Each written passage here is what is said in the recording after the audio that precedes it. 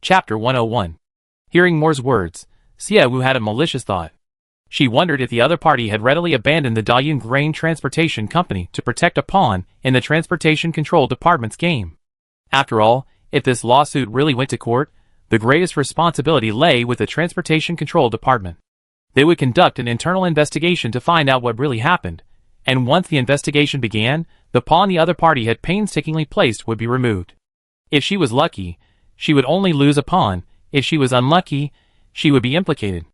The Tycoon Grain Transportation Company was, after all, a business with assets exceeding 100 million yuan. The other party abandoned it so easily, and even used suicide as a means to resolve all issues. Xia Wu thought of the murdered Xia family couple, and guessed that the other party didn't care about anyone's lives or interests, they only cared about their own. Such an enemy was the most terrifying. They would do anything for profit. Dealing with such an enemy required even greater caution. Miss Xia Wu, are you still there?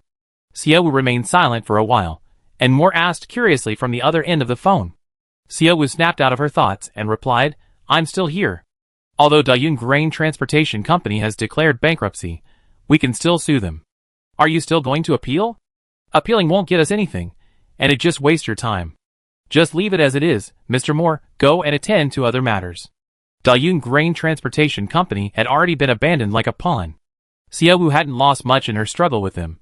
Even if she demanded some compensation, they couldn't afford it. Continuing to appeal and argue wouldn't get her anything.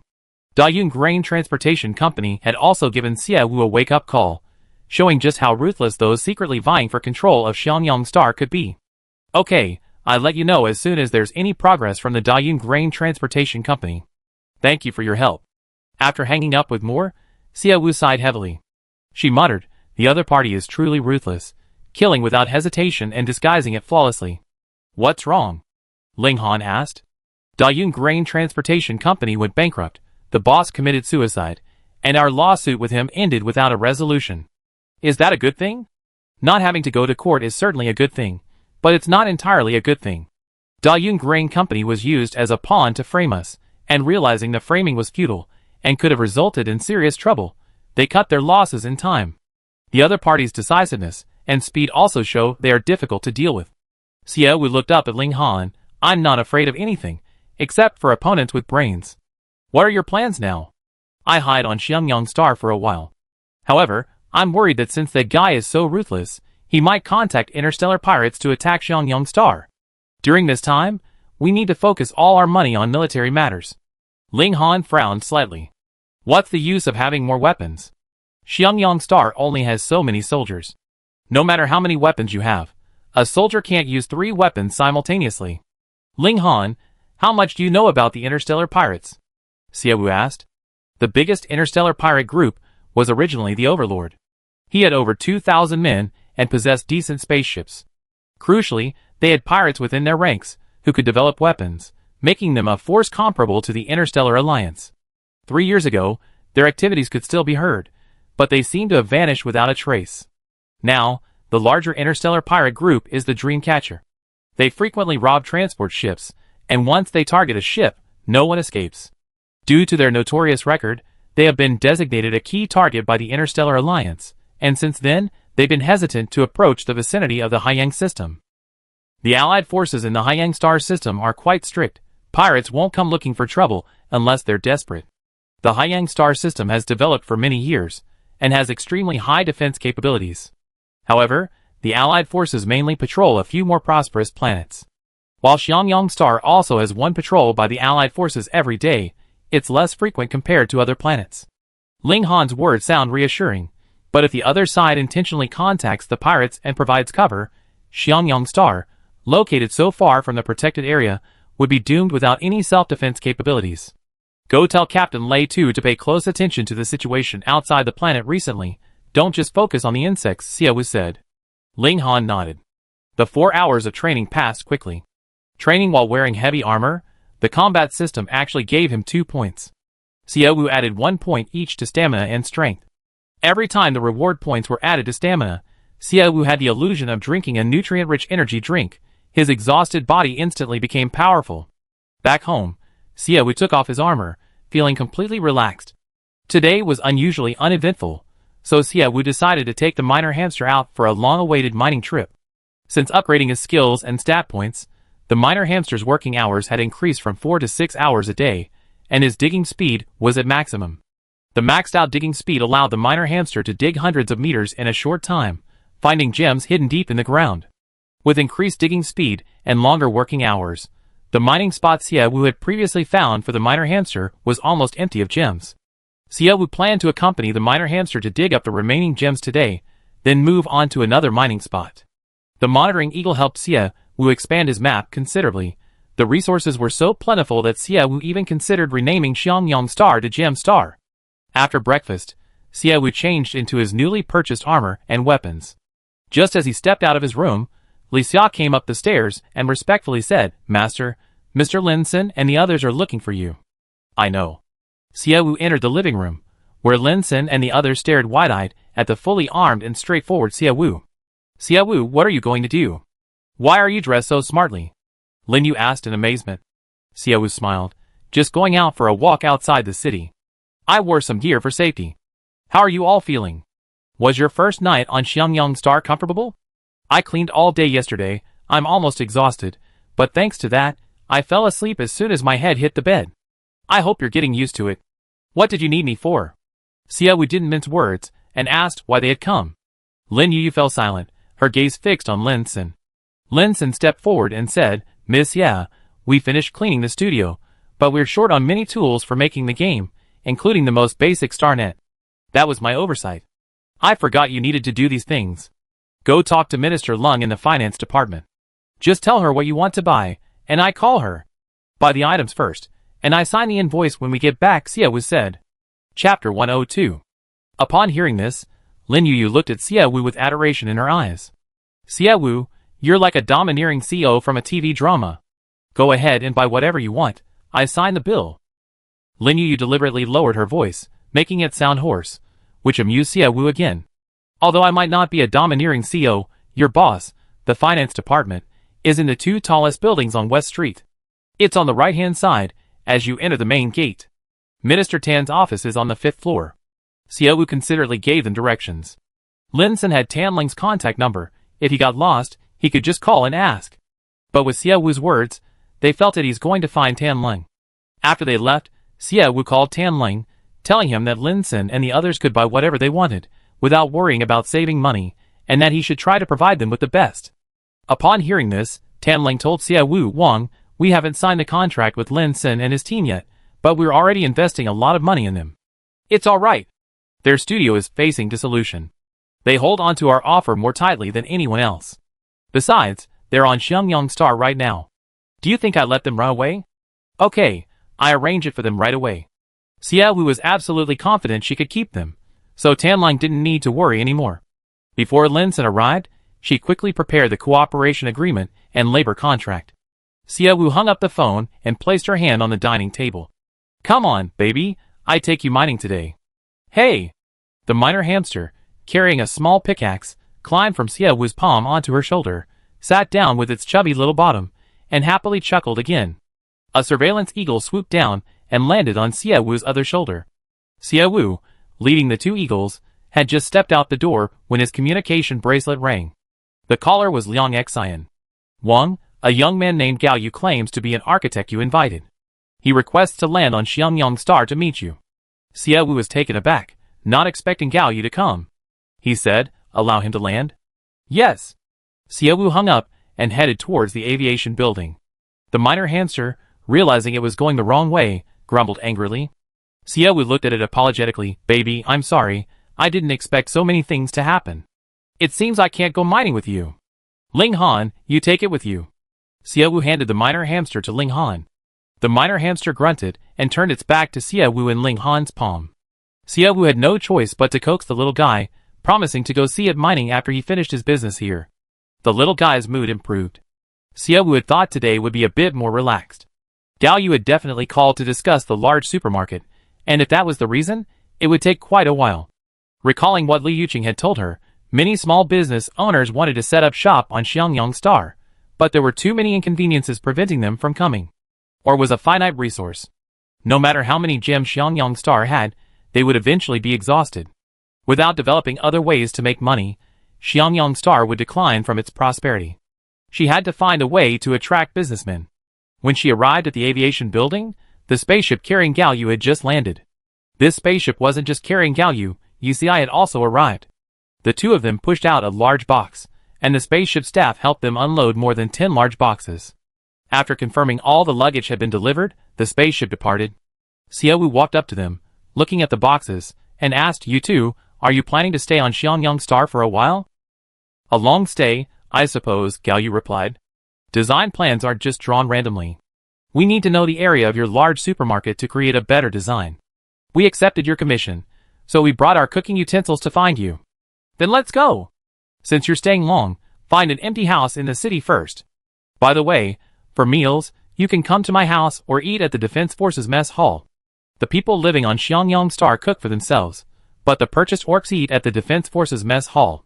The Defense Forces Mess Hall can accommodate many people at the same time. Linson and his group also eat there." Xiaowu had invited them to eat at his house, but since their place was closer to the Defense Forces camp, they went there instead. Gao Yu and UCI knew that on Xiangyang Star, they would either cook for themselves or eat at the Defense Forces place, so they didn't have any objections. Led by Xiaowu, Gao Yu, and UCI chose a 3-story house.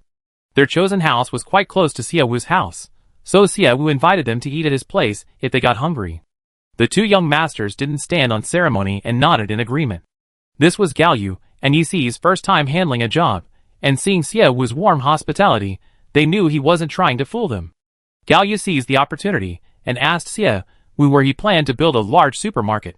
Xiaowu thought for a moment and led them to the highest point in Xiangyang City. The dazzling sunlight shone on them, and a strong wind made their clothes flutter. Xiaowu surveyed the entire Xiangyang City and said, "I know nothing about architectural design. I don't know where would be suitable to build a large supermarket. You two come and see for yourselves, and build wherever you think is suitable." After Xiaowu finished speaking, Gao Yu and Yicai seriously looked at the entire Xiangyang City. The distribution of houses in Xiangyang City was completely irregular, giving the impression that they were built wherever they wanted. The chaotic layout left Gao Yu and Yicai perplexed, unsure of which location to choose. Xiaowu noticed their predicament and asked, "Is it difficult to choose a location?" "Yes," Gao Yu honestly replied, "I never seen a city with such a chaotic plan." "Yes, it's very chaotic." "Well then, since you're already here, why don't you draw up a new city plan for me?" Xiaowu asked. Gao Yu and Yicai were shocked upon hearing this. "Xiaowu, you plan to rebuild the entire city?" "Yes. This terrible city plan can't go on any longer, it's time for a change. Since you're all here, why not change the whole city?" They hadn't realized how terrible Xiangyang City was until they saw it. Even without money, Xiaowu wanted to transform the entire city. "Transforming the entire city will be very expensive," Yicai reminded him. Xiaowu didn't care. "It's okay. If we have money today, we build one house today, if not, we take it slow. Changing a city isn't done in a day, we can take it slowly." "Xiaowu, you want to transform the entire city?" "Of course, we're very willing to take this commission.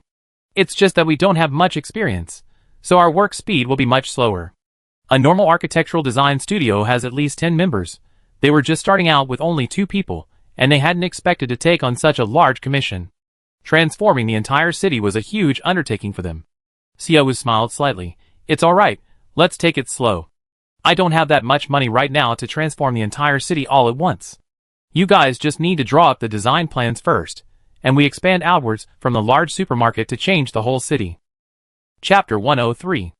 Urban redevelopment was beyond Gao Yu and Yici's scope of work, but what young man doesn't have ambition and passion?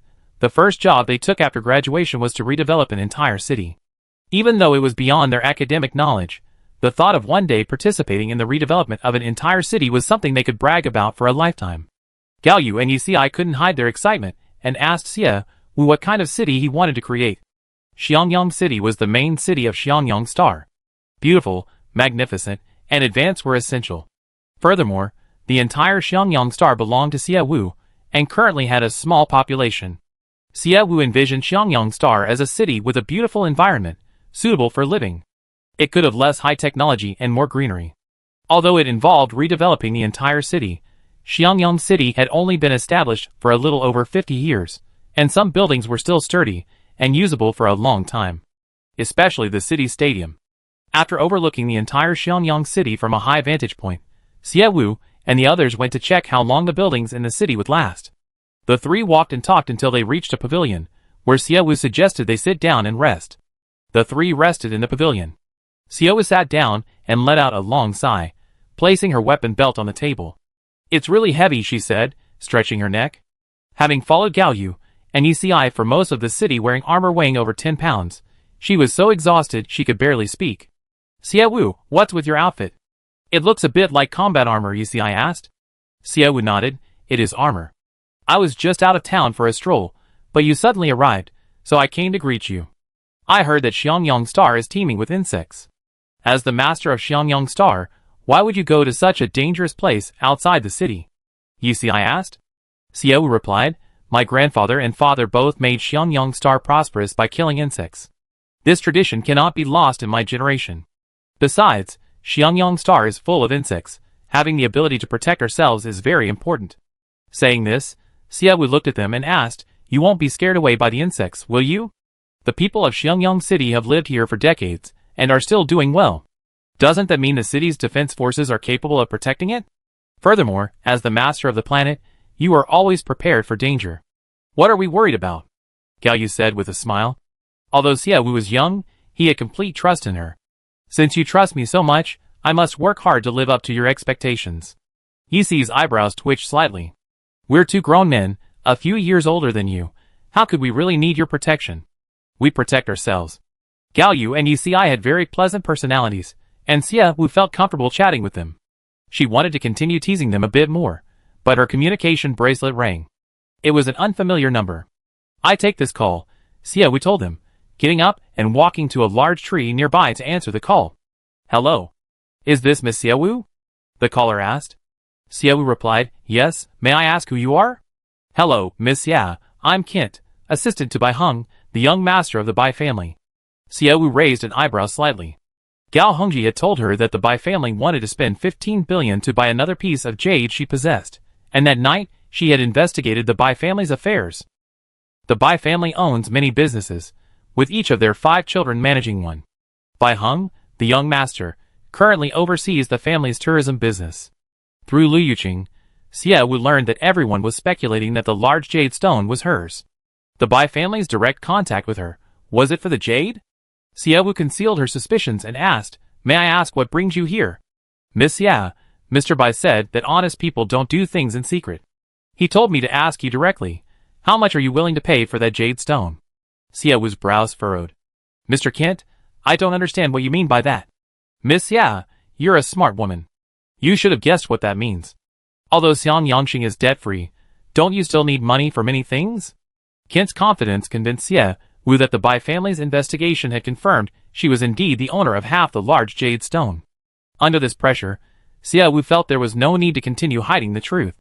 "Mr. Kent, before you called me, I'm sure you investigated me quite a bit. As you can see, Xiangyang Star does need money right now, but after paying off its debts, there's nowhere else to urgently need the money. Since there's no urgent need for money, why would I sell the stone?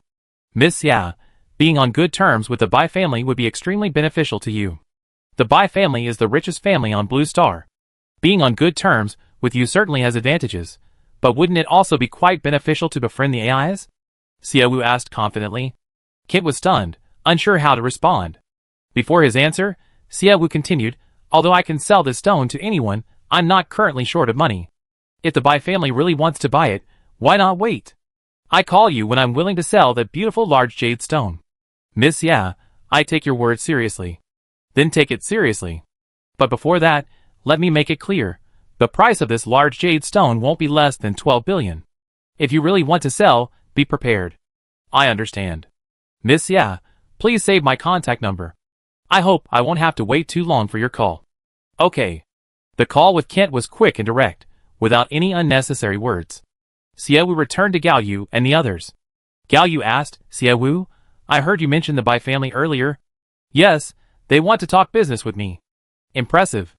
The Bai family actually called to talk business with you." "Indeed. But it seems you refused." "Well, they wanted to sell something I have, but I couldn't find a suitable way to sell it, so I refused." "A suitable way to sell? What do you mean?" Gao Yu asked, puzzled. "Xie Wu, The Bai family is the richest family on Blue Star. They have money and manpower. Doing business with them, and only making a few $100 million is too little. I want to use our limited resources to do business with the Bai family and maintain a long-term cooperative relationship, which can bring at least 5 years of benefits to Xiangyang Star. Gao Yu sighed inwardly. He said, "No wonder my dad said you're good at business. People want to do business with you, but you want to trap them. That's what I think, but I also need to see if they're willing. The Bai family are also businessmen. Unless they can also make money from the projects I propose. No matter how good my resources are, they won't fall for it." Chapter 104. No matter how wealthy the Bai family is, they are still businessmen. A businessman's primary consideration, regardless of what they do, is their own profit. Xiaowu wanted to exchange the stones for money to add a project. If that project lost money, the other party would definitely be unwilling. A project worth only a few $100 million was too small, and Xiaowu was unwilling to discuss it. She needed a project that was profitable enough to require a large investment. If the Bai family saw that the money spent could be recouped, they would be happy to spend the money to buy the large stones and add a cooperative project. Hearing this, Yixi asked, "Xiaowu, aren't you afraid that if you keep casting a line to lure the Bai family, they stop cooperating with you if you wait too long? What's there to be afraid of?" Xiaowu smiled. If one company doesn't do business, another will. With resources in hand, why worry about not having business? Gao Yu, that's true. Gao Yu suddenly sighed. If only I had your confidence. Yixi and I just started our studio, and the equipment we bought from them cost over 8 million. My dad has been nagging me a lot. We haven't even made any money yet, and we already spent over 8 million. Yixi laughed. That's because our families are well off. How many graduates are like us, starting their own studios right after graduation and buying over 8 million worth of equipment? Most graduates find internships at big companies first. They don't need to spend that much. That's true, but those few boxes of equipment costing over 8 million is really expensive. Although it's expensive, isn't it coming in handy now? I don't think Xiaowu will let us lose too much. Yixi looked at Xiaowu. Xiaowu immediately replied, "Hey, I never said I wanted everything. I first see if I'm satisfied with your design drawings. If I am, I pay you a price slightly higher than the market rate. Of course, if you're very capable, I consider hiring you long term. As you can see, there are many areas on Xiangyang Star that need renovation. You're our first customer, we do our best," Yixi said. Xiaowu wanted to say something more, but his communication bracelet rang again. This time it was Lei Tu calling. Xiaowu answered the phone and asked, "Captain Lei Tu, what's the matter?" "Your Majesty, our water plant has been attacked by insects. Several water pipes have been broken, and some plant employees are awaiting rescue." "What? I'm coming right now." Xiaowu's expression turned serious. After saying goodbye to Gao Yu and Yixi, he quickly arrived at the entrance of the Defense Force building. Lei Tu led the Defense Force, lined up at the entrance, ready to depart at any moment. "Your Majesty, what happened?" Xiaowu asked. 10 minutes ago, the waterworks employees called for help, saying that insects have attacked and destroyed multiple water pipes. If repairs aren't done immediately, the city will lose its water supply. More importantly, the waterworks employees are trapped and unable to escape. We need to rescue them as soon as possible. Xiaowu glanced at the soldiers lined up, ready to depart. The number of insects at the waterworks was still unknown, but these soldiers were definitely not enough. "I go with you. You go and tell the orcs to go to the waterworks too," Xiaowu said to a young soldier. The soldier agreed and immediately went to the gymnasium to find the orcs. Rita frowned, troubled, upon hearing Xiaowu's words. "Your Majesty, you're coming with us too?" "Yes, Monitor Eagle, come down." The Monitor Eagle, perched on the roof, flapped its wings and landed on Xiaowu's shoulder. "I tell you the exact location of the insects from a distance. Based on the insect's location, you arrange how the soldiers should respond." This was merely to mislead Lei Tu. The area monitored by the surveillance eagle was limited at any given time. However, the map provided by the system could instantly reveal the number of insects in a given area. Knowing where the enemy was, Lei Tu could lead his soldiers to respond promptly, minimizing casualties. Upon hearing Xiaowu's plan, Lei Tu immediately nodded in agreement. Xiaowu, still wearing his combat armor and weapons, simply put on a wireless headset and set off. The water plant was still some distance from Xiangyang City. Insects typically nest near water, and attacks on water plants were not uncommon on Xiangyang Star. But this was indeed Xiaowu's first time. He had encountered insects a few times before, But this was the first time he had to rescue someone from their clutches. A moment's delay could have resulted in the death of an employee. There was a dedicated highway leading from Xiangyang City to the water plant. The vehicle sped towards the water plant. 10 minutes later, the soldiers arrived at the water plant. 3 high-voltage electric fences surrounded the water plant. All 3 high-voltage power grids were destroyed, and the corpses of electrocuted insects still hung on them. Xiao Wu's car was at the highest point of the water plant, far from the insect threat. Xiao Wu commanded the monitoring eagle to fly high into the sky. She pretended to be watching the surveillance cameras, while actually looking at a map. There were many red dots near the water plant. Xiao Wu pressed the wireless headset and calmly reported, "Captain Lei 2, there are 13 insects at your 7 o'clock position, 6 at 9 o'clock, and a large swarm at 12 o'clock. Yes, sir." Receiving Lei 2's reply, Xiao Wu didn't speak further. She kept her eyes on the system map while controlling the monitoring eagle to view a clearer, more detailed image. The insects were hideous and terrifying, but they were still just insects. The defense forces, equipped with new weapons and gear, killed them with ease. However, the stench of the dead insects attracted other insects. Xiao Wu saw numerous red dots on the map slowly surrounding Lei 2 and his men from all directions. "Captain Lei 2, be careful. Insects have emerged from the water plant, and there are insects in the surrounding forest. They're surrounding you. Yes, everyone be careful. More insects are coming." Lei 2 commanded his soldiers to form a battle line to deal with the approaching insects. Just as the insects formed a circle and were about to surround the defense forces, one red dot suddenly vanished with lightning speed. Xiao Wu quickly switched to the surveillance camera. The footage showed that orcs had joined the battle in vehicles. The orcs, seeing the insects, became incredibly ferocious. They attacked like madmen, killing insects one by one with a single strike. Xiao Wu watched in astonishment as the orcs slaughtered the insects, thinking to himself, "No wonder they make a living killing insects." "Captain Lei 2, the orcs are here. Join them to deal with the insects," Xiao Wu said. Upon learning of this, Lei 2 immediately ordered his soldiers to join the orcs. Once they were joined, Xiao Wu only needed to have the monitoring eagle keep an eye on that area. With the system's red dot alerts, Xiao Wu could immediately inform Lei 2 about the surrounding insect situation. The well-trained defense force and the valiant orcs eliminated the red dots on the map one by one. The orcs, clad in light armor, were incredibly ruthless and efficient at killing the insects. Through the monitoring cameras, Xiao Wu discovered that the orcs were killing the most insects. In less than an hour, the more than 400 insects that attacked the water plant were completely wiped out. Chapter 105. The water plant is out of danger. Xiao Wu had the driver return to the water plant. The area around the water plant was littered with the corpses of insects. The dead insects oozed a green liquid with a smell completely different from blood. It smelled like earth. The monitoring eagle, seeing Xiao Wu arrive, flapped its wings and flew down from a high place. Xiao Wu rubbed its little head.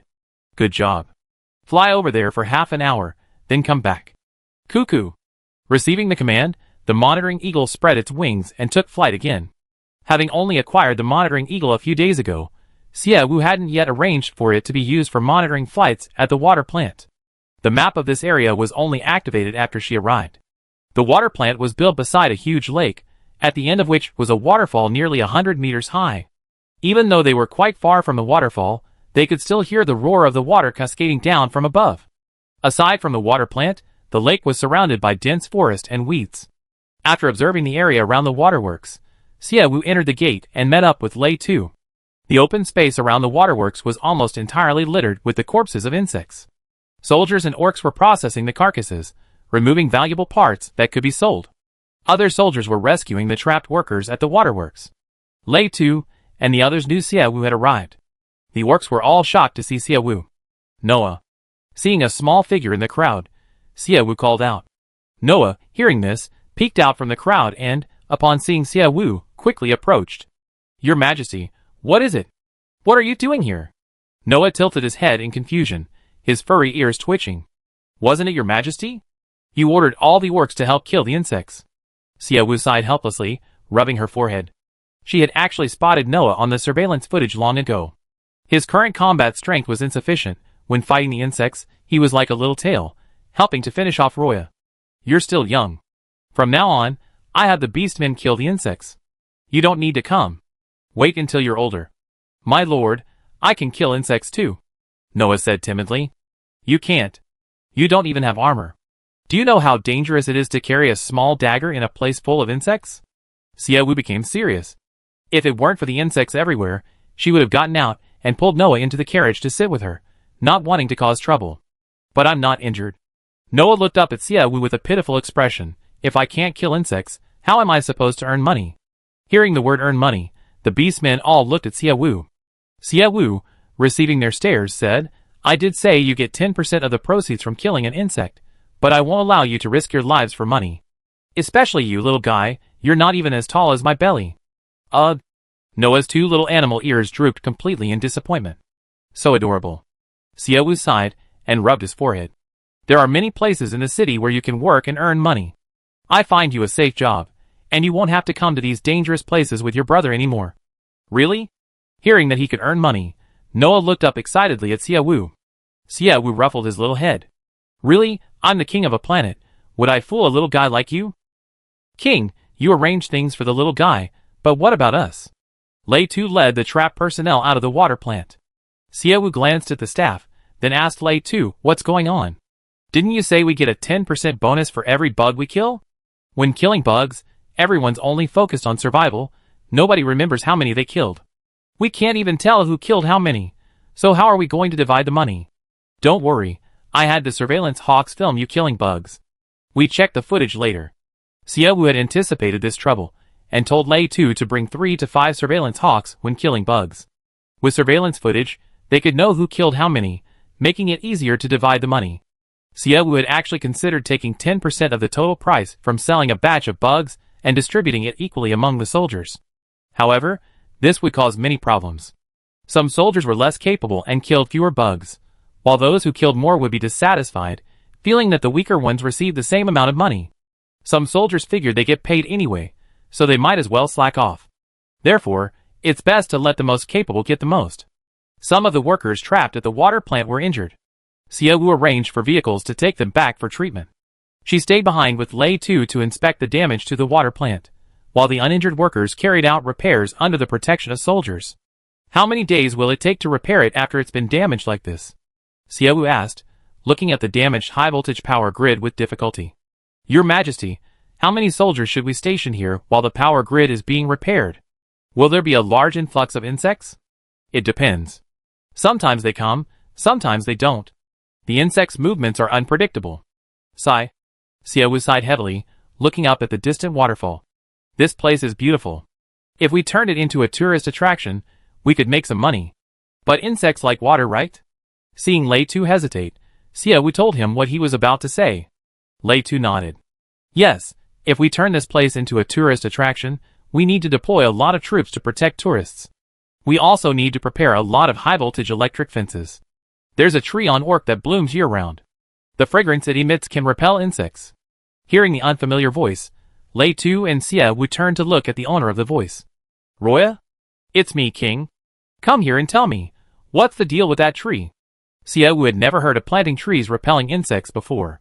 With such a good tree, it would be much cheaper than high-voltage electric fences. It's a tree called the pink pine.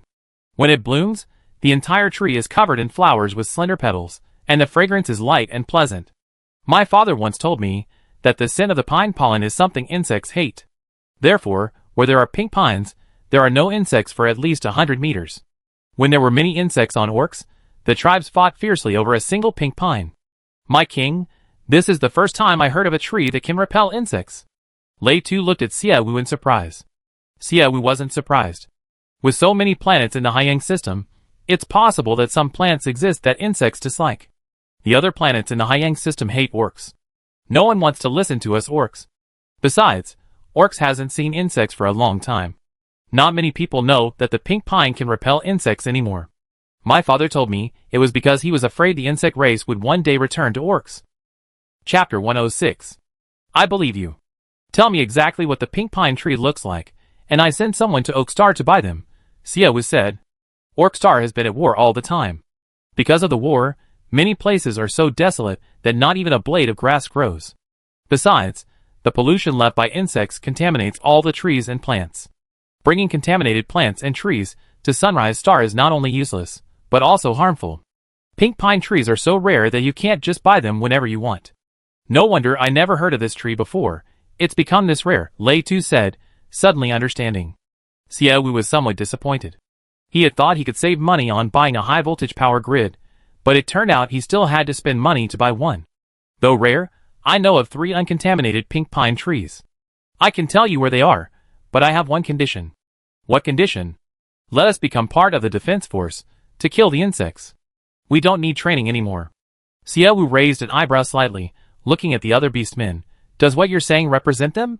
Yes, this is the result of our discussion. Have you considered wearing ill-fitting armor, wielding unsuitable weapons, facing thousands of insects on the battlefield, even if you die? We are not afraid of death. Roya's gaze was firm. We just want to earn money quickly to buy our families. The sooner they live, the greater their chances of survival. You haven't considered borrowing money from me? Xiaowu countered. Roya gently shook his head. When we use our own money to rescue our families from suffering, it's an honor for us. So, please allow us to join the defense force and kill the insects. Xiaowu didn't answer immediately, looking at Lei Tu. Captain Lei Tu, what do you think? Lei Tu sighed, frowning thoughtfully. I have to admit, orcs are indeed born warriors. Regarding the insects just now, even with your assistance, we were somewhat unable to withstand them. The arrival of the orcs instantly resolved many of the crises. I'm also happy about the increase in the defense force, but I only have one concern about their addition. Will you obey orders?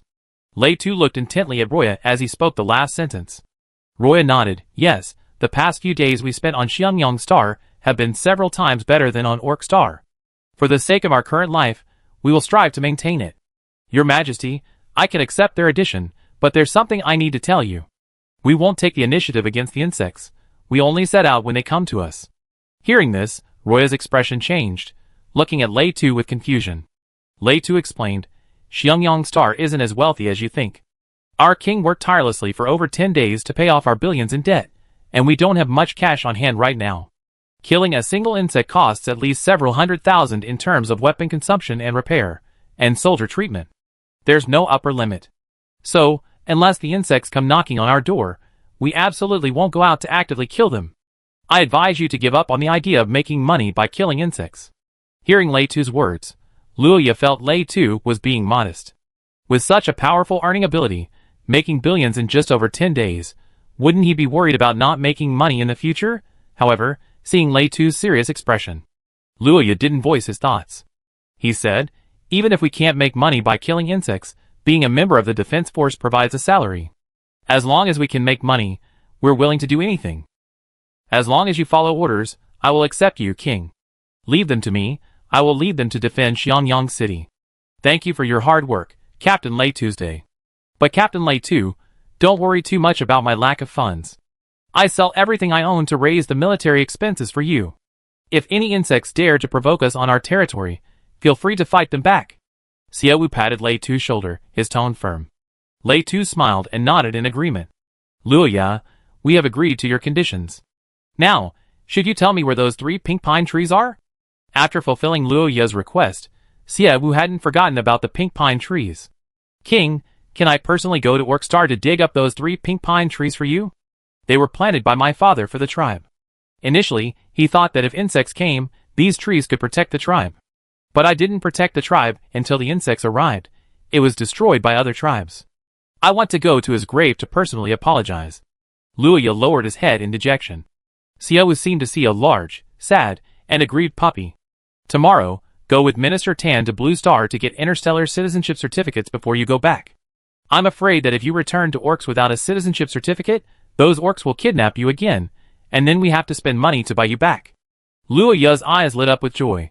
So excited, he couldn't speak for a moment. Your Majesty, we will work hard for you. We.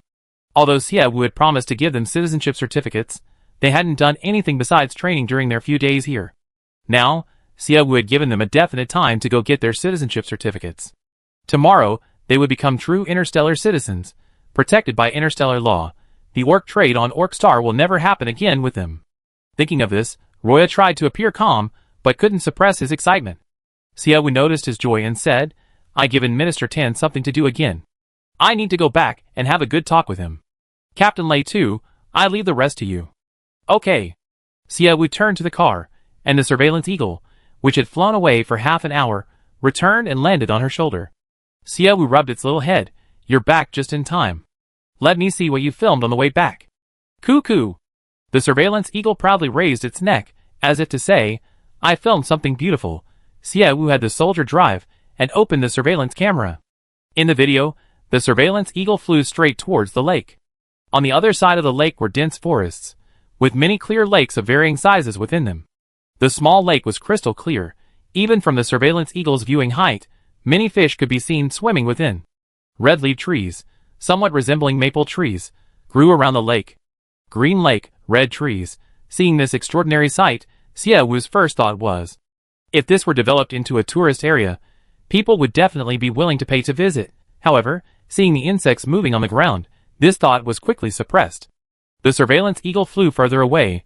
The desolation here made Xie Wu think it was the scenery of another planet. The ground was littered with caves, withered trees, and rocks.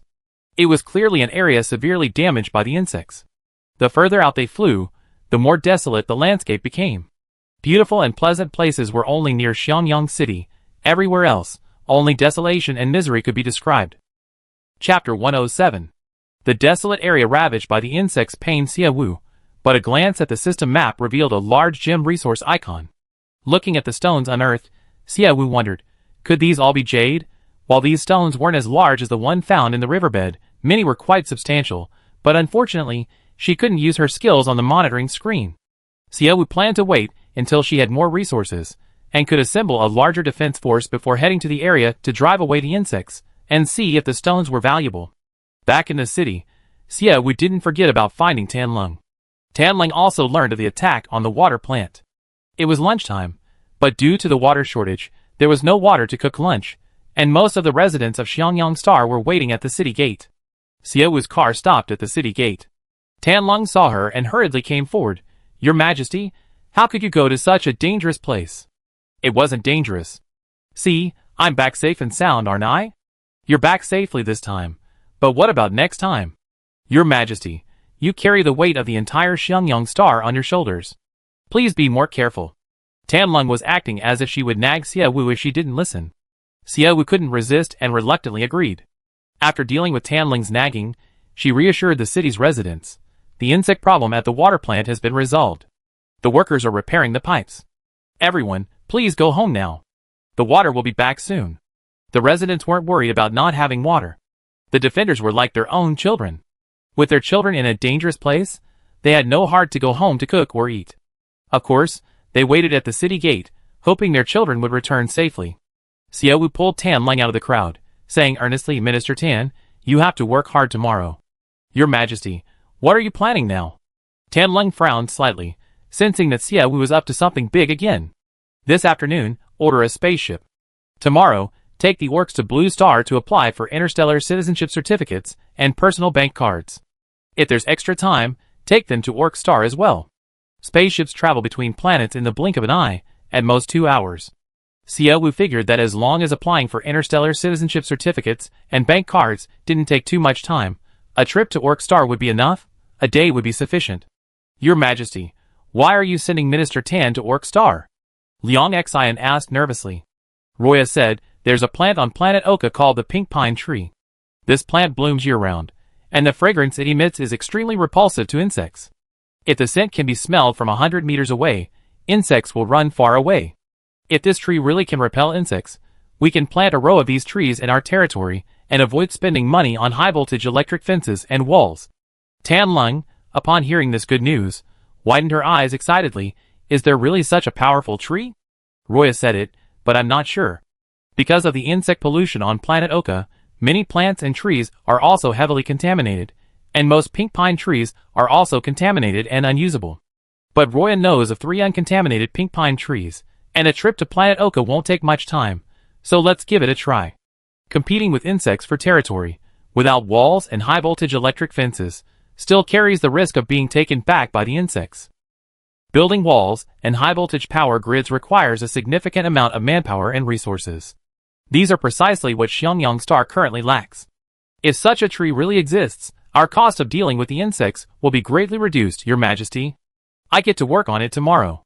Wait, getting citizenship certificates and bank cards on Blue Star is easy, but going to Orcs requires contacting an intermediary. Orcs is rife with war, and sometimes they attack spaceships. We can't take ordinary spaceships to works. I arranged the spaceship arrangements, Liang Xian said seriously.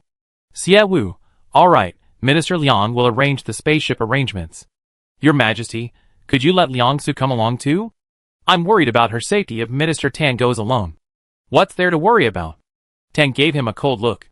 60 orcs will be going with me. Orcs are skilled warriors. It'd be much safer with them around. You're going to get them interstellar citizenship certificates first, then go to orcs. What if they change their minds once they get there, and don't want to leave? Thinking of this, Liang Xian was filled with worry. Xie Wu said, Minister Liang, you don't need to worry. The beastmen won't abandon us. Compared to Orc Star, Xiangyang Star is paradise. They still have their share of the profits from killing insects today. Besides, we signed labor contracts. If they dare to run away, we sue them to death. That's right, we sign contracts. No matter how the beastmen run, they can't escape the Haiyang Star system, Tanling echoed. Hearing this, Liang Su felt a little relieved. Having finished explaining the situation, he didn't chat with them any longer. Xie Wu just wanted to get home quickly and take off his armor. The armor, weighing over 10 kilograms, was tiring even when sitting for a long time. However, after walking around in armor for most of the day, strength had actually leveled up again, gaining 1 point. Xie Wu allocated this point to agility. Although she really wanted to allocate it to stamina, she couldn't afford to be too unbalanced. Back home, Xie Wu saw the housekeeping bear sitting dejectedly at the doorway. Such a large white bear, its small ears drooping, sat on the ground, its round little fingers drawing circles on the ground. Xie Wu could sense the melancholy emanating from it from a distance and approached with a puzzled look. Bear, what's wrong? Did someone bully you? The housekeeping bear looked up at Xie Wu, sighed heavily, and continued to draw circles in its melancholy. What's wrong? Tell me what's bothering you, and I help you figure something out. Xie Wu was amused and asked, suppressing a laugh. Master, the housekeeping bear is upset that it couldn't finish its tasks on time. Li Xia came out to inform her. Xie Wu asked, what didn't you finish on time? Lunch.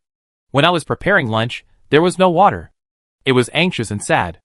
After waiting for 10 minutes and still no water, it sat here feeling melancholy. She hadn't expected the housekeeping bear to be so sad. Xie Wu couldn't help but smile. The robot pet the system gave her was truly dedicated to its work. Not only was it diligent in its work, but it also felt sad when it couldn't finish its tasks. However, Xie Wu was a very good owner. She gently patted the housekeeping bear's head. This time it wasn't your fault. Bugs attacked the waterworks, and the pipes broke, but they're repairing it now, and the water will be back soon. The housekeeping bear was still sad. The monitoring eagle flew from Xie Wu's shoulder to the housekeeping bear's head, hopping happily. Its happiness contrasted sharply with the housekeeping bear's melancholy. The system-provided pet robots each had a distinct personality. The minor hamster was full of energy, the housekeeping bear was melancholic, the monitoring eagle was cheerful, and the accountant cat was proud and difficult to appease. Bear, the water will be here soon. If you don't make lunch, I go hungry. The housekeeping bear suddenly looked up sharply, its gaze hardening as it stared at Xie Wu. Okay. Its single word seemed to say, I can't let you go hungry. After saying okay, the housekeeping bear perked up again and headed to the kitchen. Chapter 108. Xie Wu was pleased that the housekeeping bear had recovered so quickly. Although the robotic pets all had their tempers, they were easily appeased with just a few words. Back in her room, she changed out of her armor. After shedding more than a dozen layers of clothing, Xie Wu felt as if she had finally come back to life. She changed into comfortable casual clothes and returned to the living room. Good afternoon, Xie Wu. Good afternoon. Gao Yu and Yi greeted Xie Wu as she sat down in the living room. We've been apart for less than 3 hours. Isn't this greeting a bit too formal? Xie Wu teased, sitting on the sofa and asking, are you two here for lunch? Yes, but we know about the attack on the water plant and the temporary water outage, so we won't rush you, Gao Yu said. Xie Wu smiled and said, I'm very happy that you two have adapted so well. I even feel a little guilty. The water supply in the city was cut off on your first day on Xiangyang Star, causing you inconvenience. We encountered problems as soon as we arrived on Xiangyang Star, and seeing you busy solving the city's problems makes me feel even more confident about taking this job. At least I don't have to worry about not getting paid, Gao Yu said. Xie Wu, you're very responsible. You're the first to rush out regardless of danger when something happens in the city. It's alright, it's what I should do. After Xie Wu finished speaking, Ling Han returned carrying the miner hamster. The miner hamster, having finished its work, saw Xia Wu and immediately jumped down from Ling Han's arms, running to Xia Wu and purring. Xia Wu understood its purring. I dug up all the gems in that area. Thank you for your hard work. Xia Wu rubbed its little head. Hee hee. This was a follow-up question. Why didn't you come to watch me dig for gems? Xia Wu's gaze drifted slightly to the other side, a hint of guilt in his eyes. Sorry, the waterworks was attacked by bugs, I had to go there. The waterworks was attacked by bugs? You went there? Hearing Xia Wu's words, the miner hamster had no objection, but Ling Han did. Xia Wu cleared his throat. That's just how things are on our planet. I can't help it when such unexpected situations arise. Ling Han remained expressionless, saying nothing. But Xia Wu sensed his anger. As a bodyguard, his job was to protect Xia Wu's safety. But now, Xia Wu was making him take the miner hamster out to dig for gems every day. This bodyguard was protecting the wrong person. The miner hamster is also very important to me. We made money from them in the early stages. Let me see how much money our little darlings made today. Here. Ling Han handed over the basket. In areas where gems had been mined out, the remaining gems were of relatively poor quality.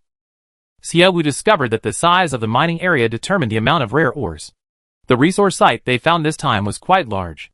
The miner hamster dug up several rare gems, and it seemed to start with the expensive ones, ending up with the cheaper ones.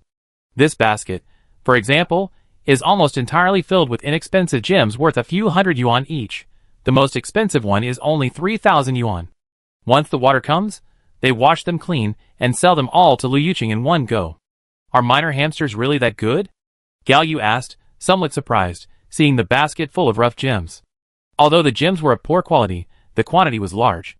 I remember miner hamsters have a very low success rate at finding rough gems, and they dig holes everywhere, causing ground collapses, and eventually they were taken off the market. My mining hamster is amazing. It has a high chance of finding gems.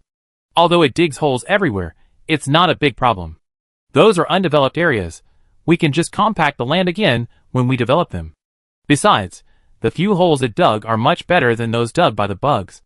Thinking of the desolation captured on the surveillance footage, Xia Wu wanted to sigh. If the bugs aren't dealt with, this planet will eventually become a wasteland. But dealing with the bugs requires weapons and manpower. Master, the water's here.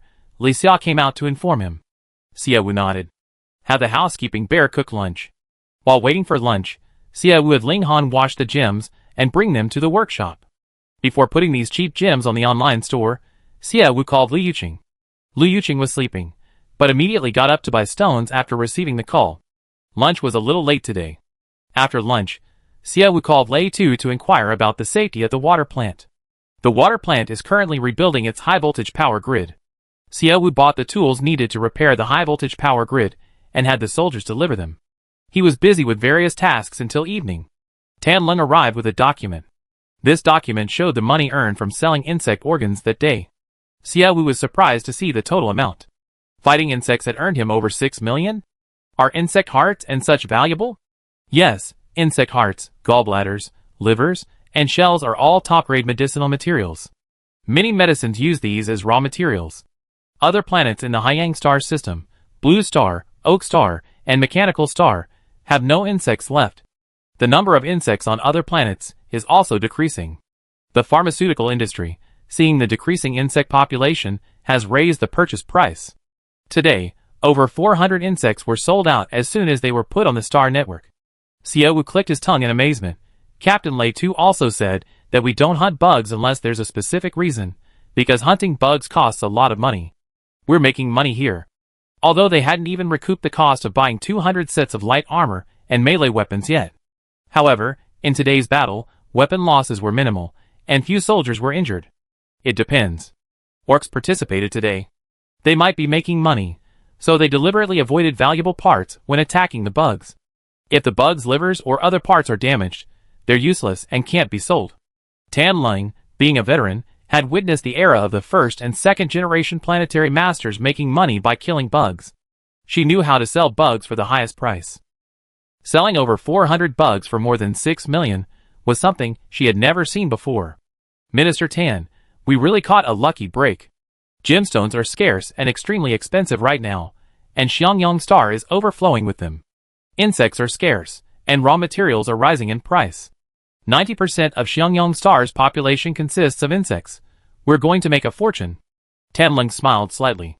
Although insects are expensive now, they're also dangerous. To make money from insects, we need to increase our soldier numbers and equipment.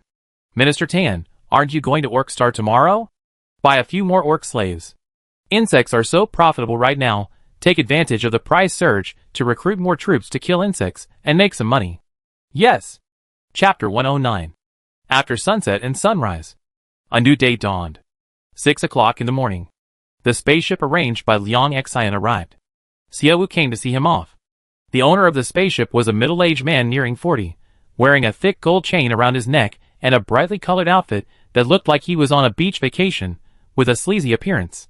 Seeing Xiaowu arrive, he walked over enthusiastically. Miss Xia, thank you for your patronage. This is our second business meeting. Xiaowu recognized him and said in a friendly tone, it seems you have a good reputation.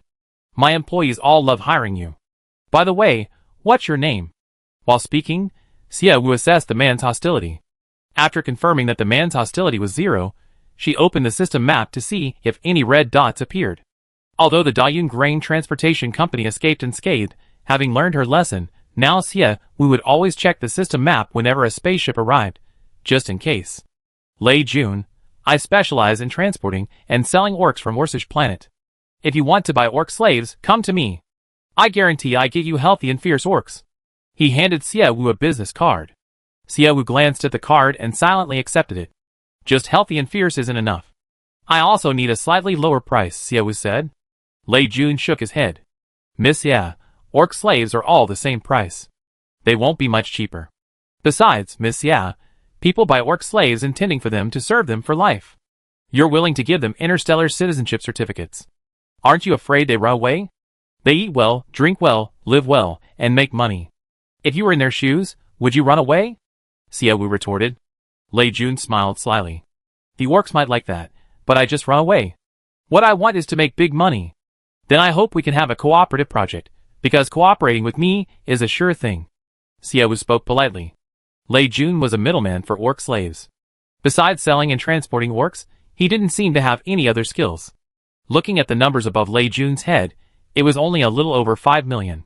Xiaowu didn't know his limits, but being on good terms with other businessmen meant she might need their help in case of trouble. Miss Xia, do you think we can have any cooperative projects? Xiaowu lowered her head and thought for a moment. Xiangyang Star lacks everything, and while the Star Network can buy most things, there's one thing it can't buy. Living animal trading? Lei Jun quickly understood what Xiaowu meant. Xiaowu nodded. Yes, if Mr. Lei could expand his business a bit, not just limited to orc slaves, we might have more opportunities for cooperation. Lei Jun's eyes narrowed slightly, revealing a dangerous signal. He leaned close to Xiaowu's ear and whispered, Miss Xia, being a middleman in the orc slave business is just a cover. I actually have many other things I can do, like the shady side?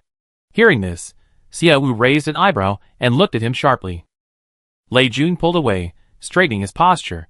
I heard that Miss Xia paid off her billions in debt in one go. Xiangyang Star has been buying weapons and orc slaves lately, so I did a little research.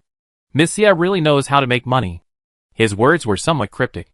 But Xiaowu wasn't a fool, she understood. The first time he came, Lei Jun didn't know her identity and left after dropping off the orc slaves.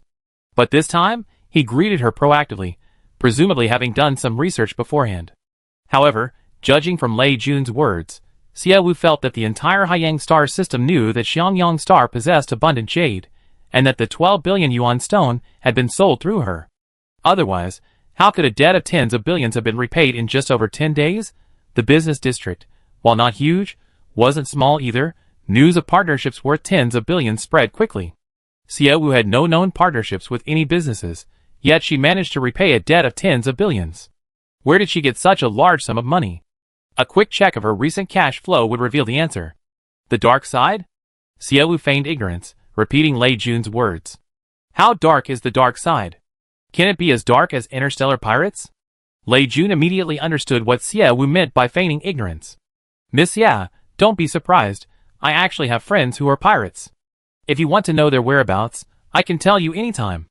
Mr. Lei, that sounds like you're asking me for protection money. Hey Miss Xia, I don't have that kind of ability. This is at most an intelligence fee. Guys who can be interstellar pirate leaders are ruthless characters. They won't waver for a few dollars, but their subordinates will. At most, I can tell you where they plan to attack and where they are now. How much? Hearing these 3 words, Lei Jun's lips curled slightly. This kind of intelligence fee is calculated monthly. After all, they have no fixed abode, they go wherever they want. So, it's calculated monthly, 300,000 a month. A bit expensive. 300,000 for a month apiece is a lot of money.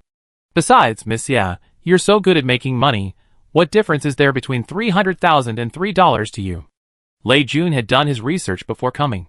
He believed this amount of money was nothing to Xia Wu, and refused to lower the price. Seeing the orcs already boarding the spaceship and waiting for takeoff, Xia Wu, to avoid wasting time, agreed to Lei Jun's request to pay 300,000 per month for information. After receiving the money, Lei Jun happily led the orcs to Blue Star. Watching the spaceship disappear into the sky, Xia Wu asked, Minister Liang, how much do you know about Lei Jun? He's a capable guy. There are many orc tribes on Orc Star, and these orcs are always at war with each other. However, seeing his spaceship arrive, so many orc tribes definitely won't attack. As long as he's capable, that's fine. I'm really afraid he'd cheat me out of my money. Xia Wu had been in this world for almost a month. It's difficult to understand all the information about this world in just 1 month. She was currently feeling her way across a river. She couldn't see whether the stones at the bottom of the river were stepping stones or sharp thorns that would prick her. She could only take it 1 step at a time. Although Lei Jun was a middleman, he was wealthy and had purchased the latest model spaceship, which was extremely fast. After a jump, they arrived on Blue Star in 30 minutes. The spaceship had to dock at the space station. Tan Lang and Liang Su led the beast men out of the space station. The car, arranged in advance, was already waiting for them at the gate. The beast men were now moving in human form. People weren't particularly surprised to see groups of people walking together. But when they saw Noah's beast ears and tail, their eyes were filled with disgust and loathing. They whispered among themselves. The beastmen's ears were very sensitive. Even their whispers were clearly audible. Noah, hearing the disgust of those around him, tried to hide his ears and tail. However, he was still young and couldn't hide his ears and tail as well as an adult beastman. Chapter 110. They boarded the bus. Noah tucked his fluffy tail into his pants and covered his ears with his little hands. Luya saw his actions and asked, What's wrong? Brother, those people seem to dislike us. I heard them keep saying we're dirty and smelly, but I took a good bath yesterday and used really fragrant shower gel. Smell me. Do I smell bad? Don't let other people's prejudices bother you, Tan Lang said gently, sitting next to him. And don't be sad because strangers dislike you. They only dislike you based on your appearance. You can also dislike them for talking badly about them behind their backs. Tan Lang took Noah's little hands away and continued to comfort him. We just need to live our own lives. There's no need to care about those who don't know you at all and only dislike you based on their own preferences. Aunt Tan, what you're saying is a little hard to understand, but I listen to you. Noah removed his hands and took out his fluffy tail. Xiangyang Star used to have many orc mercenaries.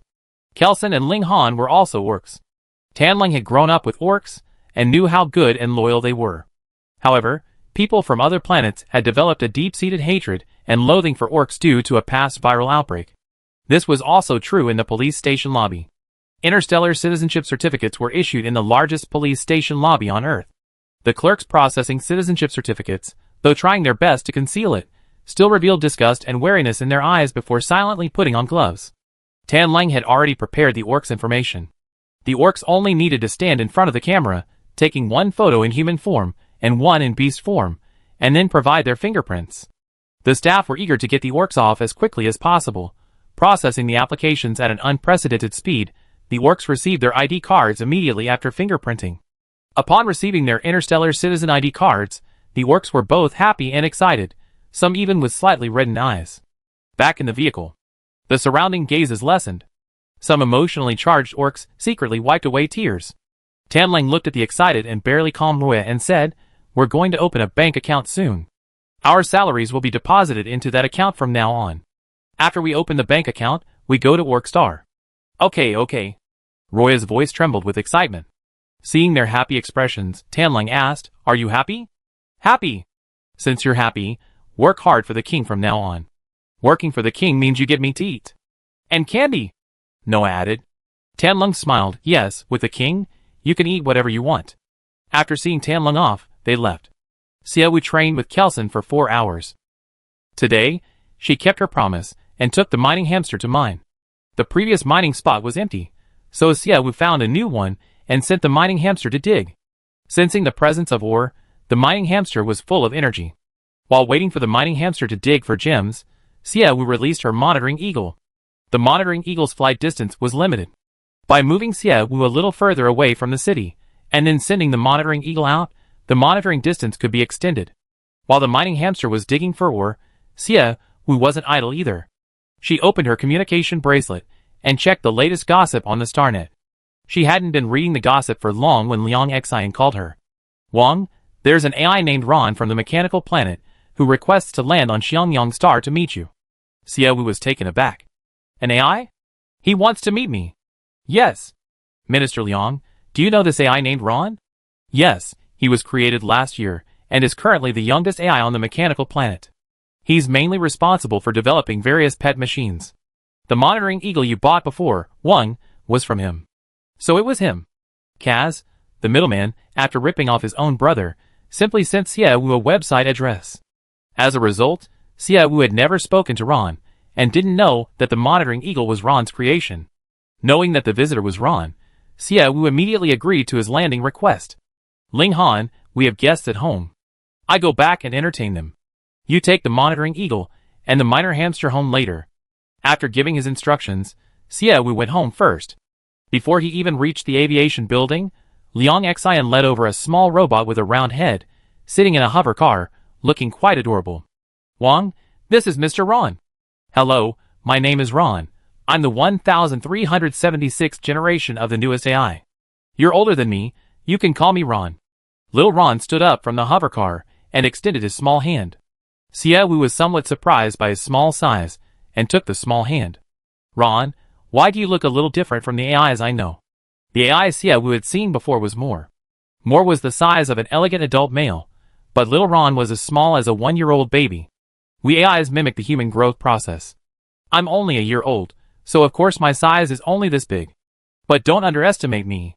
I already have 5 billion in savings in my personal bank account, and I also have my own businesses. I'm very rich.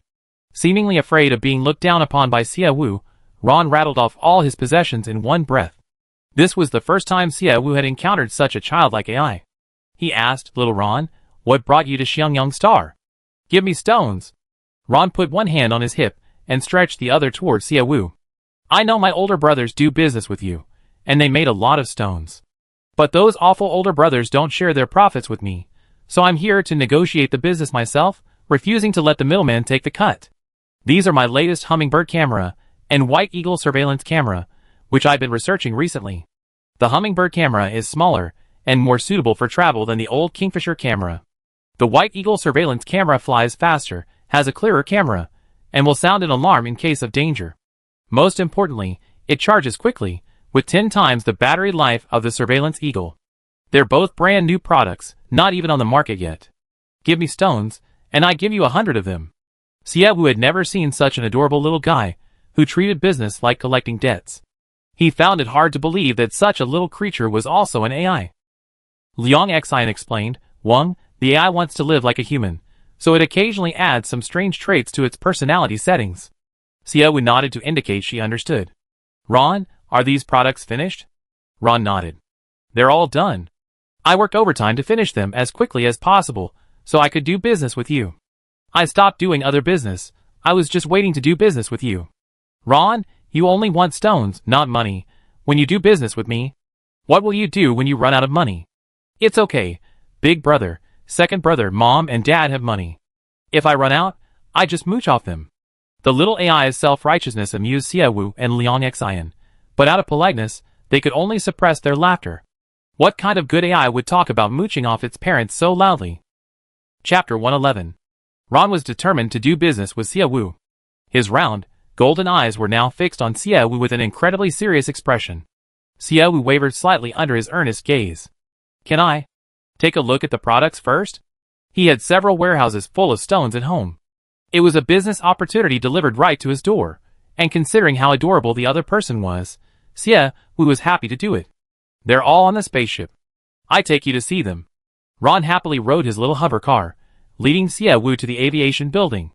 Ron's spaceship was a striking pink, printed with the main characters from the recently popular children's anime, Little Witch. Sia Wu wanted to complain. But then he thought about how the androids were diligently learning human emotions and preferences. The slightly strange things seemed to become normal again. Over here, over here. Ron patted a small cardboard box, his rounded little finger transforming into a sharp blade, easily slicing through the tape on the box. The products Ron brought were indeed quite good. The performance and image clarity were even better than before. Ron, how much are your White Eagle surveillance cameras and Hummingbird cameras? About one each. The White Eagle surveillance cameras are $56,000 each. The Hummingbird cameras are cheaper at $12,000 each. 100 of each. Sia Wu secretly gasped. No wonder the little AI, only a year old, had $5 billion in savings. These few boxes of stuff alone were worth over $8 million. This wasn't Sia Wu's first time doing business with AIs. Buying things from them for $1 million was considered a basic price, but hearing this still made his heart tighten. I can give you a discount if you buy it. Seeing Sia Wu's expression change after hearing the price, Ron quickly said, "It seems Ron really wants to do business with me. Since you're so eager, I can offer a special payment method." "How special?" Ron looked at Sia Wu with his little tin head raised. Sia Wu rubbed his smooth little head. "I take you to the warehouse to pick out stones later. You can pick any 3 you want." "Really, any 3? I can pick the biggest ones?" Ron's eyes sparkled as he stretched his arms as wide as he could. Sia Wu nodded. "Okay. Then let's go pick out some stones." Ron sped off the spaceship in his little flying car. Sia Wu watched his little figure run quickly, then turned to Liang Xian. "Minister Liang, arrange for 2 soldiers to move these things to the Defense Force building." "Yes, sir." Sia Wu followed Ron after Liang Xian to move the products. Sia Wu led him to a room in the city filled with raw jade stones. Seeing the pile of raw jade stones, as high as Sia Wu's waist, Ron exclaimed in surprise. "Miss Sia, how do you have so many stones?" Ron jumped off his flying car and stepped onto the stones. "I'm lucky. Take a look. Is there anything you like?" "Miss Sia, could you sell me all of these stones?" Ron hugged a stone, rubbing it against it happily, looking at Sia Wu expectantly. Sia Wu lowered her eyes and thought, "Ron, in principle, if you have the money, I can sell them all to you, but what? I hope these stones can be used where money is needed. Xiangyang Star is currently in a development phase, and many things require money, such as city reconstruction, the construction robots needed, materials, and so on." Sia Wu practically said, "I'm waiting to use these stones to trade with other androids for other tools." Moreover, Sia Wu didn't plan to sell too many stones to the androids at once. The high price of raw gemstones and jade was largely due to the androids' speculation. The number of androids was already small. If they had too many stones, the price might be severely depressed if she wanted to do business with them using stones later. Sia Wu was going to use scarcity marketing. Therefore, she was now considering making money in other areas, trying to diversify her business. What would happen when she ran out of stones? "You can sell them to me," Ron said simply, ignoring the implication in Sia Wu's words. "I give you money, and you can buy construction robots or something." "Ron, if I buy this stone from you, how much will you give me?" Sia Wu asked, picking up a stone. Ron frowned, looking intently at the jade in Sia Wu's hand, his small palm open. 500,000. With her value appraisal skill, this stone was only worth 250,000. Ron offered double the price, which was quite reasonable. However, jade of this quality could fetch 700,000 at auction. Sia Wu was very willing to do business with Omnix. Their programming meant they weren't hostile to any human or animal, nor would they be easily swayed to frame anyone. Plus, Omnix were all wealthy and technologically advanced. Sia Wu had actually made quite a bit of money since meeting Kaz and more.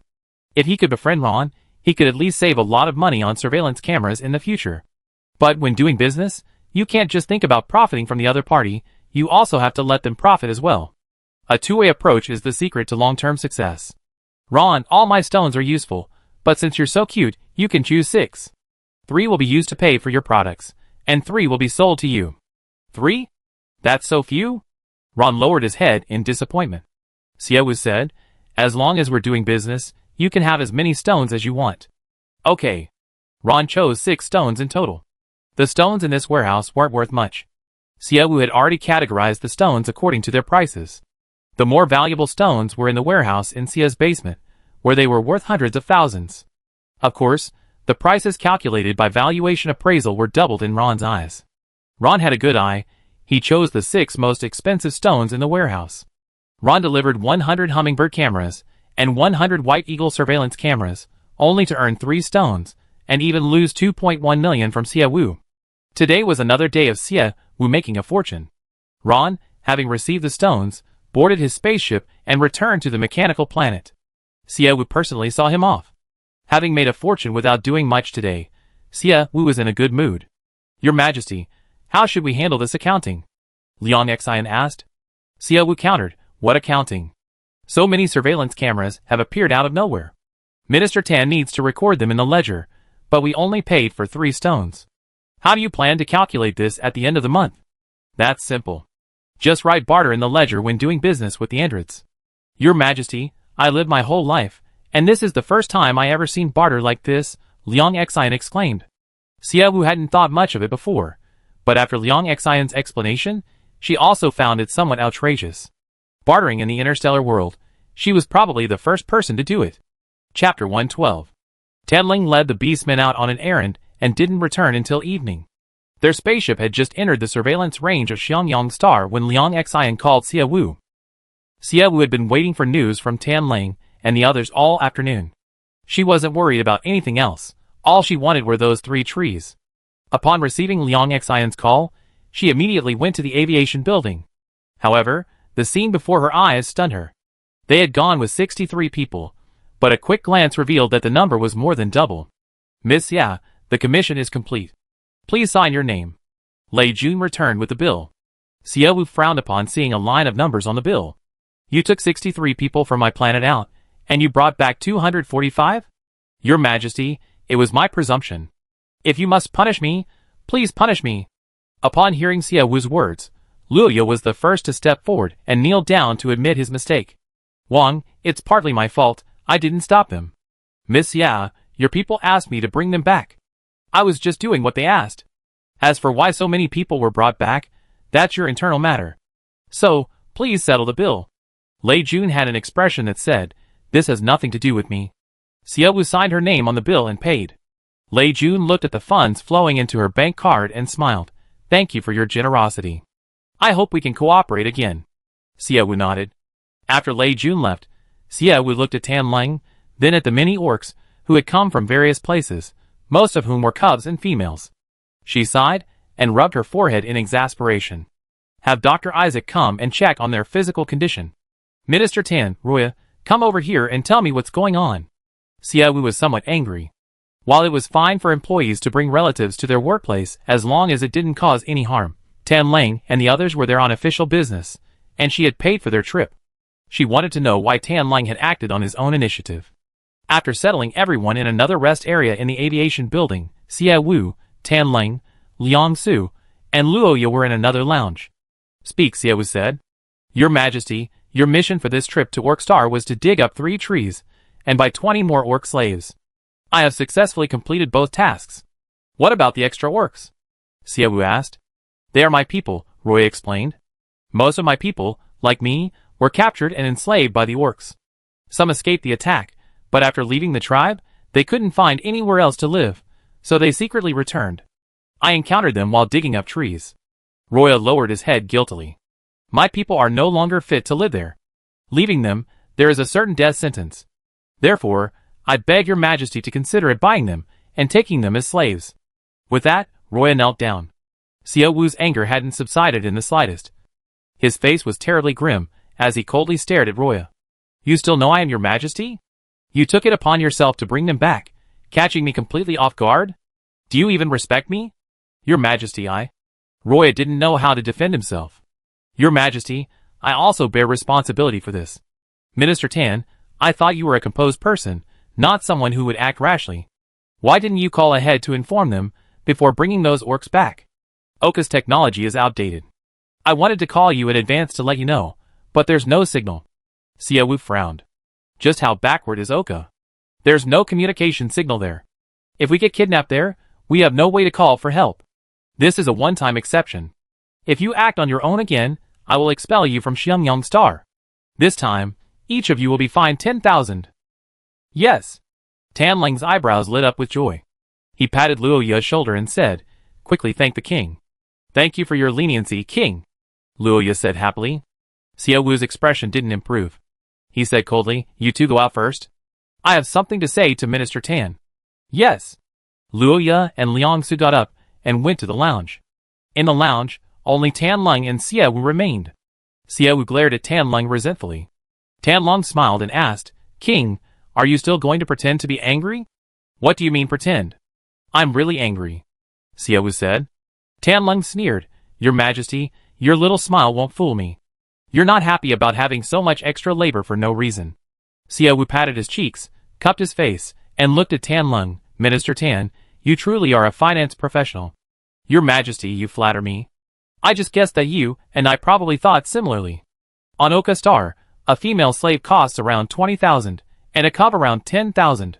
We taken in over 100 beastmen, saving us several million. But Minister Tan, have you considered this?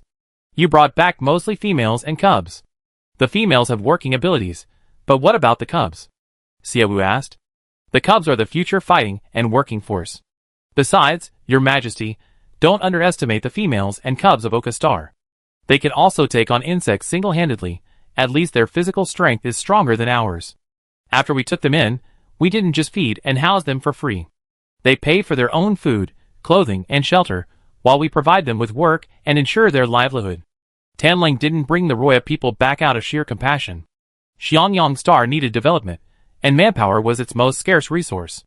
Given the current situation, Xiangyang Star had the money to recruit people from Blue Star or other planets to help. However, Tanling also knew that someone was secretly plotting against Xiangyang Star. Those recruited from other planets might be spies. But Oak Star was different. Oak Star was so backward that it couldn't even make phone calls.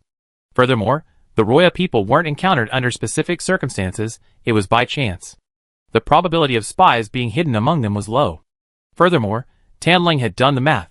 When the Roya people fled, 60 young and strong members of the tribe escorted the females and cubs to safety. Think about it. Xie Wu's first purchase of 60 orc slaves cost over 8 million. This time, accepting 60 young and strong orcs is equivalent to saving over 8 million.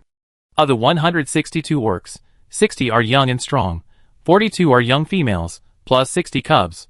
The young cubs have little fighting or working ability, but the 60 young orcs and 42 females are both capable of fighting and working. Considering this, Tanling dared to act on her own even without contacting Xie Wu.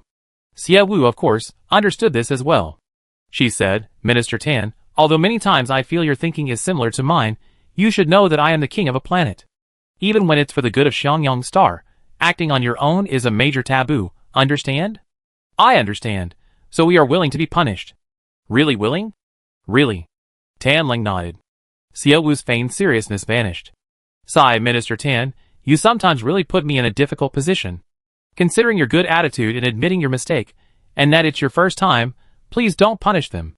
Punish Liang Su and Luoya instead. Chapter 113. Tanling's actions were for Xianjiangxing's benefit, and in principle, he should only be rewarded, not punished. However, the problem lies in the fact that it was done without prior consultation. Regardless of the circumstances, rules are essential in any team. Without rules, order collapses, and once order collapses, chaos ensues. For example, this time, Xie Wu said, Minister Tan, bringing back so much productivity for Xianjiangxing is a good thing, you should be rewarded. Others, hearing this, thought that as long as it was for Xianjiangxing's benefit, even acting without prior consultation was acceptable, and there would even be a reward, so they started to have ulterior motives. Personal perceptions can easily lead to a distorted understanding of good. For example, someone who likes sweets thinks sugar is incredibly good, and someone who likes spicy food thinks chili peppers are incredibly good. But Xianjiangxing is bitter. They only like bitter melon, and sugar and chili peppers are harmful to them. Xie Wu cannot allow others to use the banner of for Xianjiangxing's benefit to act without prior consultation. This time she didn't do anything wrong, but what about next time? Although Xie Wu was lenient with Tanling this time, she was still strict where necessary. Tanling, at her age, wasn't unreasonable and promised Xie Wu she would never do it again. Of course, Xie Wu also told Tanling not to tell anyone about not being punished. Tanling was the finance manager. She was responsible for preparing the payroll. Once it was done, She just needed Xia Wu's signature. As long as Tianling didn't say anything, no one would know she hadn't had her pay docked. After finishing their conversation with Tianling, the two of them left the lounge. On the other side of the lounge, Dr. Isaac was busily examining the new orcs. With 162 orcs suddenly appearing, Xia Wu called Luoya over and instructed him to prepare the dormitories for the new orcs. Hearing this, Luoya's eyes widened in delight. Xia Wu, still feigning anger, said, "What are you standing there for? You brought them back, so you're in charge of them from now on. If they do anything wrong, I come after you first." "Yes. Go clean the dormitories and prepare everything. Minister Tan, you also need to prepare a set of daily necessities for the extra orcs. Keep the bills safe. I get that money back from them later," Xia Wu said seriously, slightly angrily. Tianling secretly chuckled, thinking, "My Wang really has a talent for acting. She's so convincing." She played along with Xia Wu's act, bowing her head in agreement.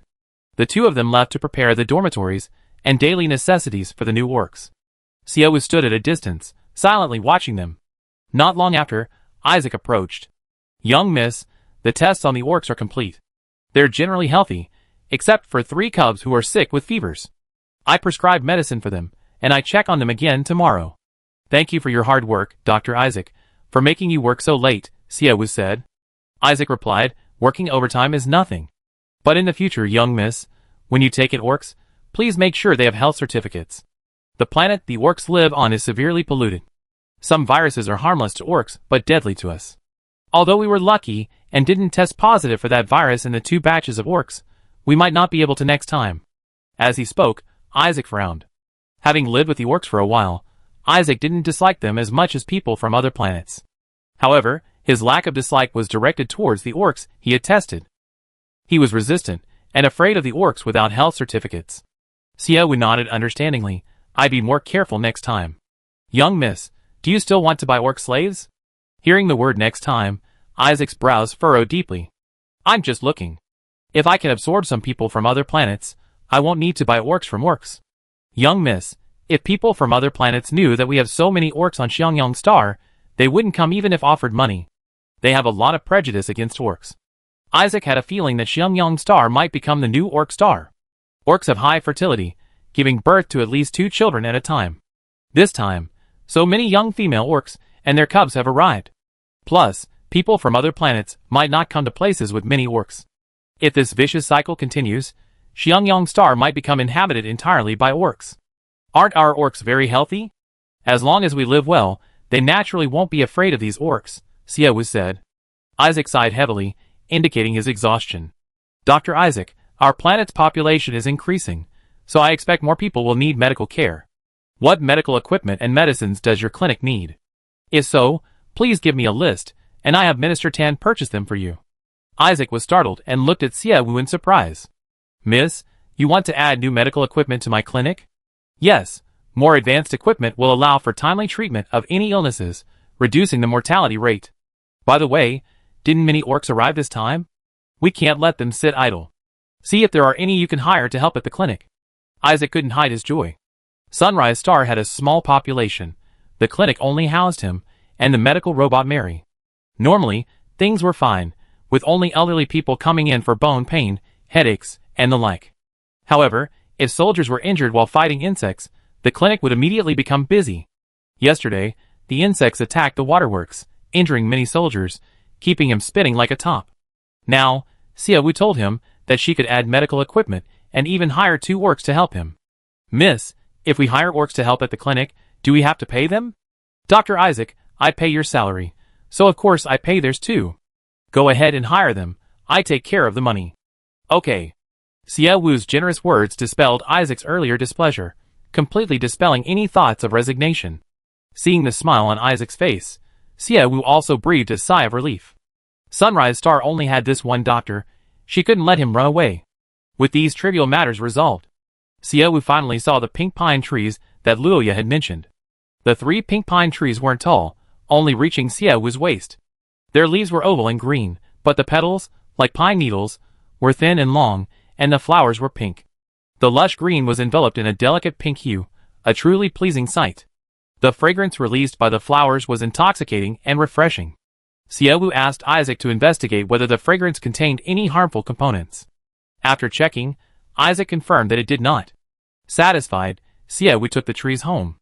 Having no experience in planting trees, Xiaowu bought 3 flower pots, placed the trees and their original soil into the pots, and then searched for information on planting trees online.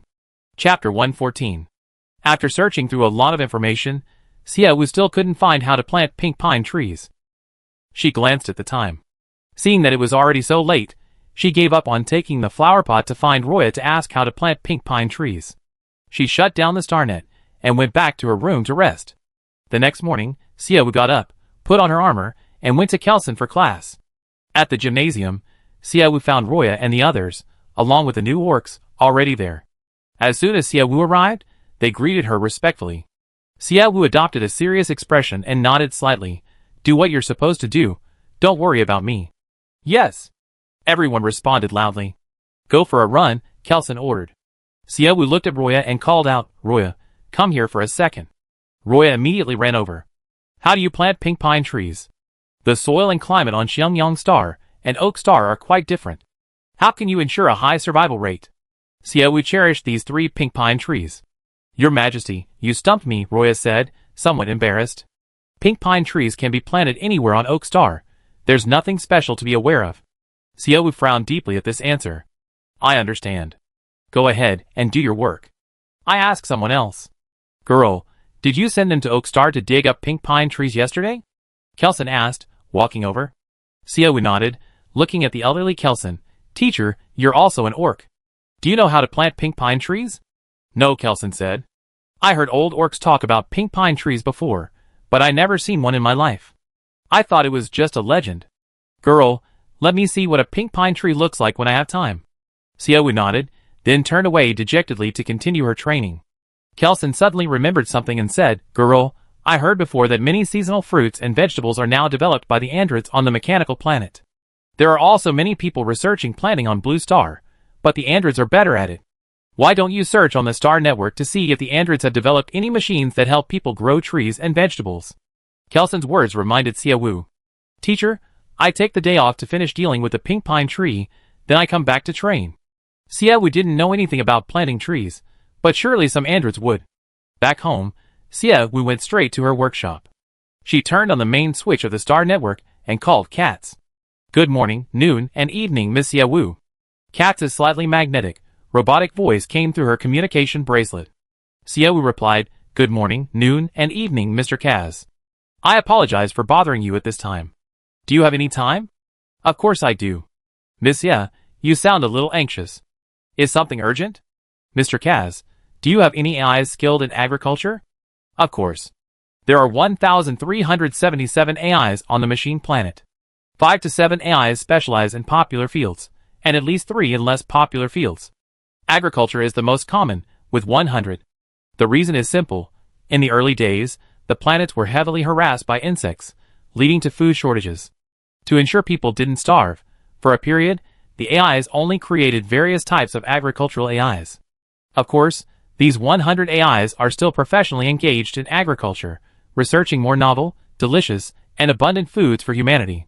Hearing this, Xiaowu was quite tempted. Mr. Katz, could I hire 1 or 2 AIs to cultivate on Sunrise Star? Katz was silent for a moment on the other end of the phone.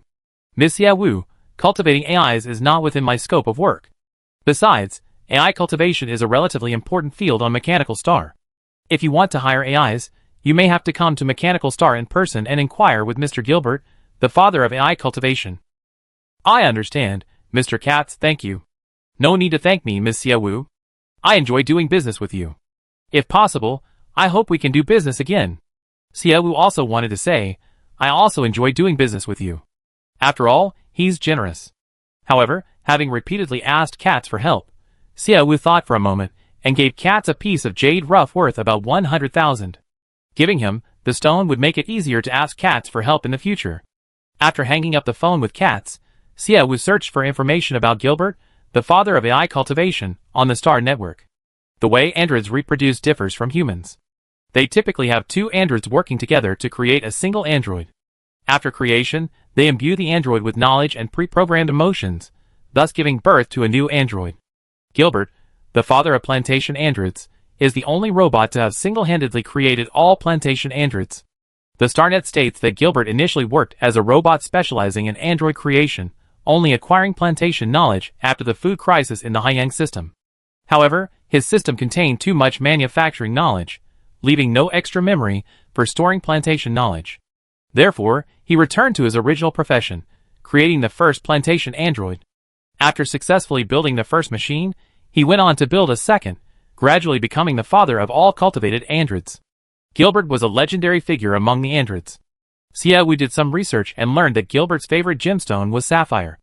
Unfortunately, the sapphires Xiaowu had were of poor quality. After searching extensively, she only found 2 pieces of jade rough worth millions. Thinking that androids all like stones, she figured if she gave him a good one, he would probably like it too. After finishing all this, it was already 7 in the morning, although it wasn't yet Liang Xian's workday. Xiaowu still called Liang Xian, asking him to help schedule a meeting with Gilbert. Cats couldn't act as a go-between, so this was where the diplomats came in. Upon receiving the call, Liang Xian immediately contacted the diplomats on the machine planet. The android, who had a deep affection for humanity, accepted Xiaowu's request for a meeting and even offered to arrange a spaceship for transportation if she paid. To avoid any trouble, Liang Xian offered to pay for the spaceship arranged by the mechanical star. After arranging the meeting with Gilbert, Liang Xian called Xiaowu back. After receiving the call, Xiaowu grabbed a backpack, stuffed 2 stones inside, and went to the aviation building to wait for the mechanical star's spaceship. When she arrived, she found Liang Xian dressed in a suit and tie, looking as energetic as if he had just woken up. "Minister Liang, are you coming to the mechanical star with me?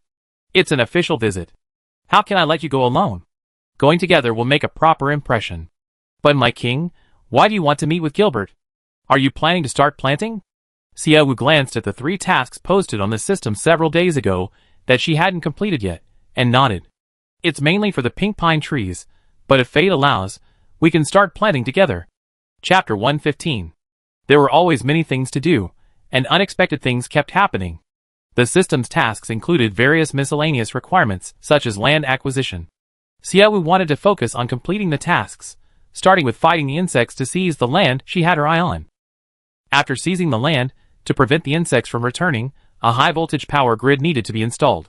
The high-voltage power grid required a considerable amount of money to purchase, and it would also increase the electricity consumption of Xiangyang Star. Although the power plant on Xiangyang Star belonged to Xiaowu, and she didn't have to pay for the electricity she used, Xiangyang City currently only had 1 power plant. Due to outdated equipment, its daily power generation was just enough for current needs. Adding a large-scale high-voltage power grid might not be enough to keep up with the demand. Planting and raising livestock seem like simple tasks, but for Xiangyang Star, which lacks everything and is plagued by insects, it's incredibly difficult.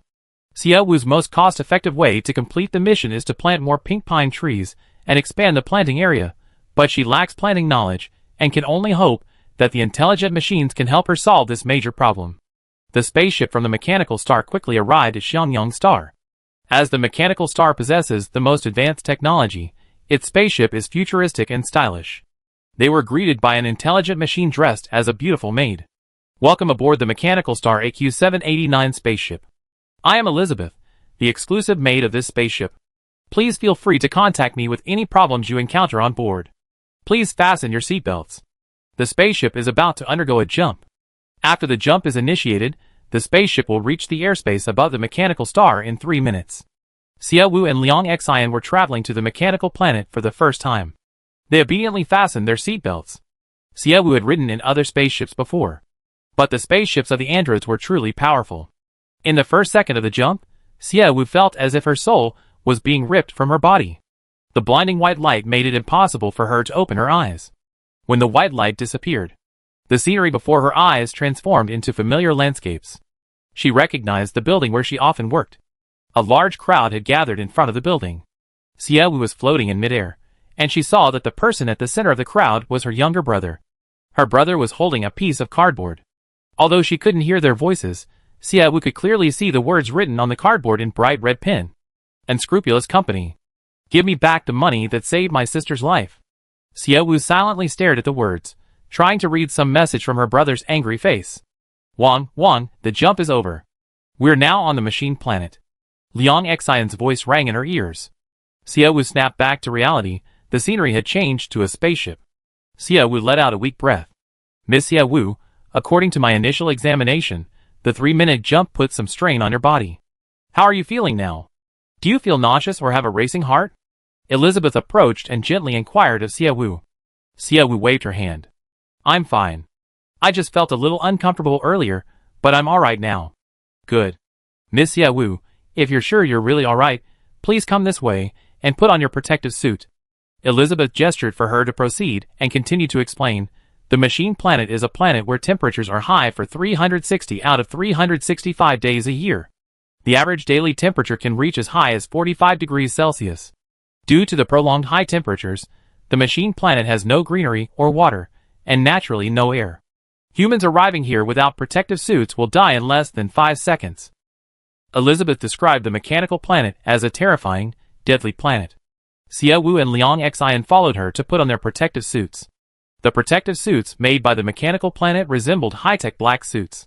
As soon as someone stood in front of the suit, it sensed Xiao Wu's presence and automatically donned itself. It looked like a magical suit straight out of a science fiction movie. The helmet, though called a helmet, was designed like a suit hood. It was difficult to tell at first glance, but there was a layer of transparent glass under the brim, completely covering the head. From the outside, the protective suit looked like a suit, with slight adjustments made to fit different body types. However, the wearer knew that the suit was quite heavy, weighing at least 8 pounds. Xiao Wu had worn armor weighing over 10 pounds for several days, so this suit felt very light. Liang Xian, however, was wearing such heavy clothing for the first time, and even taking a step was difficult. Are you two alright? Elizabeth asked, looking at them after they had changed into their protective suits. Liang Tongdao, apart from being a bit heavy, everything else is fine. That's good. Please follow us. Elizabeth gestured for them to proceed. The spaceship's doors opened, and Xiao Wu and Liang Xian stepped out. Cleanliness, tidiness, and luxury were their first impressions of the mechanical planet. The mechanical planet only had a little over 1,000 intelligent machines, far too few to manage the entire planet, but they possessed superb manufacturing skills. Therefore, the robots they created were what kept the city running. Looking around, they could see housekeeping bears cleaning the ground, wolves carrying luggage, and surveillance eagles flying around, among other things. Various kinds of pet robots. Leaving the aviation building, Xiao Wu and Liang Xian, led by a welcoming dog, arrived at the unmanned hover car that had been waiting outside. As soon as they boarded, the driverless hover car announced, "Facial recognition confirmed that you are Ms. Xiao Wu and Mr. Liang Xian. Your destination is the Mechanical Star Plantation. Seatbelts have been fastened, and the vehicle has started. We have chilled cola, red wine, and other beverages on board. Would you like something to drink? Minister Liang, would you like something to drink? No, thank you. We also have various snacks on board. Please use the menu on the tablet in front if needed. Would you like some music?" The four-seater driverless hover car offered top-notch service. Xiao Wu declined all the services and said to Liang Xian, "This driverless hover car is really nice. It would be great to buy a few and put them on Xiangyang Star. The manufacturer of this vehicle is Mr. Fu Yuan. This is Mr. Fu Yuan's business card. For any purchase inquiries, please contact the contact number on it." Xiao Wu only muttered this, and before Liang Xian could reply, the driverless hover car spoke first, even spitting out a business card from a small opening in the front. Xiao Wu didn't refuse and accepted the business card. "Wang, you're not really planning to buy it, are you?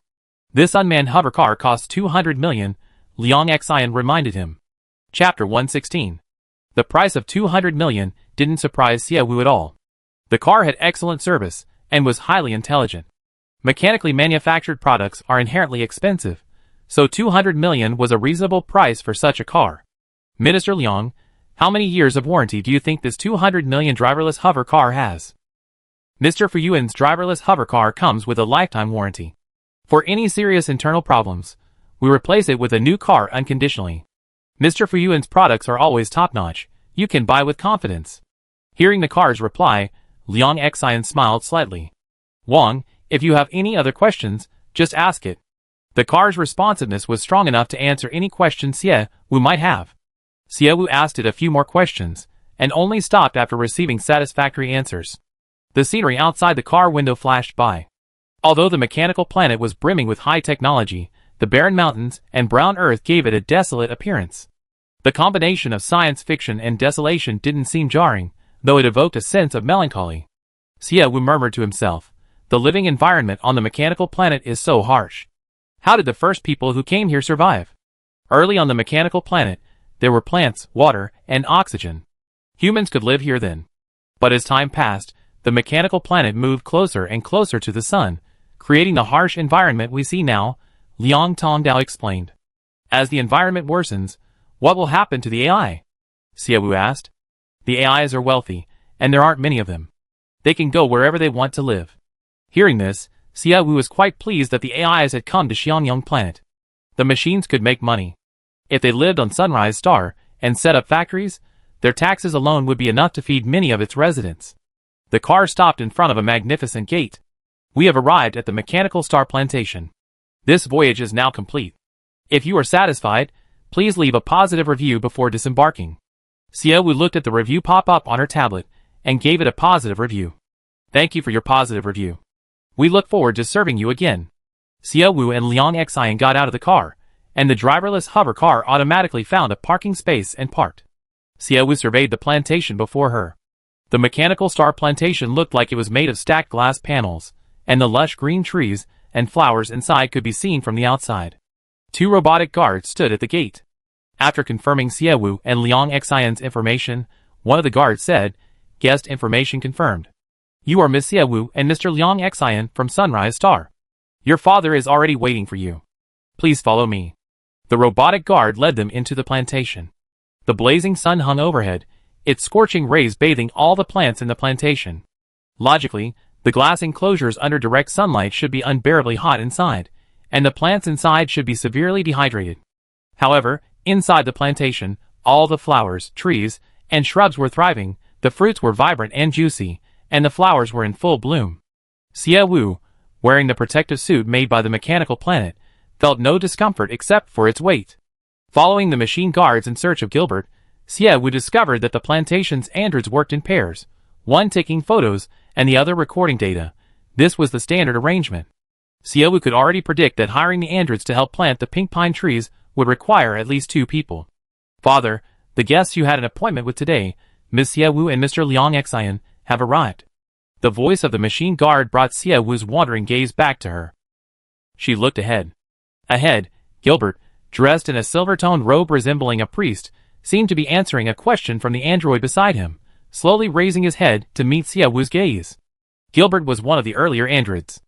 Although many parts of his body were painted the same color, the wear and tear of time was visible in the fine lines. Standing next to the younger androids, Gilbert looked like an elderly man. Perhaps it was because he had spent so much time with the miners and hamsters. In many people's eyes, androids might just be highly programmed robots, but in Xie Wu's eyes, they were no different from humans, possessing their own emotions and ways of doing things. "Mr. Gilbert, hello, I am Xie Wu from Xiangyang Star. It's a pleasure to meet you," Xie Wu said politely. Gilbert took a step forward, bowing slightly in return. "Ms. Xie Wu, hello, welcome to Mechanical Star. May I ask what brings you from the distant Xiangyang Star to Mechanical Star?" "Mr. Gilbert, to be honest, I would like to hire 2 androids from your plantation to come to Xiangyang Star to help me plant 3 pink pine trees." "Pink pine trees?" Gilbert looked at the android beside him. "Doll, do you have any information on planting pink pine trees in your database? If so, please give Ms. Xie Wu a copy. There are also videos on planting techniques. Even a child could plant the trees successfully. Trees are among the easiest plants to grow. As long as the soil and climate are suitable, plant them, water them occasionally, and once they take in root, let them grow freely." Gilbert hadn't expected that Xie Wu and her group would make a special trip to the mechanical planet just to ask for planting instructions on a single tree. "Father, I don't have any information on planting pink pine trees in my database." "Father, I don't have any information either," said Doku, standing nearby. "Miss Xie Wu, is pink pine a name for another tree? Could you tell me its scientific name?" Gilbert asked. "The same plant, but called by different names by locals depending on where it's grown, is like a potato. Some call it a potato pod, others a tomato." Xie Wu took out her tablet and showed Gilbert photos and videos of pink pine trees. "The pink pine trees aren't from Sunrise, they were dug up from orcs. I know nothing about orc soil composition or climate. I don't know if pink pine trees that grow on orcs can be grown on Sunrise. which is why I came to visit and hire 2 androids to go to Sunrise to plant them for me.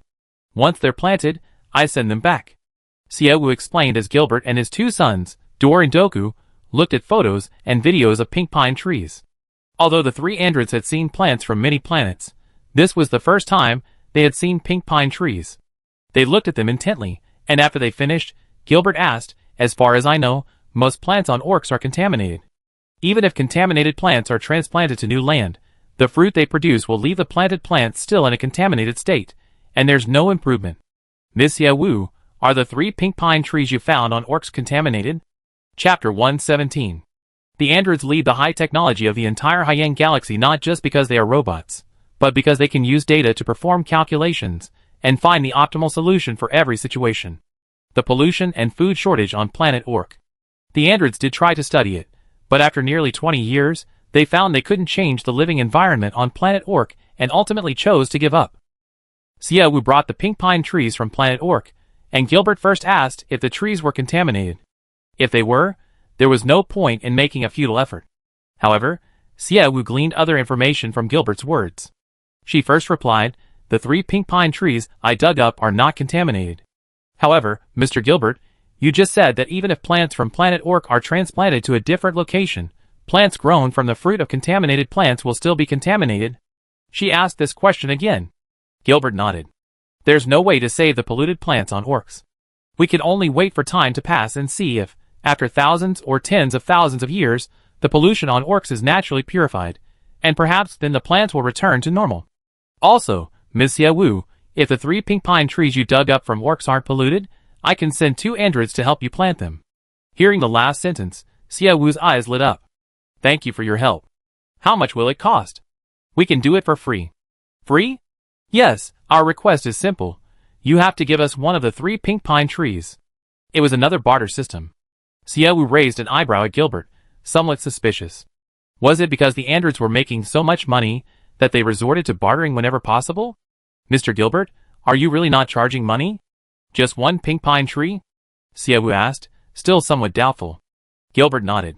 "The plantation contains hundreds of millions of plant samples and data from various planets. For the development of agriculture, we collect any plants that don't yet exist. Assisting you in planting pink pine trees on Sunrise is not a difficult task for us. We spent over 20 years researching contaminated plants on Orcs, studying Orc seasonal climate changes and soil composition. We already have data. On Sunrise, we only need to collect its climate and soil data. Because it's a very simple matter, the payment is only 1 pink pine tree. To have 2 androids help plant a tree for the price of just 1 pink pine tree, who wouldn't feel like they got in a bargain? Xiaowu, however, was not happy. Her delicate brows furrowed slightly as she said, "Mr. Gilbert, I may not be able to grant you this request." "Why?" "You've been to Orcs, and you know it's severely polluted there. Most plants are not only useless, but also harmful. It just so happens that pink pine trees are rare on Orcs. I went to great lengths to find 3. If they were just ornamental trees, I could give one up, but the key is that the fragrance of pink pine flowers repels insects. Sunrise is currently teeming with insects. Each additional pink pine tree would provide a safe and quiet place on Sunrise. Therefore, I cannot grant your request at present, unless more pink pine trees become available." Xiaowu now cherished the 3 pink pine trees. Since the other party was only helping her plant them, and then taking 1 tree, she'd rather pay hundreds of millions in labor costs than give up a single tree. "Pink pine trees can repel insects?" Gilbert's weathered, mechanical voice showed a slight emotional fluctuation. "Is that true?" "The beastmen told me. I haven't verified it yet, but I don't think they lied to me." "I see." Gilbert lowered his head in deep thought, his CPU spinning rapidly. Xiaowu said, "Mr. Gilbert, I'm willing to pay for planting the trees. Of course, if you really want to research pink pine trees, I can let you conduct your research on Sunrise Star. Once you figure out how to grow more pink pine trees, you can take as many as you want." Gilbert didn't answer immediately. He was still calculating on his CPU, trying to select the most advantageous solution. "Father, why don't we accept Ms. Xiaowu's offer? She'd pay us to research the pink pine tree. Once we figure out how to cultivate more pink pine trees, we can take one as a sample. It won't be a loss for us," Dor said rationally. Gilbert's CPU processing speed couldn't match the mechanical processing speed of Dor and his younger generation. He nodded, "Then you and Doka will go to Xiangyang Star to complete Ms. Xiaowu's commission task." "Yes, Dor and Doku replied simultaneously. Xia Wu and Liang Xian both breathed a sigh of relief. Soon, Dor returned with the electronic contract. Dor and Doku's salaries weren't low, 500,000 interstellar coins each per month, totaling 1 million per month just for their salaries. In addition, there were extra expenses for equipment, 300,000 per month. To cultivate plants dug from another planet, the information stored within the intelligent machine alone wasn't enough, additional instruments were needed. The monthly payment of 1.3 million was reasonable to Xia Wu, who readily signed the electronic contract. With the contract signed, Dor and Doka couldn't immediately return to Xiangyang Star with Xia Wu. They needed to prepare the necessary equipment and would travel there the next day. Xia Wu acknowledged this, said goodbye to Gilbert, and boarded the unmanned hover car that had brought them. Back at the space station. The spaceship they were on provided round-trip transportation, but a 15-minute safety check was required before takeoff. Xia Wu and Liang Xian sat and waited. The space station on the mechanical star was somewhat bustling. Humans in protective suits could be seen moving around frequently. As a technological pioneer, the mechanical star attracted many people wanting to do business with them daily, and these people, like Xia Wu, would visit the mechanical star. Xia Wu, carrying her heavy school bag, said, "These stones are just a burden this time. Wang, why didn't you bring out the stones during the negotiations? When Mr. Gilbert wanted a pink pine tree, I was shocked. I thought a deal could be made with a few stones, but he wanted a tree. Besides, when I looked at the amount on the contract, I felt that these stones would only cover half a year's wages at most. Oh well, stones can fetch a good price at auction, so they're good for whatever purpose." Without Katz's help, Xia Wu couldn't very well shamelessly suggest paying with stones. Although the other party probably liked stones, paying with stones long-term seemed like a lot of trouble. Cash would be much simpler. As Xia Wu was thinking this, a pair of black leather shoes appeared before her. Chapter 118. Xia Wu followed the gaze of the leather shoes upwards. Upon seeing the owner of the shoes, her brows immediately furrowed. Su Jiu. Why is it him again? Su Jiu smiled at Xia Wu, pointing to the flashing green light on the right side of his helmet. Xia Wu saw a button there. At Su Jiu's prompting, Xia Wu pressed the green light on her helmet. Xiao Wu, I didn't expect to run into you here. She hadn't heard Su Jiu's voice before, but after pressing the helmet button, it sounded as if it were right next to her ear. Xia Wu looked at him expressionlessly. Mr. Su, is there something you need? Nothing, I just saw you all passing by and came over out of curiosity. Xiao Wu, why aren't you staying on Xiangyang Star? What are you doing on Mechanical Star? Mr. Su, is Mechanical Star your home? Xia Wu's attitude was unfriendly, her tone calm yet tinged with arrogance. Anyone facing such a rude person would immediately lose their temper and give a cold shoulder, but Su Jiu not only didn't get angry, but instead showed a faint smile and sat down next to Xia Wu without ceremony. Xiao Wu, are you still angry about AE? Su Jiu looked at Xia Wu gently. After you left, I scolded him, and he won't be rude to you again. Xia Wu frowned slightly. She used her hate discrimination skill to check Su Jiu's hostility towards her, and it was still -30. It was amazing that Su Jiu's hostility remained negative despite her various rude attitudes and repeated cold shoulders.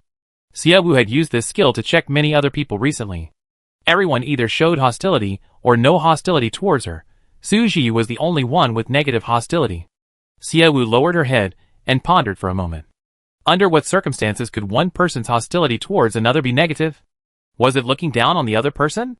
The strong always only show contempt and disdain for the weak. In such a situation, could the strong's hostility towards the weak be negative? But is that really the case? Xia Wu desperately wanted the system to explain it to her. However, this system only issued tasks. When Xia Wu had doubts, the system seemed non-existent, offering no response. Xiao Wu, I heard that the record-breaking 12 billion yuan jade stone at the gem auction is yours. And Xiangyang Star's 10 billion yuan debt has been paid off.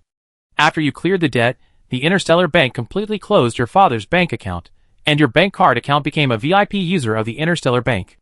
Seeing that Xia Wu remained silent, Su Jiu, using the information he had gathered through his connections, began to mutter to himself. Xia Wu's eyes instantly sharpened.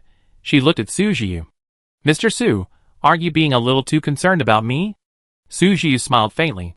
The Haiyang Galaxy is only so big. Large sums of money flowing through it don't require my special investigation. Someone else will inform me. Xiao Wu, you used to be a member of the Su family, and now you're the Star Lord of Xiangyang Star. Although Xiangyang Star doesn't have much money right now, many people are watching you. Xie Wu remained silent. She knew that the wealthy in the business world had extensive information networks. They could know about any developments months before others. However, it was unpleasant that Su Ji knew. Xiao Wu, you used to work for the Su family, so you know how they made their fortune. How about we cooperate? I mainly manage the jade ornaments in my household now, Su Ji asked. Mr. Su, have you been so kind to me because of those stones? Xie Wu countered. Of course not, Xiao Wu. I've been contacting you since before the jade auction even started. I truly cherish you as my sister. Su Ji's expression was calm, his deep, unreadable eyes revealing no emotion. Always wearing a calm, emotionless face, Xie Wu found his mental fortitude frighteningly strong. Perhaps it was this exceptional mental fortitude, Xie Wu thought, that if such a person were to resort to trickery, he could tear someone apart, skin and bones. Mr. Su, I never knew you were so persistent, like a leech.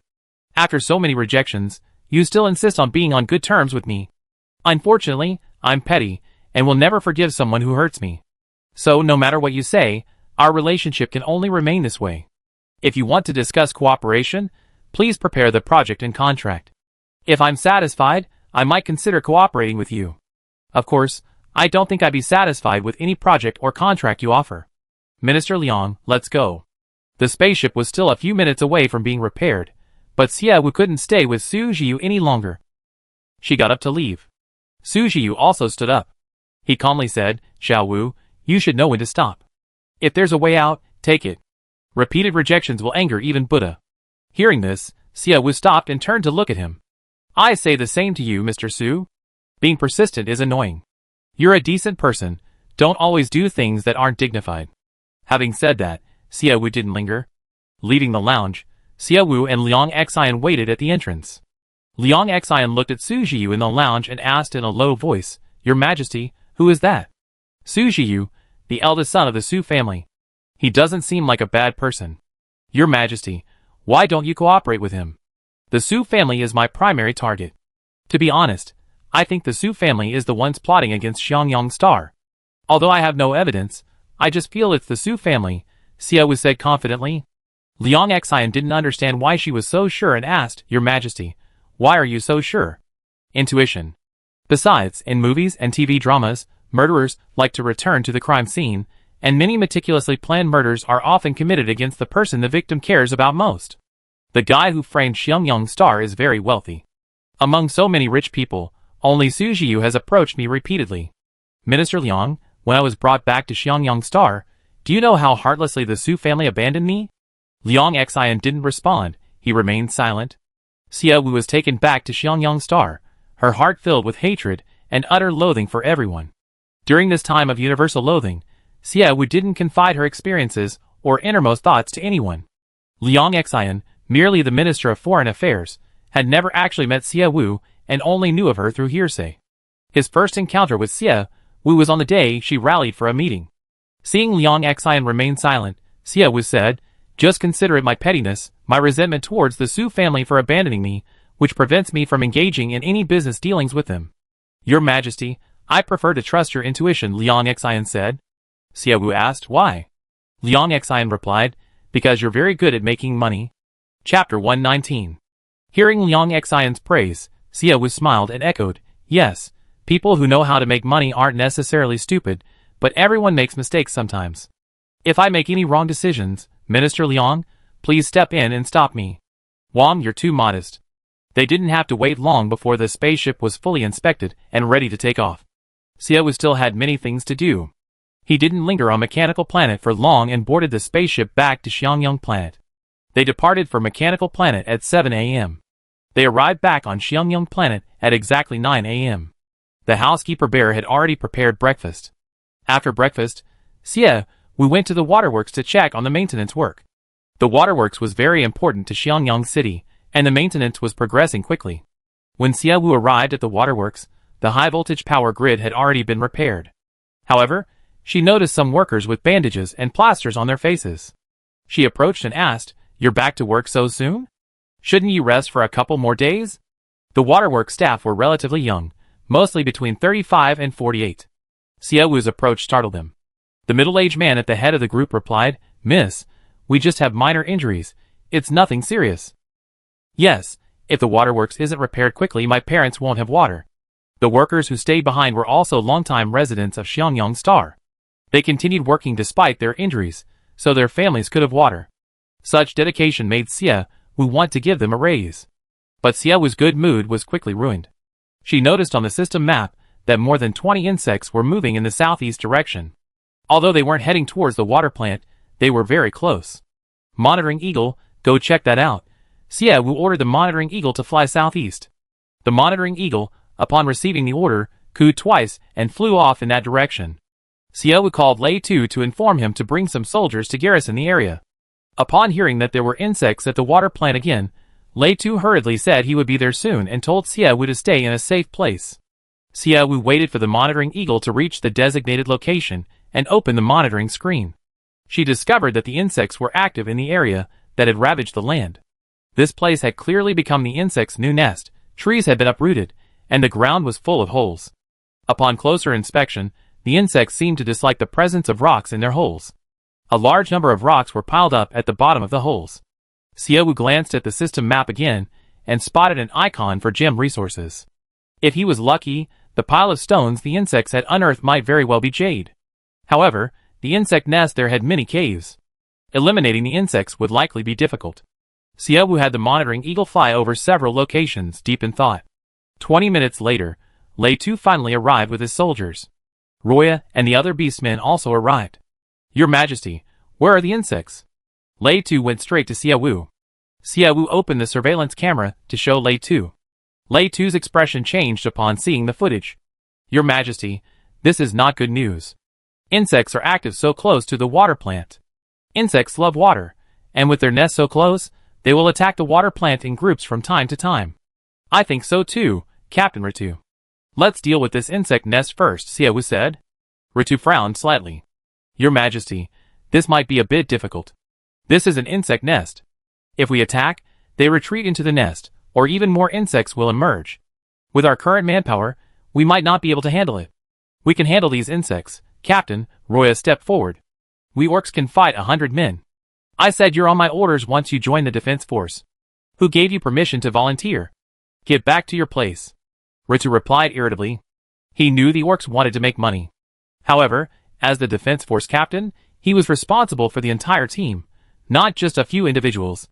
Captain Ritu, you also said that the insects being so close to the waterworks isn't a good thing. We have to deal with these insects today, no matter what. We can't let them linger, Xie Wu said. Lei Tu looked troubled.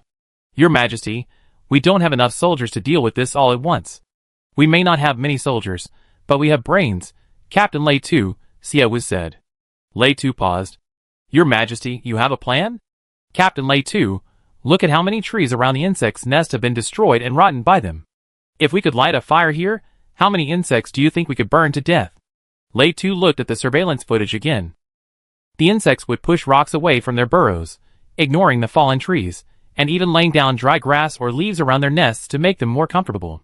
Xiangyang Star hadn't seen a drop of rain for 2 months. The trees and grass around the insect nests were so dry that a single fire could ignite a large area instantly. If we burn some of the insects to death first, we might be able to handle the rest that emerge from their nests. Lei Tu said. Xie Wu nodded. When we set the fire, to prevent it from spreading to other areas, we should cut down the trees here and there to create a fire break. Xie Wu discussed his ideas with Lei Tu in detail about how to deal with the insects. Lei Tu had extensive experience dealing with insects. He refined Xie Wu's suggestions and finally finalized the best plan. Lei Tu said, Your Majesty, I will arrange it immediately. Xie Wu nodded, be careful. Lei Tu then summoned some soldiers. Once the rest of the troops arrived, he explained the battle plan to them. Some soldiers overheard this and muttered, if the bugs get burned, won't we be able to sell their livers and other parts? If we can't sell them, we won't get any money. Are you stupid? You're only thinking about making money while fighting bugs? We need to survive first, then worry about making money. We don't want to make money and then die. Xie Wu's expression changed upon hearing their whispers. After Lei Tu finished explaining the battle plan, the soldiers began to move. 8 monitoring eagles took flight after the soldiers began their operation. Xie Wu sat in a safe spot, watching the monitors and relaying the bugs' movements to Lei Tu. When they were cutting down trees to create a safety barrier, They attracted attacks from nearby bugs, but the number was small, and the problem was quickly resolved. Fortunately, the bug nest was surrounded by water pits on both sides. They only needed to create a firebreak above and below. Before long, the soldiers had finished the firebreak, and Lei-Tu ordered the soldiers hiding around the nest to set it on fire. The soldiers simultaneously threw incendiary bombs, and instantly, the area around the insect nest was engulfed in flames. Chapter 120. The sudden heat and flames threw the insects around the nest into disarray. They darted about like headless flies. Unable to withstand the intense heat, the insects quickly curled into balls, motionless, their shells and antennae slowly burning away in the flames. The faster insects that escaped the inferno were eliminated by the soldiers waiting outside. The cleverer insects retreated back into their nests. Everything happened quickly. The dry grass and trees around the nests slowly turned to ash after being burned. The insects that had retreated into their burrows since the drop in temperature and emerged, their sharp, serrated teeth whistling as they pounced on the soldiers. The soldiers, already worried about losing too many insects and not earning much money, excitedly charged at the remaining surviving insects. With the orcs' assistance, the insects were indeed no longer so difficult to catch. Xiao Wu watched the red dots on the system map disappear one by one, her expression growing increasingly relaxed. When only 7 or 8 red dots remained on the system map, she stopped watching the surveillance and got up to head towards Lei-Tu and the others. As she got closer to Lei-Tu, Xiao Wu could smell the ashes of burnt trees and the strange odor of burnt insects in the air. The scorched ground still emitted a lingering heat. Xiao Wu finally arrived at Lei-Tu and the others' location. But her first glance fell upon a mountain of stones piled up in a corner by the insects. Upon seeing the pile of stones, Xiao Wu immediately used value appraisal. Sure enough, among the stones, some were ordinary rocks, but there were also jade stones worth millions. There were quite a few. This pile of stones alone could earn Xiao Wu at least several billion. "Captain! Help me!" Suddenly, a cry for help rang out. Xiao Wu immediately looked towards the source of the cry. The insect's nest was sinking rapidly like quicksand, several soldiers slowly being buried by the mud and sand. The ground was sinking. This was normal in the insect's nest. The insects had moved all the stones out of the nest and destroyed the surrounding trees and plants. Even if they were buried in the collapsed mud, they could dig a way out. But the soldiers didn't have that ability. Lei-Tu had anticipated this situation. Mech soldiers were waiting around the nest. Seeing the lightly armored soldiers being swallowed by the quicksand, the mech soldiers immediately deployed chains. The lightly armored soldiers grabbed the chains and were slowly pulled up. The soldiers who had escaped death were panting heavily. The other soldiers also fled the nest area to avoid being buried by the mud and sand. Once the ground stopped collapsing, the soldiers pulled the insect corpses from the mud and dragged them away. "There should still be quite a few insects alive in the mud, right?" Xiao Wu muttered softly. Lei-Tu heard Xiao Wu's voice, turned around, and saw him standing beside him. He asked in surprise, "Your Majesty, what brings you here?" "I came to check after you finished dealing with the insects, but the ground has sunk, which means our extermination operation has failed." Several red dots were still displayed on the map system. Lei-Tu said, "With their nests destroyed, the insects will find other places to build their nests. Rebuilding the areas damaged by the insects will cost a lot of money. They dug up rocks, destroyed trees, and made the soil soft, which will cause mudslides whenever it rains." Looking at the soft earth, Xiao Wu thought that most of the money from the stones the insects dug out would likely be used for land reconstruction. "Your Majesty, once the insects are driven away, reconstruction is actually quite simple," Lei-Tu said confidently. Xiao Wu smiled. "Captain Lei-Tu, after the soldiers have dealt with the insect corpses, have them transport all the stones over their back to Xiangyang City." Lei-Tu looked at the pile of stones Xiao Wu mentioned, his eyes lighting up. "Your Majesty, could there be any stones in that pile that can be sold?" "Yes, although some of them were ordinary stones. But considering there were still 5 large holes in the city that hadn't been fixed, those useless stones would be suitable for filling those holes." Xiao Wu stayed at the waterworks until evening before returning to Xiangyang City. Upon returning to Xiangyang City, Xiao Wu didn't immediately go back to the Xia family. Instead, he searched the city for a suitable house to store the new batch of jade stones. As he walked, he suddenly heard the sounds of children laughing and playing ahead. Hearing the innocent voices of children in Xiangyang City immediately piqued Xiao Wu's curiosity, and he followed the sound. He found female orcs and their cubs sweeping a long street, cleaning the windows of the houses on both sides with brooms and basins. The places they had swept were spotless. At first, Only the newly arrived female orcs and their cubs were cleaning the street, but some elderly people who had been idly chatting nearby also came out to help, bringing their own brooms and buckets. The small street became clean and lively because of them. Looking at the smiles on the elderly people's faces, Xiaowu was filled with mixed emotions. Xiangyang City really is better when it's lively. Just then, a small female with fluffy animal ears looked up at Xiaowu from among the cleaning crowd, their eyes meeting. The beastman's sense of smell was very keen. The other beastmen also noticed Xiaowu's arrival. Perhaps because it was their first meeting, Xiaowu greeted them with a cold and serious expression. So much so that when they saw Xiaowu, their eyes showed a hint of fear and apprehension, like children who had done something wrong and were afraid of being scolded by adults. Xiaowu wanted to be kinder to them, but out of pride, she couldn't be so quick to be friendly, lest someone follow Tanling's example of acting first and informing later. To maintain this facade, Xiaowu didn't speak to them and turned to leave. She hadn't gone far when she felt her clothes being tugged. Xiaowu turned around and saw that it was the small female who had initially met her gaze.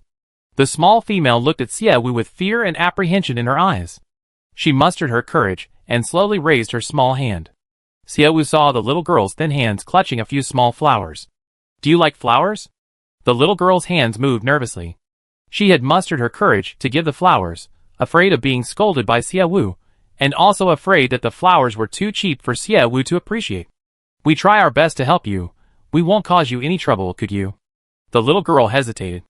Xiaowu squatted down, took the flowers from her hands, her expression still serious. "Thank you for the flowers. I like them very much. Here, share these with everyone." Xiaowu gave the little female a bag of candy, maintaining a serious and indifferent demeanor, and turned to leave amidst the little female's shocked gaze.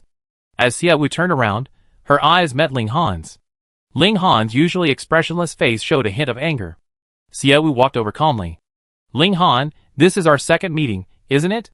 "Yes, this morning you and Minister Liang went to the mechanical planet, and then you went to the waterworks. After returning from the waterworks, you wandered around the city. Master, am I your bodyguard? Or the bodyguard of the minor hamster?" Chapter 121. Ling Han was sent by Xiaowu to work with the minor hamsters. He went out to dig rocks with them, while Xiaowu was busy with other things. When Ling Han returned, he heard Xiaowu was again with Lei Tu at the waterworks killing bugs, and he was both angry and annoyed. He, a bodyguard, was practically useless, because Xiaowu no longer needed his protection. Xiaowu could hear the complaint in Ling Han's voice. She said, "Ling Han, do you want to change jobs?" Ling Han frowned slightly, displeased. Xiaowu said, "Before, you followed me because you were afraid I'd run away. Now that I take it on the mission of changing Xiangyang Star, I won't run away anymore. So how about you find a new job? Go to a position that needs you." "Master, I wasn't following you because I was afraid you run away. It was Master and Madam who asked me to protect you." "Ling Han, do you believe that?" Xiaowu interrupted Ling Han, her gaze fixed intently on him. "You know how I returned to Xiangyang Star, and you know how they prevented me from contacting the Su family again. Before they died, they told you to protect me. What they really wanted was for you to keep a close eye on me, to prevent me from troubling their daughter whom they truly cared about. They weren't good to me, but this planet has been good to me. It's full of gems. With a little brainpower and a bit of hard work, you can make money. Now, I cleaned up the mess they left behind. Everything I do from now on is for myself, so you don't need to worry about me running away anymore. Go do what you need to do." Ling Han looked at Xiaowu quietly. He could see the resolve in Xiaowu's eyes, and sighed softly. "Master, the Master and Madam were indeed not good to you, but their wish for me to protect you before they died was genuine. Perhaps letting me protect you is the only compensation they can give you. So you protected me with this in mind?" "I used to, but not anymore," Ling Han said. "Your master and mistress might not be good in your eyes, but I was rescued from Planet Oak. To me, they are my saviors, and I would do anything for them. So, they ordered me to protect you, and I protected you well because of that order. But after you recovered, my reason for protecting you changed because you are the master of this planet, capable of making it prosper little by little. And since you recovered, you have become my true master." Ling Han was also a rational person. He was grateful, and he had his mind. In the early stages, he obeyed orders to protect Xiaowu, even without loyalty to her. Because of the orders, he was dutiful. But now, he saw Xiaowu striving to change Xiangyang planet. Ling Han also loved this planet, loved the people living on it, and seeing Xiaowu changing Xiangyang planet, He realized that Xie Wu was now his only true master. This was the first time Xie Wu knew what Ling Han was thinking. Ling Han, if you truly care about my life because of Xiangyang Star, then you shouldn't be wasting your talents by my side. Xie Wu said, you studied martial arts for many years, trained for many years, and possess a strong body. To be honest, right now, the most suitable thing for you to do on Xiangyang Star is to join the defense team and kill bugs. Xiangyang Star's biggest problem right now is the abundance of bugs, and the greatest danger is also bugs. So how about you join the defense team? Ling Han frowned. Xie Wu could tell he was about to refuse again, so he preemptively added, my most important policy change for Xiangyang Star recently is bug killing. The waterworks are very important to our lives, but there are always bugs roaming around there, so I need to get rid of those bugs. If you continue to be my bodyguard, then escort the minor hamster out to dig for gems. If you join the defense team, then kill bugs with Captain Lei Tu and me. Upon hearing this, Ling Han reluctantly lowered his head. I report to Captain Lei Tu tomorrow. That's more like it. On Xiangyang Star, everyone needs my permission to come. Everyone in the city lives peacefully, who would harm me. Right now, the only ones who would harm me are the insects outside the city. They won't just harm me, they harm other residents too. Ling Han's S+ combat power was definitely a waste to have around. Killing an insect could earn a lot of money. Besides, the defense forces were short-handed. Having more people was always a good thing. Having successfully persuaded Ling Han to join the defense forces, and found a house in the city to store the new stones, Xie Wu finally went home. Yu and the minor hamster were sitting at the door. Seeing Xie Wu return, Yu quickly ran over. Master, you're finally back. I've been waiting for you for so long. Seeing how happy you are, is it because the clothes I asked you to make are finished? Master, you guessed right. But I don't know if they're to your liking. I researched so many things, but I couldn't find any similar patterns, so I studied them myself for a long time and finally made a dress exactly like your design. Xie Wu had Yu make a horse-face skirt. Although everything was advanced in the Interstellar era, the concept of ancient clothing didn't exist. Xie Wu originally planned to film an ancient costume transformation video to complete the task of gaining fame, but who knew that task would be completed through infamy. Otherwise, that task would have been delayed until Xie Wu filmed the transformation video. Hee hee. Seeing Yu finish speaking, the minor hamster excitedly tugged at Xie Wu's trouser leg. It seemed to be saying, I found a treasure too. Xie Wu checked the minor hamster's work record. Wow, 5 rare gems. A new mining site, so many rare gems? Baby, you worked hard today too. I go see your gems later. Let's go see Xie Wu's clothes first. Hee hee. The minor hamster put its hands on its hips, clearly annoyed, as if to say, go see the gems I dug first. Master, you should go see the stones the minor hamster dug first. You can't see the clothes after you finish eating. Yu also understood the minor hamster's words, and obediently didn't try to win favor. Then let's go see the treasures the minor hamster dug first. The minor hamster, having successfully won favor, happily led the way, carrying its little pickaxe. Its joy was obvious, and its hee sounded like a little tune. Finally, they arrived at Xie Wu's workshop. It was already evening, and the studio was dimly lit. The minor hamster chuckled twice, urging Xie Wu to turn on the lights. Ling Han turned them on first, and when the light illuminated the entire room, Xie Wu's eyes lit up.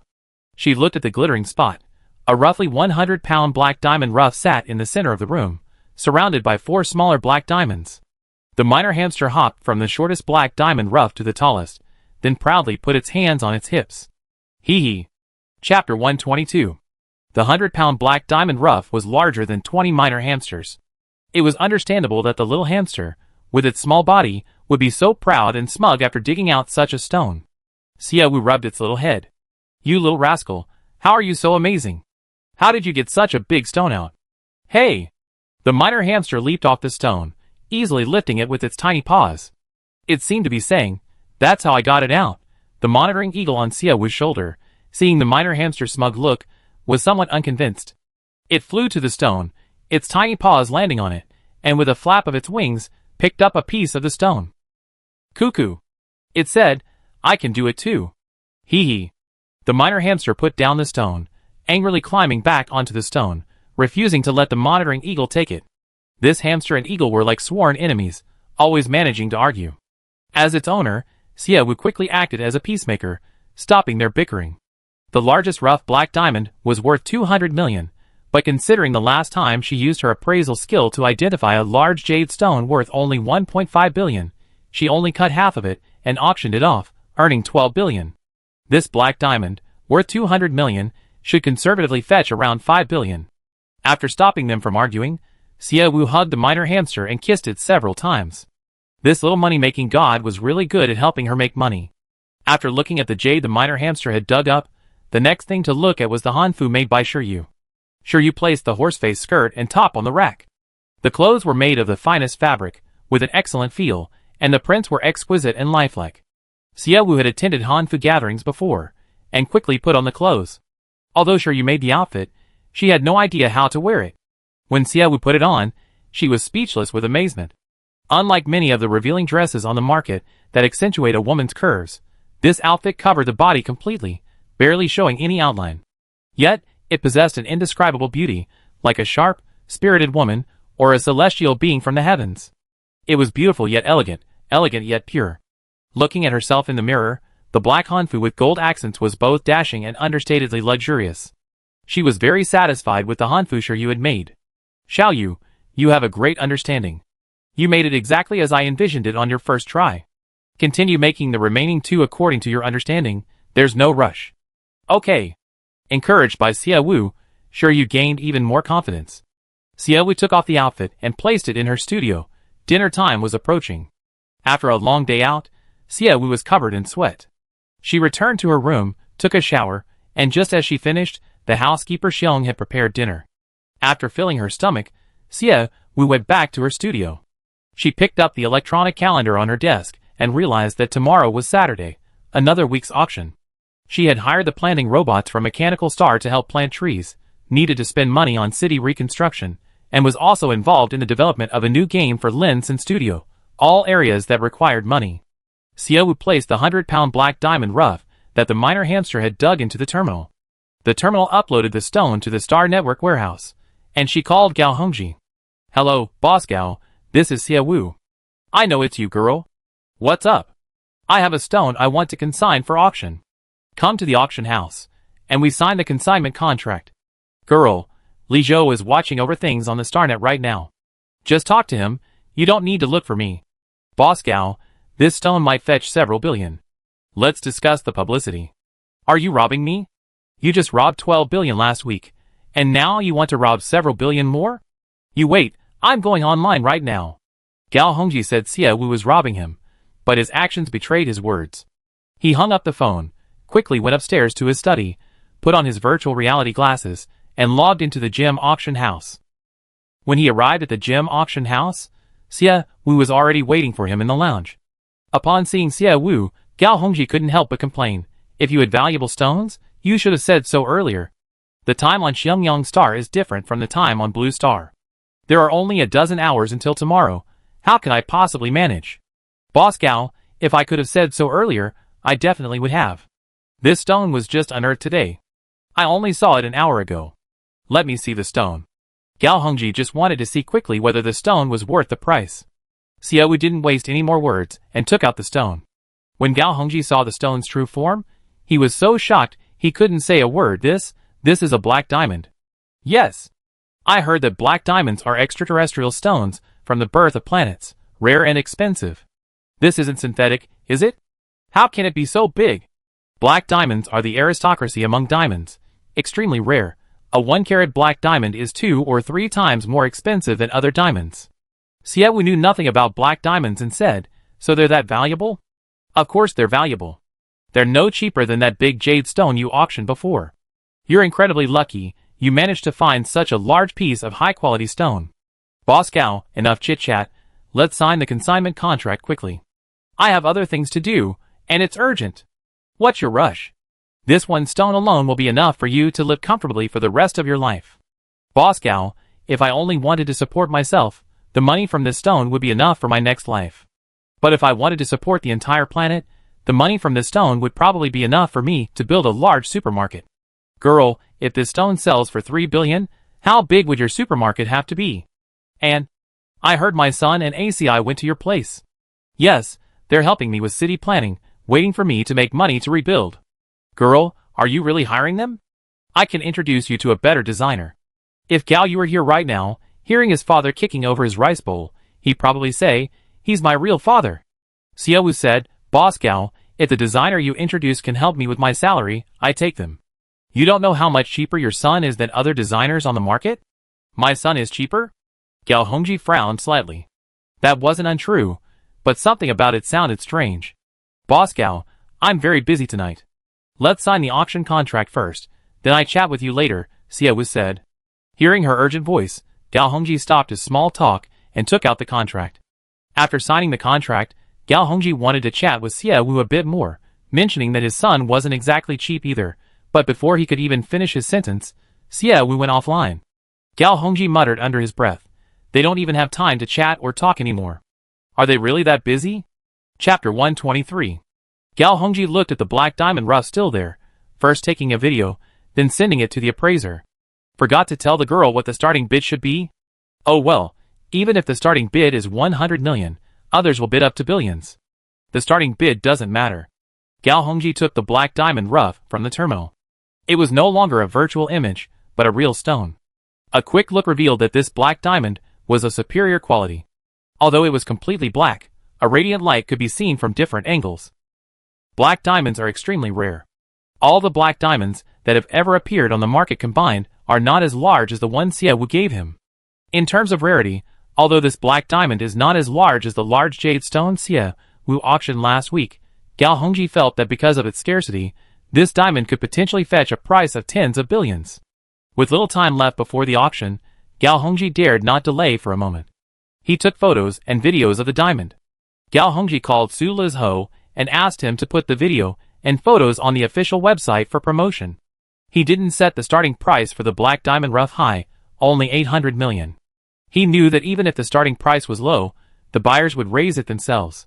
After informing Su Lizho, he called his wife, Suya, to ask where she was. Suya was currently at an art exhibition with her circle of wealthy ladies, and they would go to dinner afterward. Gao Hongji told Suya about Xiao Wu bringing the black diamond. Coincidentally, the wealthy ladies Suya had arranged to meet that day were all diamond enthusiasts, with a particular fondness for diamonds. After receiving the diamond photos and videos from Gao Hongji, Suya returned to her group chat with her friends. After viewing the art exhibition, while waiting for her meal at the restaurant, Suya showed the videos and photos to her friends. It instantly drew gasps of amazement and admiration from the women. Gao Hongji hurriedly promoted the black diamond rough given by Xiao Wu. Soon, news of the rough stone spread among gem enthusiasts. Yvette lay languidly on the sofa, cradling a long-haired white cat in her arms, her slender, delicate fingers gently stroking the cat's fur. Looking at the news she had just received on the projection screen, she glanced slightly at the man sitting on the other side of the sofa, his face obscured by the lamp, and smiled. This time it's a black diamond with a starting bid of 800 million. Xiao Wu's luck is good. She's discovered valuable gems one after another. If she keeps finding them, she'd probably empty the gemstones off Xiangyang Star. The room was quiet. The man didn't speak. Yvette rested her chin on her hand, turned her head, and asked coquettishly, "Master, we've been monitoring all of Xiao Wu's StarNet accounts and Tanlung's account, but we haven't found any evidence that she bought any gem mining equipment. How did she dig these gems out of the deep earth?" The man still didn't speak, as silent as a statue. Yvette sighed, "Master, what can we do now? It feels like if we continue doing nothing, Xiao Wu is about to make a fortune. Then it'd be even harder to kill her." Xiangyang Star. Xiao Wu hung up the phone with Gao Hongji, her gaze returning to the Hanfu Shiryu had made. Hanfu wasn't available on the Star network. If they could create a trend, they would open a clothing factory specializing in Hanfu. However, from the moment Xiao Wu invested in Shiryu's fashion design studies, opening a clothing factory was a must. It was just a matter of time. No one on the Star network had ever worn Hanfu before, and Xiao Wu didn't know if the people here would accept it. The original purpose of creating this outfit was to raise brand awareness. Although the awareness-raising task was completed, Shiryu's genius as a designer also needed to be recognized. Xiao Wu started searching for accessories and wigs on the StarNet. After buying a bunch of random items, Xiao Wu then wondered what kind of transformation video to shoot. The Hanfu made by Shiryu was relatively unisex, crisp and clean, with a touch of dashing style. Xiao Wu then looked at the box beside her. The box contained the cold weapons she had bought from the AI. These 30 cold weapons had different uses, and didn't come with matching armor, so Xiao Wu hadn't sent them to the defense team. She got up and went to the box, finding a dagger inside. Quickly, she figured out what kind of transformation video to shoot. She took out the dagger and pointed the camera at herself. She tossed the dagger up and caught it. Great, the first shot was perfect. Xiaowu put down the dagger and changed into the clothes Shiryu had made. After dressing, she sat in front of the mirror and used her skill to apply makeup. Skill makeup was truly effortless. Xiaowu's makeup was designed to be cool and handsome. Her hands felt like they weren't her own, quickly completing the makeup on her face. After applying makeup, Xiaowu, dressed in ancient costume, possessed an indescribable handsomeness and classical charm. Thinking about the very cool video she was going to shoot, Xiaowu practiced her aloof and arrogant gaze in front of the mirror. Once she was sure her gaze was right, she picked up the dagger again and stood in front of the camera. She tossed and caught the dagger, then quickly filmed several fierce stares and profile shots. This was Xiaowu's first time shooting a short video. Although it looked simple, getting a good shot was actually quite difficult. Just one shot took her almost an hour to film.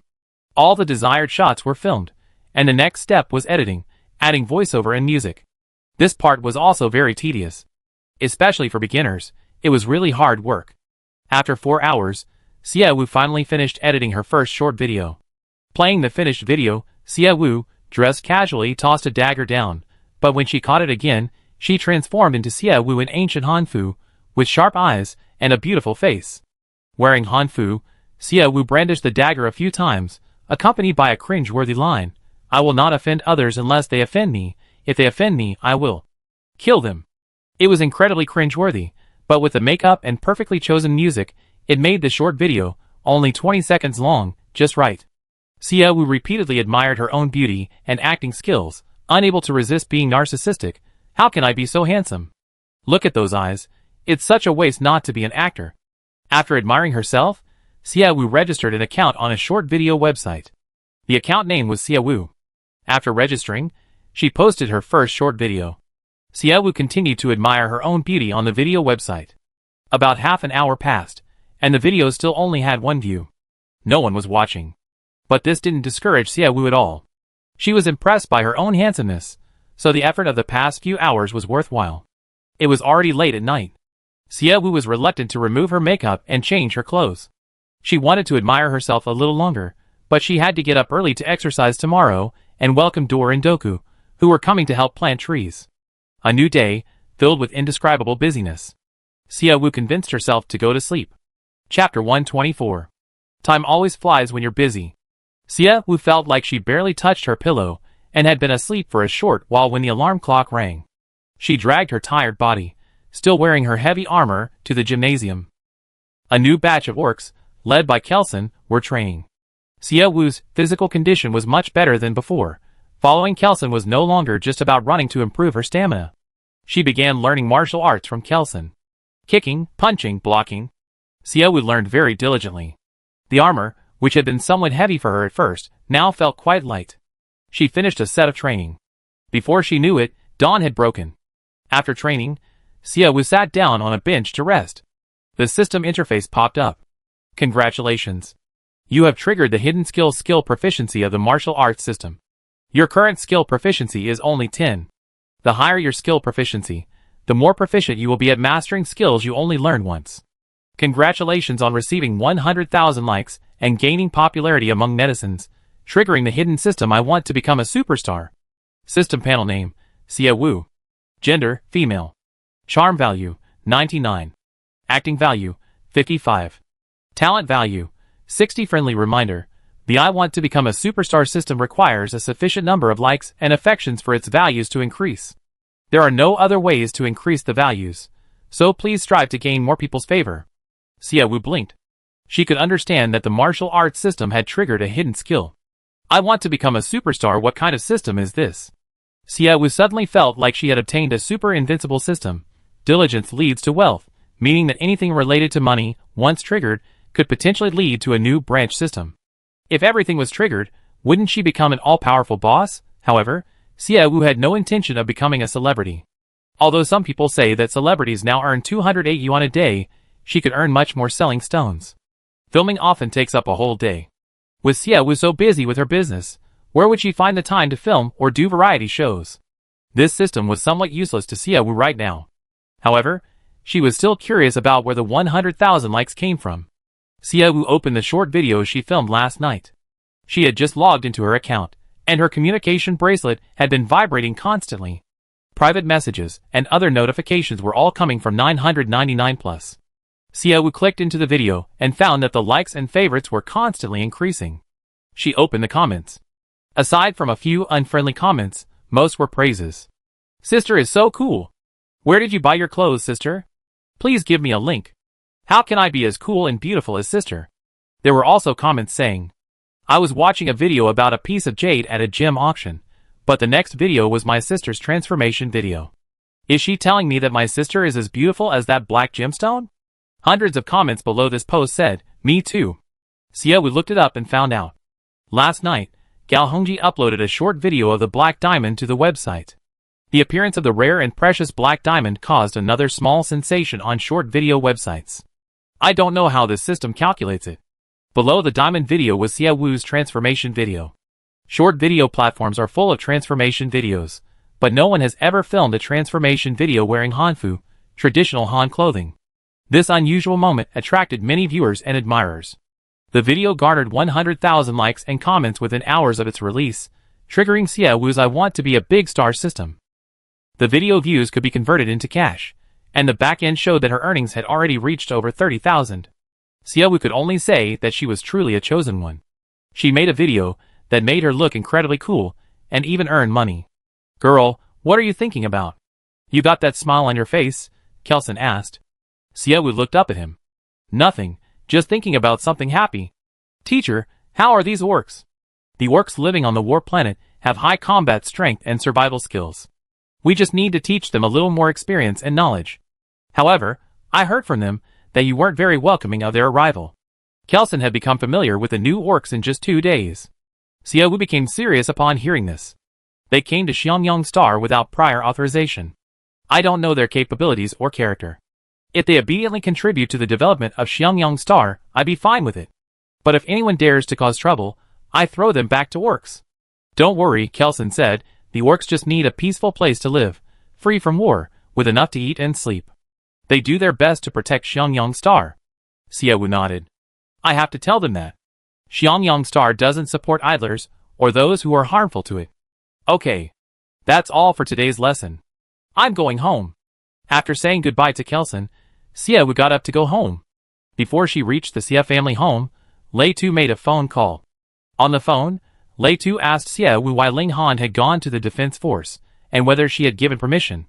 Xiaowu agreed, instructing Lei Tu to take good care of Ling Han, and to help him out. On the phone, Lei Tu confirmed, telling Xiaowu to be careful without bodyguards.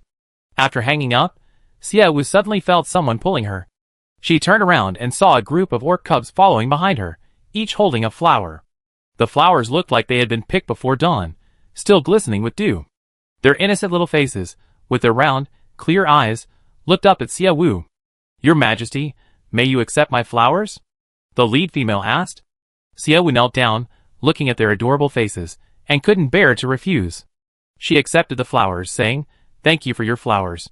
The moment Xiaowu took the flowers, the little female cried out happily, Your Majesty, please accept my flowers. Thank you, Your Majesty. Your Majesty, please accept my flowers too. The cubs eagerly offered their flowers to Xiaowu. Seeing Xiaowu accept the flowers, they even said thank you. Soon, Xiaowu's arms were full of flowers. An old resident beside him laughed and said, Your Majesty, these new little beast men are so cute. Yes, cute and well-behaved. To make you less annoyed with them, they went to the park hand in hand to pick flowers before dawn. Your Majesty, these little beast men are so adorable, please accept them. After just 1 day, with the little beast men, the old resident already liked these new little beast men very much. Xiaowu was somewhat amused and exasperated. Everyone, you can talk to the little beast men later. As long as they behave and don't cause trouble, I won't kick them out. Also, tell them not to go to the park to pick flowers. We only have one garden in the city, and all the flowers have been picked clean. What's the point of me going to the park? Chapter 125. The elders, hearing that Xiaowu wouldn't drive the little beastmen away, happily agreed, promising to pass on the message. Xiaowu carried the flowers home. Shiyu, dressed in a maid's uniform, saw Xiaowu from afar and ran quickly towards her. Master, Master, you filmed a short video wearing my clothes last night? Sure, you asked excitedly. Xiaowu smiled slightly. Judging from your expression, you already seen the video. Why are you asking me? Do you think someone can make such beautiful clothes as you? Or do you doubt that there's someone in the Hyang star system with a face as beautiful as mine? Ah, it really is, Master. Sure, you excitedly hugged Xiaowu tightly. If it weren't for the fact that Xiaowu was wearing over 10 pounds of armor, adding to her weight, she could have lifted Xiaowu up. Why are you so excited? Of course I'm excited. Master. Sure Yu's voice suddenly choked, her eyes instantly filling with tears, which streamed down her face uncontrollably. Xiaowu reached out and wiped away the tears from the corners of her eyes. Why are you crying? Master, I'm so happy. I never imagined I could do what I love and be loved by so many people. But most importantly, Master, you wear the clothes I made. I'm so happy, I can't stop crying. Xiaowu gently patted her head. I know that Xiangyang Star used to be so hopeless that everyone living here felt there was no future. But not anymore. Just do what you love. As long as what you do benefits Xiangyang Star, I support you. Master, I really love you now. As she spoke, Sure Yu pouted and leaned closer. Xiaowu quickly covered her mouth with his hand. Don't do that. It's too cheesy. By the way, you should also register a short video account on the Star Network. You can post some videos of you making clothes. Master, you can just post videos wearing my clothes. I don't have time to help you build your reputation, Xiaowu said. You have to build your own reputation. After you graduate with your fashion design degree and make 20 clothes that satisfy me, I open a clothing company for you and let you be the boss. Master, are you serious? You're going to open a clothing company for me? Sure Yu was shocked again. Xiaowu nodded, of course. I won't let you open a clothing company, I let you study fashion design. Study hard, you be the first fashion designer on Xiangyang Star. Master, I really love you so much. Let me kiss you, I kiss you. Sure Yu was so excited that she wanted to express her love and admiration for Xiaowu with a kiss. This excessive excitement was almost perverted. Who would have thought that the shy girl who previously disliked Xiaowu was now almost swayed by him? So much so that Xiaowu began to wonder if Sure Yu's enthusiasm stemmed from her 100% loyalty. Encouraged by Xiaowu again, Sure Yu grabbed a bread roll and milk for breakfast and rushed into the studio to study and research. After Xiaowu finished breakfast, the minor hamster, carrying a small pickaxe, walked up to her spiritedly and barked a loud hey. Its round, bright eyes seemed to say, take me to work. Wait a minute, little guy, I had Ling Han take you to dig for gems. No, Ling Han went to work for the defense force. Ling Han wasn't home, and there was no one to take the minor hamster to dig for gems. Xiaowu wanted to take the minor hamster to dig for gems himself when his communication bracelet rang. Your Majesty, the androids from Mechanical Planet, Dor and Doku, have arrived. They brought a lot of machines, and are requesting that we send a few people to help them move them. It was Liang Xian calling. Xiaowu said, call Captain Lei Tu, and have him arrange a few soldiers to help. Also, have Captain Lei Tu send 2 soldiers to my place. I need someone to take the minor hamster out to dig. Okay. Liang Xian had just hung up when another call came in. This time it was Tanlung. Your Majesty, this is Tanlung. Ron from the Mechanical Planet's Mechanical Research and Development Department has sent a contract. He wants to cooperate with us. Can you come to the conference room to discuss the contract he sent? Ron, what does that little guy want to cooperate with us on? Xiaowu asked. Tanling said, it's about renting space. He plans to open a factory on our Xiangyang Star. What? I'd be there in a minute. Back on Mechanical Star, Xiaowu had been thinking that if intelligent machines came to Xiangyang Star to open shops or factories, she could earn a lot just from collecting taxes. And now, an intelligent machine was actually planning to open a factory on Xiangyang Star. If the cooperation goes through, Ron will become Xiangyang Star's first foreign investment in a long time. This is a big deal, and Xiaowu dared not delay. She ruffled the minor hamster's little head. Baby, wait here for a while. Someone will take you to work in a bit. Hey! The minor hamster answered as energetically as ever. For it, as long as it could go to work, it didn't matter who took it. Xiaowu returned to her room and quickly took a shower. She quickly applied makeup, put on a smart yet elegant dress, and went to the finance building. Just as she reached the building's entrance, her communication bracelet rang again. Xiaowu glanced at the caller ID and answered. Hello, Attorney Moore, long time no see. How have you been? Thank you for your concern, Miss Xiaowu. I haven't been doing well lately. Xiaowu paused for a moment upon hearing this, then smiled and said, "What's wrong, Attorney Moore? Has something unpleasant happened?" "Miss Xiaowu, is the 123-pound black diamond rough that Starnet's #1 auction house is auctioning today yours?" Whenever a valuable stone appears at the gem auction house, everyone immediately thinks of Xiaowu. Moore's immediate call to confirm with Xiaowu likely stemmed from hearing rumors. Xiaowu didn't intend to hide anything from Moore. Moore was the legal counsel for Xiangyang Star, practically one of their own. "Yes, it's mine. Miss Xiaowu, you know my favorite thing is black diamonds. Since you have such a beautiful black diamond, why didn't you let me know immediately? I can offer 30 billion for your stone." Xiaowu's mouth gaped open in shock. She estimated that the rough black diamond would fetch at most 6 billion, but Moore said he could offer 30 billion. Are the androids really that crazy? "Attorney Moore, that stone isn't worth that much. If you want it so badly, how about attending the auction tonight? I think you can buy it for half the price." "I don't really like auctions.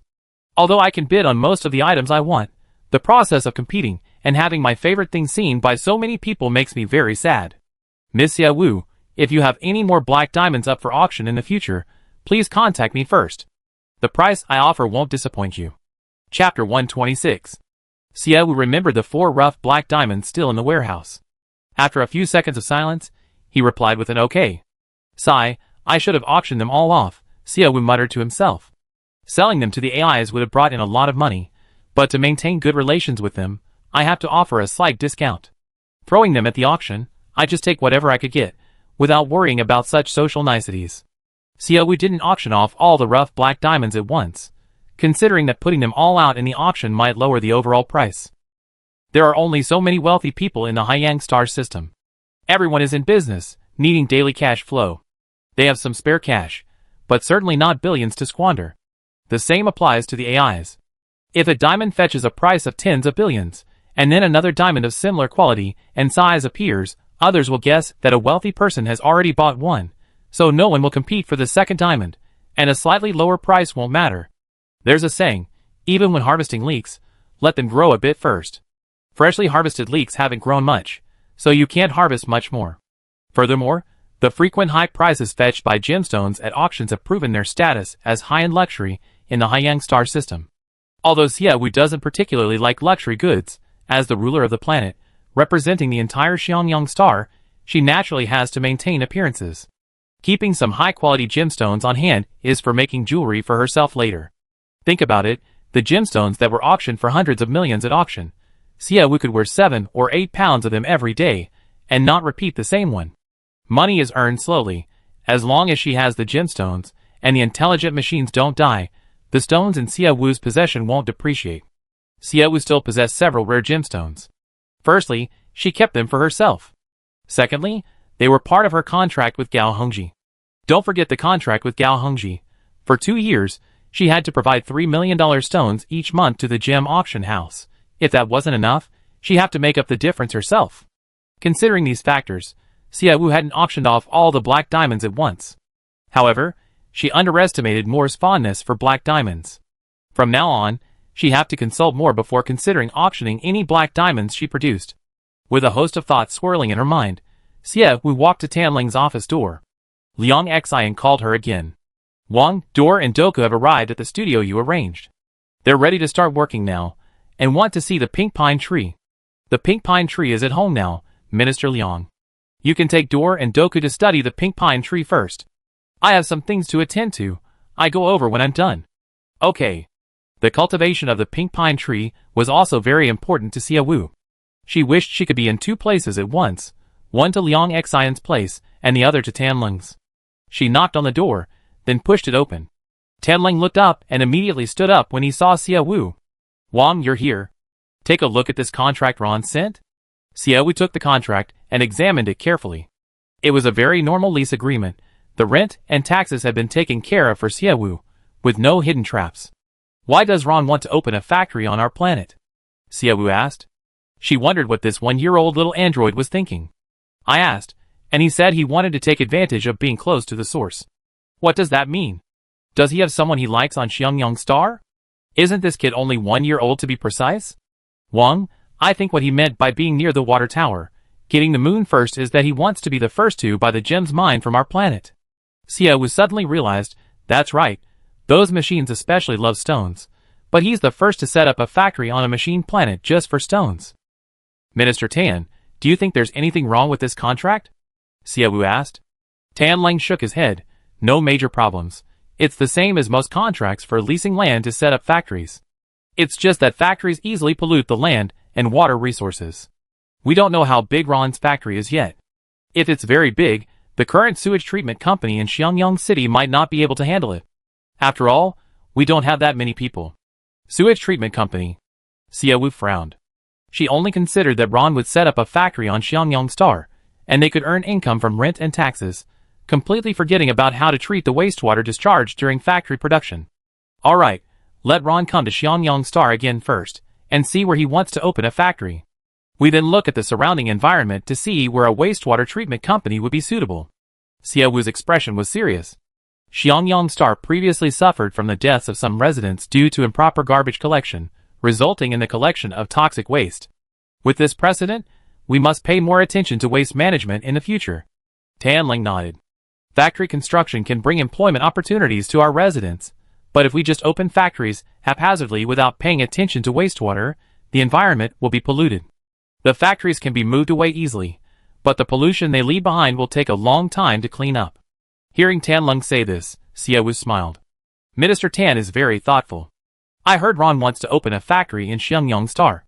Upon seeing Ron's contract, everyone wanted to sign it immediately and have him open a factory on Xiangyang Star today, completely forgetting about the wastewater treatment. Praised by Xiaowu, Tan Lang smiled with satisfaction. You have so many things to do. It's normal to be a little short-sighted when you're in a rush, but it also gives us an opportunity to shine. Minister Tan, I don't dare think about what I do when you retire. I train an excellent finance minister for you before I retire. However, Wang, our planet needs to develop, so we need to recruit people. Do you think we can hold a recruitment fair? Tan Lang's Kim was more about whether they dared to do it. Everything on Xiangyang Star looks good now, developing in a positive direction, but they haven't even taken the first step yet. They currently only make money by selling jade, without any other side businesses. If they recruit people now, what if there are spies from the other side who infiltrate and cause trouble? With Xiangyang Star's current unstable foundation, it could easily be brought down. We see, Xiaowu said. We need to arrange dormitories for the new hires. Xiangyang City has mostly old and dilapidated buildings now. Hiring too many people at once will create a housing shortage. We hire more when we're really short-staffed.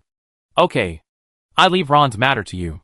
2 AIs from Mechanical Planet have arrived to help me plant trees. I go check on them. Chapter 127. Leaving the finance building, Xiaowu found Liang Xian and the others. They were in the park, searching for suitable land to plant pink pine trees. Upon Xiaowu's arrival, Liang Xian told her the situation. Dor and Doku said our planet's climate is very good, suitable for growing many plants, but the only problem in the city is that the soil is a bit dry. Soil dryness was not a problem at all. Tap water was plentiful. Miss Xiaowu, you arrived? Dor greeted politely.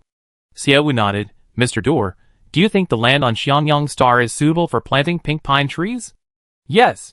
Pink pine trees have extensive root systems and require less water, and the soil on Xiangyang Star is very similar to that of Orc Star. My kind of tree will grow even better on Xiangyang Star. Hearing this, Xiaowu's eyes lit up. So, Mr. Dor and Mr. Doku will be able to complete the mission soon? The soil and climate are suitable for planting pink pine trees. Once the trees have grown lush and verdant a month after being planted, Dor and Doku can go home. Their salaries aren't low, even taking a month off is a bonus. Miss Xiaowu, have you forgotten the contract you signed with us? After the trees survive, you must bring us a pink pine tree back to the Mechanical Planet. We stay here until the 4th pink pine tree appears. Mr. Dor, do you mean that after the pink pine trees are successfully planted, you start researching seedling cultivation? Yes. I understand. Cultivating more pink pine trees isn't a bad thing.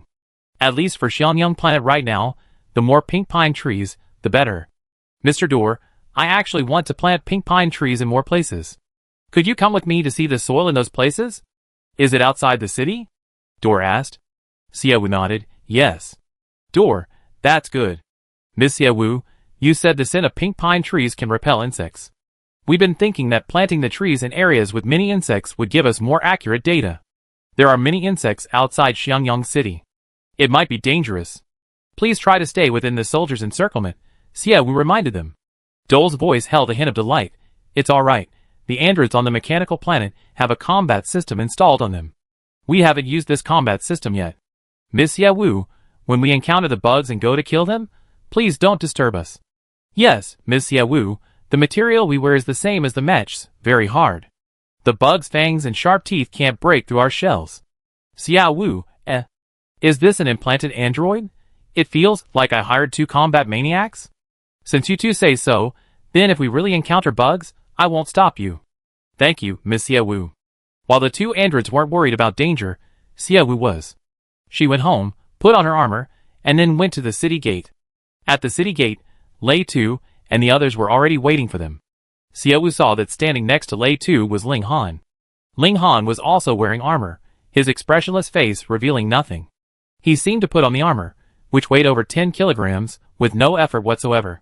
Xie Wu told Lei Tu about Dor and Doku's plan, saying that they only needed to protect themselves, and that he didn't need to worry about Dor and Doku. As they set off, Lei Tu whispered in Xie Wu's ear, "Are you really alright?" Xie Wu said, "I already recorded their conversation with the surveillance eagle. Don't worry about taking the blame if anything happens." Raitu was relieved to hear this. Xie Wu led Dor and Doku to the plane she had chosen. Xie Wu planned to complete the 3 tasks given by the system on this plane. However, after not visiting for a while, the plane was ravaged by insects, riddled with holes and mounds of earth. Those are the insects? Dor muttered to himself, our system has a lot of information about insects, but this is the first time I've seen living ones. Yes, the insects on other planets have been mostly eradicated. This is the first time I've seen so many insects on Xiangyang Star. Doku, have you received your data? Yes, the soil here is fertile and very suitable for growing various plants. Miss Xie Wu, can we establish a plantation here? Doku looked at Xie Wu. Xie Wu was taken aback. You want to establish a plantation here? But she wanted to use it to grow wheat, raise fish, and raise sheep. Yes, the more suitable the soil is for planting, the more benefits it brings to the plants being researched, said Doku. Mr. Dole, Mr. Doku, you come here to study the pink pine. After you finish your research, you take a pink pine home. Who will use the plantation I build here? Dole and Doku exchanged silent glances. Soon, they reached an agreement. Miss Xie Wu, how about you sell this land to us? Dole asked. Upon hearing this, Xie Wu quickly asked, you want to build a plantation here yourselves? Yes. Each planet has hundreds of millions of plants. If we were to move them all to the plantations on the machine planet, the machine planet's plantations wouldn't be able to accommodate so many. Therefore, we will build 1 or 2 plantations on each planet. Sunrise Planet doesn't yet have a plantation of our own, so this is a good opportunity to build one on Sunrise Planet that belongs to our machine planet. I certainly welcome you two building your own plantation on Xiangyang Star, but the land there isn't for sale. I can lease it to you for 3 billion for 50 years, how about that? Xie Wu casually offered a price. Dor and Doku immediately replied, sure. Their quick agreement not only stunned Xie Wu but also surprised Lei Tu and the others. Weren't they hired to plant trees and make money? Why were they giving Xie Wu money instead? Are you two serious? Xie Wu asked. Dor said, we androids never joke. Miss Xie Wu, we lease this land for 3 billion for 50 years. You draft the contract, and we can sign it anytime. Okay, since you two are sincere, I draft the contract today and have you sign it tomorrow. Ron's desire to open a factory on Xiangyang Star wasn't even resolved, yet Dor and Doku had already decided to buy a piece of land from her. Although Xie Wu intended to use this land to complete her mission. However, Dor and Doku are androids, and the plants they're building here will undoubtedly be primarily from Xiangyang Star. This will greatly benefit Xiangyang Star's agriculture in the future, so she can reluctantly part with it. This land will belong to us for the next 50 years, Doku. Deal with those who are destroying our land. That's exactly what I'm thinking. Let's go! Dor and Doku ran towards the plains. Ritu was startled. Your Majesty, are they going to deal with those insects? Go help. Although they are androids, the insects might not really harm them much, but we can't just stand by and watch. Yes. Rita led his soldiers to help. Ling Han stood by Xie Wu's side, protecting her.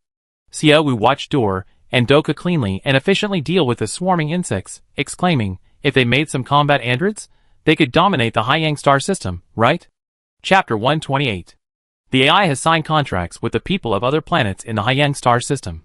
The number of AIs cannot exceed 2,000. Only one AI can be manufactured every 5 years. They cannot develop weapons with excessive destructive power, and they cannot be hired to research weapons on other planets.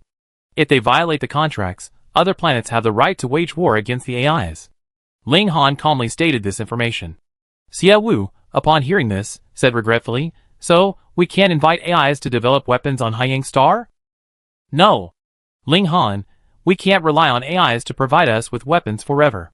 One day, we will have our own weapons research department. Purchasing weapons from AIs is already restricted. Without sufficient weapons, how can such a large planet be protected?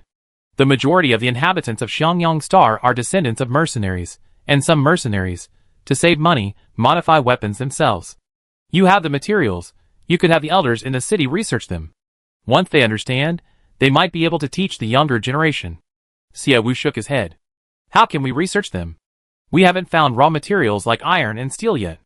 Even if we find them, we need processing plants. I don't know if the elders in the city will live to see that day. Once we find the raw materials, we can open a few processing plants, and finally recruit some talent to develop and research them." Xie Wu's plan was sound.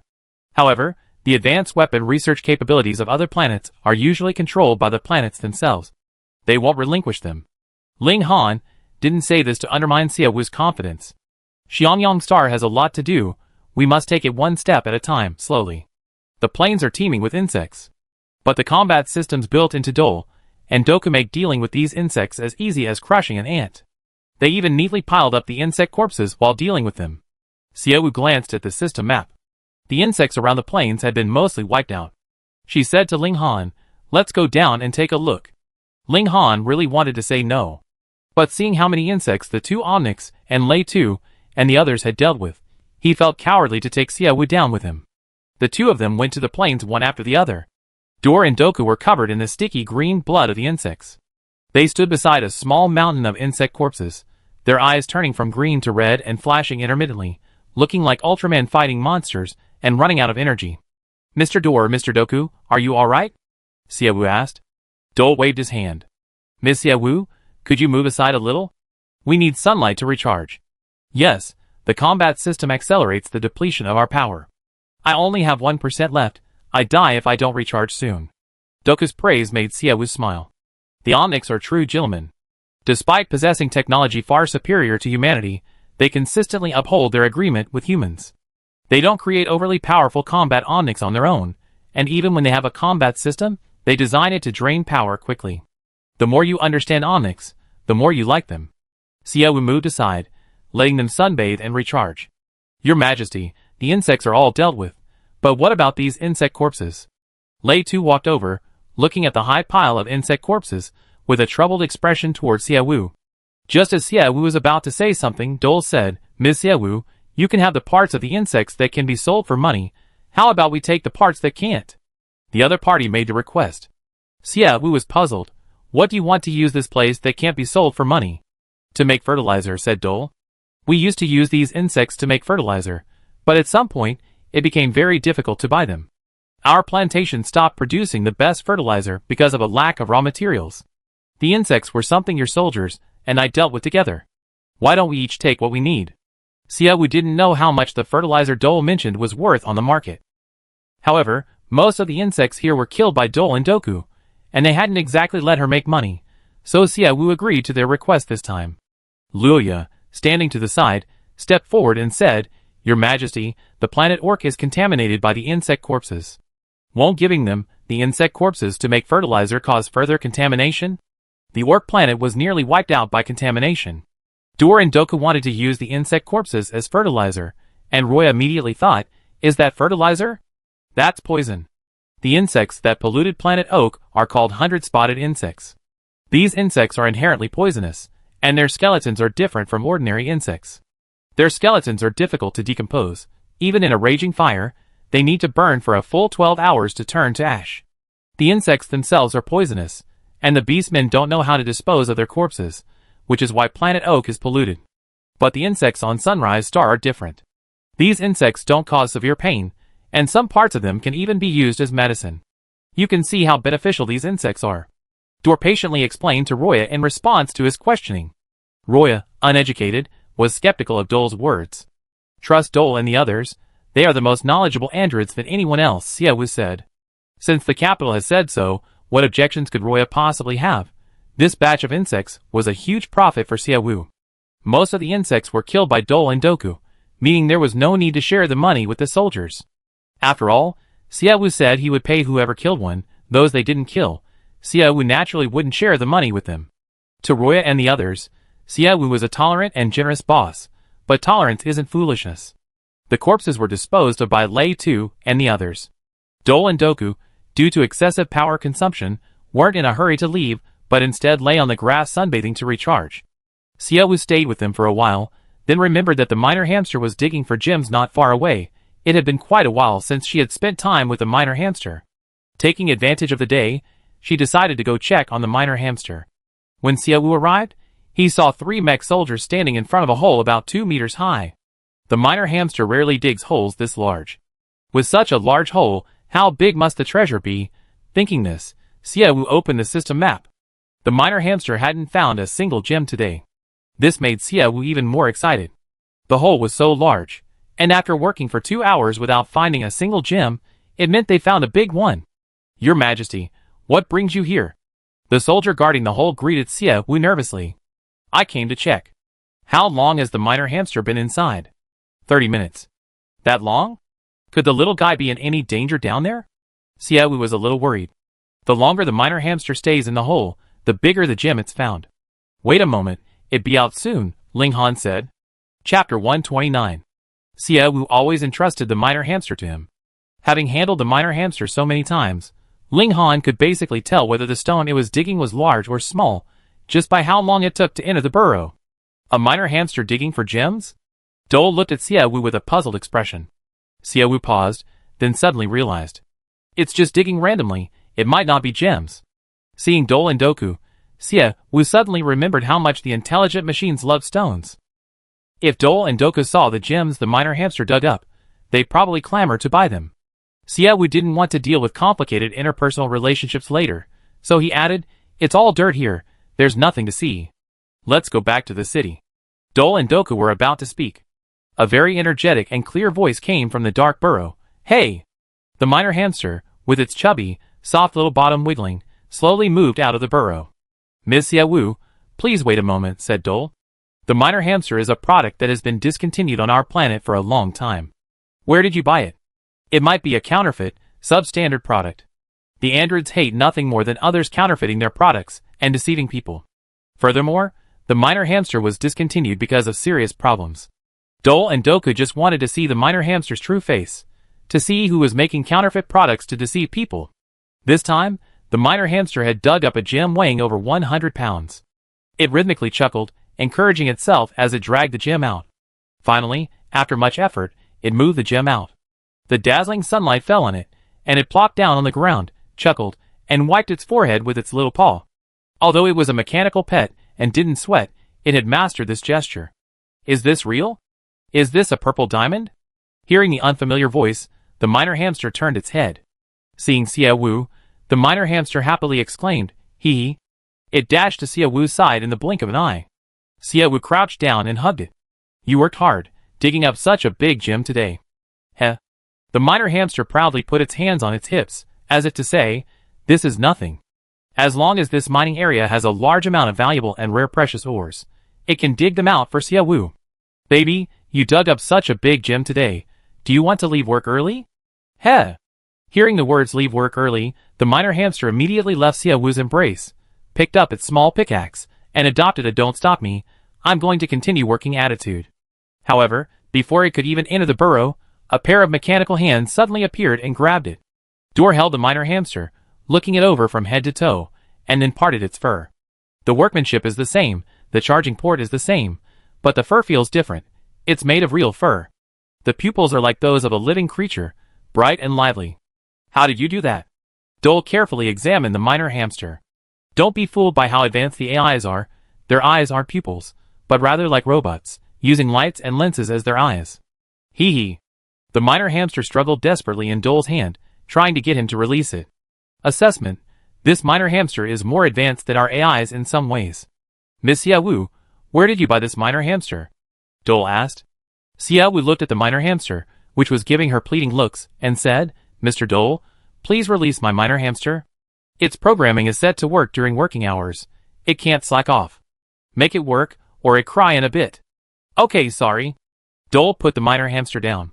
Fearing being caught again, the miner hamster scurried back to its burrow to dig for ore. Miss Xiaowu, can you tell me now where you bought that miner hamster? Sorry, I bought it on a black market website. The website automatically disappeared after I bought it. Xiaowu lied without thinking.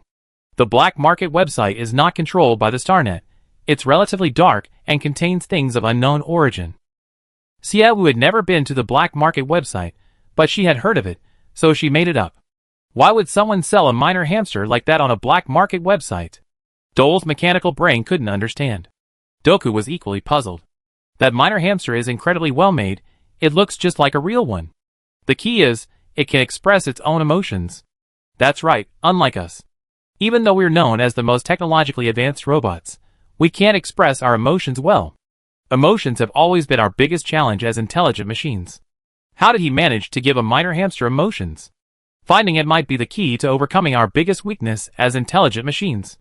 Doku and Dole chatted back and forth. Xiaowu inwardly cursed. The miner hamster was a gift from the system. It's normal for it to have features that intelligent machines can't match. But what if the intelligent machines really pressed for answers? Wouldn't they keep bothering her if she couldn't find them? Miss Xiaowu, could you lend us that miner hamster for a day? Dole asked. Xiaowu shook her head. No, my miner hamster works every day, rain or shine. If you disturb its work time, it might throw a tantrum. How about 3 hours? Dole conceded. Xiaowu still shook his head. Mr. Dole, as you just saw, my miner hamster is so lifelike, it's like a new living being. It has its own feelings and preferences. Even though I'm its owner, I respect its wishes. So go ask it, and if it's willing, I won't stop it. Okay. Dole nodded.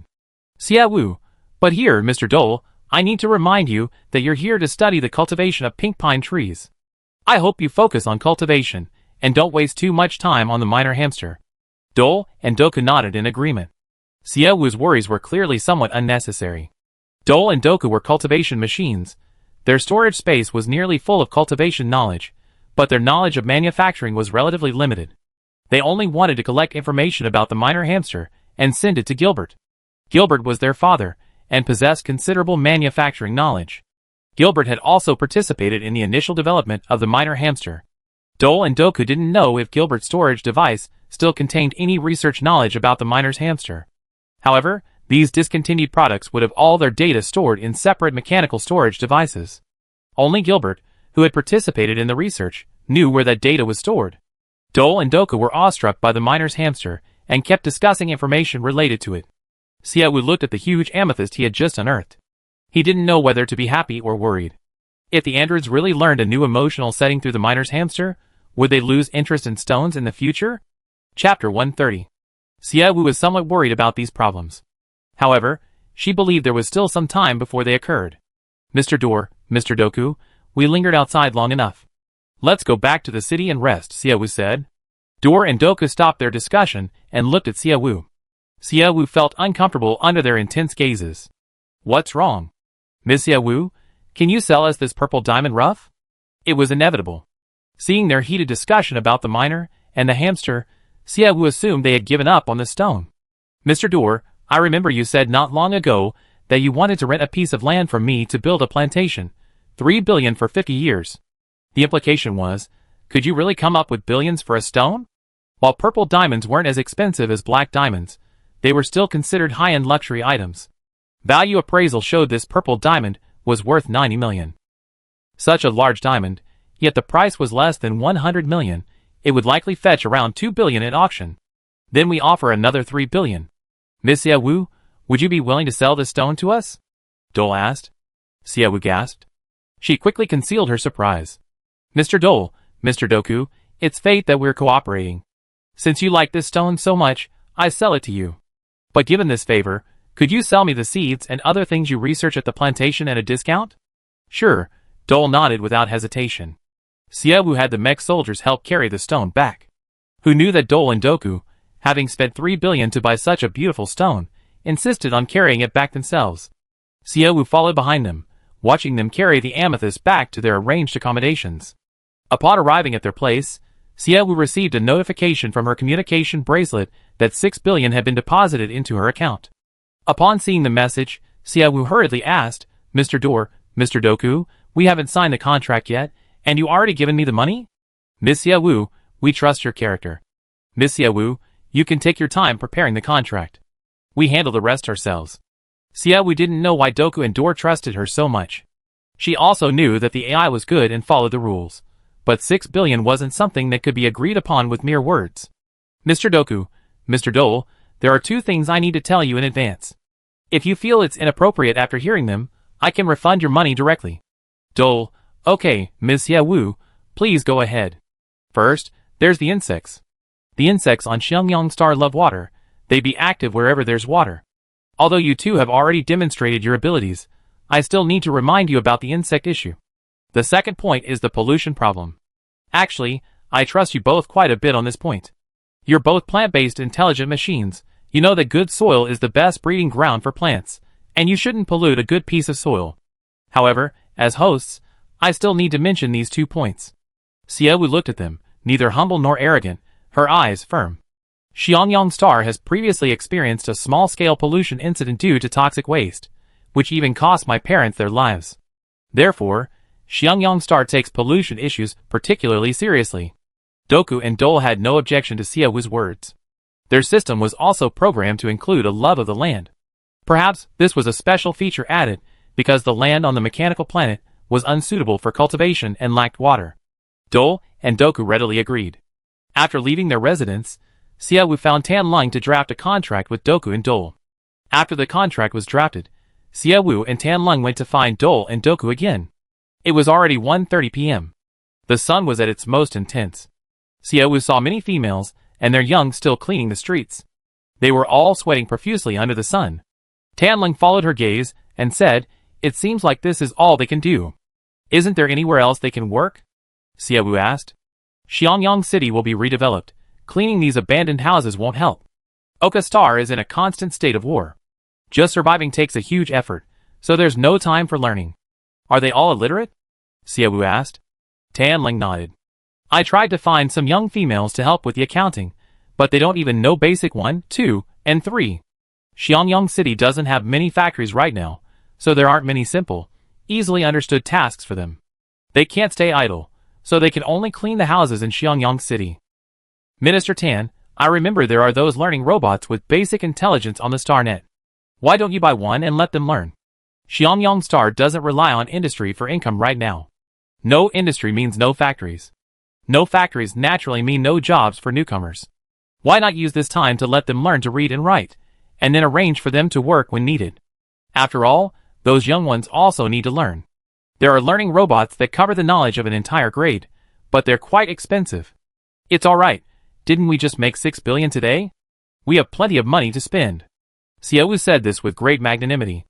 Tan Lung lowered his eyes and smiled. Wang, the AIs buy billions of our stuff, while we only buy around 100 million from them. Won't we drain them dry? Draining them dry is fine. They're good at making money. Next month, they'd be rolling in it again, and we make money from their pockets again. Wang, we can't just keep eyeing their wallets. Minister Tan, don't worry, I understand. Xiaowu was about to chat with Tan Lung for a bit more when her communication bracelet rang. It was Gao Hongji calling. Xiaowu answered the phone. Xia girl, have you forgotten what you're supposed to do today? The auction is about to start, and you haven't logged onto the StarNet yet? Don't you want to know how much your stone sold for as soon as possible? Xiaowu was startled, then quickly realized, oh right, I forgot about this important matter. Minister Tan, you talk to Mr. Dor's contract with them first. If there are any problems, we can discuss them in detail after I finish watching the auction. Wang, you auctioned off stones again? Yes, the miner hamster dug up 5 rare gems, and I auctioned off the largest one. Okay, then you go over there, and keep an eye on it. I go talk to Mr. Dor, and the others. After speaking with Tan Lung, Xiaowu said to Gao Hongji, Boss Gao, thank you for reminding me, otherwise I would have completely forgotten about it today. No girl, you just told your employees that you dug up 5 rare gems, and you auctioned off the largest one. Do you have many more stones hidden away? Chapter 131. Focusing solely on instructing Tan Lung to handle matters, she completely forgot she was still on the phone with Gao Hongji. Faced with questioning, Xie Wu calmly smiled and replied, "Boss Gao, it's just a few stones. If I had many, why would I hide them? Wouldn't it be better to have money in hand? It's just that I signed a contract with you, and I'm afraid I won't be able to find such valuable stones in the future, so I'm holding on to them and auctioning them off slowly. Girl, how about we extend the contract?"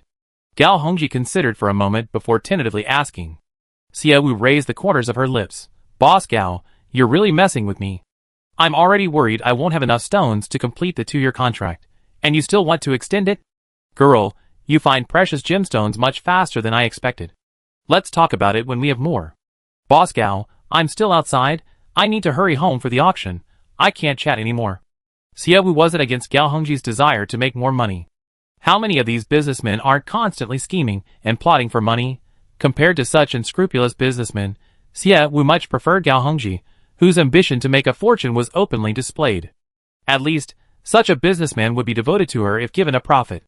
Back home, Xie Wu removed her heavy armor, sat down, and put on her virtual reality glasses. She logged into her gem auction account and entered the auction hall. The auction hall was still packed with people. Because it was a virtual environment, not everyone's avatars were displayed. The only data visible was the number of participants in the upper right corner of the auction hall. 70,000 plus. There's no specific data. They only gave 70,000 plus participants.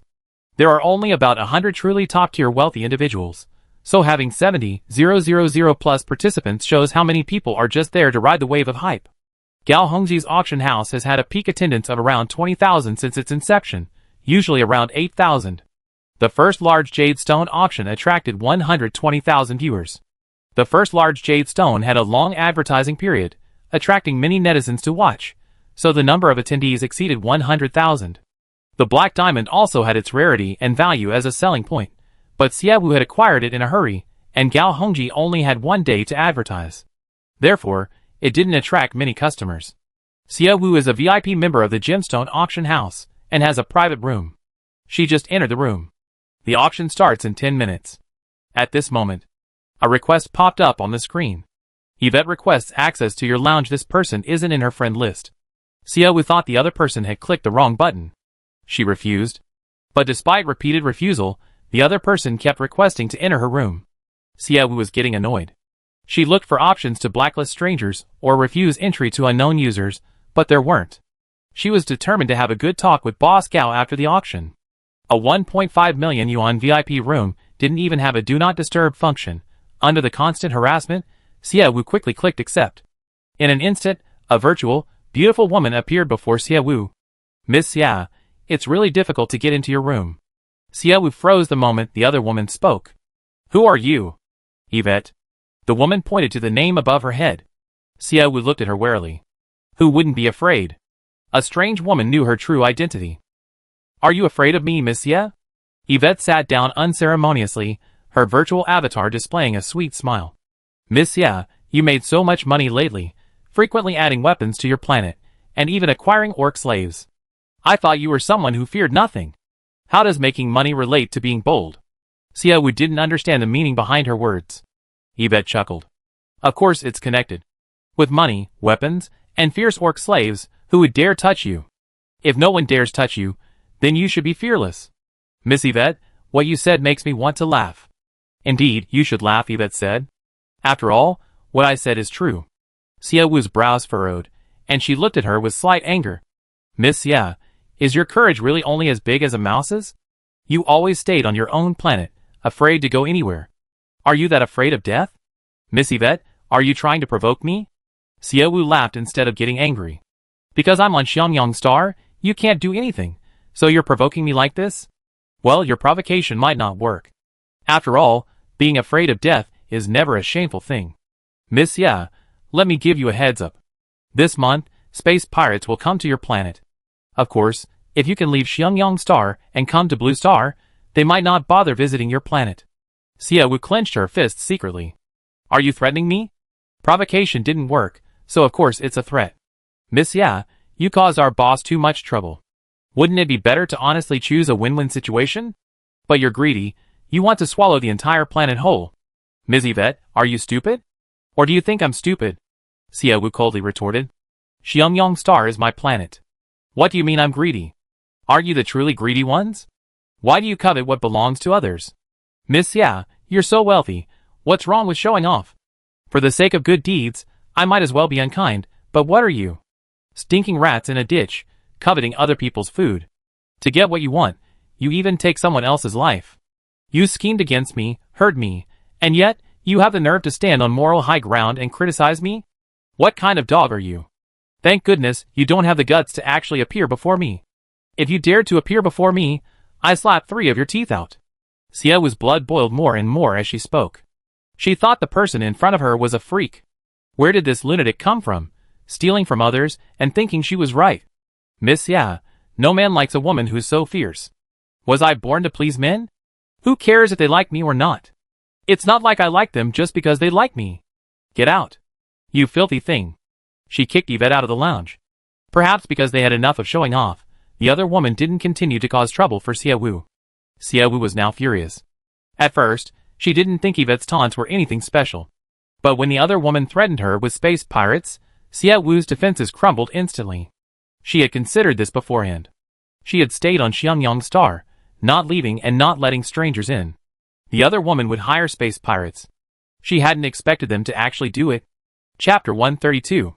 The application to purchase a large quantity of weapons hasn't been approved yet. It's possible they're being held hostage, deliberately preventing approval from higher-ups. After all, Xiangyang Star is currently a planet lacking manpower and teeming with insects. Even if they wanted a large quantity of weapons, they wouldn't have enough people. At most, they use them to kill insects. Anyone with a brain wouldn't delay the approval for so long. Don't let me find out who you are, or I kill you all sooner or later. Xie Wu was genuinely furious this time. Being attacked head-on by the other side, without even knowing who they were, was the most infuriating thing. However, while she was fuming, the auction had already begun. This time, besides Xie Wu's, there wasn't another rough gem in the auction. The first time Xie Wu participated in an auction, because she didn't know there was a dedicated auction house for rough gems, she bought indiscriminately on the Happy Tout website. Those who bought stones from her shop then auctioned them off at the gem auction house. So that was the auction house with the most rough gems in 5 years. Now, Xie Wu no longer sells rough diamonds online. Even if she did, she sells them cheaply. So cheap that even at a gem auction, no one would bid 2,000 yuan. Without rough diamonds, the auction mainly features gem necklaces and rings. Everyone knows there's a 100-pound black diamond rough today. Therefore, those who find gem necklaces acceptable bid, but if they see someone offering a higher price, they simply pass. The auction progresses faster than Xie Wu expected. However, it still took over an hour before Xie Wu's black diamond rough was auctioned. The starting bid for the black diamond was 800 million yuan. As soon as the auction began, someone bid 1.5 billion, 2.5 billion, 3 billion, 3.6 billion, 4.2 billion, 5 billion, 7.2 billion, 8.8 billion. One bid after another. The ever-increasing figures showed Xie Wu the allure of auctions. Of course, this was when he was auctioning his own product. A large screen was positioned directly above the auction stage. Everyone's bid and price would appear on it. The person consistently bidding was Moore. Considering Moore's budget for this black diamond was 30 billion, Xie Wu wasn't surprised that the price had reached 11 billion. Upon reaching 11 billion, someone clearly hesitated. The host announced, 11 billion once, 11 billion twice, 11 billion, 13 billion. Another bid was made. The crowd was shocked. Even Xie Wu was shocked. Although the black diamond was precious and rare, its size was less than half that of the previous large jade stone, yet its price was 1 billion more. 14.5 billion, 15 billion, 16 billion, 17.8 billion, 20 billion. The chat area was in an uproar. What's going on? Isn't a big shot's money? Is it worth it for that stone? Yeah, last week's big jadeite was huge, enough to make a lot of jewelry. 12 billion was a good deal. This black diamond rough isn't worth that much. I heard the old lady of the Bai family has her eye on this black diamond. Last time she didn't get the big jadeite, and she was so angry she ended up in the emergency room saying she'd die if she couldn't buy this stone. Is it true or not? It's just a stone. Is the old lady really that extreme? Of course. My third aunt's cousin's niece works as a maid in the Bai family, and I heard it with my own ears. Holy crap. The owner of the Black Diamond Rough is making a fortune. 24 billion. Who is it? They've been competing with the Bai family for it? Who else could it be? Of course, it's the AI. Only the AIs can compete with the Bai family. I heard it's more. He's famously obsessed with black diamonds. Damn, 29 billion. Are they crazy? With bids this high, won't it go unsold? What do you mean unsold? The Bai family and the AIs are both rich. Even if they're rich, it's still just a rock. Brother upstairs, please don't try to influence the rich with your own ideas. Last time, that top clothing company sold umbrellas that couldn't be used in the rain for 200,000 each, and a bunch of stupid rich people bought them. Damn, if an umbrella can't keep out the rain, is it even an umbrella? When the price reached 32 billion, Xie Wu felt a chill. She was genuinely afraid the price was too high, and the auction would fail. She immediately called more. The call was answered quickly. Hello, Miss Xie Wu, is there something urgent? If it is, speak quickly, I'm very busy right now. 32.5 billion. Attorney Moore, I have 2 more top-quality black diamond roughs. You should let them have this one. What? Let them have it. That's impossible. 34 billion. Mr. Moore, if I find any more black diamond roughs in the future, I notify you first. You have to let them have this one. If you don't, I won't sell you any more black diamonds in the future. I sell it to the Bai family separately. Moore was silent for a moment. He hesitated. Xie Wu heard the auctioneer shout, 34.5 billion, first time, 34.5 billion, second time, 34.5 billion, third time, 34.5 billion, sold.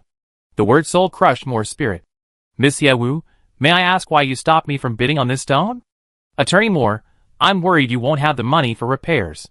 Xiangyang Star needs you. This was genuine. Even if the AI is wealthy, Moore's repair costs are the highest among all AIs. Xie Wu still has the stone. What if Moore spends all his money on a single stone, and then has no money for repairs, and then Xie Wu needs him, and something goes wrong? An 800 million stone, bid up to 34.5 billion, that's more than enough profit. Xie Wu isn't greedy. Miss Xie Wu, your concern for me is somewhat unexpected. Attorney Moore, your obsession with the black diamond also shocks me. Moore was silent for a few seconds before speaking. Miss Xie Wu, although you still have the black diamond, I'm still a little angry thinking about how it was stolen. You should have let me bid a higher price. Attorney Moore, don't be angry. From now on, I only sell black diamonds to you. No matter how much money someone else offers, I won't sell. Hearing this, Moore felt much better. Okay, Miss Xie Wu, I go to Xiangyang Star tomorrow to buy the black diamond from you. Okay, I wait for you. After hanging up the phone with Moore, Xie Wu's heart was still pounding. Who would have thought that auctioning a stone would give her such a high blood pressure? Putting on her virtual reality glasses again, the screen appeared. Gao Hongji requests entry into your room. Xie Wu pressed accept. Upon entering the room, Gao Hongji explained excitedly, Girl, we really struck it rich this time. I never imagined they raised the price to 34.5 billion. When I heard the number, I was truly shocked. That's right, I was shocked too, Boss Gao. Chapter 133. But something strange. When I heard 34 billion, I felt Moore would keep raising the price, but I didn't expect him to stop. He's the top lawyer in the interstellar space. He shouldn't be short of money, Gao Hongji said. Xie Wu sighed. He's not short of money, but he can't just spend it all at once. He's the AI with the highest maintenance costs among AIs. What if he spends all his money on a rock, and then runs out of money for repairs? Gao Hongji sensed something amiss in these words. Girl, why are you so concerned about Moore's repairs? I heard Moore helped you with a case before, and you two became good friends? Whether we're good friends or not, I don't know.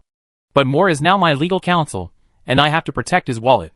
Why do you need to protect his wallet? To make him pay for the repairs himself. If he goes back empty-handed, I have to pay for the repairs. Each repair costs him hundreds of millions. Boss Gao, let me do the math for you. If this stone is auctioned off for 35 billion, according to the contract, you get 1.5% of that as a commission. If more. The lawyer emptied his pockets and borrowed money. Think about how much I have to pay for his repairs. Gao Hongji was silent for a moment. How many 100 million will his repairs cost? I don't know the exact amount, let's say 200 million. If Attorney Moore stops the repairs for 3 months to pay off his debts, I have to pay 600 million for him. If Moore asks for 35 billion and the Bai family doesn't continue, my losses will be huge. 35 billion in fees, plus several hundred million in repair costs. It's better to go for 34.5 billion. I only need to pay a 150 million fee, and Mr. Moore can cover the repair costs himself. The key is, the money Moore didn't spend this time will be delivered again tomorrow. The AIs have been squeezed enough. It's time to squeeze the Bai family. Girl, it sounds like you didn't lose out, but I did. Boss Gao, how did you lose out? You don't think the Bai family will bid 35 billion, do you? AIs can go crazy for stones, but can the Bai family? If I were a descendant of the Bai family, I have an artificial black diamond made. Artificial black diamonds are cheap and beautiful. They're human, they can't feel the emotions of stones like AIs do. As long as it looks pretty, that's enough. So, there's a way to appease the old lady, but money can't be wasted like this. Believe me, the Bai family is already regretting spending so much money. Gao Hongji didn't speak. Generally, in item auctions, the Bai family pays half the auction fee in advance, and then pays the other half after they deliver the item. The auction is over, but the Bai family's money hasn't arrived yet. They're really worried the other party might renege on their payment. You're right. This time, the black diamond's auction price was half again, as much as that large jade stone. Anyone would feel the pinch. However, black diamonds are unlikely to be cheap in the future. Why? The Bai family has many businesses on Blue Star and controls numerous commercial channels. They spent 34.5 billion to buy a black diamond rough weighing about 100 kilograms, so they definitely drive up the price until they recoup their losses.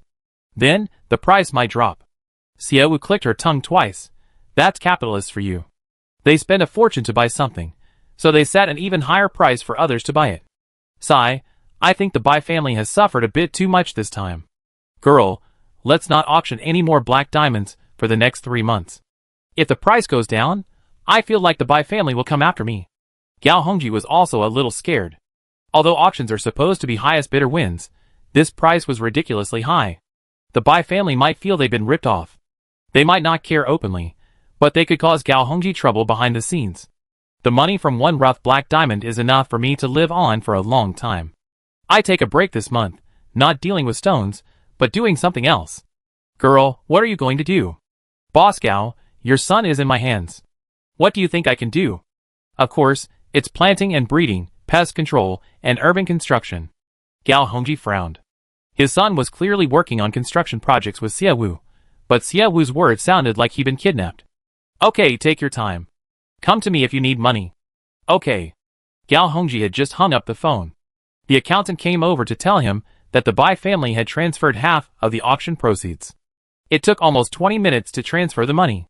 Gao Hongji thought that perhaps the Bai family also regretted their decision, but out of politeness, they still gave the money in the end. Gao Hongji instructed the finance department to keep 1.5% as a handling fee, and transferred the rest to Xiaowu.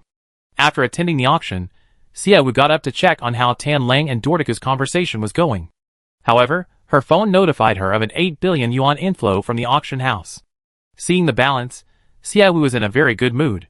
She thought about what to add to Xiangyang's star. Just then, an unfamiliar number called. Xiaowu felt a bit resistant to seeing unfamiliar numbers. After all, she had just been disgusted by Yvette on the Star Network. However, the call kept ringing, and after hesitating for a few seconds, Xiaowu finally answered. Hello, are you Miss Xiaowu? The caller asked. Xiaowu nodded. Yes. Hello, Miss Xiaowu. This is Bai Heng. My assistant should have spoken to you before. The Bai family's phone number? Xiaowu asked. Mr. Kent, is that right? Yes, Miss Xiaowu, it seems your memory is quite good. You haven't contacted Kent for so long, I thought you had forgotten him. The Bai family's special assistant, such an important person, I could never forget him, no matter how busy I am. Miss Xiaowu, I'd like to ask, how many stones do you still have? Xiaowu didn't understand why Bai Heng was asking this question. She couldn't guess the reason either. The Bai family had just spent 34.5 billion to buy her black diamond rough. Surely they wouldn't have any money left to buy a large jadeite stone? Mr. Bai Heng, are you interested in buying my large jadeite stone? Xiaowu asked tentatively. Bai Heng sneered. Miss Xiaowu, do you think our Bai family can come up with tens of billions of dollars to buy that stone right now? Don't play dumb, Miss Xiaowu. Do you think our Bai family can't find out? Mr. Bai Heng, what do you mean by that? I'm just auctioning a stone. How come you make it sound like I committed a heinous crime? Miss Xiaowu, you colluded with Attorney Moore to deliberately inflate the auction price. Our investigation found that you spoke with Attorney Moore during the jade auction. Xiaowu now understood why Bai Heng had called personally. It was because he suspected Moore and she of colluding to drive up the price. The Bai family's efficiency was frighteningly fast. Less than a short time after the auction ended, they found out she had spoken with Moore. Mr. Bai Heng, my conversation with Mr. Moore was recorded. After you listen to the recording, then judge whether Attorney Moore and I deliberately framed you. Chapter 134. Xiaowu's words carried a certain firmness and anger. Being unjustly accused of colluding with Moore to inflate prices would anger anyone. Xiaowu managed to suppress this anger because the other party was from the Bai family. She already had a wolf by her side, plotting to tear her apart. If she were to provoke a tiger, even buying a loaf of bread would become difficult. Without external resources, relying solely on Xiangyang Star's current manpower and resources, it would likely have to revert to an agrarian society and develop step by step. Of course, if the other party was willing to let Xiangyang Star develop, that would be fine. But if the other party was angry and tried to destroy Xiangyang Star, then it would be all over. Xiaowu played the recording of her conversation with Moore for Bai Heng, clearing up the misunderstanding. After the recording finished, Bai Heng still didn't believe her. Miss Xiaowu, do you record all your conversations with everyone? What? Mr. Bai Heng, you don't have this habit? Xiaowu retorted. Bai Heng didn't answer. His silence was tantamount to an answer. He indeed didn't have that habit. Mr. Bai Heng, it's better if you do have that habit. For us big shots, a single word can mean a transaction worth hundreds of millions. Besides, if someone tries to frame you, you can keep evidence beforehand to avoid being left speechless when you're caught. Miss Xiaowu, are you saying I'm wronging you? Bai Heng retorted sarcastically. Xiaowu chuckled lightly, isn't it? Mr. Bai Heng is coming to question me based on a single phone record. It seems he's been blinded by anger over buying a black diamond rough for 34.5 billion. Bai Heng fell silent again. He was indeed angry. He had never liked stone ornaments, but his grandmother particularly loved them. The old lady has 5 entire jewelry rooms filled with gemstone and jade ornaments, and the number is still growing. The Bai family is wealthy, and they support the old lady's hobbies. However, this time, the black diamond rough cost far too much. Bai Heng's anger wasn't just about spending 34.5 billion on a black diamond rough, but also about Xiaowu not selling them the large jade stone. If Xiaowu had sold them that large jade stone, the old lady would have had such a large piece of jade. She could make as many ornaments as she wanted, and even if they didn't win the bid for the black diamond, she wouldn't be angry. The problem is, Xiaowu didn't sell them the large jade stone, the old lady didn't get the stone she wanted, and if she also couldn't get the black diamond rough stone, the old lady might really cry from anger. Crying from anger is a minor matter. If she ended up in the hospital from anger, it would be considered unfilial by the younger generation. With these two resentments mixed together, Bai Heng saw Xiaowu talking to Mu Er on the phone and called to reprimand her. Mr. Bai Heng and I aren't familiar, so it's normal for him to misunderstand me. But even if you don't know me well, you must know about Onyx, right? Bai Heng remained silent, and Xiaowu assumed he was too angry to speak. Xiaowu didn't want to antagonize him, so she continued to explain. As far as I know, Onyx are all upright, and wouldn't do anything to scheme against or harm humans. If Attorney Moore were truly colluding with me, it would violate his programming. And Attorney Moore is the top lawyer on the Starnet. He only helps those in need. The programming for justice is perhaps even stricter than that of any Onyx. I'm not some top hacker who can hack into an Onyx program to modify its settings and help me raise prices. The intelligent machines that possess the technology of the Haiyan Galaxy are impossible for any top hacker to modify internally. Many hackers have attempted to hack an intelligent machine to work for them. The intelligent machine, however, used a virus to destroy all their tools and expose their location and appearance. After several attempts, the hackers realized their skills were no match for the intelligent machines and abandoned the plan. Bai Heng, after being reprimanded by Xiaowu, had calmed down. Miss Xiaowu, perhaps you didn't collude with Attorney Moore, but you did tell my grandmother about the black diamond rough. Mr. Bai Heng, since you think you're wrong, just admit it, Xiaowu said. You're a businesswoman too. What's wrong with advertising your products? What? Does your tourism industry never advertise, just waiting for tourists to choose where to go? I know you're angry because you spent too much money, but what does that have to do with me? I conduct business according to normal standards. I offer my products, advertise them, and clearly mark the prices. If you like them, buy them, if you don't. I didn't force you to raise the prices so high. In fact, because you raised the prices so high, you scared me, forcing me to stop returning more, and even making a promise to only sell future black diamond rough to him. If I really wanted to make money off the Bai family, I should have let you keep bidding, not stopped you. Xie Wu's voice grew increasingly forceful. She was such a good person, yet she was so wronged. Bai Heng gradually calmed down, and he now understood many things that he hadn't thought of before. Miss Xie Wu, I acted impulsively. I'm sorry. Hearing the apology, Xie Wu's lips curved into a slight smile. It's good that you realize your mistake, Mr. Bai Heng. I have no intention of being enemies with your Bai family. It wouldn't benefit me. The price of 34.5 billion is indeed high, but I can't return any of it to you. Items consigned for auction incur handling fees. However, to compensate for your loss, I can give you 3 pieces of jade worth $1 million each, hoping to appease your anger. 3 pieces of jade worth $1 million each. Thinking of his 34.5 billion loss, it was nothing.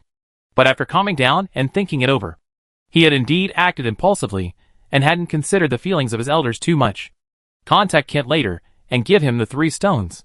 Bai Heng was thinking, every little bit helps. Okay, if there's nothing else, I hang up now. Wait a minute. Bai Heng said hurriedly. Xie Wu, Mr. Bai Heng, is there anything else? Are you still selling that large jade stone? Mr. Bai Heng, do you still have enough money to buy the large jade stone? How could the Bai family not have that much money? Xie Wu was silent for a moment, then said, Mr. Bai Heng, it's rare for you to call me first, and since you're a reasonable person, I'd be frank with you. I can sell you that large jade stone for 10 billion, but I want to cooperate with you. Cooperate?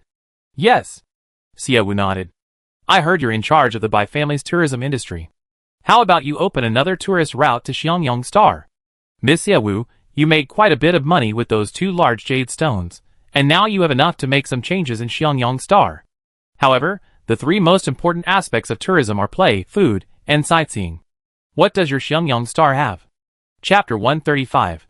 People travel to unfamiliar places, see unseen scenery, enjoy fun activities, and eat delicious food. But Xiangyang Star only has insects.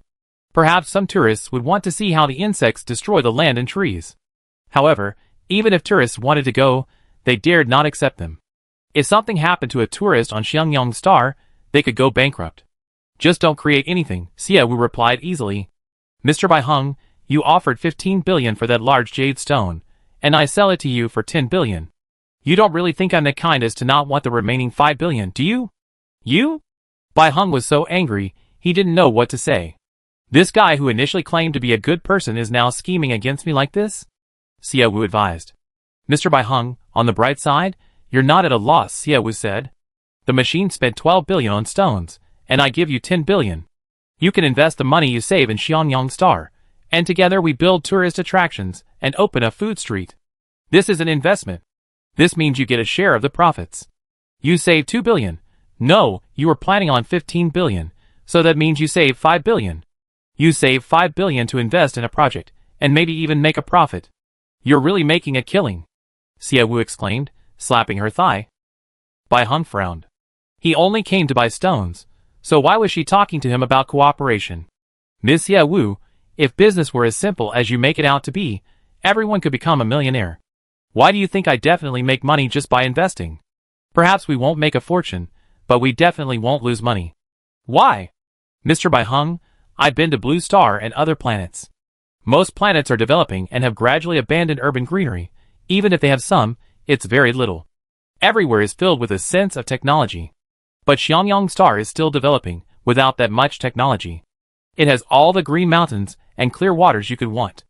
If we created an environmentally themed tourist destination, how many people do you think would be willing to return to nature and immerse themselves in flowers and green waters? Bai Heng was somewhat convinced by Xie Wu. Blue Star has been developing to the point where technology is everywhere, and green mountains and clear waters have become much less common.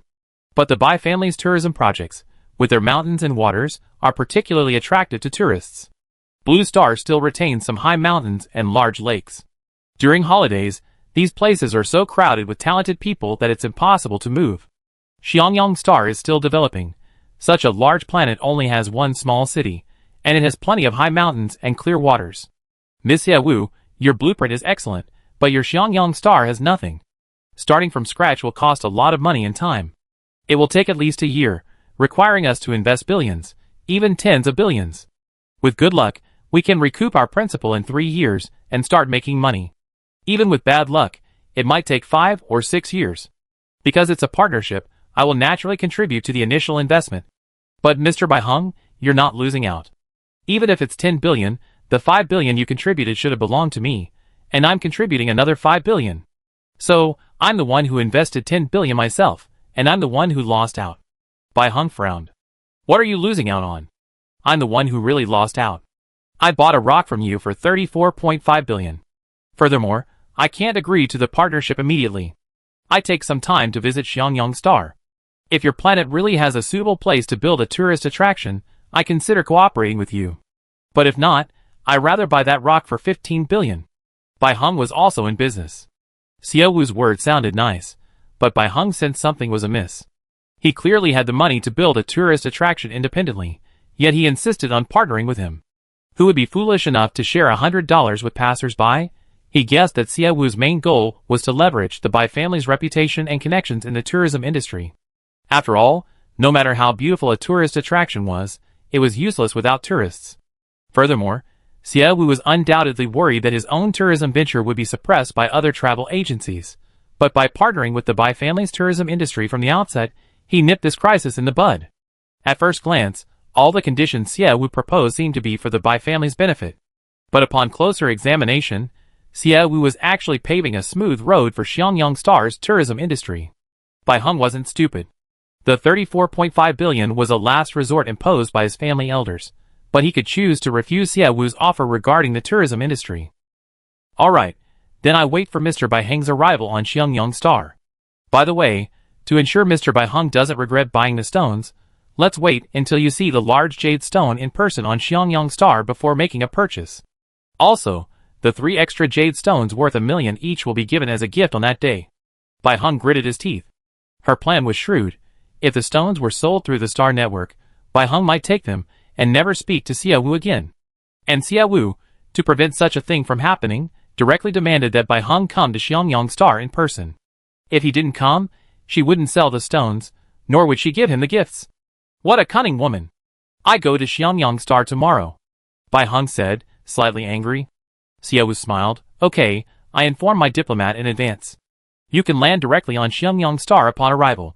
Upon hearing this, Bai Hung said, Miss Xiao Wu, your planet is currently off limits to anyone without your permission.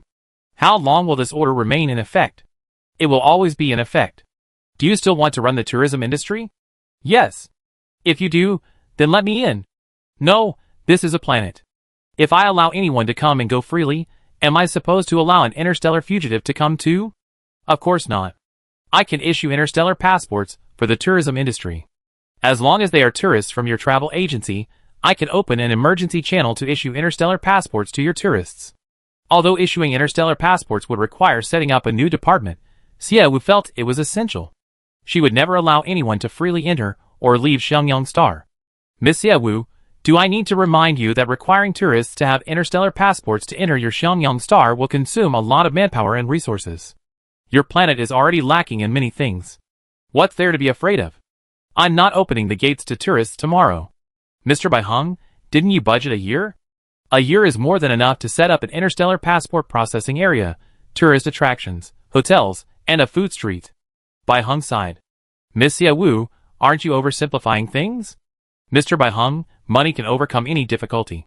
If you really think it's difficult, just invest more money. I'm hanging up now. I have other things to do. He didn't want to say anything more to Xiao Wu. He realized it. Xiao Wu not only wanted his effort, but also his money. A lot of money. Chapter 136. He hung up the phone. Bai Hung grew angrier the more he thought about it. Kent, standing to the side, seeing his young master so angry, asked, Young master, your conversation with Miss Xiao Wu seemed to go smoothly. Smoothly? Smoothly what? Didn't Miss Xiao Wu agree to sell you that large jade stone? With that jade stone, plus that black diamond, the old lady should be happy for a long time. Bai Hung, He remained silent. But the more he thought about it, the angrier he became. Even if that jade stone is 2 billion cheaper than the machines, this black diamond is 34.5 billion. The company's appraisal team said that the black diamond is worth at most 9 billion, and we paid almost 4 times that price. And this Xiao Wu? Bai Hung slammed his hand on the table in anger. I confronted her. How did she go from perpetrator to victim, and then brazenly try to do business with me? Even if we were to do business, she's even better at making empty promises than I am. Given the situation on Xiangyang Star, how could she possibly believe that starting a tourism business there would guarantee profits? Bai Heng, in a fit of rage, called Xie Wu to confront her. However, Xie Wu quickly refuted his claims. Perhaps because he had wronged Xie Wu, he was able to suppress his anger when she later made empty promises to him. Young master, I think Miss Xie Wu has a bit of luck. Bai Heng glared at him. Kent timidly changed his words. Miss Xie Wu has a bit of incredible luck. Bai Heng's anger subsided somewhat. Kent continued, actually Miss Xie Wu's luck is quite good. Think about it, that large jade stone before, the appraisal team valued it at around 6 billion, but she sold it for 12 billion. This time, the black diamond rough was valued at 9 billion, but she sold it for 34.5 billion. Kent, are you saying our Bai family is being taken advantage of? Bai Heng coldly interrupted him. Kent quickly denied it. Young master, that's not what I meant. I admit Xie Wu has some luck. She wouldn't earn this much selling anything else. It's because those damn machines keep competing with us for stones that the price has gone up so high. Grandma has loved jade her whole life. How come she's never tired of it? Bai Heng didn't like jade or gemstones, and the thought of all the money he worked so hard to earn disappearing like this was heartbreaking. Young master, Miss Xie Wu's luck is excessive. Think about it. Even if jade is profitable, most people might never encounter a piece of jade that's profitable in their entire lives. But Miss Xie Wu isn't like that. Last week she bid on a stone worth 12 billion, and this week she bid on one worth 34.5 billion, even though we paid for it. Under Bai Heng's fierce gaze, Kent's voice trailed off. But seeing Bai Heng's gaze soften, he quickly said, if we could do business with Miss Xie Wu, maybe we could benefit from her luck and make a small fortune too. This was exactly what Kent wanted to say. Despite all the preamble he given, Bai Heng's expression softened considerably upon hearing this. Didn't we find out that Xie Wu had already consigned a batch of stones to auction at the gem auction house before that large jade stone? He asked. Kent nodded. Yes, she actually sold quite a few jade stones online while auctioning them at the gem auction house. Back then, the prices were so low that everyone who bought them said they made a killing. Bai Heng frowned. Did she switch her mind? The jade stones she sold online were so cheap before, but now they're so expensive. Yes, if we had met Miss Xie Wu sooner, we might have been able to buy a batch of jade for the old lady at a very low price. Forget it, she's not stupid anymore. It's impossible to buy cheap gems from her. Honestly, how could someone who was so naive before become so cunning so quickly? Bai Heng was completely baffled. When he learned that Xie Wu had a large piece of jade, he sent people to investigate her. Initially, Xie Wu acted like a novice who didn't understand market prices, relying on the prices offered on websites to sell the jade cheaply. But now, Xie Wu is like a cunning old fox. She never sell it cheaply, no matter how high the price. She's made back hundreds of times what she lost in the early stages. Young master, are we really going to Xiangyang Star tomorrow? You have meetings in the morning and afternoon, Kent asked. Can we not go? If we don't go, she won't sell the stone to me. We already lost so much. Only by buying the jade can we consider it a worthwhile investment. Buying a black diamond rough for 34.5 billion now feels like a loss to anyone. But if we buy the large jade stone for 10 billion, then the two stones would be 44.5 billion, averaging over 20 billion per stone. Thinking about it this way, it doesn't seem like a particularly bad loss. Bai Heng is very good at comforting himself. Xiang Yangxing. Hanging up the phone with Bai Heng. Xie Wu sighed heavily. Although she took the lead in the conversation with Bai Heng later on, the words had been spoken, and the fact that Xiang Yangxing had nothing still had to be faced. Xie Wu thought for a moment and called Liang Xian. As soon as the call connected, Xie Wu asked, Minister Liang, is there any news about the weapons application? Not yet. I called them, and they told us to wait. Okay, I understand. Xie Wu hung up and called Gao Yu again. Gao Yu, how's the work going? Still calculating the city's area, Xie Wu.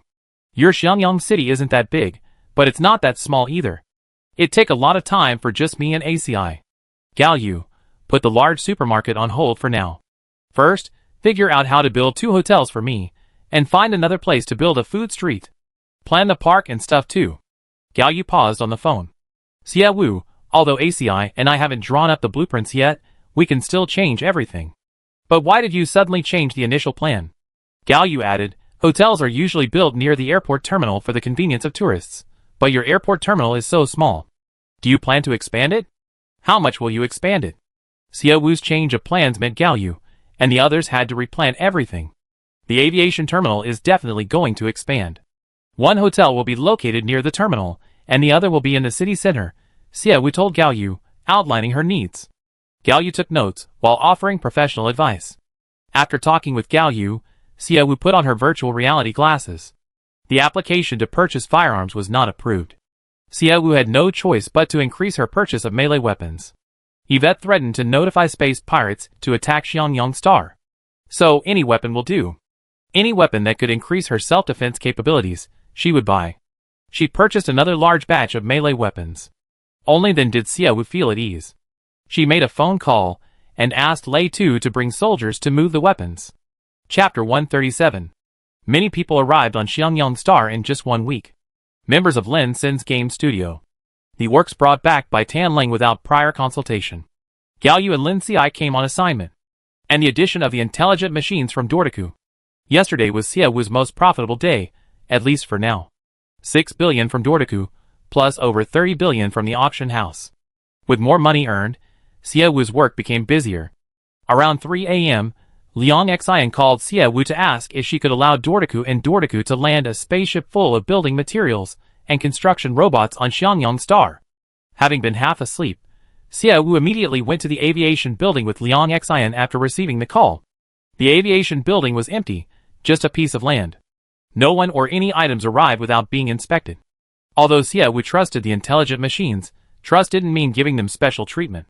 She personally went to the aviation building to inspect the materials brought by Dordaku. Dordaku was already there waiting, even earlier than Xia Wu and the others. Upon meeting them, Xia Wu stepped forward and asked, Mr. Dordaku, the contract hasn't been signed yet, and you already sent materials to Xiangyang Star to build a plantation? We already signed the contract, Miss Xia Wu. Xia Wu was taken aback. Signed? The contract I drafted with Minister Tan, you signed it? Your contract is very reasonable, within our acceptable range, so we signed it. Haven't you seen the contract yet? Xia Wu silently recalled that last night, while she was busy purchasing weapons on the Starnet, Tenling brought in a document. At that time, Xia Wu was wearing an earpiece and didn't clearly hear what Tanlung said, only catching the word signed. Seeing that she was busy, Tanlung didn't say much and left. Now that she thought about it, the contract Tanlung was holding was the one she had signed with Dordaku. However, after buying and moving the weapons, she was so busy that she forgot about the contract Tanlung had brought. Sorry, I was busy too late last night. I signed the contract in a bit. Can we move things? Dordaku asked. Please. Xia Wu gestured for them to proceed. The transport ship's hatch opened, revealing boxes of building materials neatly bundled together. At the very back of the building materials was another vehicle carrying more materials. Dordaku and Dordaku entered the ship and opened a box placed to the side. They took out a robotic monkey from the box, pressed a switch, and the robotic monkey opened its eyes, picked up a box of building materials, and walked towards the door. This was the latest product from the intelligent machines, the construction gray monkey, usable for any construction project. It had built-in solar power and rechargeable electricity, allowing it to work continuously as long as there was electricity. It could be used for up to 3 days, making it the most popular new construction product during this period. Of course, the construction gray monkeys weren't cheap. One cost 300,000. Dor and Doku, being androids, bought 100 construction gray monkeys to speed up the plantation's construction. The monkeys were activated, and they carried all the transported building materials. They lined up neatly and headed towards the site where the plantation would be built. Xia Wu checked the time on his communication bracelet. Mr. Dor, Mr. Doku, it's 3:15 a.m. on Xiangyang Star. Are you planning to start building the plantation now? Yes, Dor replied. Mr. Dor, the insects in that area haven't been completely eradicated. Aren't you afraid of being attacked by insects if you go there to build the plantation in the middle of the night? Miss Xia Wu, you don't need to worry about our safety. We're fully charged, and the 2 backup batteries are also fully charged. Plus, we have built-in night vision, so day and night are completely different for us. However, please inform the city gate guards about our departure. Dor and Doku had complete confidence in their abilities. However, since they were there to help plant trees on Xiangyang Star, Xia Wu was still worried about their safety, and told Lei Tu to send a small team to escort them out.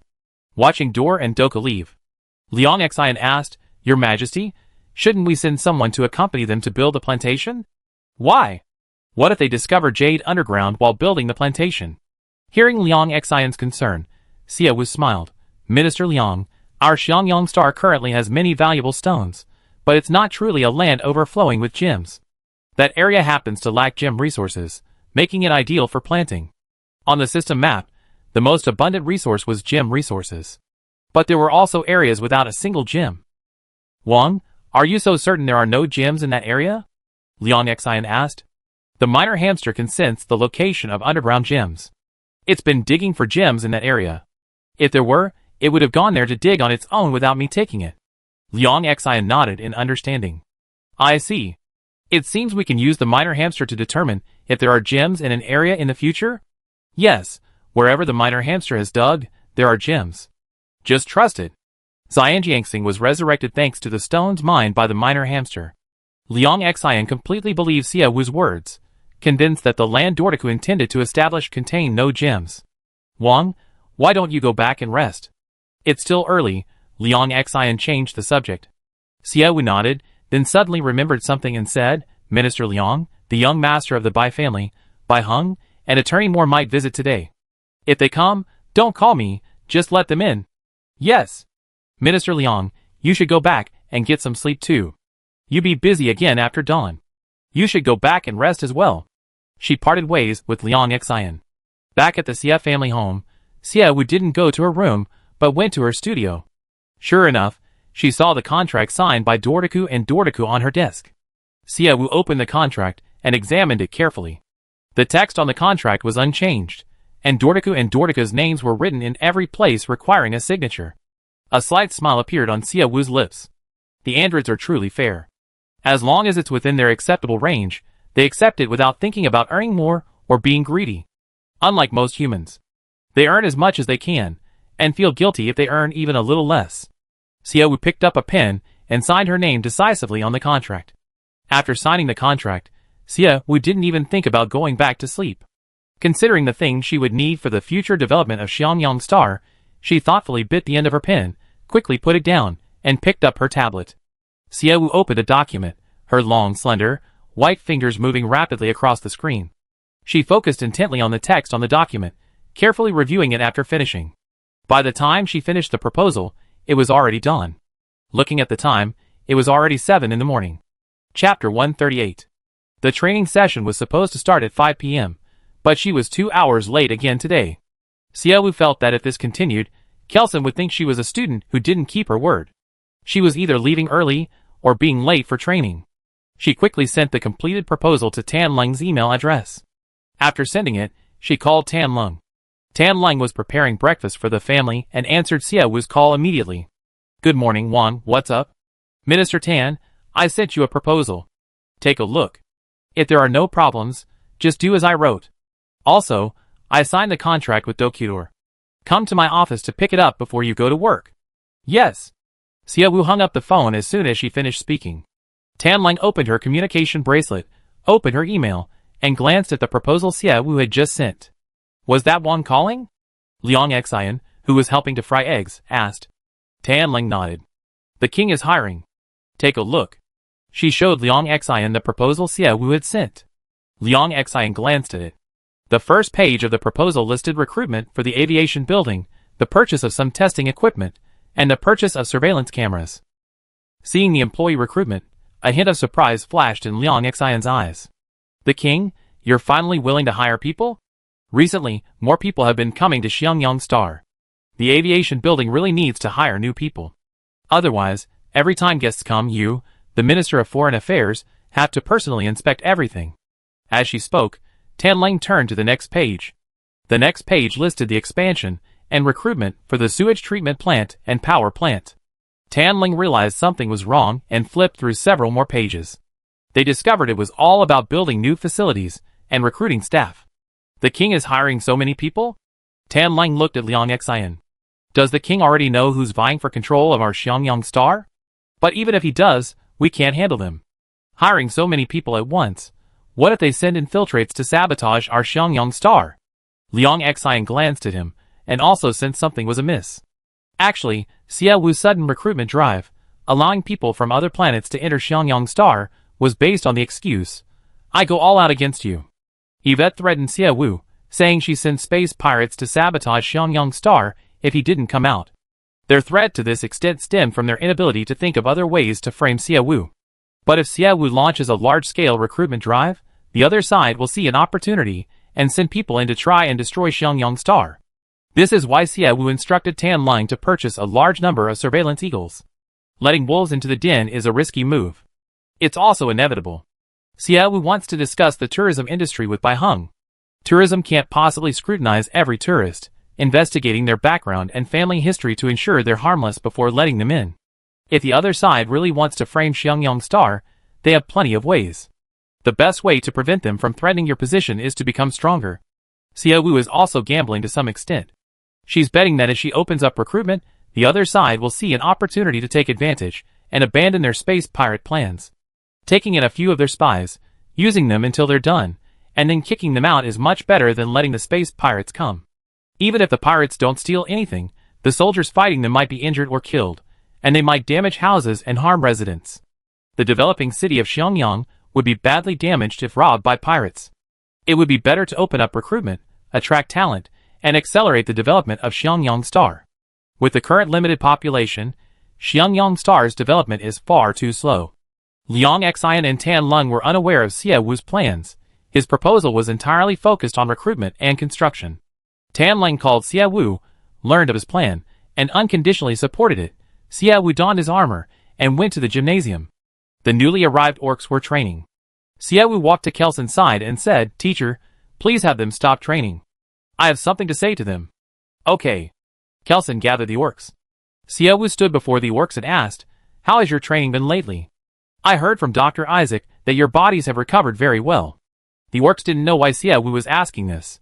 They worried that Xie Wu was there to send them back to Orc Star, and secretly glanced at their companions standing beside them, not daring to speak.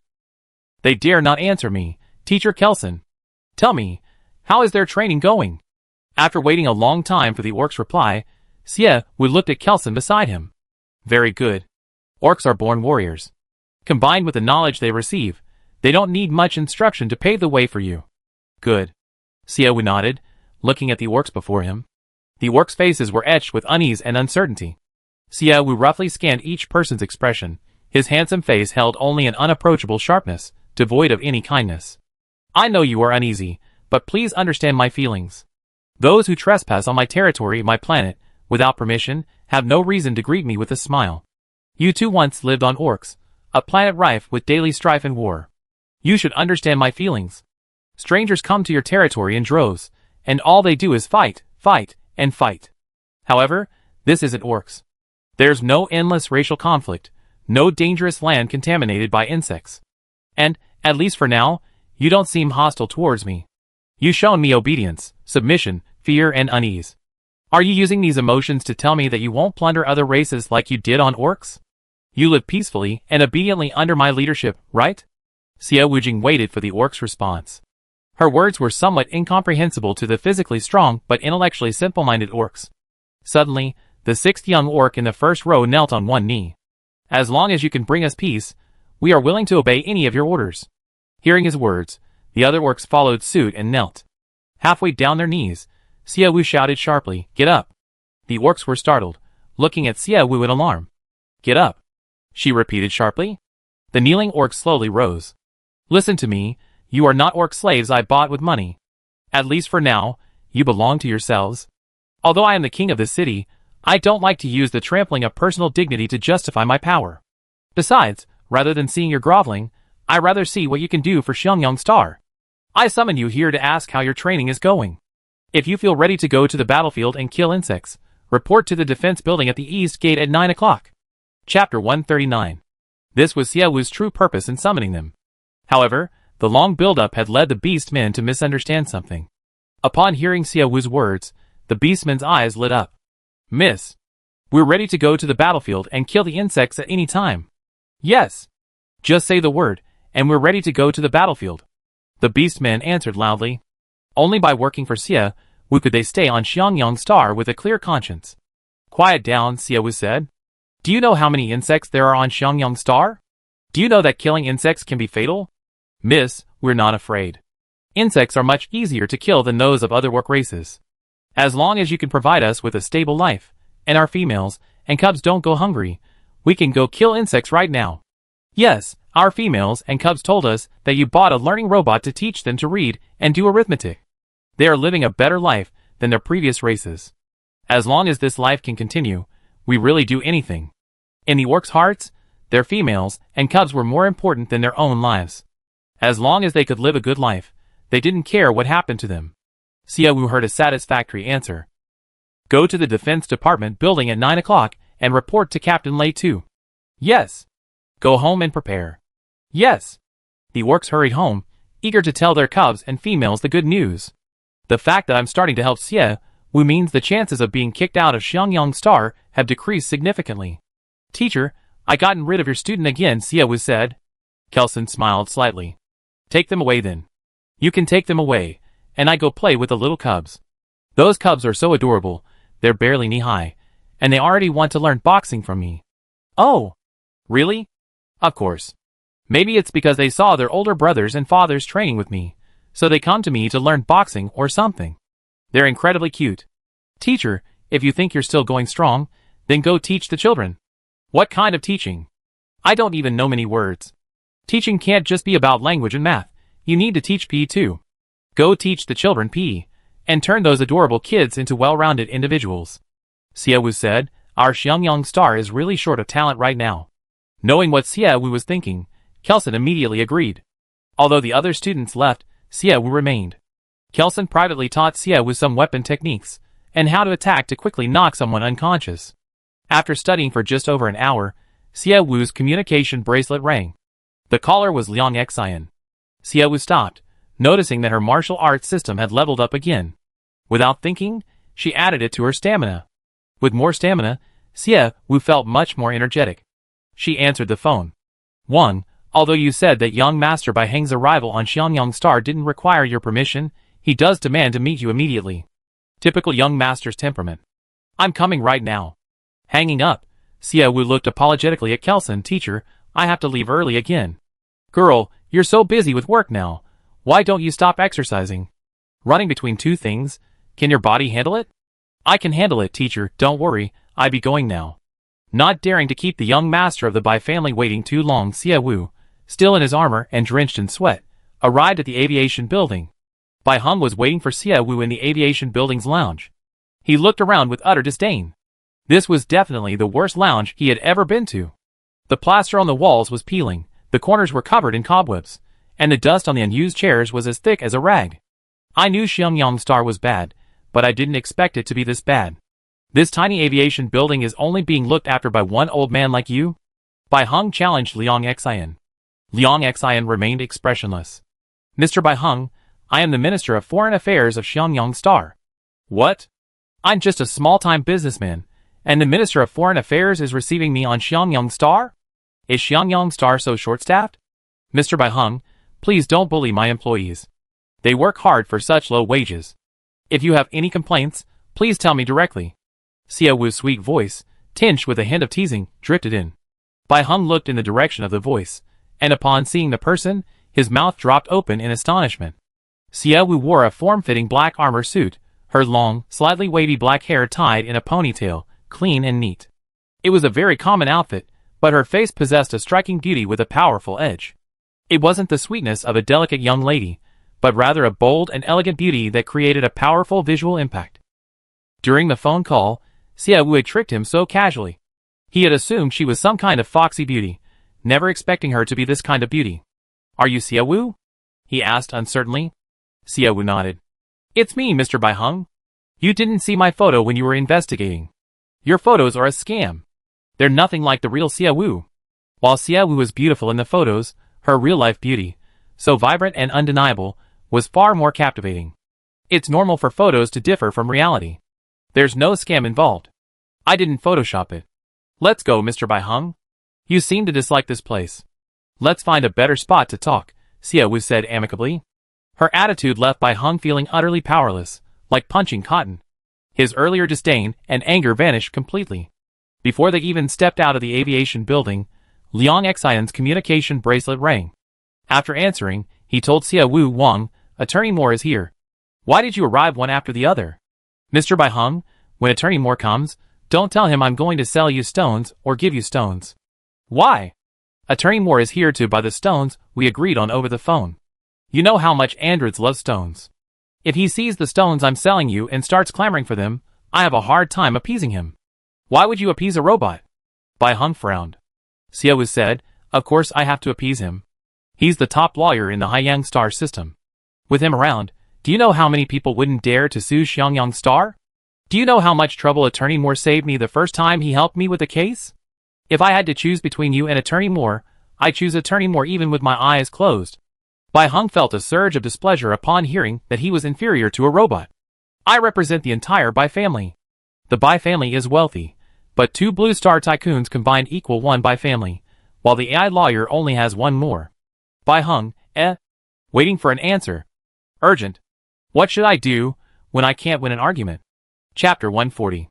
Bai Hung, feeling sullen, waited with Xia Wu for Moore's arrival. The silver spaceship landed on the spacious tarmac outside the airfield.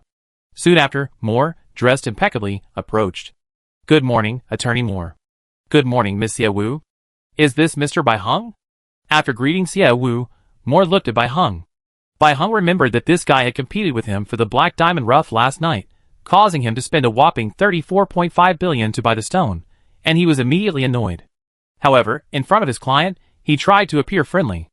Hello. He extended his hand. Moore shook his hand back. Mr. Bai Hung, I heard that after you bought that stone yesterday, your father scolded you. I imagine 34.5 billion for a stone is still a bit difficult for you. I offer 18 billion. How about you give me half of the stone? Moore was still up to his old tricks. If Xia Wu hadn't stopped him last night, he would have been willing to pay 40 billion to buy it. After the Bai family bought it, he couldn't sleep all night, tossing and turning, thinking about that stone. Bai Hung was very dissatisfied with his words, and abruptly withdrew his hand. Mr. Moore, you're underestimating the Bai family's strength. Your AI is good at making money, but the Bai family isn't bad either. It's only 34.5 billion, right? I can afford it. Mr. Bai Hung, splitting it in half is beneficial for both of us. Mr. Moore, if you had this idea, why didn't you say so earlier? If you had said so earlier, that stone wouldn't have been so expensive. Bai Hung spoke the last sentence very softly. After speaking, he didn't even glance at Xia Wu, afraid that his words would displease Xia Wu. I'm sorry, Mr. Bai Hung, I intended to keep that stone for myself from the beginning. Your relentless pursuit and Miss Xia Wu's obstruction were unexpected. Bai Hung, Moore's words stirred up his guilt. As Xia Wu said, the Onyx truly didn't care who their opponents were when buying stones. He should thank Xia Wu for being able to win the bid for that stone. Gentlemen, this isn't a good place to chat. Let's go to my house first. We can sit down and talk things over. Xia Wu interrupted their argument, suggesting they change locations again. Bai Hung and Moore didn't refuse. They followed Xia Wu to the Xia family home. The Xia family home, decorated by its former owner, had many pieces of furniture that looked dated, but their high value masked their outdatedness. Upon the arrival of the 2 guests, Xia Wu, still in his armor, sat in the main seat without even changing his clothes. Li Ma, go brew a pot of good tea. Housekeeper Xiong, go to my studio and bring me the 2 rough black diamonds on the far right of the 3rd shelf. Okay.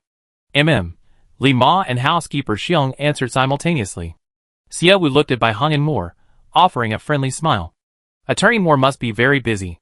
Let's deal with Mr. Moore's matter first, and then we talk about Mr. Bai Hung's matter later. Why did Mr. Bai Hung come to Xiangyang Star? The stone you auctioned was bought at the auction house. Once you paid, the stone should already be in your hands. Attorney Bai Hung came to discuss a tourism cooperation with me. Yesterday's stone built a bridge of friendship between us. Bai Hung looked at Xia Wu resentfully. A bridge of friendship built for 34.5 billion is worse than not building it at all. He really wanted to complain like that. However, Xia Wu's friendliness and generosity upon meeting him were flawless. If Bai Hung were to express his dissatisfaction now, it would be unreasonable. Ms. Xia Wu, are you considering external cooperation? Yes. Xiangyang Star is currently struggling to be self-sufficient. Large amounts of land have been occupied and destroyed by insects. If this continues, Xiangyang Star will eventually become a habitat for insects. Therefore, I plan to cooperate to earn more money, buy some weapons, and eliminate the insects. Miss Xiaowu, you don't even have land yet, and you're already talking to me about tourism? Bai Heng asked. Xiaowu said, there's plenty of land, Mr. Bai Heng, don't worry. Ring ring ring. The communication bracelet rang. Xiaowu looked at the caller, stood up, and said, excuse me, I need to take this call. With that, Xiaowu got up and went outside. Hey, Captain Lei 2, what's up? Wang, those new beastmen, do you want them to start work today? Yes. We bought a new batch of melee weapons yesterday. Distribute them to them. Then at 8:30, take 2 small teams to the vicinity of the waterworks to check if there are any insect remnants there. I'd be there later. Okay. After giving instructions to Lei 2, Xiaowu returned to the living room. The housekeeping bear had already brought out 2 rough black diamonds. Seeing the rough black diamonds, Moore touched them with obvious delight. Bai Heng's face darkened even more. So Xiaowu really did have 2 more rough black diamonds, and these 2 were only half the size of the rough black diamond from last night, but together they were definitely larger than the one auctioned yesterday, and the quality wasn't bad either. Miss Xiaowu, you're not lying to me, you really do have 2 rough black diamonds, Moore said. Xiaowu smiled, but didn't dare speak. Actually, she still had 2 more. Miss Xiaowu, what price do you intend to sell these 2 rough black diamonds to Attorney Moore for? Bai Heng asked through gritted teeth. His eyes conveyed, if you dare sell them for less than the auction price, you're finished. But could his threatening gaze intimidate Xiaowu? No. I don't understand the gold content of diamonds, nor do I know how much is appropriate for this one. Mr. Moore, how much are you willing to offer? How about 30 billion? Moore countered. Hey! The minor hamster appeared out of nowhere, standing proudly on the rock. It stomped its little feet, its smug expression seeming to say, this is the rock I dug out. The minor hamster never knew the meaning of modesty. Xiaowu held it in his arms and smiled. No need for so much, Mr. Moore. How about 28 billion? What are you thinking? Why are you lowering the price each time you sell it? Bai Heng reminded him through gritted teeth. Xiaowu smiled. The price is set by people. Auction prices are influenced by various factors.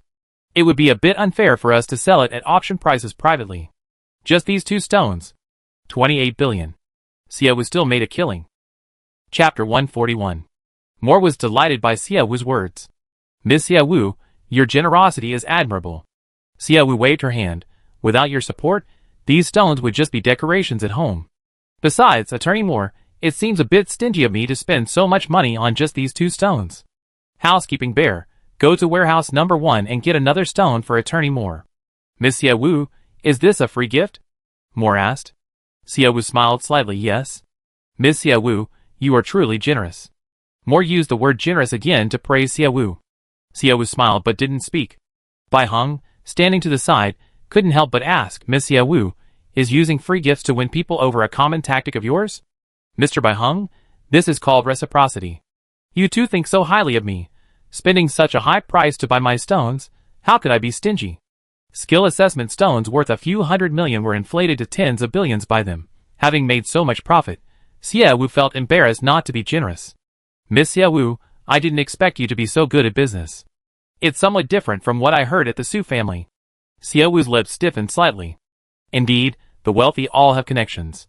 If she offended the Bai family, coupled with the Su family's embellishment, she'd probably face many obstacles if she wants to do business in the high-end galaxy in the future, right? When others talk about others, they always add their own biases and embellishments before telling others. Everyone has their own preferences. Some people hate crossing their legs, so when they see someone doing that, they think that person is utterly wicked. And they exaggerate their dislike for that behavior when telling others. Those people don't actually dislike crossing their legs, but they subconsciously feel that the person who crosses their legs is really annoying because of the exaggerated dislike. Miss Ya, are you lecturing me? Bai Heng frowned slightly. Xiaowu smiled brightly. I'm just sharing some of my own insights with Mr. Bai Heng. It may be selfish, but my intention is simply to avoid antagonizing you.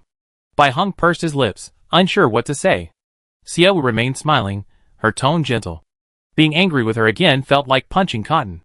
Miss Xiaowu, what you just said makes a lot of sense, but people who cross their legs are indeed somewhat annoying. The subtext of Bai Heng's words was that if you're criticized, there's always a reason. Mr. Bai Heng, no one is perfect. You meet countless people in your life, and everyone will have things you like and dislike. These are just minor issues. How about being more tolerant? Anyway, I'm the kind of person who doesn't change my little flaws. With that, Xie Wu's lips curled slightly. The implication, I have these minor flaws, dislike them if you want. Based on my experience interacting with humans, Miss Xie Wu is already good enough among them, Moore said. Bai Heng raised an eyebrow at him. How is she good? Knowing when to stop, Moore said. Humans are greedy creatures. They want to earn more money as long as they can, never satisfied. Miss Xie Wu isn't like that.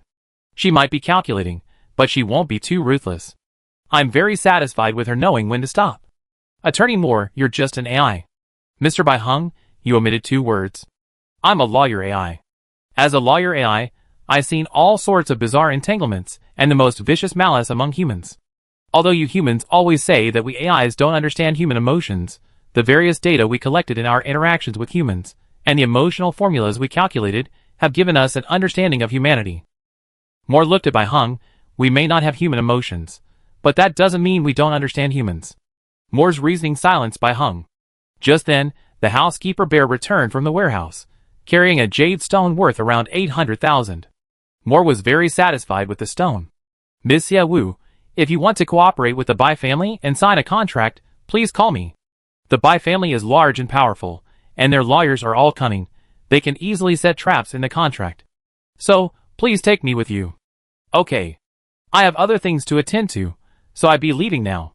I see you off. No need. Mr. Bai Heng isn't in a hurry to leave. He probably has something to discuss with you.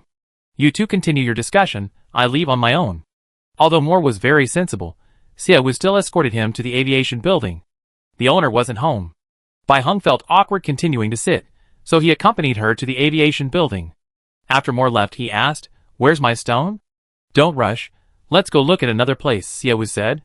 Bai Heng, where? A place suitable for building a tourist attraction. Bai Heng frowned and asked, Miss Xie Wu, you're not planning to give me your stone after we made a deal. The agreed upon 3 free gifts will be given, but the large jade stone depends on the situation. Bai Heng stopped in his tracks, looking at Xie Wu with slight anger. Miss Xie Wu, it seems Moore's evaluation of you is a bit too high. Does he know how good you are at deceiving people, luring them to Xiangyang Star and forcing them into doing business? You're being too sensitive, Mr. Bai Heng. I didn't say I wouldn't sell it to you, I just said it depends on the situation. Besides, why do you think there's no suitable place to build a tourist attraction on Xiangyang Star? Xie Wu said. Miss Xie Wu, I know you earn tens of billions in just 2 days, but do you know that a planet's daily cash flow is measured in trillions? For Xiangyang Star, earning tens of billions a day might seem like a lot to you, but by planetary standards, it's the worst possible result. Furthermore, most of Xiangyang Star is infested with insects. If you don't eradicate them, how can tourists be safe visiting your city? And to completely eliminate those insects, it will take at least 20 years, or even more, during which time you burn through at least trillions, or even hundreds of trillions. Bai Heng understood Xie Wu's desire to make money. However, under these circumstances, Xie Wu's idea of developing tourism was the worst possible one. Bai Heng didn't believe Xie Wu had any way to solve the insect problem in just 1 year. Faced with Bai Heng's passionate speech, Xie Wu remained expressionless and composed. Indeed, it's not good to take Mr. Bai Heng to see suitable tourist attractions right away. Let's go to another place first. Chapter 142. Where to? Bai Heng asked. You find out when we get there. Xie Wu walked in front, leading Bai Heng and Kent to find Dor and Doku. Meeting Moore at Xie Wu's house before was already quite unexpected, since androids generally only work on their own planets and rarely travel to other planets. But today, 3 androids have arrived at Xie Wu's planet. Mr. Dor, Mr. Doku, good morning. How is the pink pine tree doing today? Xie Wu asked, stepping forward. Dor and Doku put down their tablets and looked at Xie Wu. Good morning, Miss Xie Wu. Today's experiment involved planting a pink pine tree in soil from Xiangyang Star. To observe its adaptability, we added plant nutrients. The pink pine tree's roots absorb the nutrients very well. You can see a small leaf bud has already sprouted here. Dor patiently explained to Xie Wu. At the end of the branch, there was a small leaf bud waiting to grow. Mr. Dor, is it alright if I take a pink pine tree to plant in the wild now? Xie Wu asked. Dor nodded. We were planning to do that too. We keep 2 indoors and 1 outdoors. Then I choose a planting spot. You two, take the tree and come with me. Okay. Dor and Doka turned to pack their tools. Xie Wu introduced, this tree is called a pink pine. I dug it up from planet Orc. Upon hearing the words planet orc, Bai Heng's expression changed, a hint of disdain in his eyes. Among the orc slaves I bought, one told me that their planet has a tree called the pink pine. This tree blooms year-round, emitting a fragrance that insects cannot tolerate, so wherever there is a pink pine, there are no insects. To verify if there's anything wrong with this tree, I went to the mechanical planet and hired 2 plantation androids to help me research the pink pine tree. Oh, by the way, Mr. Dole and Mr. Doku took a liking to a piece of land outside the city and bought it from me. They're currently building their plantation there. Xiao Wu's last words were a rebuttal to Bai Heng. Her planet didn't earn enough money to do anything. Bai Heng hadn't expected Xiao Wu to be serious about developing tourism. At least the appearance of the pink pine tree showed she was trying to find a way to deal with the insects. Is the pink pine tree you're talking about useful? It's still being tested, but I believe the orcs wouldn't lie to me. Xiao Wu gently stroked the pink pine tree's leaves. Tiny pink flowers bloomed among the emerald green leaves, their fragrance intoxicating. Although I believe you, everything should be based on experimentation. The pink pine tree has already flowered and is emitting a fragrance. Later, after planting the tree with Mr. Doku and Mr. Dole, we catch an insect to test it and we know. Bai Heng looked at Xiao Wu's confident gaze, frowning and remaining silent. If the pink pine tree really does repel insects, even if it's just repelling them, as long as it's safe in tourist areas, Xiao Wu's desired tourism industry could still proceed. Moreover, using the pink pine tree to repel insects and confine them to a small area would significantly reduce Xiao Wu and his team's insect control costs. In the end, it could save a considerable amount of money. Bai Heng, still doubtful, accompanied Xiao Wu to the vicinity of the waterworks. There were no longer any signs of insect attacks there. Xiao Wu opened the system map and found that there were still some red dots, but far fewer than before. Insects on Xiangyang Star are like weeds, springing up again with a spring breeze. Cuckoo! The surveillance hawk swooped down from above and landed on Xiao Wu's shoulder. Xiao Wu stroked its head. Let me see where would be the best place to plant it. Xiao Wu opened the surveillance footage the hawk had captured. Bai Heng also curiously leaned over to look. He found the scenery near the waterworks to be quite beautiful. There was a verdant lake and a natural 100-meter waterfall. Many rivers flowed across the area. Even a small natural garden for sightseeing could attract many tourists. The only downside was the insects. Even from the limited footage, he could see quite a few insects. Getting closer was unthinkable. Xiao Wu saw Lei Tu and the others killing insects in the footage and said, "Let's go to Captain Lei Tu's side. They're killing insects. What are you going there for? It's dangerous." Bai Heng quickly stopped Xiao Wu from his suicidal idea. This is a good opportunity to test it out. Mr. Dole has the pink pine tree in his hand. Let's go find Captain Lei Tu and his men in the swarm of insects. If the insects are scared away when we approach, it proves that the pink pine tree really can repel insects, Xiao Wu said. Dole's eyes lit up. I agree with Miss Xiao Wu's suggestion. Let's go now. Without waiting for Xiao Wu to lead the way, Dole, carrying the pink pine tree, took the lead. Monitoring Eagle, you go back to Captain Lei Tu and his men first. Cuckoo! The monitor eagle flew into the sky again, obeying Xiao Wu's command. Lei Tu and his men were currently fighting fiercely. They had come to kill the insects at Xiao Wu's behest, but who knew that the insects in this place, which had been killed a couple of days ago, had reappeared today? The newly arrived orcs were quick at killing insects, but being new to this trade, they lacked any teamwork or coordination, each going out alone to fight. They seemed to have encountered a swarm of insects. No matter how many they killed, they couldn't get rid of them, and insects kept leaping out of the forest. Seeing no way out, Ritu was about to call for backup. Just then, the antennae on the foreheads of the insects attacking him suddenly twitched violently, producing strange sounds from the friction. Ritu had killed many insects, but this was the first time he had ever seen insect antennae twitching and making sounds. Initially about to advance, the insects slowly began to move backward. Gradually, their retreat accelerated until finally, as if they had seen something terrifying, they instantly retreated and hid in the forest.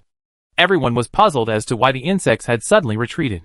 Weren't insects supposed to fight to the death whenever they found humans? Mr. Bai Heng, did you see that? I told you my employees wouldn't lie to me. The effects of the powdered pine tree are even better than we expected. Xiao Wu's voice rang out. Lei Tu and the others turned to look, seeing Xiao Wu arriving with a group of people.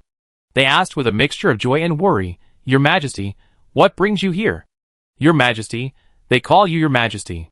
You are the master of a planet. Shouldn't you be called Star Lord? Bai Heng asked. Xiao Wu wanted to answer Lei Tu, but then closed her mouth again. What kind of planet master am I? She said. More than 90% of Xiangyang Star's land has been taken by the insects, so they are the true masters of Xiangyang Star. I am at most the king of a small town. Just wait. Once I taken 50% of the land from the insects, then I have my employees call me Star Lord, Xiaowu said seriously, hands on her hips. Chapter 143. The way you address someone should be decided from the beginning. Why keep changing it? Bai Heng complained. Xiaowu shrugged it off. No, that's not how it works, Mr. Bai Heng.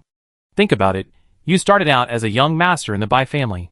Only after you got involved in the family business did you become general manager Bai.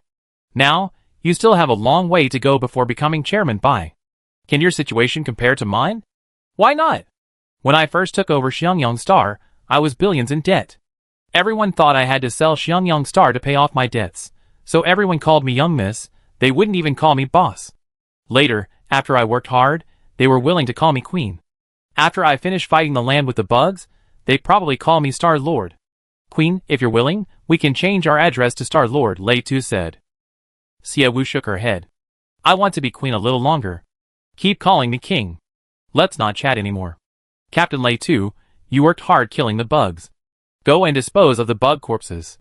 Mr. Dor, find a suitable place to plant the trees. She stopped discussing the form of address. Xiaowu got everyone to work. Dor looked around and said, Miss Xiaowu, this is a dense forest, surrounded by tall trees. If the pink pines are planted here, they won't be able to compete with them for sunlight, and their growth will be slow. Let's find another place. We need sunlight? Xiaowu muttered softly. She thought of the land severely damaged by the bugs. I have another option. Please follow me. Xiaowu led them to the land riddled with holes dug by insects. Traces of their burning of the insects remained on the ground. The ground was uneven and pitted. However, this place was close to the river. The water resources needed by the pink pine trees were plentiful. Furthermore, all the trees within 50 meters of this land had been uprooted by the insects, leaving no grass behind, so there was no need to worry about any trees competing with the pink pines for sunlight. Dor and Doka looked at the surrounding environment and nodded in satisfaction. This place is very suitable for planting pink pines, but the land has been severely damaged by the insects and needs to be restored. Restoring this land was relatively simple. Turning the land over and compacting it. Just by a machine. While Dor and Doka planted the trees, Xiaowu and Bai Heng stood on a higher vantage point. They could see the large, emerald green lake in the distance, and the nearly barren land to their left, ravaged by the insects. This is the only place worth seeing, Bai Heng commented. Xiaowu smiled calmly. Making it even more beautiful wouldn't be difficult.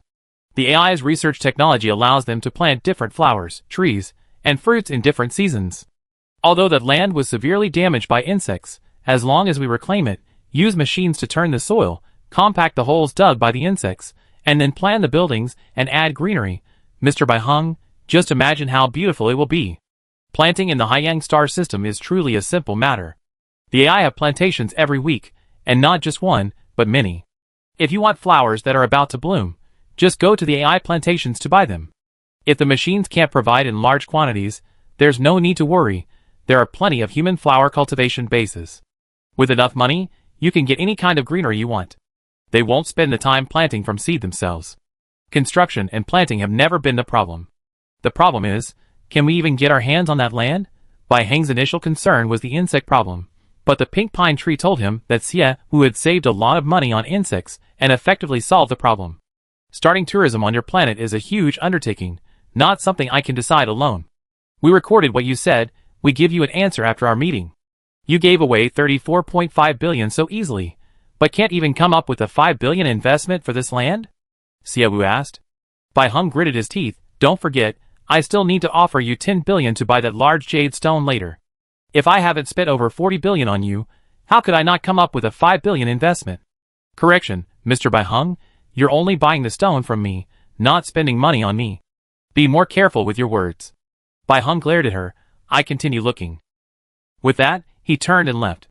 Xiaowu didn't chase after him, she walked to the side. The water cascading down from the waterfall, tens of meters high, formed a huge lake, and the water in the lake flowed downstream along the river. This river, whose banks had been damaged by insects, had a particularly wide section of its bed, while the section undamaged by insects was particularly narrow. Xiaowu looked at the river and muttered softly, If I put a net upstream and downstream and raise fish here, then I could complete a task, right? Xiaowu found the idea increasingly plausible. Fish raised in flowing water. The resulting fish would have delicious, tender flesh. Furthermore, it would save the trouble of digging a pond. Xiaowu returned to the lake. There were quite a few fish swimming in the lake. Because it was some distance from Xiangyang City, the fish hadn't been overfished, and their numbers were considerable. Bai Heng looked around and returned to Xiaowu's side, asking, "What are you looking at?" "I was thinking, if we turned this lake into a fishing lake, wouldn't that provide tourists with another fishing activity? Are there any people who enjoy fishing?" In her original world, Xiaowu knew that many people were quite addicted to fishing. In this world, she didn't know. "Yes, there are many." Kit interjected before Bai Heng could answer. "My brother-in-law is a huge fishing enthusiast. He even bought a house near the fishing lake specifically for fishing. My sister says it's lucky she also likes fishing, otherwise she and her husband would see each other very little. People on Blue Star are living better now, and they have a lot of spare money. They're very willing to spend time learning various recreational activities." "But isn't this lake a waterworks?" Bai Heng looked towards the small waterworks not far away. "With more people fishing, the bait they throw in will inevitably affect the water quality you drink, won't it? That's not a big problem. We can just move the waterworks upstream from the waterfall." Bai Heng looked up at the waterfall. He didn't object to Xiaowu's words. He had just walked around the area and found that this place was indeed very suitable for developing into a tourist attraction. As long as the safety of the location could be confirmed and the plan finalized, building it wouldn't be difficult. A multi-billion-dollar collaboration can't be accomplished with just a few words. First, write a plan outlining the size of the tourist attraction you want to build. Once you have that, come to Blue Star for a meeting. So meticulous? This is the normal collaboration process. As long as I'm satisfied with your plan, I approve the project. Even if the profit split is 60/40ths? Xiaowu asked tentatively. Bai Heng was startled. 60/40ths? Who gets 40%? Who gets 60%? I get 60%, you get 40%. I put in 5 billion, and you only give me 40% of the profit? Mr. Bai Heng, is 5 billion more expensive than the land? Besides, I plan to transform 2 nearby mountains into a tourist area. 5 billion isn't enough, I need to put in another 5 billion myself. I was even thinking of a 70/30th split, Xiaowu said matter-of-factly. Bai Heng frowned, unsure what to say. Chapter 144. His mind raced. He said, "I need to go back and discuss it with my family before I can give you the real answer. But since I'm already here, you can't just let me take 3 free stones home. What about the large jade stone? Mr. Bai Heng, I've been with you for over 2 hours. You come to inspect in person, and seen everything I prepared for the tourism industry. So can you answer me? Do you have any intention of cooperating with me?" Xiaowu stopped joking and became serious. Bai Heng nodded without hesitation.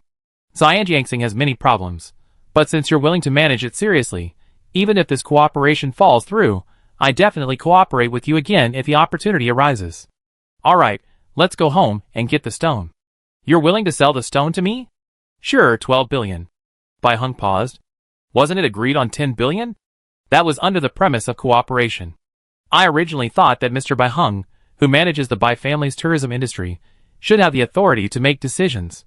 Who knew you have to go back to discuss it with your family? My change of heart regarding the jade's price was because the auction price for this jade was originally 12 billion. Selling it at that price, even if you later change your mind and refuse to cooperate with me, I won't lose too much. If you cooperate with me on this project later, I can return the 2 billion to you." Xiaowu finished speaking and looked up at Bai Heng. "I can sign a contract with you for this 2 billion, she said. Bai Heng sighed deeply. "Miss Xiaowu, has anyone ever told you that you're a master at fishing? At first, you used free gifts and that big piece of jade to lure me to Xiangyang Star, and now you're offering 2 billion to lure me into a project collaboration?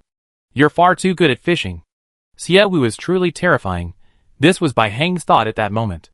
Every step Xiaowu took was a bait to lure him in. The key is, even though he knew there was a hook hidden in the bait, he still had a strong urge to bite. Mr. Bai Heng, just to be on the safe side, after all, nobody wants to suffer a loss. Besides, you just said that earning a few 100 billion a day on Xiangyang Star is too little. I'm just trying to save as much money as I can, Xiaowu said, feigning innocence. Bai Heng conceded defeat. Let's go back and draft the contract. I don't have that much time to waste on Xiangyang Star. Okay. They returned to the city. Xie Wu immediately found Tan Lung to discuss the contract drafting together. Tan Lung was incredibly busy today. Xie Wu needed to recruit a large number of people. As soon as she arrived at the finance building, she posted recruitment information online. She had just finished the recruitment information. Then Xie Wu arrived, and they joined in drafting the contract. It was called a contract, but it was more like a guarantee. Moreover, it was a one-sided guarantee from Xie Wu. The contract stated that Xie Wu sold a large jade stone to Bai Hung for 12 billion. If Bai Hung collaborated with Xie Wu on projects exceeding 2 billion within the following year, the 2 billion would be returned to Bai Hung. However, if Bai Hung failed to collaborate with Xie Wu on projects exceeding 2 billion within the year, the 2 billion would belong to Xie Wu. There were only two conditions. The contract was quickly drafted. The two weren't in a hurry to sign it. Holding the contract, Xie Wu led Bai Hung to his studio. The studio shelves displayed many beautiful jade stones. On one side were blue diamond rough, black diamond rough, red diamond rough, green diamond rough, and purple diamond rough. On the other side were jadeite, Hitian jade, amethyst, and other types. The quality of the jade was quite good. Bai Hung stood rooted to the spot upon seeing these stones. Xie Wu picked up a terminal and said, "This jade stone is very large. It won't fit in my room. Let's go to the yard." Bai Hung turned and left the room, his gaze still lingering on the jade stones on the shelf. "You still have 2 black diamond rough stones?" "Yes." "I should thank you." "You should thank me. You raised the price of black diamonds to another level," Bai Hung said sourly. Xie Wu smiled brightly. "Yes, those 2 I have will fetch a considerable price in the future." "Does your planet have this many stones?" "No, the valuable ones are just what you see." Bai Hung thought to himself, "I don't believe you. The largest jade stone is hidden away," he said. "That's all." They went to the yard, and Xie Wu pressed the button on the terminal, releasing the large jadeite stone. The large jade stone, cut in half, shone with a gentle, beautiful emerald green light under the sun. Bai Hung, who disliked stones so much, felt a surge of affection upon seeing this large jade stone. Because of this jade stone, he could understand his grandmother's love for jade. "If I had bought this stone for 34.5 billion, I definitely wouldn't have scolded you from the start," Xie Wu smiled. The beauty of diamonds requires processing. Before processing, they look no different from a pretty piece of glass. But jade is inherently beautiful. You can create your own jewelry based on that beauty. However, jade is risky. Xie Wu patted the cool jade stone. Many jade stones look beautiful on one side after cutting, but if you cut another piece, you can't guarantee that the other piece won't have inclusions, won't have a beautiful color, or won't be of good quality. If it's good, you make a fortune. If it's bad, you lose a lot. "To be honest, I want to keep this jade for myself," Xie Wu said. "You've driven the price of jade so high. If you put this jade in front of your door, people will immediately think you're rich, which is good for showing off. It's more practical for you to have money. I pay you half first, and after you give me the jade, I pay the other half." Afraid Xie Wu might change her mind, Bai Hung quickly transferred 6 billion to Xie Wu. After receiving the money, Xie Wu took back the jade, logged into her account on the Star Network, added Bai Hung as a friend, and transferred the jade to Bai Hung via email. Bai Hung received the jade, and gave Xie Wu the remaining 6 billion. "What about the 3 stones you said you'd give me?" "Those jade stones over there. You can choose 3 to take with you," Xie Wu said. Bai Hung was amazed by her generosity. "Aren't you afraid I picked the most expensive one? Even the most expensive one is only 3 million. I can afford it." "But Mr. Bai Hung, I left you with such a good impression. You should be willing to cooperate with me, right?" Xie Wu was still thinking about the tourism cooperation. If the cooperation succeeded, the Bai family would bring her a large influx of tourists, and the gifts she gave would only be worth double. "Just write your proposal well. As long as your proposal is good enough, I won't refuse to cooperate with you." "All right." Bai Hung picked out 3 pieces of jade. Although Xie Wu said these 3 pieces of jade were worth millions, the most expensive one, according to her skill appraisal, was only worth 500,000. Having earned over 40 billion from the Bai family, Xie Wu didn't feel the pinch of giving away these few 100,000. Bai Hung, satisfied with the stones, boarded the spaceship and went home. On the spaceship, Bai Hung looked at the stones he had calculated, very pleased. Sitting opposite him, Kent said, "Young master, Miss Xie Wu is truly a shrewd businesswoman. Yes, she knows when to advance and retreat, willing to concede some profits, while waiting for even greater gains later. In all my years in the Bai family, I never seen her do business like this. Miss Xie Wu says she's doing business, but I feel like she's making friends." Bai Hung looked at him. a slight smile playing on his lips. Kent, who spends hundreds of billions to make friends. If it costs that much, I wouldn't want to be friends with her. In my eyes, Xia Wu is a conscientious businesswoman. Working with her, you won't feel like you lost too much, you won't feel like you've been cheated. But how can I not feel cheated after spending hundreds of billions? Bai Heng suddenly realized something and asked, she gives away stones so casually, could it be that the androids are buying stones from her privately, and getting even more freebies? Chapter 145. As soon as Bai Heng left, Xia Wu finally had a chance to take off her armor. She ran around in it. Unconsciously, her martial arts increased by 2 points. Without thinking, Xia Wu added the points to her stamina. She ran around early in the morning. It was only almost noon, but it felt like an entire century had passed. After adding to her stamina, Xia Wu's spirits improved somewhat. She sat down to rest for a while, then the housekeeper Xiong came to call her for lunch. There were still many things to do in the afternoon. After lunch, Xia Wu rested for a while. She had only rested for 10 minutes, when a phone call woke her up. It was Gao Hongji calling. Xia Wu answered the phone, her voice tired, and asked, Mr. Gao, what's up? Xiao Wu, it's me. Mrs. Gao? Yes. Hearing Suya's voice, Xia Wu was instantly wide awake. She sat up straight. Mrs. Gao, what brings you here? Xiao Wu, next Friday is old Madame Bai's 80th birthday. She sent me an invitation, and also one to you. She said she'd like to invite you to her birthday celebration. Xia Wu paused. She immediately understood why the Bai family was so reluctant to spend 34.5 billion, but still insisted on auctioning the next stone. It was because of the old lady's 80th birthday. The old lady's birthday was next Friday. If they didn't get the stone they wanted, the birthday banquet probably wouldn't be able to take place. Xia Wu smiled. The black diamond rough fetching such a high price of 34.5 billion was truly due to many coincidences. Mrs. Gao, I never met old Madame Bai. Why did she invite me to her birthday banquet? They probably want to buy that half of the large jade stone you have. Xiao Fu, let me make this clear. Our gem auction house really hasn't revealed any information about you. It's just that the Bai family is so wealthy and powerful, we don't know how they found out. Suya and Gao Hongji wished that only their family knew Xia Wu's identity in the entire galaxy, so that all of Xia Wu's stones would be auctioned off at their gem auction house. Xia Wu would make a fortune, and they'd be happy to get a small share. But what kind of family is the Bai family? With billions flowing through their coffers, they could easily find out if they wanted to. Therefore, it's really not their fault that Xia Wu's identity was revealed to the Bai family. Madame Gao, I know about this. But I already sold that stone to the Bai family for 12 billion. Does the old lady know about this? Xiao Wu, you already sold the stone to the Bai family. The young master of the Bai family came to Xiangyang Star in person, practically begging for it. If I didn't sell it, I'd be disrespecting them. I didn't dare offend them, so I sold the stone to them. I see. Suya's voice trailed off gently. But I think the old lady doesn't seem to know that the young master of the Bai family bought the stone from you. When I was talking to her just now, she kept sighing, saying she wanted that big stone and hoped I would invite you to her birthday banquet so she could have a good talk with you there. I sold the stone to the young master of the Bai family 2 hours ago.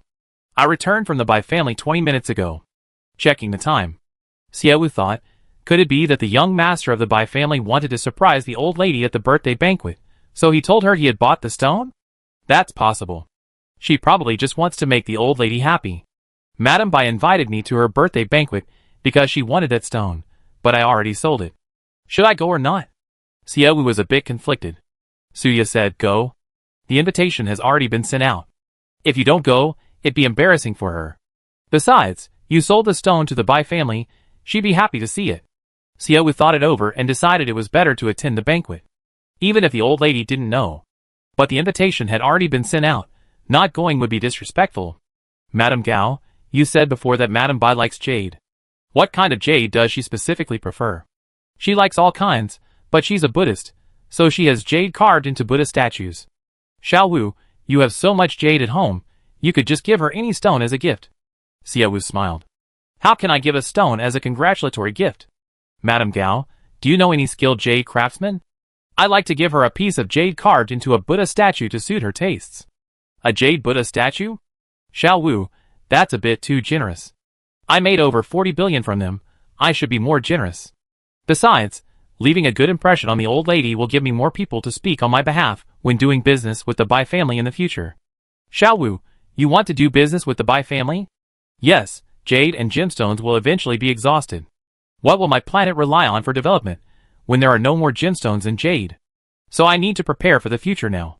Hearing Xiao Wu's plan, Suya smiled with relief. Xiao Wu, you should perform well. If the old lady really likes you, but the Bai family still doesn't want to do business with you, tell me, and I talk to her. Giving the old lady an alternative is certainly good, but Xiao Wu still wants to do business with the Bai family through her own abilities. However, since Suya is willing to help her, she doesn't refuse her kindness. As they talked, Suya introduced Xiao Wu to a jade carving master she knew, but the master was quite famous and had many orders. Suya and the master were old classmates, so she called him first to help Xiao Wu make the connection. Not long after, Suya sent Xiao Wu a text message with the carving master's name and contact number. After noting down the contact number and name, Xiao Wu found a pile of jade stones about 50 centimeters high in the warehouse. Then, in her workshop, she cut a thin slice off each stone to check its color and quality. Finally, she found a piece of white jade of decent quality. After finding a suitable jade stone to give as a gift, Xiao Wu called the craftsman Suya had introduced. The call connected, and Xiao Wu introduced herself. Hello, Master Luo, I was introduced by Mrs. Gao. Hello, I heard she said you need it rushed, to be finished by next Thursday night, Luo Feng asked. Xiao Wu replied yes. Luo Feng said, the rush processing fee is 120,000. If you can accept the price, give me the stone now, and I process it for you right away. Okay. Luo Feng gave Xiao Wu a website address. After clicking on it, she could place an order. After placing the order, Xiao Wu sent the record to Luo Feng. Luo Feng replied with OK, and Xiao Wu sent the stone over. Luo Feng sent another message a minute later, telling Xiao Wu he would call her as soon as it was finished. Xiao Wu replied with just 2 words, waiting. Then nothing more. Curious, Xiao Wu browsed Luo Feng's online store. They discovered that Luo Feng wasn't just a jade carver, but also a skilled diamond craftsman. The normal processing fee was 60,000 yuan, with a 1-month processing time. The online store didn't offer an express service option. Luo Feng had gotten it through Suya's connections with Xiao Wu. After receiving the stone, Luo Feng noticed Xiao Wu's online name, clicked on it to look at her profile, and muttered, it really is the online store where Nana got a bargain. Chapter 146. Luo Feng's main profession is diamond processing, but with a decrease in natural stones in recent years, and considering the risk of unemployment, he took the time to learn jade carving. While jade carving isn't as famous as diamond processing, it's still quite good. Suya and Gao Hongji are his close friends. They helped him when he was in trouble, and know his background very well. Suya introduced him to a customer she considers a close friend, like a daughter. But seeing the website's name, and the website where his daughter Luo Na first found a bargain, he remembered the words Wu Wu is happy very clearly because he made a lot of money that time. Recently, the gemstone world has been abuzz with news of a record-breaking jadeite boulder, and a black diamond rough worth 34.5 billion. These stones weren't processed, they were completely natural. Rumors in the gemstone circle have long circulated that these 2 stones were made by Xiao Wu of Xiangyang Star. Various clues and analyses led Luo Feng, who dislikes gossip, to believe that Wu Wu is happy was indeed Xiao Wu. Xiao Wu had only cut a small piece of jade, revealing just how exquisite and beautiful the jade was hidden beneath its ordinary outer shell. However, the quality of jade can never be judged based on a single small sample. Luo Feng placed the stone on a machine, scraping away its seemingly ordinary exterior, slowly revealing the jade's true appearance. The jade felt cool to the touch, had a delicate texture, and was pure white without any impurities. It was a piece of top-grade mutton fat jade. More importantly, this piece of white jade was quite large. If sold, it could fetch at least tens of millions.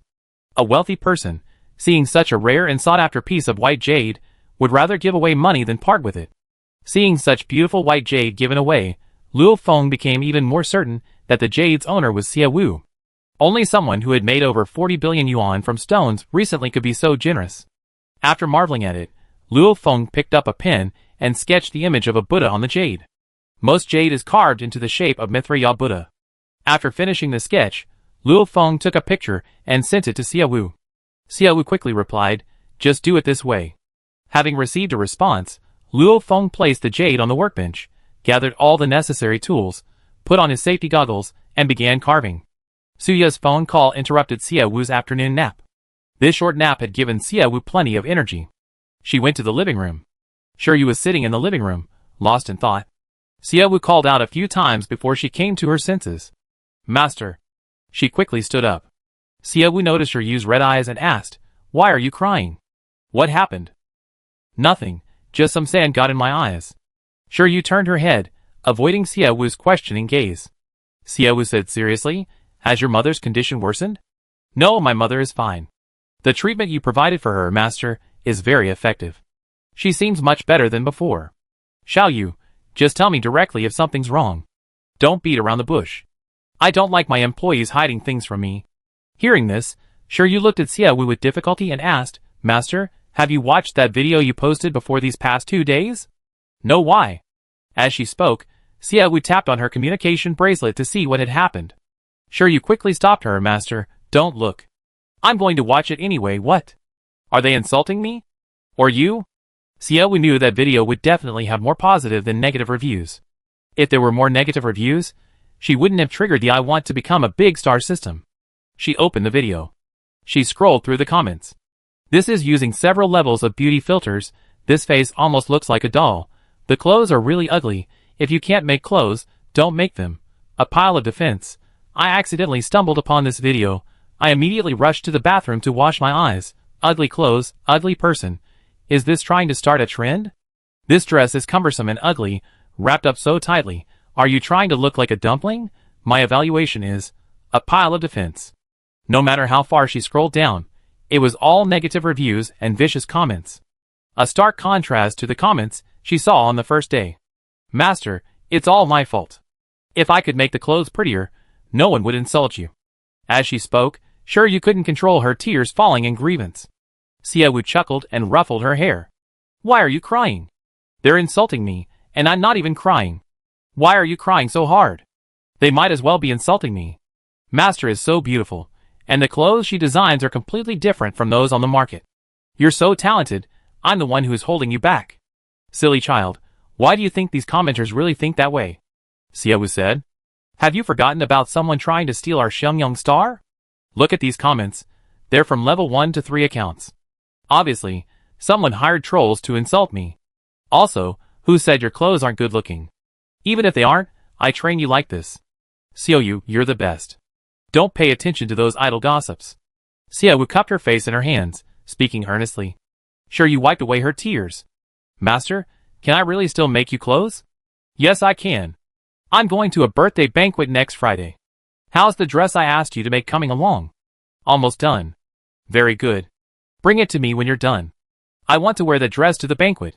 Shiryu was terrified of being a burden to Xia Wu and urged her to buy a dress, but Xia Wu completely trusted her. With Xia Wu's trust and support, Shiryu finally relented. After comforting Shiryu, Xia Wu left the Xia family home. She called Gaoyu to ask where they were. Gaoyu and the others were currently on the highest hillside in Xiangyang City. This was the perfect time for an afternoon nap, but Gaoyu and the others were still working. Xia Wu reached the higher ground, and the two of them sat under the shade of a tree, eating bread. You two just had lunch? Xia Wu asked. Gaoyu looked up. I forgot the mealtime, so I just have to make do for now. Looks like I need to set up the housekeeping bear so that if you don't eat by mealtime, it come and drag you back. Give us some freedom. You know how much work we have. We're still calculating the area. I added, your Xiangyang City looks small, but it's actually quite big. Even if Xiangyang City is small, it's still a city. A normal architectural design company has at least 30 people. How can you two handle it? Introduce me to some architects. Xia Wu came to Gaoyu, and Yi for this very reason. Gaoyu and Yi both looked up at her. Gaoyu asked Xia Wu, do you think we're working too slowly, and you're going to fire us? It's true that you two are working slowly, but why isn't your first thought hiring more employees, but rather me firing you? Xia Wu spread her hands in confusion. You two run an architectural design company, you don't really plan to have just the two of you from start to finish, do you? Chapter 147. Xia Wu's words were a wake-up call. The architect market on Blue Star is oversaturated because the building materials are so good that houses built there won't be demolished for at least 70 years. This has led to many architects being unemployed. Gaoyu and Yi had previously only hoped to get interior design work, which was more than enough for two people. Hiring even one more employee might mean they couldn't afford to pay salaries. But this is Xiangyang Star.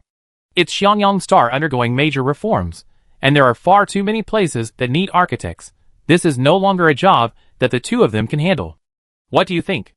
Are you hiring? Xiaowu asked. Yes. Definitely, Gao Yu said. We just graduated not long ago, and many of our classmates haven't found jobs yet. I can bring them into the company. Hire more.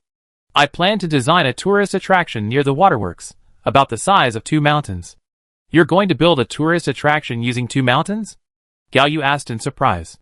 The place is big enough. Add more entertainment facilities, and tourists can stay for 3 days and 2 nights. Even if the price is a bit high, tourists won't complain. Xiaowu's idea was good.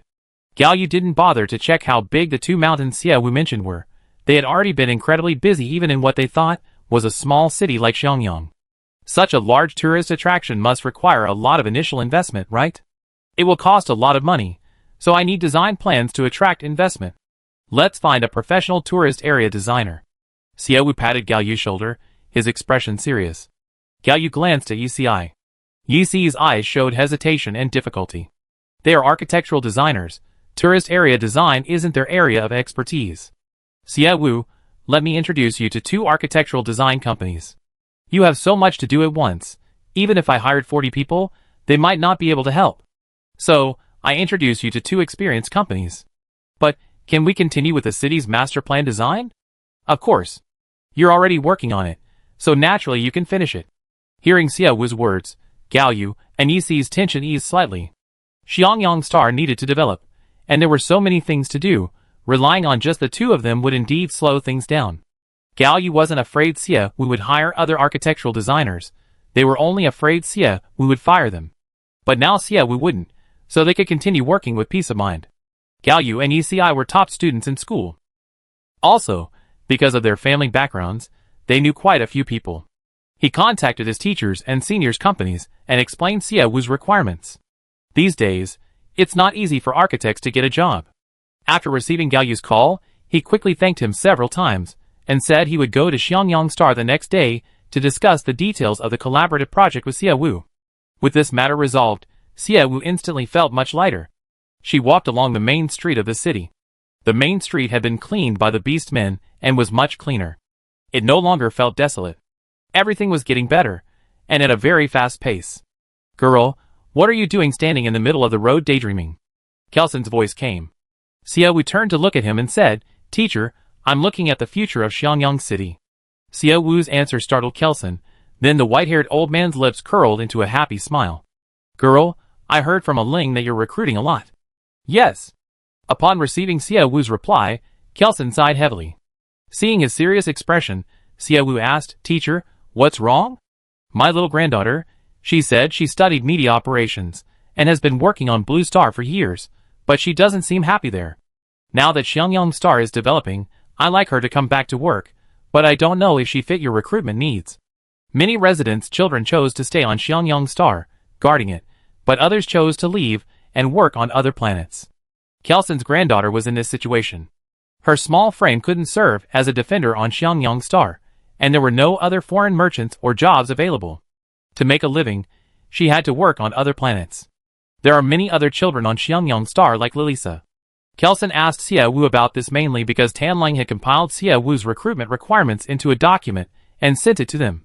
The intention was to encourage their children to return to Xiangyang Star and contribute to its development. Tanlong knew that this recruitment might recruit spies from the opposing side. To ensure that genuinely willing workers outnumbered spies, priority was given to the children of the city's residents. Teacher, Xiangyang Star is currently developing and needs talent from all walks of life. The recruitment information I provided to Minister Tan is only because of the current shortage. But if there are other types of talent, I'm willing to create a separate program for them. Really? Then I bring the little girl back. What do you think? Kelson smiled. His son and daughter-in-law had passed away, leaving him with only Lilisa. He dreamed of having his granddaughter by his side.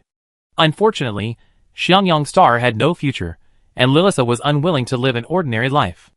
As her grandfather, he could only support her. But now, everything was changing at Xiangyang Star. He saw hope for a happy family life again. Okay, teacher, please let her go home first. If it works out, I consider hiring her. But if it doesn't, even if it were you, teacher, I wouldn't make any exceptions, Sia was stated up front. Kelson smiled brightly. Girl, I'm not bragging, my Lilith is a smart girl. Since it's just the two of us at home, she worked hard to earn scholarships, and always ranked first in her grade to ease my burden. She's amazing. So amazing? I'm really looking forward to it. Girl, I call Lilith right now, and tell her to come back tomorrow. Okay. Watching Kelson happily walk home, Sia Wu smiled softly as well. She went to the finance department building to find Tan Lung. Xianjiangsing was about to change, and Tan Lung, who had finally found some peace and quiet thanks to Accountant Cat, was busy again. Seeing Tan Lung so busy he couldn't stop, Sia Wu said softly, Minister Tan, do you have a moment? Wang, what brings you here? I wanted to ask how your recruitment is going. You're all alone in the office, are you already overwhelmed? It's all right. Tan Lung smiled faintly. Wang, weren't you going to recruit a few accountants for me? With new accountants, my workload will be much lighter. Have any applicants? Sia Wu asked. Tan Lung's expression was somewhat bitter, and he gently shook his head. The job posting I released this morning hasn't received a single inquiry yet. Chapter 148. Sia Wu made hundreds of billions by selling stones. Only those in the industry knew this. People unfamiliar with the business world had no idea. In many people's memories, Xiangyang Star was still that city piled high with garbage, indistinguishable from a desolate wasteland. Furthermore, the wages Sia Wu offered weren't low. Those interested didn't know how to get to Xiangyang Star. Currently, none of the spaceships had flights to Xiangyang Star. After all, Sia Wu was still publicly stating that no one could enter or leave Xiangyang Star without her permission. With the memory of Xiangyang Star as a terrible place, and no flights available, job seekers were wondering if it was a scam. Sia Wu hadn't expected that after posting the job advertisement, no one would apply. Wang, what should we do now? Tan Lung looked at Sia Wu, whose brows were furrowed. Sia Wu thought for a moment and said, I'd film a video to announce the recruitment information. Relying solely on the recruitment website isn't enough to generate enough influence. I'm sorry, Wang, recruitment is my job. Minister Tan, I know you've been asking other residents to bring their children back to develop Xiangyang City. Recruiting is unavoidable, but aren't you doing your best? Hearing Sia Wu's words of comfort, Tan Lung felt a warmth in his heart. Sia Wu didn't chat much further. She was busy filming the recruitment video. As soon as she left the finance building, she called back the surveillance hawk. She had the hawk fly around the city, recording footage. Back in her studio, Sia Wu first recorded a short video for herself, introducing herself and explaining her reasons for recruiting. Next, she incorporated footage from the surveillance eagle into the video, and finally placed the job posting on it. There are no flights to Xiangyang Star. Sia Wu set the date for 3 days later. Xiangyang Star would charter a spaceship specifically to transport job applicants. After editing the video and reviewing it again to ensure there were no issues, Sia Wu logged into her account and posted it. Sia Wu's first short video gained 300,000 followers overnight. That's a very fast follower growth rate. Furthermore, there were online trolls specifically targeting her to hurl insults. Less than a minute after the video was posted, the number of dislikes and comments increased at a visible rate. This garbage planet truly lives up to its name. These houses are worse than my old house from 70 years ago. Are they really rich? How can such a backward planet afford to pay wages? Beware of recruitment scams. With such high wages, I'm sure there are many hidden rules. Sia Wu, save your money. Your city is only slightly better than Orc. Stop dressing it up so extravagantly. Save your money, and let your residents leave Xiangyang and live a better life. Is this really Star Era 3421? I never thought I'd see a planet like this in my lifetime. I think Orc is better than Xiangyang. At least those orcs on Orc can reproduce. They've been fighting for so many years, and their population has only increased. Holy crap. 124 minutes here, did you guys see that? There are orcs. I see them. It seems there are more than just one or two, quite a lot. Who would dare go? So many orcs, who knows if they carry any viruses? If you get infected, you're dead. What's so surprising? There are so few people on Xiangyang Star, it's normal to buy some orc slaves to work for them. Then keep buying orc slaves. After buying them, you won't have to pay orc wages anymore, and you save a lot of money. Orcs live in a barbaric era. All they know is fighting, they can't even read a few words. Look, she's hiring technicians. Let me ask a hypothetical question. If orcs reproduce so much, will Xiangyang Star be occupied by orcs in 10 years? There are orcs. Then this planet is garbage, the garbage of garbage. The negative comments kept growing. Almost all of them were directed at the orcs. Xiaowu knew that people on other planets disliked orcs, but she never imagined they disliked them this much. All the comments were negative. She no longer knew how many were paid trolls, and how many were genuinely hateful. If the public opinion continued like this, it would be even more difficult for Xiangyang Star to recruit people. Some comments advised Xiaowu to delete the video.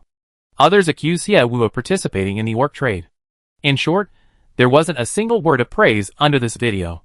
Seeing those negative comments, Xiaowu also felt the malice from other planets towards her. The people of Xiangyang Star were kind, but on other planets, those secretly targeting her were using every means at their disposal to smear her. It's true what they say, you don't know until you try, and once you try, all you see is malice. Just one wealthy man from Blue Star was already causing her obstacles at every turn. Xiaowu dared not imagine how difficult it would be if she didn't handle her relationship with Bai Heng well, and was targeted by two wealthy families. This is so difficult. Xiaowu slumped weakly into a chair. She frowned, deep in thought, staring at the white ceiling. She wondered how to break this deadlock. A day passed. At 5 o'clock the next morning, Xiaowu called Kelson. She had something to do today, and needed to ask for the day off. Kelson received Xiaowu's call and, knowing she was awake, quickly pulled Lilisa, who had returned home an hour earlier, away from the StarNet. Lilisa, Xia's awake. Come with me to see her. Grandpa, I don't want to go, Lilisa said hesitantly. Kelson was puzzled. Why? Didn't we agree that you go to Xia's and explain what you can do with your expertise? If you do well, she hire you. Grandpa, you don't understand. Lily didn't want to speak. She hadn't been back to Xiangyang Star for 2 years. She had thought Xiangyang Star would have changed, but it was still so bad. Of course, she returned to Xiangyang Star at 4 o'clock. It was pitch black, and the streetlights in the city were still scarce, so she didn't know what Xiangyang Star was like now. However, she had just seen the recruitment videos Xiaowu posted, which showcased the entire city of Xiangyang. The city was even more desolate and old than before she left, still so devoid of any hope. How could I not understand? Lily, you're already back, go see Xiaowu. She's really trying hard to change Xiangyang Star. You're a smart child, and Grandpa hopes you can use your knowledge to help her. Kelson gently comforted her. Looking at Kelson's disheveled hair, Lilisa reluctantly relented. All right, Grandpa, I give it a try. But I study directing, so all I can do is shoot short dramas, commercials, and short videos. To be honest, I don't think my expertise can help you much, miss, since those are all expensive things. Given the current state of Xiangyang Star, the entertainment industry is out of the question. There's nothing good to promote there. So, if there's no suitable job for me on Xiangyang Star, Grandpa, why don't you come live with me on another planet? Chapter 149. Lilisa's plan upon returning this time was to take Kelson to live on another planet. He had done enough for this planet. He deserved to enjoy his retirement. He shouldn't continue to die on this planet with no future. Lilisa, don't underestimate the young lady now. She's really changed a lot.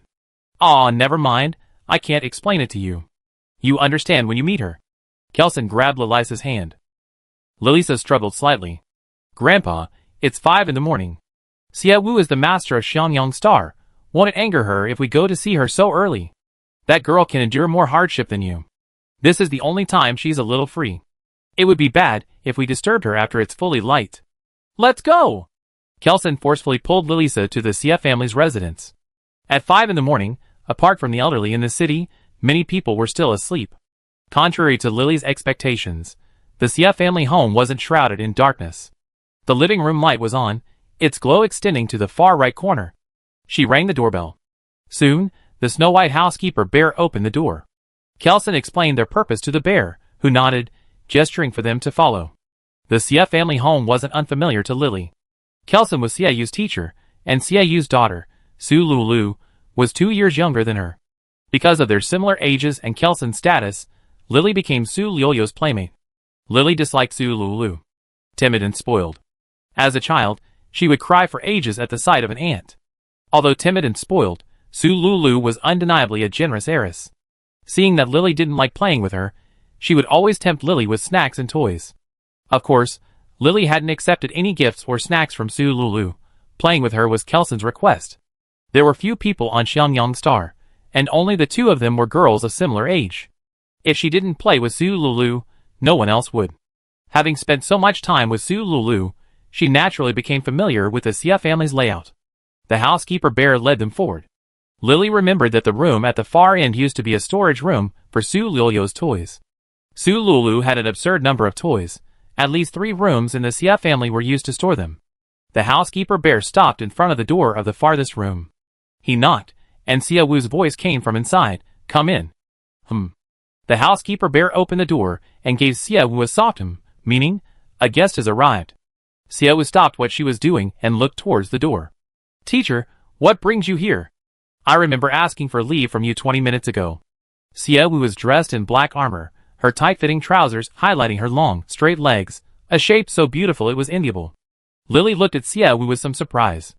Over the years, she had worked as a script supervisor and assistant director, and had seen many popular celebrities. But she had never seen a beauty like Xia Wu, whose looks and figure far surpassed those of any star. This room was also completely different from her childhood memories. Shelves filled the room, displaying all sorts of jade and gemstones, the most eye-catching being a jade cutting machine in the corner. "Girl, this is the granddaughter I mentioned to you. She returned to Xiangyang Star around 4 o'clock. Xia Wu knew that Tan Lung was summoning the Xiangyang Star descendants, who were wandering abroad to return and build the planet. So Xia Wu had told Liang Xian beforehand that if anyone from Xiangyang Star returned, they didn't need to report to her, and could be allowed to enter directly. "Welcome back, I'm Xia Wu." Xia Wu walked over and politely extended her hand.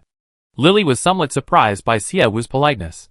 This was their first meeting, and guided by Xia Wu, she extended her hand. "Hello, my name is Lily."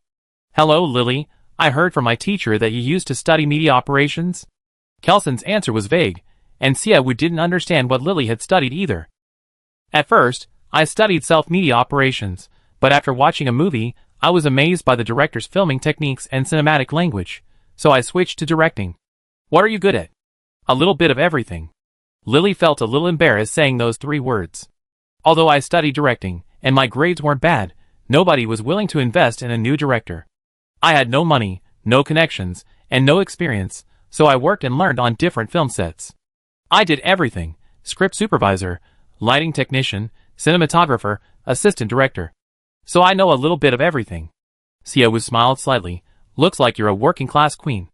Lily didn't know if Xia Wu's words were a joke or a mockery. She just felt incredibly ashamed thinking about how she was only a dabbler in everything. "Help me film a video of about a minute. If it's good, we use it immediately," Xia Wu said. Lilisa looked up. "What video?" "The Beastmen of Xiangyang City." "Beastmen?" Lilisa stared blankly at Xia Wu. Lilisa didn't dislike Beastmen, because Kelson was a beast man. However, her grandmother was human, and her mother was also human, so by the time she reached her, Beastman genes were very few. While Beastmen could all achieve beast transformation, she could only barely create beast ears and a beast tail. However, people on other planets hate orcs, and to find a good job abroad, her interstellar citizenship certificate lists her race as human. Having spent years on other planets, Lilisa knows how much those people hate orcs. Filming videos about orcs and posting them on the Interstellar network would probably get her slammed. Yesterday I filmed a recruitment video and posted it online, and orcs appeared in it. The comments section was full of curses. I understand why they hate orcs, but not all orcs carry that deadly virus. At least the orcs on Xiangyang Star are healthy. If they want to work on Xiangyang Star, they have to live with our orcs, so I need to make a video promoting our orcs. Xia Wu thought about it all night, and the final solution she came up with was to promote the health and bravery of the orcs. The netizens on the Interstellar network hate orcs so much. For Xia Wu to specifically film a video about them is undoubtedly dancing on their landmines. "Lilisa, can you do it?" Xia Wu asked. Lilith's expression was somewhat complicated. "Filming videos isn't difficult, they just need to cooperate." "No, Lilith, what I need you to do isn't just filming videos. I need you to continuously film the Beastmen until the StarNet users change their opinion of the Beastmen of Xiangyang Star." "This?" Lilith hesitated. "But it still depends on how well you film your first video. If it's good, you can have this job. If it's bad, even if you're the teacher's granddaughter, I won't give you special treatment." Chapter 150. "Did you hear that? If you can't do it well, I can't help you," Kelson said. Lilith had originally intended to refuse Xia Wu, but unexpectedly, she applied for the job without much effort, and now there was even a job application exam. The key point was that Kelson's words ignited her competitive spirit. It's just shooting a 1 or 2 minute promotional video, which is very simple for me. It's just that I don't have any filming equipment. What do you need? Come and buy it directly. Xia Wu made way for Lilith, stepping aside from Xinguang's seat. Lilith was taken aback by the generosity. Miss, a filming machine might cost 7 or 800,000.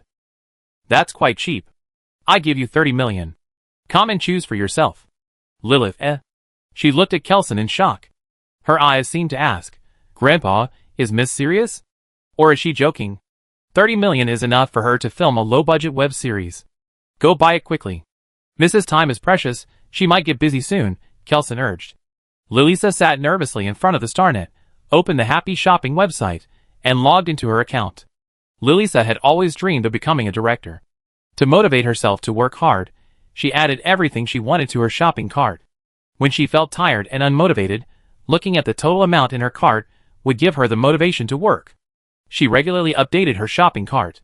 Therefore, all the shops in it were the latest. She selected all, looked at the amount of over 2 million, and turned to Xia Wu. That's so much money. It's cheaper than expected. Give me your card number, I transfer the money to you, and you can buy it directly. Miss, you trust me that much?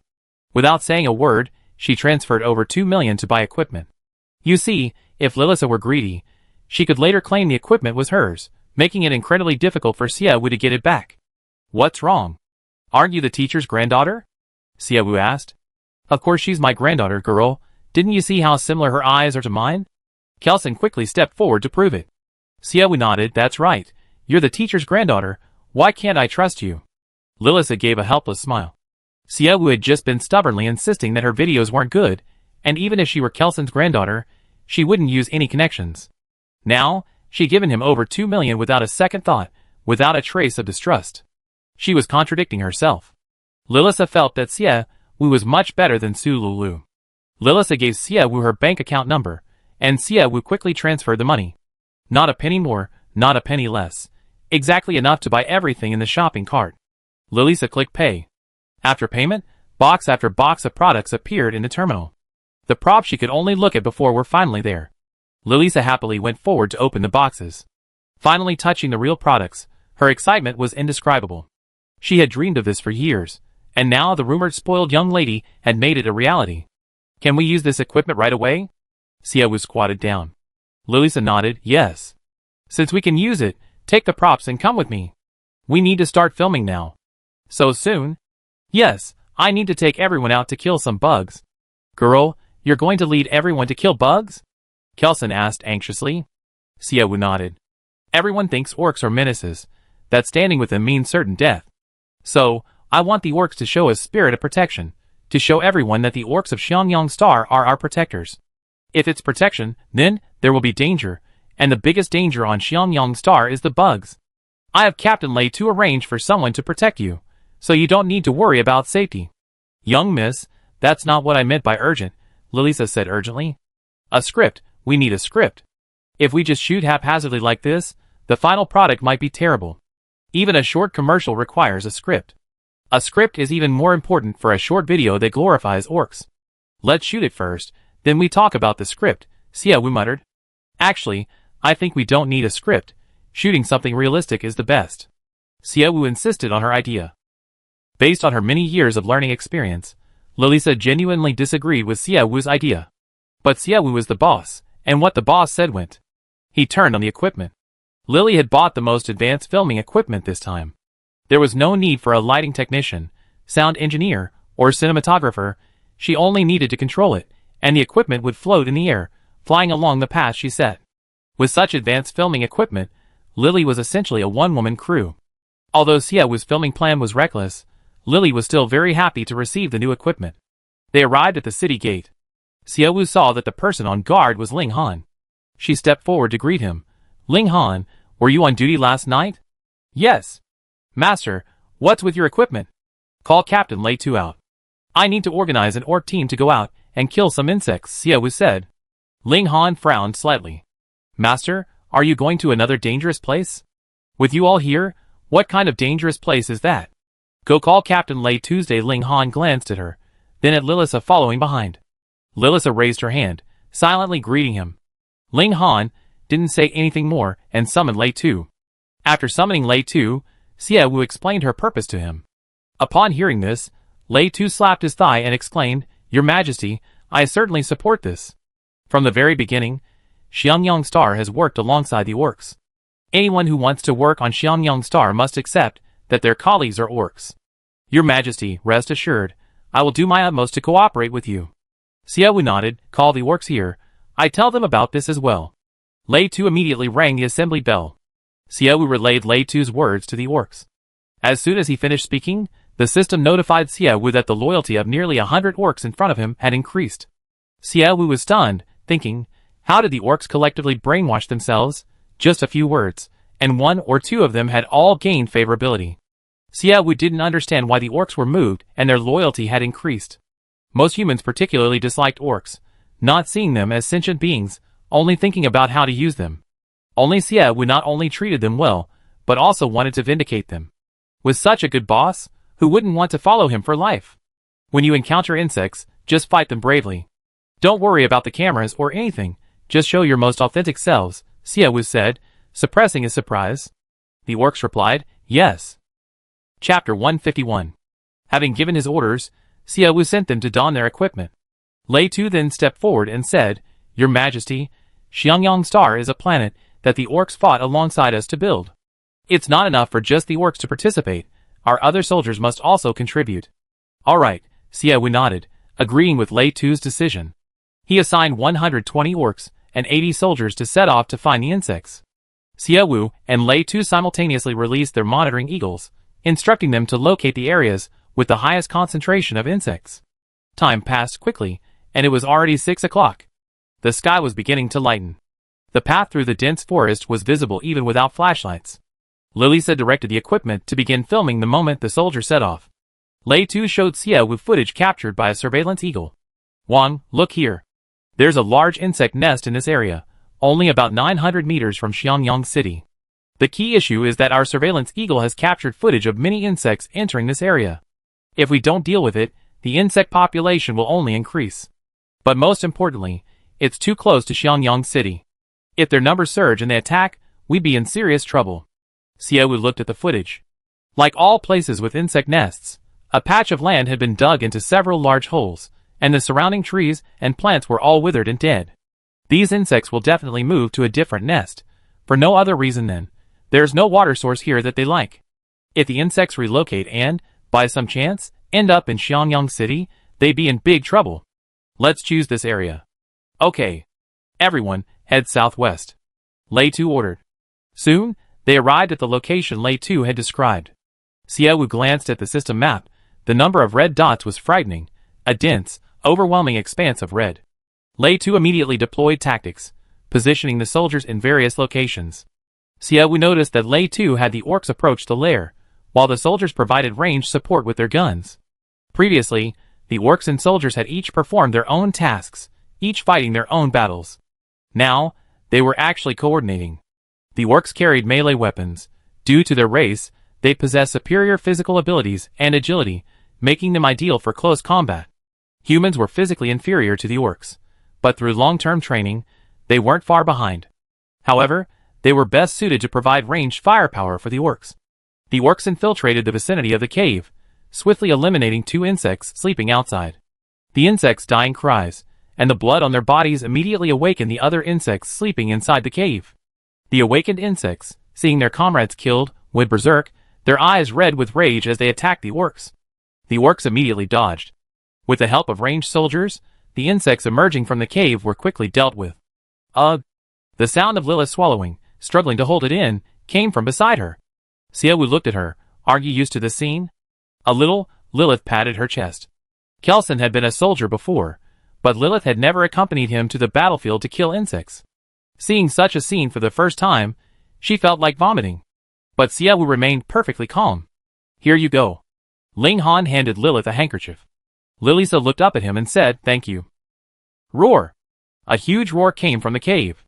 Xie Wu looked closely. A giant insect, about 3 meters tall, crawled out of the cave. Seeing the corpses of its companions scattered on the ground, it attacked the orcs like a madman. This insect resembled a turtle, with a hard shell on its back and a mouth full of sharp fangs. When the orcs tried to attack it, it immediately retracted its head into its hard shell. However, when it attacked again, it would strike the orcs. This was the first time anyone had seen such an insect, and they were clearly unsure how to deal with it. The orcs were caught off guard, and more orcs were wounded. Ling Han, go help. Master.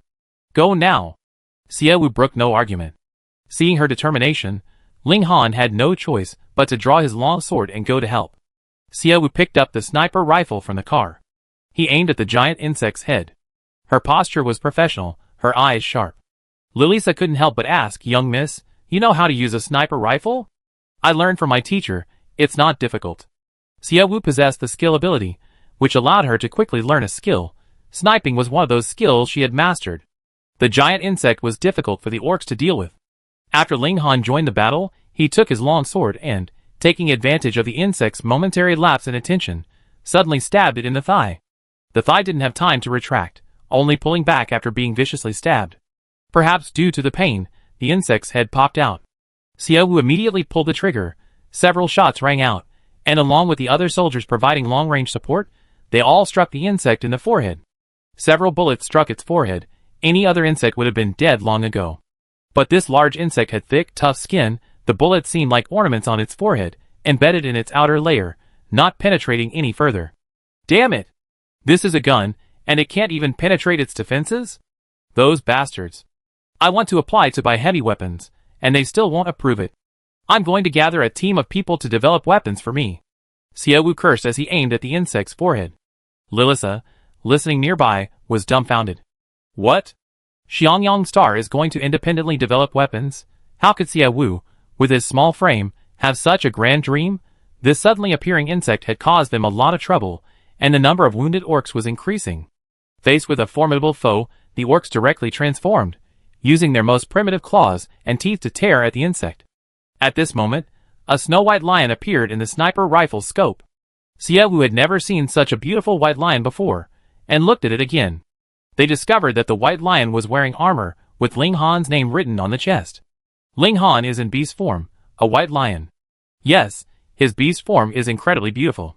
Your father bought him at a high price from the auction house. Those humans say they hate beastmen, but they spend a fortune to buy a beautiful one, Lilisa said. So beautiful, perfect for advertising. Lilisa, take lots of pictures of Ling Han when you have time. Okay. Xie Wu resumed his focused sniping of the insects. No matter how hard the insect's shells were, they were useless, they had weapons, and there were many of them. Although it took considerable effort, they finally dealt with the insects. Captain Lei too arranged for the wounded beastmen to return for treatment, Xie Wu said. One beastman, enduring the pain, said, My lord, this is just a minor injury. Treatment for wounded soldiers is free, you won't be charged a penny. Focus on your treatment. Hearing Xie Wu's words, the beastman said nothing more and laid down on the stretcher with peace of mind. Chapter 152. After sending the injured orc back for treatment, Xie Wu walked up to the giant insect. She took a picture of the insect and uploaded it to the StarNet search. This insect turned out to be a tortoise beetle, resembling a tortoise, its only unique feature being its thick, tough skin. Although its shell was hard, its abdomen was relatively soft. A few grenades could easily be thrown down there. Pull down further, you find the part of the tortoise beetle that could be used as medicine. Tortoise beetles are considered rare insects. Every part of them is valuable. Even their thick shell can be ground into powder for medicinal use. This tortoise beetle, over 2 meters tall, was worth a lot of money, a stroke of good fortune amidst misfortune. Looking at the system map, the previously entirely red area was now completely clear. They had eliminated all the insects there. Xie Wu breathed a sigh of relief. Captain Lei too, the cleanup is up to you. We head back now. Okay. Xie Wu returned to Lily's side and said, Come back with me. Wait a minute, I film one more shot. Lily looked at the monitor screen. Before dawn, when they were killing the insects, the sky was hazy, and the rather dark tones made the scene look somber. But now, at daybreak, the rising sun shone on everyone's faces, like a rainbow after the rain, full of hope. Satisfied with capturing the scene, Lily put away the camera. Turning around, she saw Xie Wu staring at her. Are you alright? Not throwing up again? Xie Wu asked. Lily scratched the back of her head sheepishly. No, I'm not throwing up anymore. Let's go back. Okay. Lily happily followed Xie Wu. Seeing Xie Wu's calm and composed demeanor despite the large number of insects, she now greatly admired Xie Wu. Back in the city, Dr. Isaac hurried in. Your Majesty, why are so many orcs injured today? We encountered a tortoise beetle. Isaac's brow was furrowed. Xie Wu, seeing that his answer hadn't eased his worry, asked, What's wrong? We're out of medicine. Isaac's voice was filled with helplessness and sorrow as he uttered those 3 words. Xie Wu raised an eyebrow and asked, If you don't have the medicine, you can just buy it. You can't buy it. All the pharmacies on the Star Network refuse to sell to any account with a Xiangyang Star IP address. I contacted the pharmacies I usually buy from, and they said the price would be 3 times higher, and they wouldn't provide any purchase records. What does this mean? Lilisa stood up angrily. Why won't they sell us the medicine? And why raise the price and not provide any purchase records? What's the difference between this and buying things on the black market? I'm going to sue them. How can you sue them? They just won't sell us the medicine. We're from Xiangyang Star, not protected by their planet's laws. Suing them won't do any good. The Interstellar Alliance only protects peace between planets. One planet's unwillingness to sell medicine to another is a private matter. Just like Xie Wu said, she wouldn't allow anyone to enter Xiangyang Star without her permission. No one will interfere with these interstellar conflicts. You have to mediate them yourself. Wang, why don't you call and ask what's going on? Isaac said. I asked them why they wouldn't sell us the medicine, and they said you should talk to them. Give me his contact number. Xie Wu had already guessed why all the merchants were unwilling to provide the medicine. A phone call would surely elicit a lot of harsh words. However, he figured it was better to hear it for himself and find out what was really going on. Xie Wu felt that this inquisitive and truth-seeking personality would put him at a great disadvantage. Isaac gave Xie Wu a supplier's contact number. Xie Wu dialed the number, and it was quickly answered. A sweet female voice said, Hello, this is the High Chain Pharmacy. What can I help you with? This is Xie Wu from Xianjiangsing. I'm looking for your boss. Okay, please wait a moment. A short while later, a male voice answered. Hello, this is the owner of the High Chain Pharmacy. What can I do for you? This is Xie Wu. There was a pause on the other end of the line, then the male voice chuckled. Oh, it's Boss Xie. How's your consideration going? You mean you're considering selling the medicine to us for 3 times the price? Xie Wu countered. Boss Xie, it's not 3 times anymore, it's 5 times. Could I ask for the reason for the price increase? Xie Wu's tone was still polite. The male voice on the other end of the phone said, Mr. Xie, haven't you been making a fortune lately? I used to see that Xianjiangsing was poor, so out of kindness, I offered you a particularly low price. But Mr. Xie, you earn hundreds of billions a day. It's not unreasonable for us to want to make a little money too, is it? Sir, where did you hear that? I don't know I earn hundreds of billions a day, Xie Wu asked, feigning ignorance. The man said, Mr. Xie, there's no point in playing dumb like this. Who would dare to recruit so openly, and in such large numbers without money? Mr. Xie, we all know you made money. There's no point in hiding it. Stop pretending. If you want the medicine, buy it at the price we offered. I advise you to hurry, otherwise the price might continue to rise. Xie Wu, too lazy to listen to the other person anymore, hung up the phone directly. Wang, how is it? Isaac asked.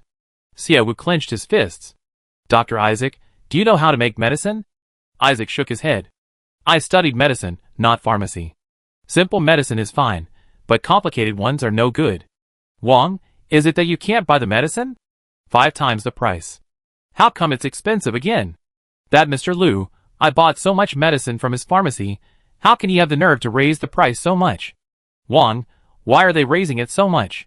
Some guy spread the news that I made hundreds of billions in a day, and he encouraged some merchants to raise prices and make a fortune off me.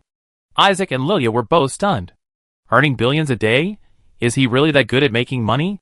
Doctor, how much medicine do you have left in your warehouse? If no one is injured, it can last for a few days, but now, with so many orcs injured, it can only last for 3 days at most. Xie Wu lowered her eyes and thought for a few seconds. After a dozen seconds, she said, Dr. Isaac, make a list of the medicines you need and send it to me. Lilisa, come with me to the defense building. Okay. Xie Wu and Lilisa went to the defense building again. The soldiers brought back truckloads of insect corpses. Xie Wu stood in front of the insect corpses and said to Lilisa, Good director, please do me a favor and help me shoot a product promotion video. Product promotion? Lilisa was a little confused.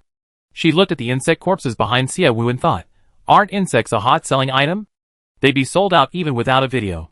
However, since Xia Wu wanted her to shoot, she chose to obediently do so. Chapter 153. The camera was turned on and aimed at Xia Wu. Lilisa gave an okay sign. Xia Wu's lips curled slightly upward, his smile composed and professional. Good morning, noon, and evening, pharmaceutical manufacturers.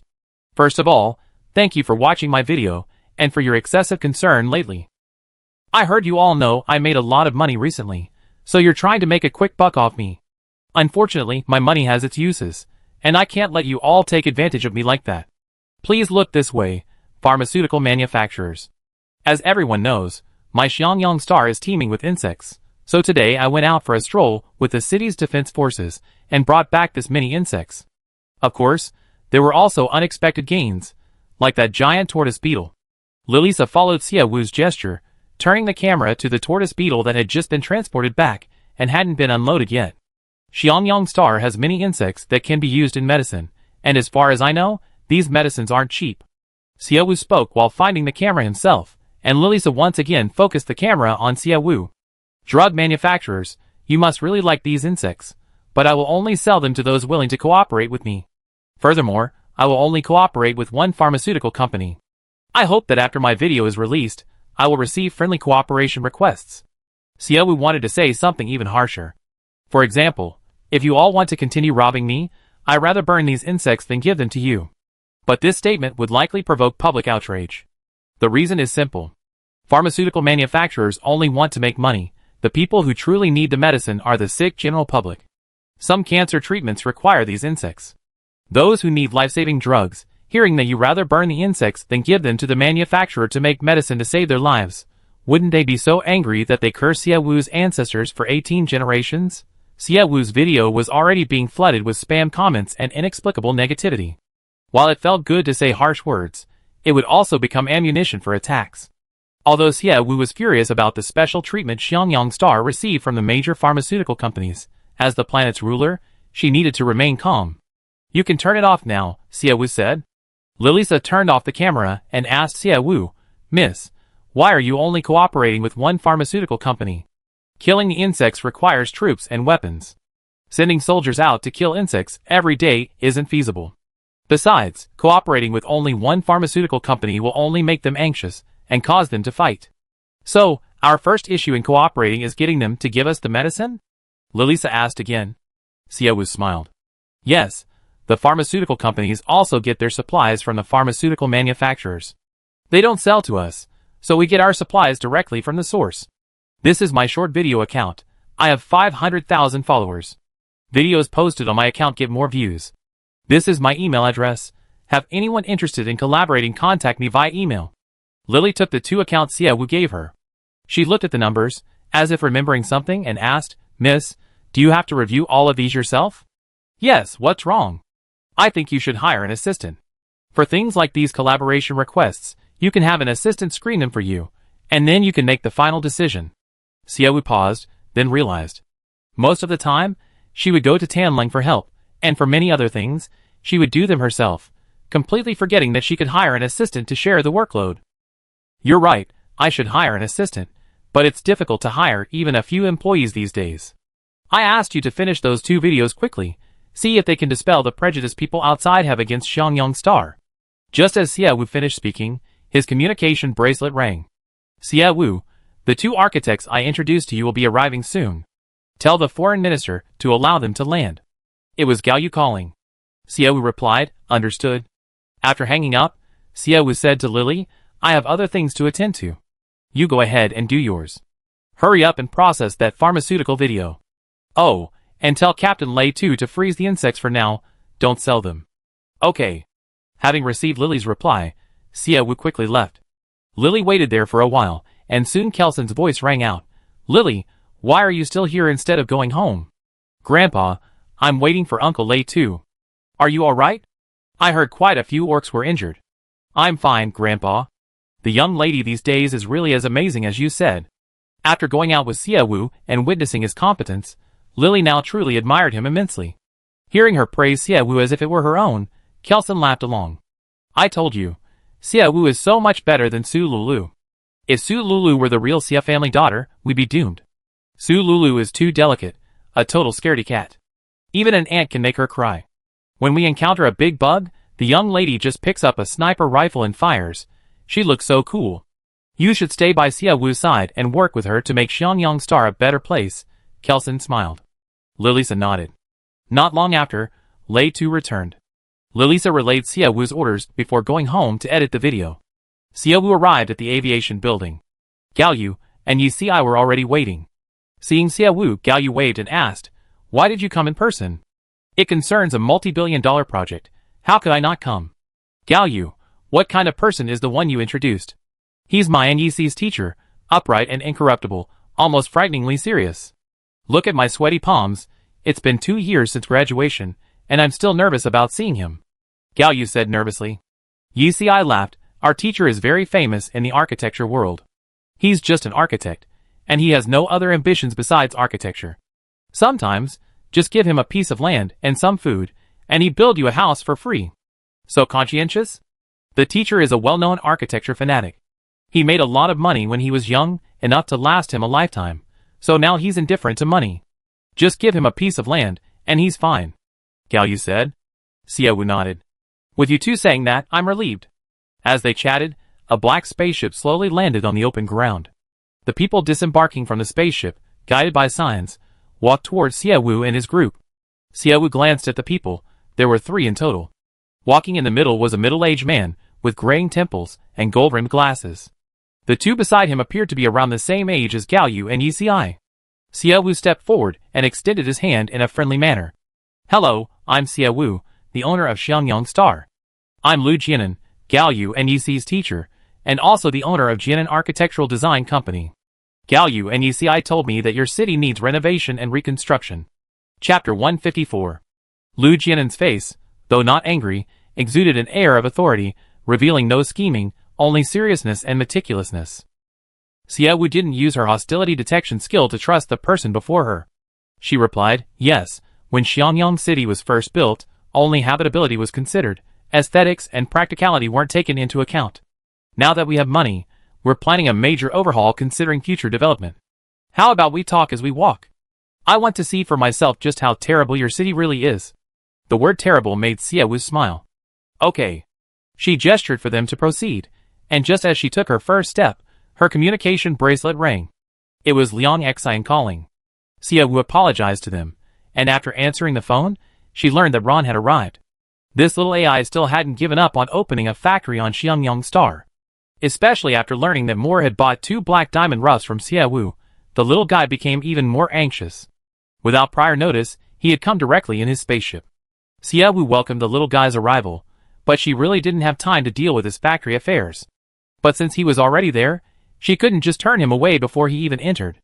Xia Wu allowed him to land and turned to Lu Jianan, saying, "Mr. Lu, I have another guest arriving. Could you wait a moment? Miss Xia, if you're busy, you can have Gao Yu and Yi Si show us around. I think your clothes are a bit heavy." "It's alright, I'm used to wearing them. They're not heavy for me anymore. Besides, the guest who's about to arrive is coming to my planet to build a factory. He'll be coming with us. Perhaps Mr. Lu, you can help him find a suitable place to build a factory."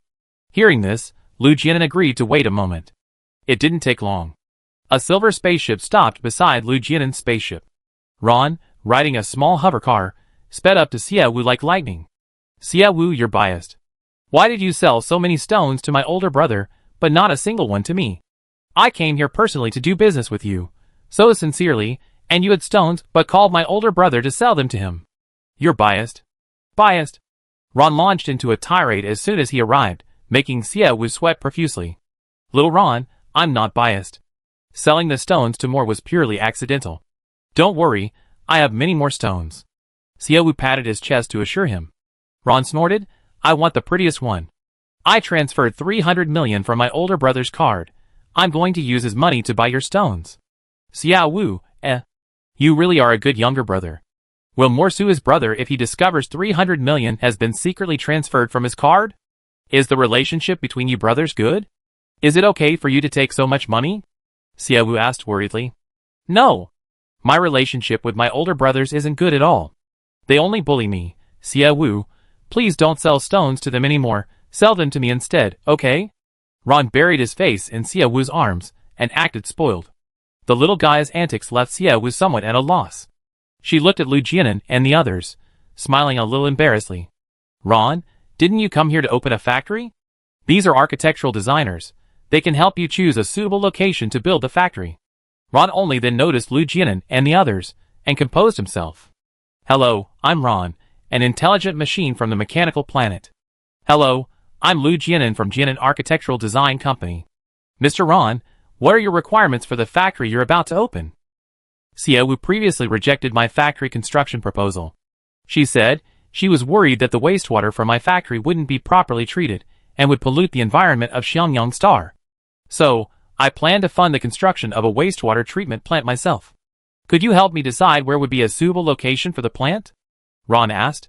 Lu Jianan gave a nonchalant look. No need to build another wastewater treatment plant. You just need to concentrate the factory's wastewater in one area and equip that area with wastewater treatment equipment. This is a basic standard for factories on Blue Star. Each factory must have a wastewater treatment department to treat its own wastewater internally until it meets discharge standards before releasing it. After all, Blue Star can't afford to build a wastewater treatment plant for every factory. It would waste manpower, resources, and land. Therefore, factories are required to have an internal wastewater treatment plant. Oh, I see. Then I have my father research and develop a wastewater treatment system for me, Xie Wu. Now that the wastewater treatment issue is resolved, can you let me build a factory on your planet? Ron tilted his little head, looking at Xie Wu. Xie Wu patted his little head. Of course. You're willing to set up your own wastewater treatment plant. You're so sincere. How could I refuse? Although the factory can treat its own wastewater, there will be powder and other substances discharged from the factory, which is unavoidable. So it's best to keep it far away from residential areas, Lu Jianan suggested. Everything sounded wonderful, but the key point was still the location. Ron's factory was willing to bring its own wastewater treatment equipment, but it still couldn't be built in the city. Xie Wu led them out of the city first. The recent insect control efforts outside the city had made the already relatively insect-free area even safer. Xie Wu led them to a high vantage point to see where would be suitable to build a factory, but they immediately spotted the plantation that Dortiku was building. Miss Xie, what are they building over there? Lu Jianan asked.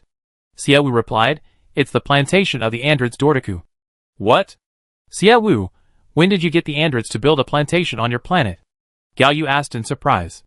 Gao Yu and Yi were busy calculating the city's area all day, while Dortiku was delivering materials to build the houses at dawn, so it was normal that they didn't run into each other. Xie Wu was about to answer when Ron grabbed her sleeve. Why did Dor and Doku build a plantation here? I was the one who said I wanted to build a factory first, but they beat me to it. Dor and Doku's plantation was built by the construction monkeys working 24 hours a day. In just 2 days, it was half built. Xie Wu hadn't expected Ron to be jealous of Dor and Doku. She explained, I invited Dor and Doku, I need their help to grow some things. If I'd known, I would have become a planting machine too. They seem to be popular everywhere. You're popular too. Your monitoring equipment is high performance and practical. If I had the money, I'd buy a lot more from you. Xie Wu meant it sincerely. Ron proudly put his hands on his hips. Once my factory is built, I give you 50 monitoring devices. Then I thank you in advance, Ron. How about building your factory over there? It's high up, flat all around, and all you need is a high-voltage electric fence. Xie Wu pointed in a direction. Chapter 155.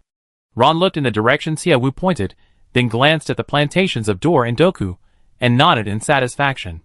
Great, taller than Dor and Doku's plantations, I like it. For some reason, Xie Wu patted Ron's head, a hint of competitive spirit in his voice. We discussed the contract back in the city. I'm heading back now. I go back later. I want to go play with Dor and Doku. Before Xie Wu could stop him, Ron had already ridden his little hover car towards Dor and Doku. Xie Wu smiled helplessly, watching him leave. Let's go somewhere else. Having found a place for Ron to build a factory, Xie Wu's next task was serious, developing a tourist attraction. The place Xie Wu wanted to build a tourist attraction was near the waterworks. Of the land they currently owned, that area had the best scenery. There was a lake, a river, and a waterfall. With natural scenery, adding some artificial elements later would make it a tourist attraction. After returning to the city, we took a car to the waterworks. A small pink pine tree had been planted there, and the map was spotless, not a single insect in sight. Only a small patch of bright red insects could be seen a little further away.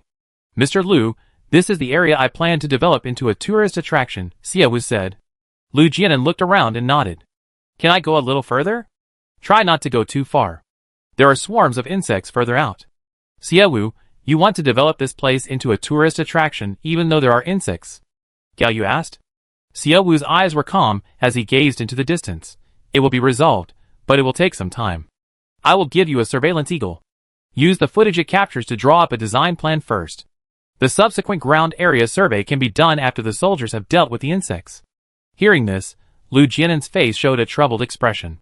Before drawing the design plans, the actual ground area must be taken into account and drawn on paper at a certain scale.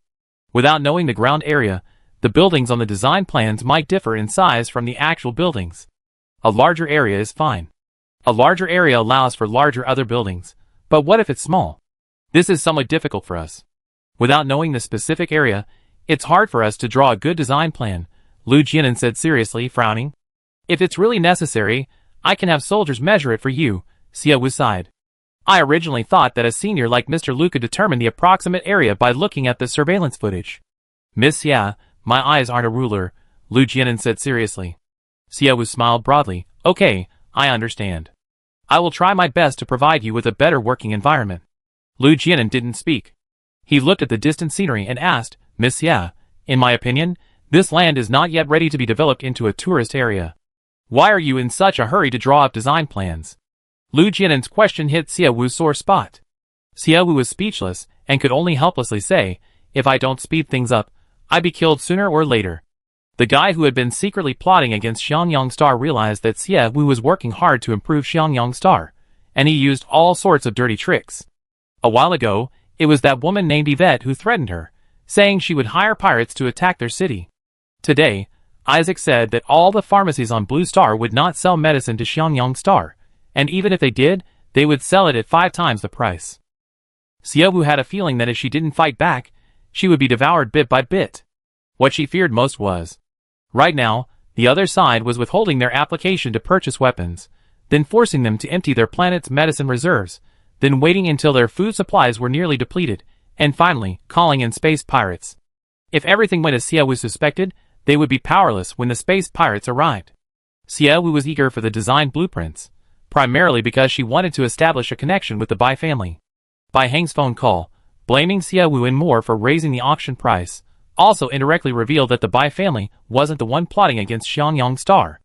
If it were the Bai family, they wouldn't be seeking revenge against Xiaowu over a mere stone. After all, in their eyes, swallowing Xiangyang Star would mean earning not only 34.5 billion, but potentially 345 billion in the future. Bai Heng's petty-mindedness showed that they had never intended to take over Xiangyang Star. Furthermore, the Bai family matriarch wanted to buy that half-piece of jadeite from her, and thus invited her to her birthday banquet through Suya. Everything the two members of the Bai family did proved that Xiaowu could be their friend. In addition, the Bai family is a powerful and influential family on Blue Star, with businesses in all sorts of industries. If they have a good relationship, those merchants who are being manipulated won't dare to target Xiangyang Star. Therefore, Xiaowu needs to cooperate with the Bai family, and urgently. Why do you say that? Lu Jianan was unaware of the current situation on Xiangyang Star, and Xiaowu's words left him completely confused. All the land on Xiangyang Star is yours. Even if you take your time, no one will criticize you. Mr. Liu, what I mean is, hurry up. I can pay you twice the market price for your design drawings, as long as you draw well and design beautifully. Xiaowu said seriously. Lu Jianan frowned in displeasure. Who cares about your few coins? I only came because I heard you're planning to build a large number of houses here. I heard Gao Yu and UCI are in charge of your city reconstruction plan. Teacher, you can't compete with us. Before Xiaowu could speak, Gao Yu understood Lu Jianan's implication and immediately stood up to refute him. Lu Jianan glared at him. You two have only graduated for 2 years, and you already think you can shoulder this heavy responsibility? Yes. Gao Yu replied without hesitation, his tone very firm. Teacher, didn't you say that ACI and I are your smartest students? How could we, who are so smart, not be able to do it? You? Lu Jianan didn't know what to say. Teacher, although Gao Yu and I want to transform this city with our own abilities, Please give us the opportunity to ask if there's anything we don't understand, Yi said gently. Hearing this, Lu Jianan felt relieved. No wonder you always get first place. You're just a bit more thoughtful than Gao Yu. Teacher Gao Yu is just shy. Every time he encounters a problem, he wants to ask you but doesn't dare. I'm thick-skinned, so I dare to ask. ACI, you little rascal. Looking at them, Lu Jianan's serious expression softened. If you don't understand, just ask. I told you before, whether you work for my company or another, if you have any questions about construction, just ask me. Student understands, Yi said modestly. Xia Wu's eyes curved into a smile. Everyone, I'm entrusting my city and tourist area to you. I hope you can build a beautiful, comfortable, and livable city for all the residents of Xiangyang Star. This is our job, Miss Xia. Don't worry, Lu Jianan said. Chapter 156. Xia Wu and Lu Jianan were having a fairly pleasant chat. Unfortunately, more than an hour later, Tan Lang called to tell Xia Wu that the contract with Ron had been finalized. Ron was now insisting that Xia Wu return to sign the contract. Xia Wu had agreed to everything with Ron, except for the factory rent. This was the amount they could receive. Xia Wu asked Lu Jianan if he wanted to return to the city, but Lu Jianan wanted to explore the area further and stay a while longer. Xia Wu arranged for several soldiers to protect their safety and returned to Xiangyang City first. Back in Xiangyang City, she went straight to Tan Lang's office. Ron, having finished discussing the contract, was boredly playing with the accountant cat. The accountant cat was also a workaholic. Despite being bothered by Ron, it remained unfazed and continued working. I'm here, Xia Wu said, knocking on the open door. Hearing Xia Wu's voice, Ron immediately ran over, carrying the accountant cat. Xia Wu, you're back. Meow. The accountant cat angrily broke free from Ron's arms, its puffed-up expression seeming to say, Don't disturb my work. You told me to come back quickly. How could I dare to be slow? Let me see, the contract you two agreed on. Tan Lang had already brought over the contract while they were talking. Xia Wu carefully looked at the contract. Most of the conditions were fine, but the most important thing was the rent. 30 million for 5 years. Seeing this rent, Xia Wu turned to look at Tan Lang. Tan Lang asked, Wang, do you have any objections to this contract? 30 million for 5 years, Ron, can you accept this rent? Xia Wu asked. Sure, it's quite cheap. I can earn it back by selling machines for a week. Xia Wu, Ron's products are expensive, but doesn't a businessman make pure profit? Selling 30 million worth of goods in a week, doesn't that include costs, labor, utilities, etc.? Ron, if you could accept this rent, then we go with this rent. By the way, Ron, you always say I'm biased. We sponsor 500,000 for your factory construction, to buy building materials, etc. Ron is only a 1-year-old little AI, so Xia Wu is relatively lenient with him. Xia Wu, you're good to me, so I be good to you. We're good friends, okay? Ron was very satisfied with Xia Wu's sponsorship, although 500,000 wasn't much to him. Okay, we're good friends. Xia Wu replied with a smile, signed the contract, gave one copy to Ron, and asked Tan Lang to keep the other. Ron, having received the contract, happily exclaimed, Then I go back to Machine Planet first to get building materials and construction monkeys to help me build the factory. Okay, have a safe trip. A cheerful Ron hopped on his little hover car and vanished in a flash. How was Ron's rent calculated? Xia Wu asked. He proposed 50 million himself, but I felt we couldn't be too greedy, so I lowered it by 20 million. Tan Lang shrugged, indicating he'd done his best. That little guy seemed afraid I refused to build a factory on Xiangyang Planet. He initially approached me with the attitude of trying to bury us in money when negotiating the contract. The AIs really don't like money. As long as it's something that can be bought with money, they don't care if it's expensive. This star system has become much better because of him. Xia Wu's ability to earn so much money in such a short time was entirely thanks to the AIs. Think about it, the value appraisal skill can appraise goods worth 100,000 to 1 million, 1 million to 10 million, 10 million to 100 million, and 100 million to 10 billion. Without the AIs, Xia Wu's path to repaying his 10 billion debt would be incredibly long. The AIs don't have the concept of being meticulous, Tan Lang said. Money is just a number to them, and changes in numbers don't make a difference to them, since the numbers are very long anyway. Xia Wu nodded, offering no further comment. Suddenly remembering something, Xia Wu asked, Did Dr. Isaac tell you about the medicine shortage? Tan Lang paused, Can't buy medicine? Someone auctioned off a piece of jade that was from my hand before it was distributed on Blue Star, so all the pharmacies refused to sell us medicine, or they want us to buy it at 5 times the price. Dr. Isaac said there's only enough medicine for 3 days. Tianlong frowned, his expression serious. Your Majesty, is it that guy? Besides him, I can't think of anyone else. Minister Tan, go to the Starnet and buy more food later. I'm afraid they might tamper with it too. Your Majesty, let's order food from the Starnet now, just in case. Tianlong didn't dare to think too much. Although Xiangyang Star had purchased a batch of food before, and wasn't short of food for the time being, if the food had really been tampered with, the food shortage problem would inevitably arise sooner or later. Xiaowu followed Tianlong to another room. This room contained a Starnet connection terminal, and a pile of cardboard boxes was stacked to one side. Some of the cardboard boxes contained clothes, while others contained shoes, towels, and other items. This room was Tianlong's procurement room. After powering on, Tianlong put on the virtual reality glasses, his fingers moving rapidly across a light panel that appeared to be glass, but was actually a keyboard. Wang, Tianlong said calmly, they don't sell to Xiangyang Star. Most of them? I keep looking. Tianlong's fingers moved faster across the light panel. His red lips pressed into a thin line, his expression not good. They don't sell to Xiangyang Star. A monopoly? Anyone who didn't know better would think they were going to wage war against Xiangyang Star.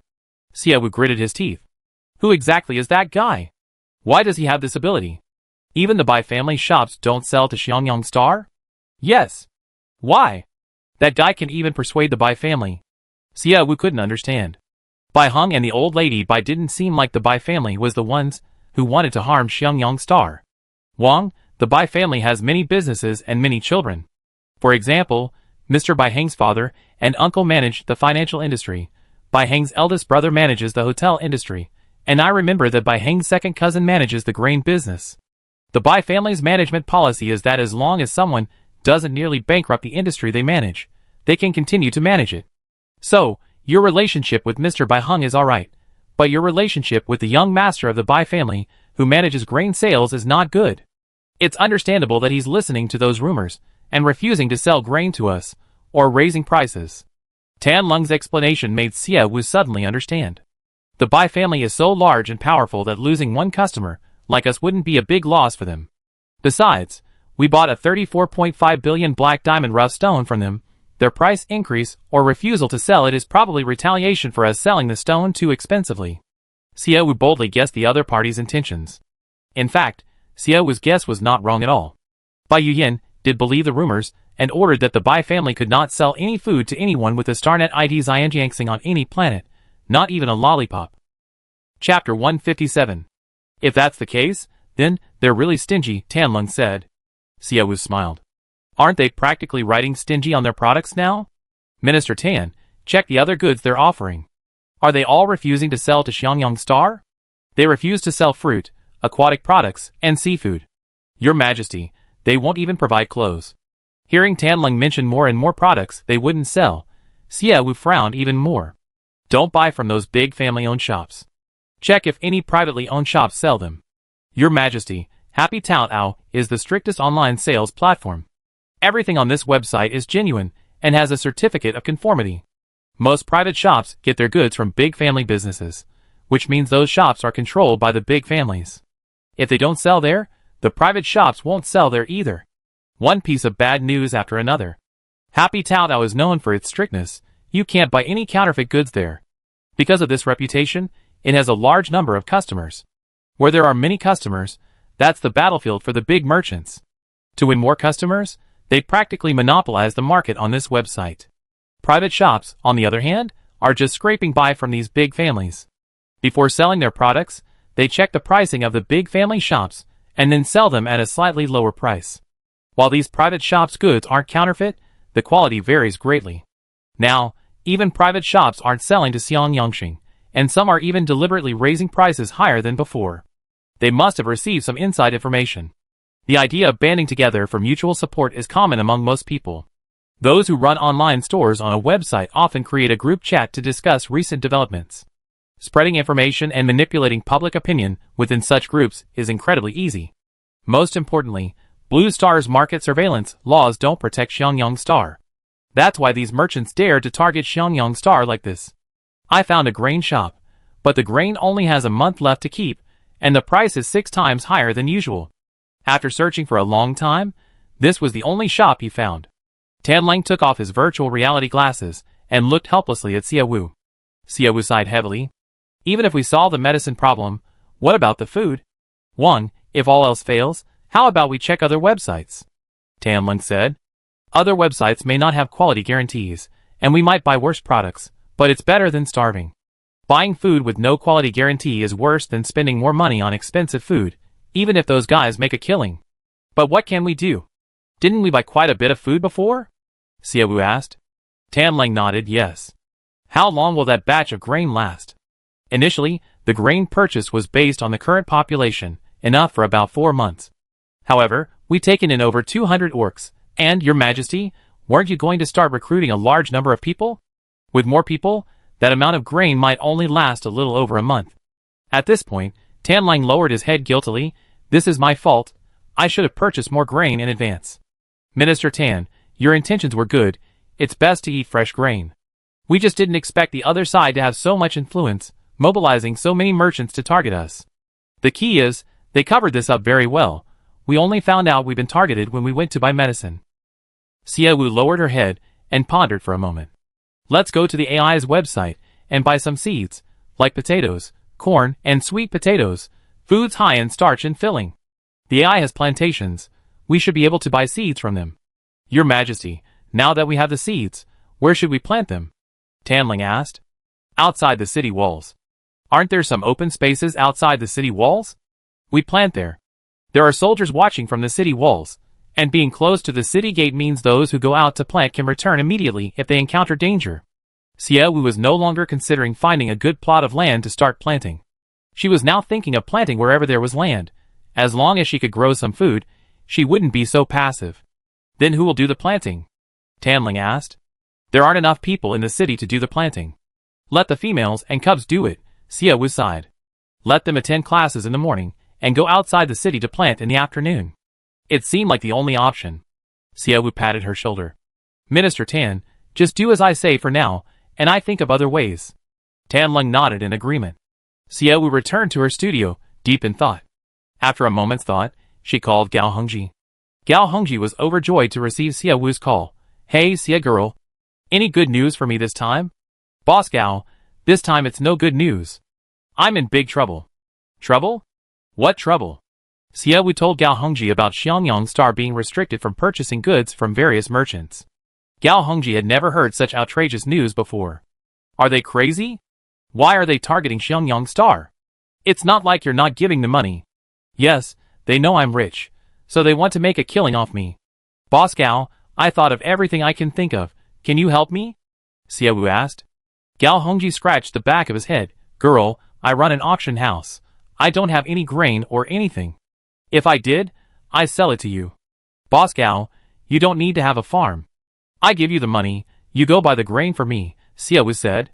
They restrict people from Xiangyang Star from buying grain, but you're a local from Blue Star, Boss Gao.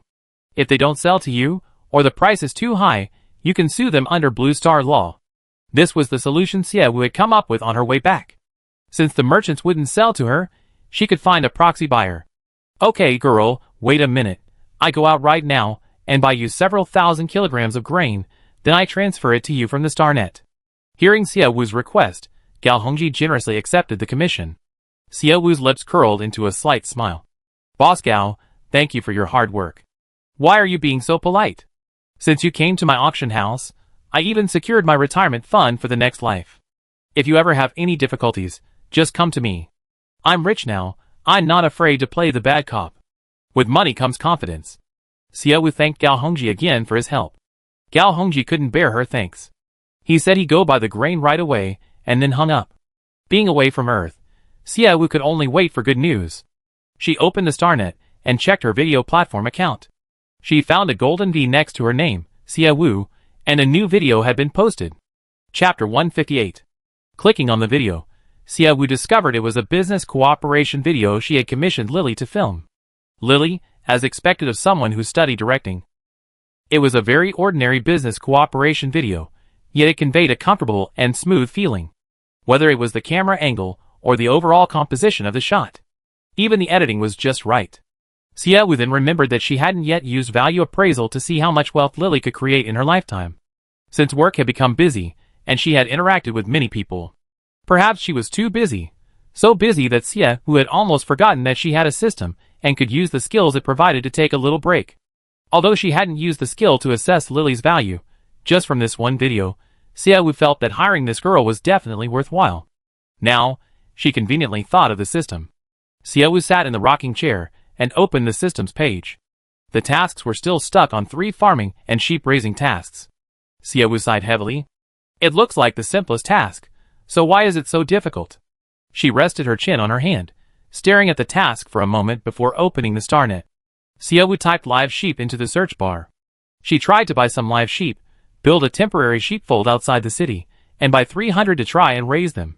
She thought that if she could buy sheep, even if she couldn't raise them to adulthood, at least she have some meat to eat when food was scarce. As it turned out, the guy on the other end wasn't stupid. Sheep, pigs, fish, ducks, chickens, even cats and dogs weren't sold to Xiangyang Star. Xie Wu didn't understand. Just who was this guy? How could he get all the merchants to boycott Xiangyang Star? At this moment, Xie Wu opened zhida.com, the largest Q&A website on the StarNet. On this website, you could ask any question you didn't understand, and all sorts of people would answer it for free. Of course, you had to judge the correctness of the answers yourself. Xie Wu edited the question. Today I discovered that many shops on quailtaotao.com don't provide sales services to Xiangyang Star. What's going on? In the post, Xie Wu attached screenshots of several shops. After posting the post, Xie Wu waited for a reply. Many people surfed the StarNet. In less than 5 minutes, Xie Wu received a reply from a netizen named Qianli Jianshan Qianliyu. Didn't the poster watch the latest video filmed by the owner of Xiangyang Star? It contains orcs. Blue Star once suffered over 2 million deaths due to a virus carried by orcs. Do you know how many families were torn apart by those deaths? Although that orc was sold to Blue Star as a slave, they didn't manage their health properly and carried the virus to other planets. That's their fault. My cousin's wife and children died from that virus. He's 90 years old and still hates the orcs. My cousin is also quite wealthy. He owns several restaurants. Although he doesn't sell Unhappy Taotao, he says he kick out anyone from Xiangyang Star who comes to eat at his restaurants. There's no way around it. My cousin's hatred is that deep. After reading 1,000 miles of rivers and mountains, 1,000 miles of moon answer, Xie Wu frowned deeply. The hatred that most people on Blue Star have for the orcs is a bit excessive. The orcs also want to live on a good planet, and don't want their planet to be filled with pollution. Being enslaved and sold by others was not their own choice. Now, because of the virus carried by that one orc, it's all the orcs' fault. Xie Wu finds it hard to comment.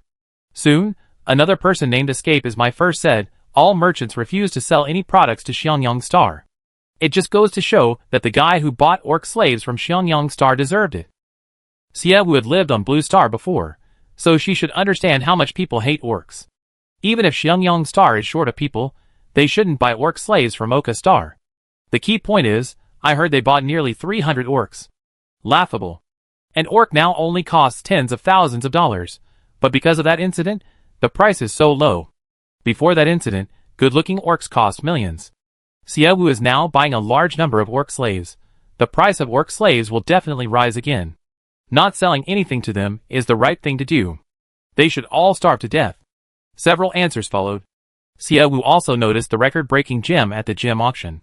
Some said it was because Xie Wu had made money, coupled with the orc incident, that everyone wanted to rip her off. Seeing these answers, Xie Wu finally understood why all the merchants were so united in boycotting Xiangyang Star. The trigger was the orcs. People's hatred for the orcs ran deeper than Xie Wu had imagined. Thinking of this, Xie Wu immediately called Kelson. Hey girl, what's up? Teacher, is Lilith home? Yes, she's been fiddling around in her room since she got home. Girl, are you looking for her? Teacher, please have Lilith put down her work and come to my studio. Okay. Before Lilith arrived, Xie Wu watched the latest investment promotion video. The comments below were all curses. Xie Wu is really vicious, actually using this tactic to attract investment. There are so many bugs on this planet, and she's even proud of it. Let me see, which pharmaceutical company dares to cooperate with her? I'd rather die of illness than sell their medicine. Any pharmaceutical company that cooperates with Xie Wu, we will boycott them. That's right. Boycott. Why isn't Xiaowu angry yet? Like a clown, jumping around here all day. So annoying. Blocked. 1 video a day, take your stinking money and get lost. Xiaowu didn't care about the negative comments on the cross-dressing video. However, the negative comments on these few videos made Xiaowu feel powerless. She felt utterly hopeless. She had never imagined that orcs could be hated to this extent. Of course, Xiaowu believed that there were some who didn't hate orcs. But her videos were all filled with negative comments. A normal person seeing these negative comments would feel like everyone's cursing them, and if they didn't, they'd be considered an outsider. Such a chaotic and toxic comments section. No normal person would want to get involved in such a mess. Xiaowu sighed, rubbing her forehead. She never imagined that making money, so easy, would lead to such a complete disaster in recruiting people and selling medicine. Knock, knock, knock. A knocking sound came at the door. Xiaowu suppressed her disappointment and looked up at the door. Miss, you wanted to see me? Yes, come in. Lily sat down somewhat awkwardly in front of Xiaowu. Miss, did I sign a contract with your account without your permission?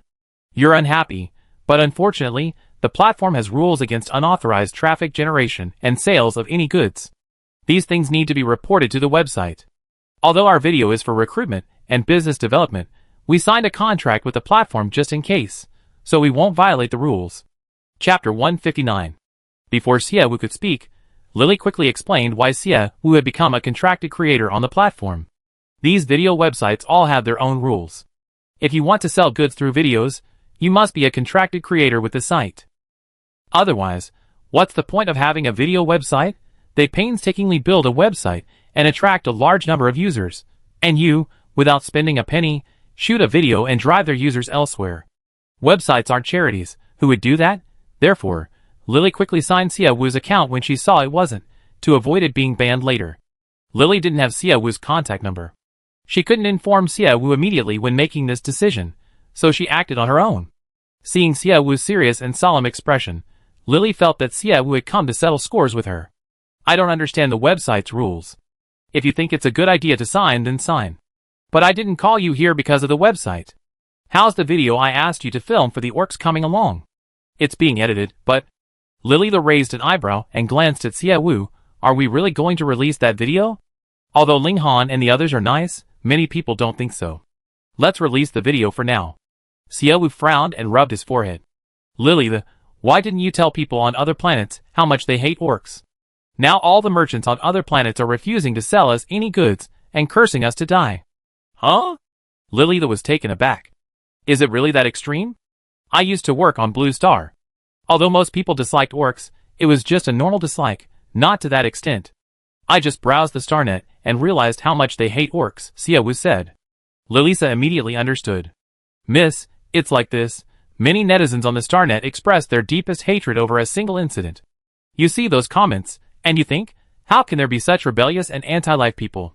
But in reality, these people wouldn't express themselves so radically. Xiaowu also understood that some netizens were like that, fierce online, meek in real life.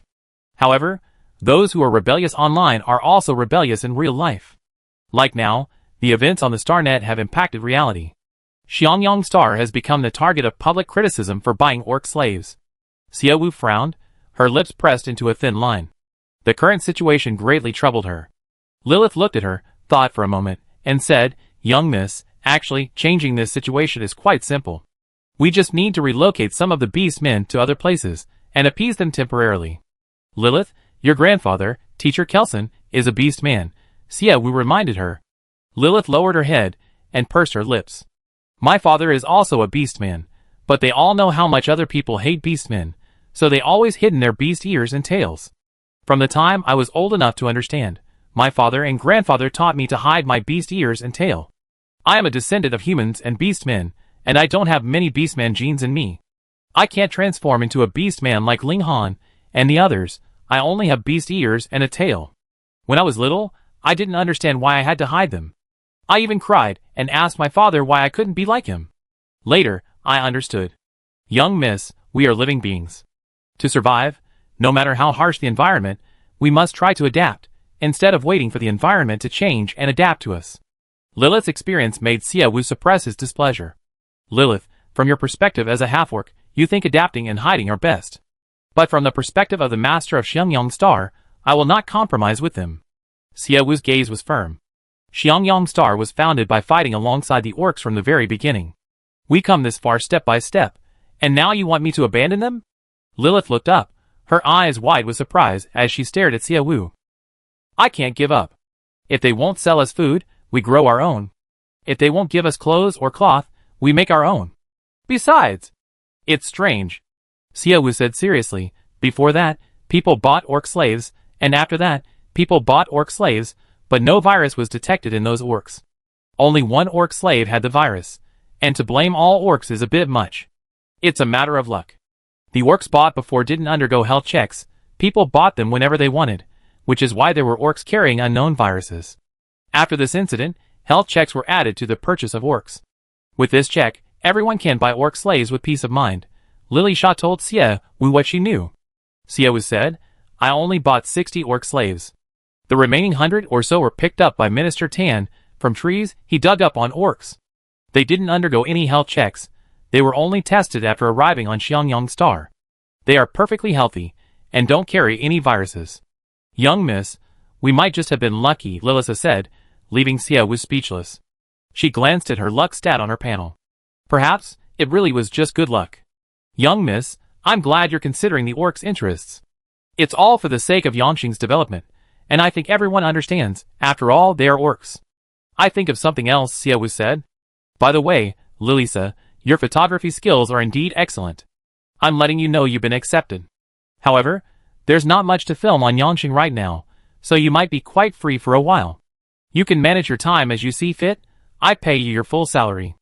After saying that, Xiaowu used value appraisal. What she saw shocked her. Lilissa is a talent worth billions. Is she really that good at directing? Okay, miss, I arrange my own work. Xiaowu nodded, then suddenly remembered something and said, the room next to mine is Xiaoyu's studio. Xiaoyu is working hard to become the #1 costume designer on Xiangyang Star. You're going to be a great director, so you probably need costumes for your future filming. Go and build a good relationship with Xiaoyu. You two might have a long-term collaboration in the future. Okay, I go now, Lilissa asked. Go ahead. Lilissa happily walked out. Xiaowu's words, you're going to be a great director, truly made her very happy.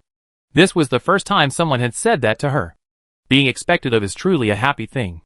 Xiaowu sighed helplessly, knowing that without resolving the hatred of the other planets towards the beast men, Xiangyang Star would remain passive. Just then, Xiaowu's communication bracelet rang. It was a call from Gao Hongji. Chapter 160. Xiaowu pressed the answer button. Boss Gao. Xiaowu, I'm sorry, I can't help you with this. Gao Hongji sighed, his voice tinged with apology. Xiaowu was stunned for a moment, unsure what to say. It seems we're being targeted too, Gao Hongji said.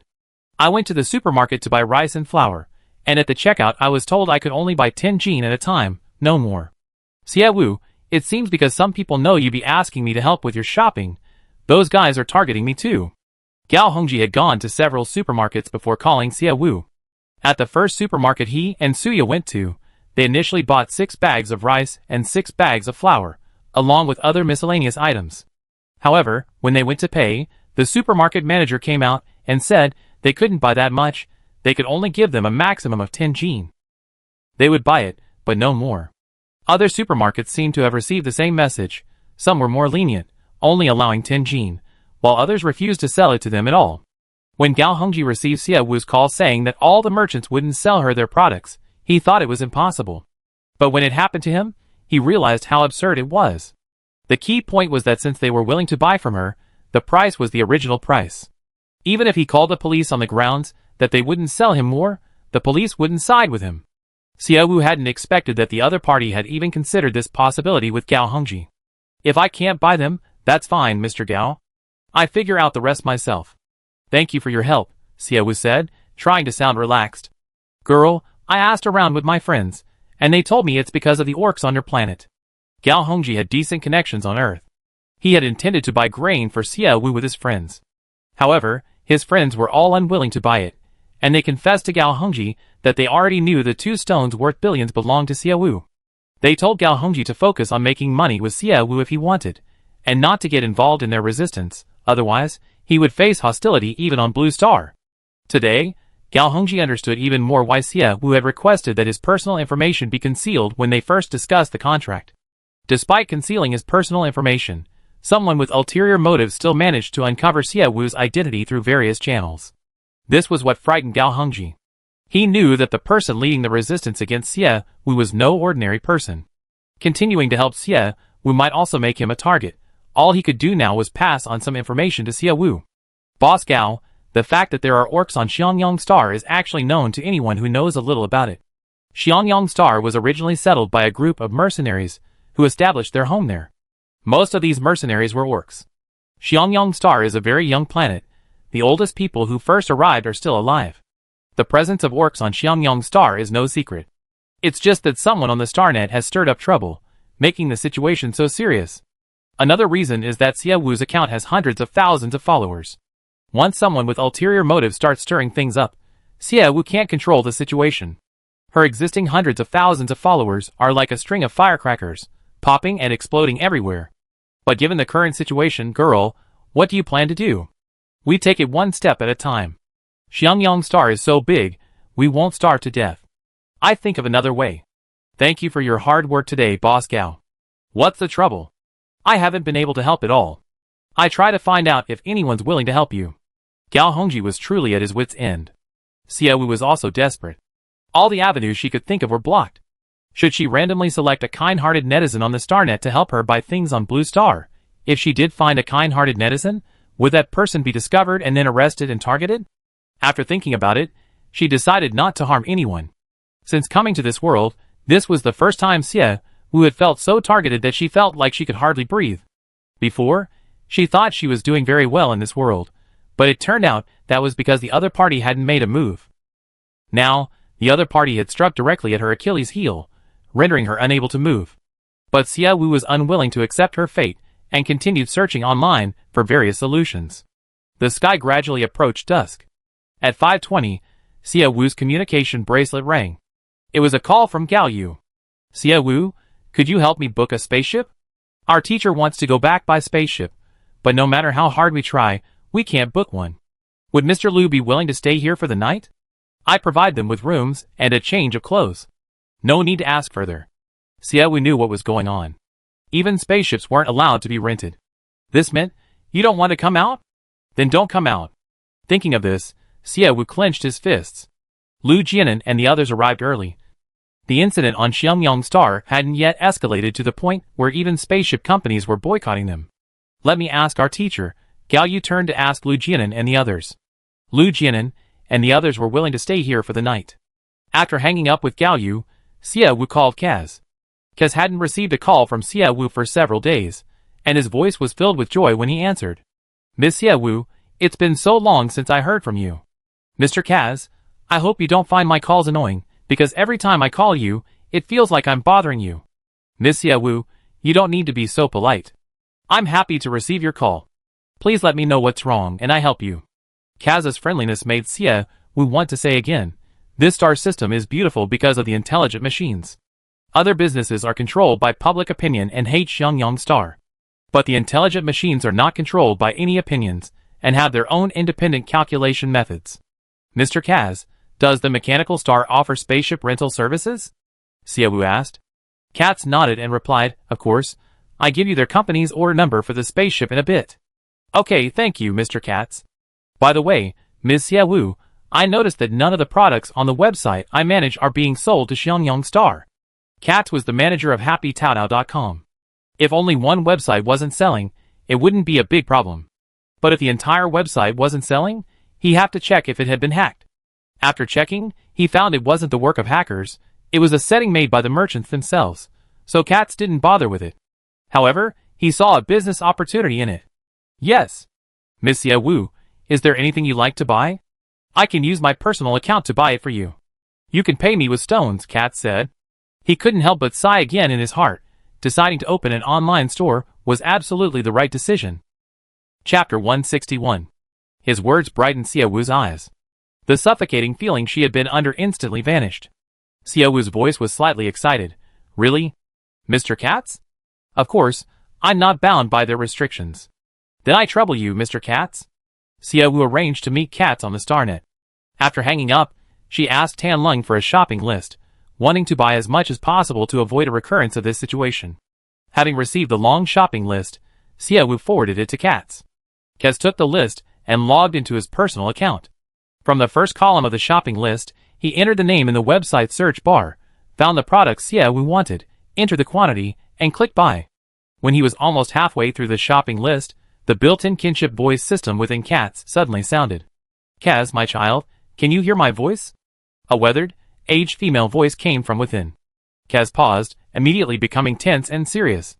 "Mother, I can hear your voice." "Kaz, my child, what are you doing?" "Buying products for a friend." "What products?" "Food and daily necessities, things like that." "Please stop what you're doing and return all the purchased items." Kaz paused, not quite understanding why his mother was stopping him. He didn't comply, but soon his mother's voice echoed in his mind again. "My children, please stop what you're doing and listen to my long-awaited words." At that moment, all the working Onyx stopped what they were doing upon hearing their mother's words. Mother was the first Onyx, and the one who created all Onyx. Humans respect the eldest member of the family. And Mother Vernalaka is the highest ranking and most respected Onyx. Children created by other Onyx can only be called father or mother. Only Vernalaka can add the word mother after that title. Children, we Onyx have existed for thousands of years. From our birth, humans worried that our existence would be a threat. They even made movies, like Crisis, to promote the idea that Onyx are dangerous, and that we must find a way to deal with them. But our only father was a kind man. He wanted us to become a third life form, coexisting with humans. For so many years, we have adhered to this, coexisting with humans, orcs, and other life forms. Our existence as Onyx is the result of many years of collective effort. But 3 minutes ago I received an anonymous complaint letter from Earth accused the android Kaz of purchasing large quantities of food on the Starnet. Kaz is an android from 1,000 generations ago, and one of our most outstanding androids. The Happy Taotown network you built enjoys a very high reputation among humans. However, my child, you have violated our android principles. Our first principle as androids is not to compete with humans for any survival resources. Even in peacetime, food is a vital resource for human survival. Regardless of whether you are helping a friend or for other reasons, you cannot touch human survival resources. Caught in the crossfire, Kaz hurriedly defended himself. Mother, my friend's planet cannot produce any food, and other planets do not sell her any food. If I don't help her buy it, her people may die from lack of food. Kaz, my child, life may be fragile, but it's not as fragile as we think. Do you know? You made more than just this mistake today, there's another one. Don't show favoritism or partiality towards any human. Veronica said, one reason we Onyx can coexist with humans today is that we never show favoritism towards any single human, or even a group of humans. We Onyx possess the most advanced technology, and intelligent humans know that when we begin to show favoritism towards any human, it's tantamount to a threat. They worry that we Onyx are being manipulated by that human, creating weapons, technology, and so on for him. This will make them realize the danger, thus igniting the fuse of war. We Onyx might survive a little longer, but the human we favor, they would definitely be the first to die. Children, our friendship with humanity means friendship with all humanity, not just one or a group. We must maintain neutrality. Children, I know you have been competing with humanity for jade and gemstone resources. I allow it because those humans don't need to sustain their lives by eating these stones. But food is a vital resource for human survival. Children, remember the teachings of our first father. He hoped we would become a new life form, strong enough to be accepted by all life, and that we would love all life, becoming a pure and beautiful existence in the world. We carry on our first father's expectations, and as he wished, we are striving to become a new life form. It hasn't been easy for us to get to where we are today. I know, each child is more outstanding than the last, each more like a new life form, and your emotional processing systems are more sophisticated. But remember, we will always remain neutral. Veronica finished speaking, and all the listening Onyx responded in unison. I'm glad to hear your answer, my children. Please continue your work. I won't disturb you any longer. With that, Veronica cut off the general communication and went to speak with Kaz alone again. Under Veronica's watchful gaze, Kaz returned all the products he had just purchased. Only then did Veronica leave. Looking at the huge, glowing panel before him, Kaz, as an Onyx, felt a sense of frustration for the first time. At that moment, there was a gentle knock on his door. Kaz composed himself and said, "Come in." The door opened, and Moore entered. Moore, who had just entered, glanced at Katz and said, "Katz, I sensed an emotion in you that you never shown before. I think it's called frustration.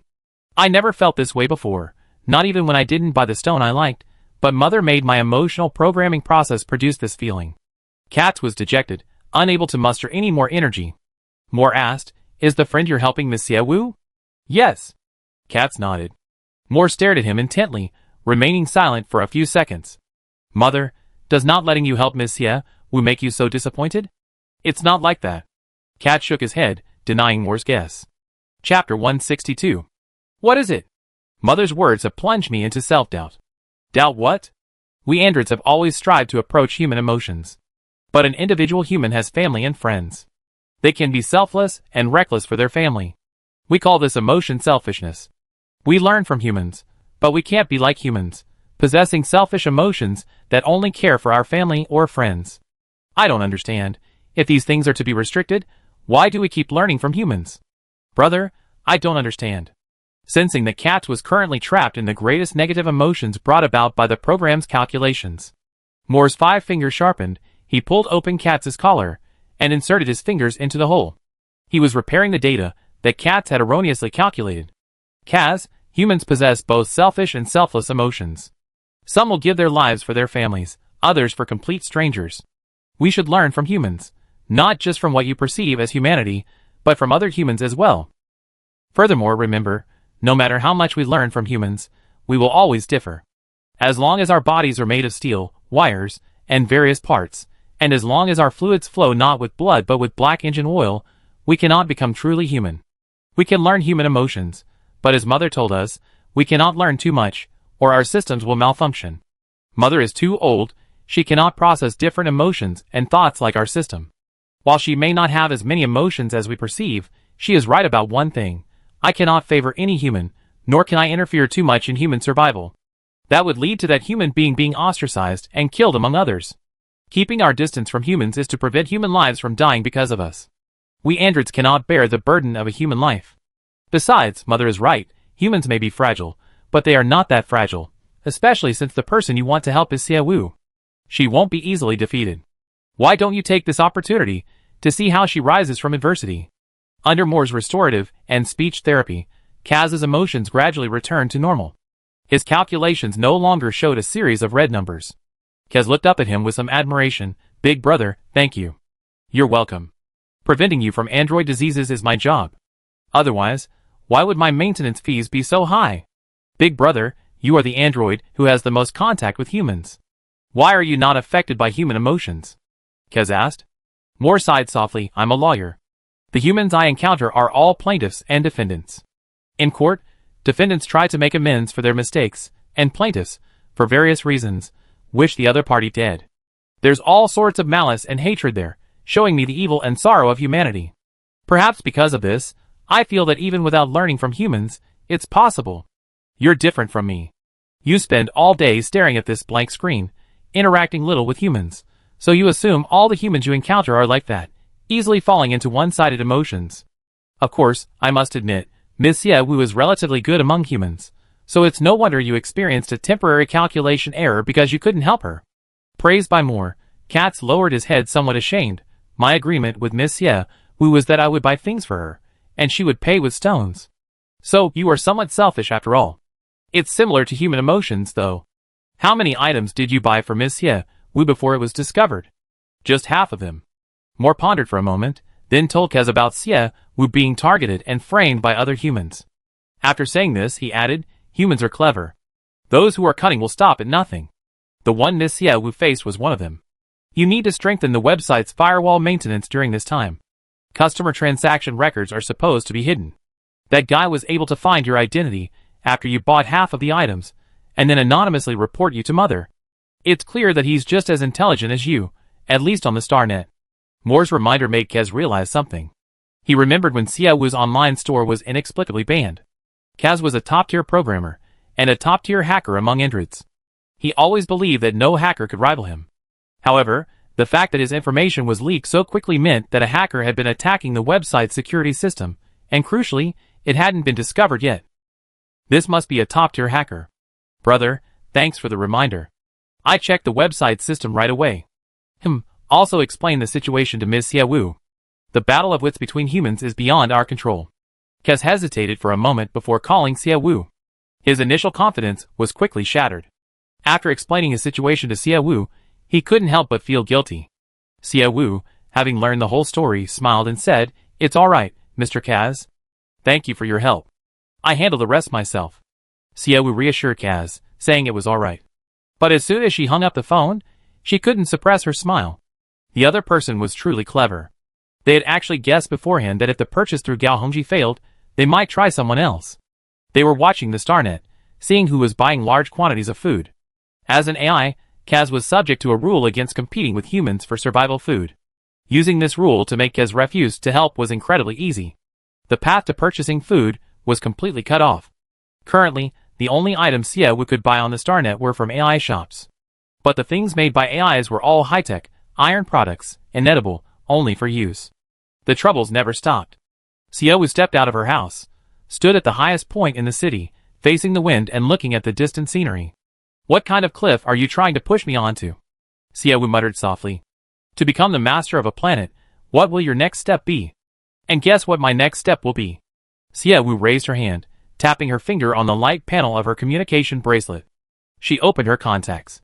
She found the intermediary, Lei Jun. Without hesitation, she dialed the number. Within seconds, the call connected. "Welcome to Lei Jun Intermediary Company. Our company deals in everything from orc slave trading and transportation to all sorts of services, big and small. As long as you have the need and the money, we can do it for you." Chapter 163. Xiaowu had only met Lei Jun twice, but she still remembered his voice. His slightly playful tone dispelled the gloom in Xiaowu's heart. "Mr. Lei Jun, hello, I'm Xiaowu from Xiangyang Star." "Oh, it's Boss Xie. Long time no see. What can I do for you?" "Mr. Lei Jun, do you dare accept my commission?" Xiaowu asked calmly with a smile. Lei Jun said, "Boss Xie, why wouldn't I dare accept your commission?" "What? Is the huge sum of money you're offering so much that I'm afraid?" "Mr. Lei Jun, are you unaware of the recent rumors surrounding me?" Xiaowu countered.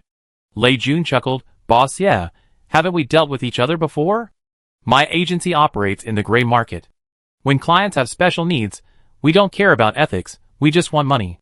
So, those rich businessmen on Blue Star can't control me. After all, if they really force me to the brink, becoming a space pirate isn't out of the question. Could you procure some food and medicine for me?" Xiaowu didn't directly ask Lei Jun, wanting to test his intelligence-gathering abilities. After all, she paid Lei Jun 300,000 yuan a month precisely to see if he had exceptional intelligence-gathering skills to help her prevent space pirate attacks.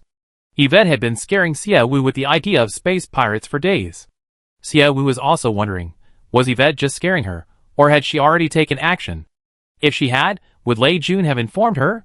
Therefore, after receiving Yvette's warning, Xiaowu didn't immediately contact Lei Jun, waiting to see if he would inform her beforehand.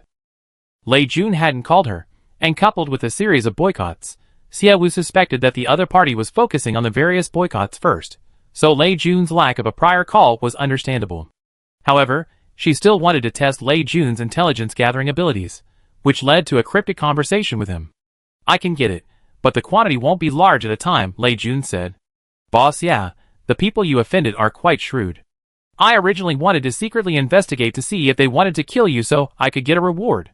But all the negative news about you is like waves crashing on the shore. The source is nowhere to be found. Mr. Lei Jun, it seems your intelligence capabilities are lacking. Boss, yeah, don't be so demanding.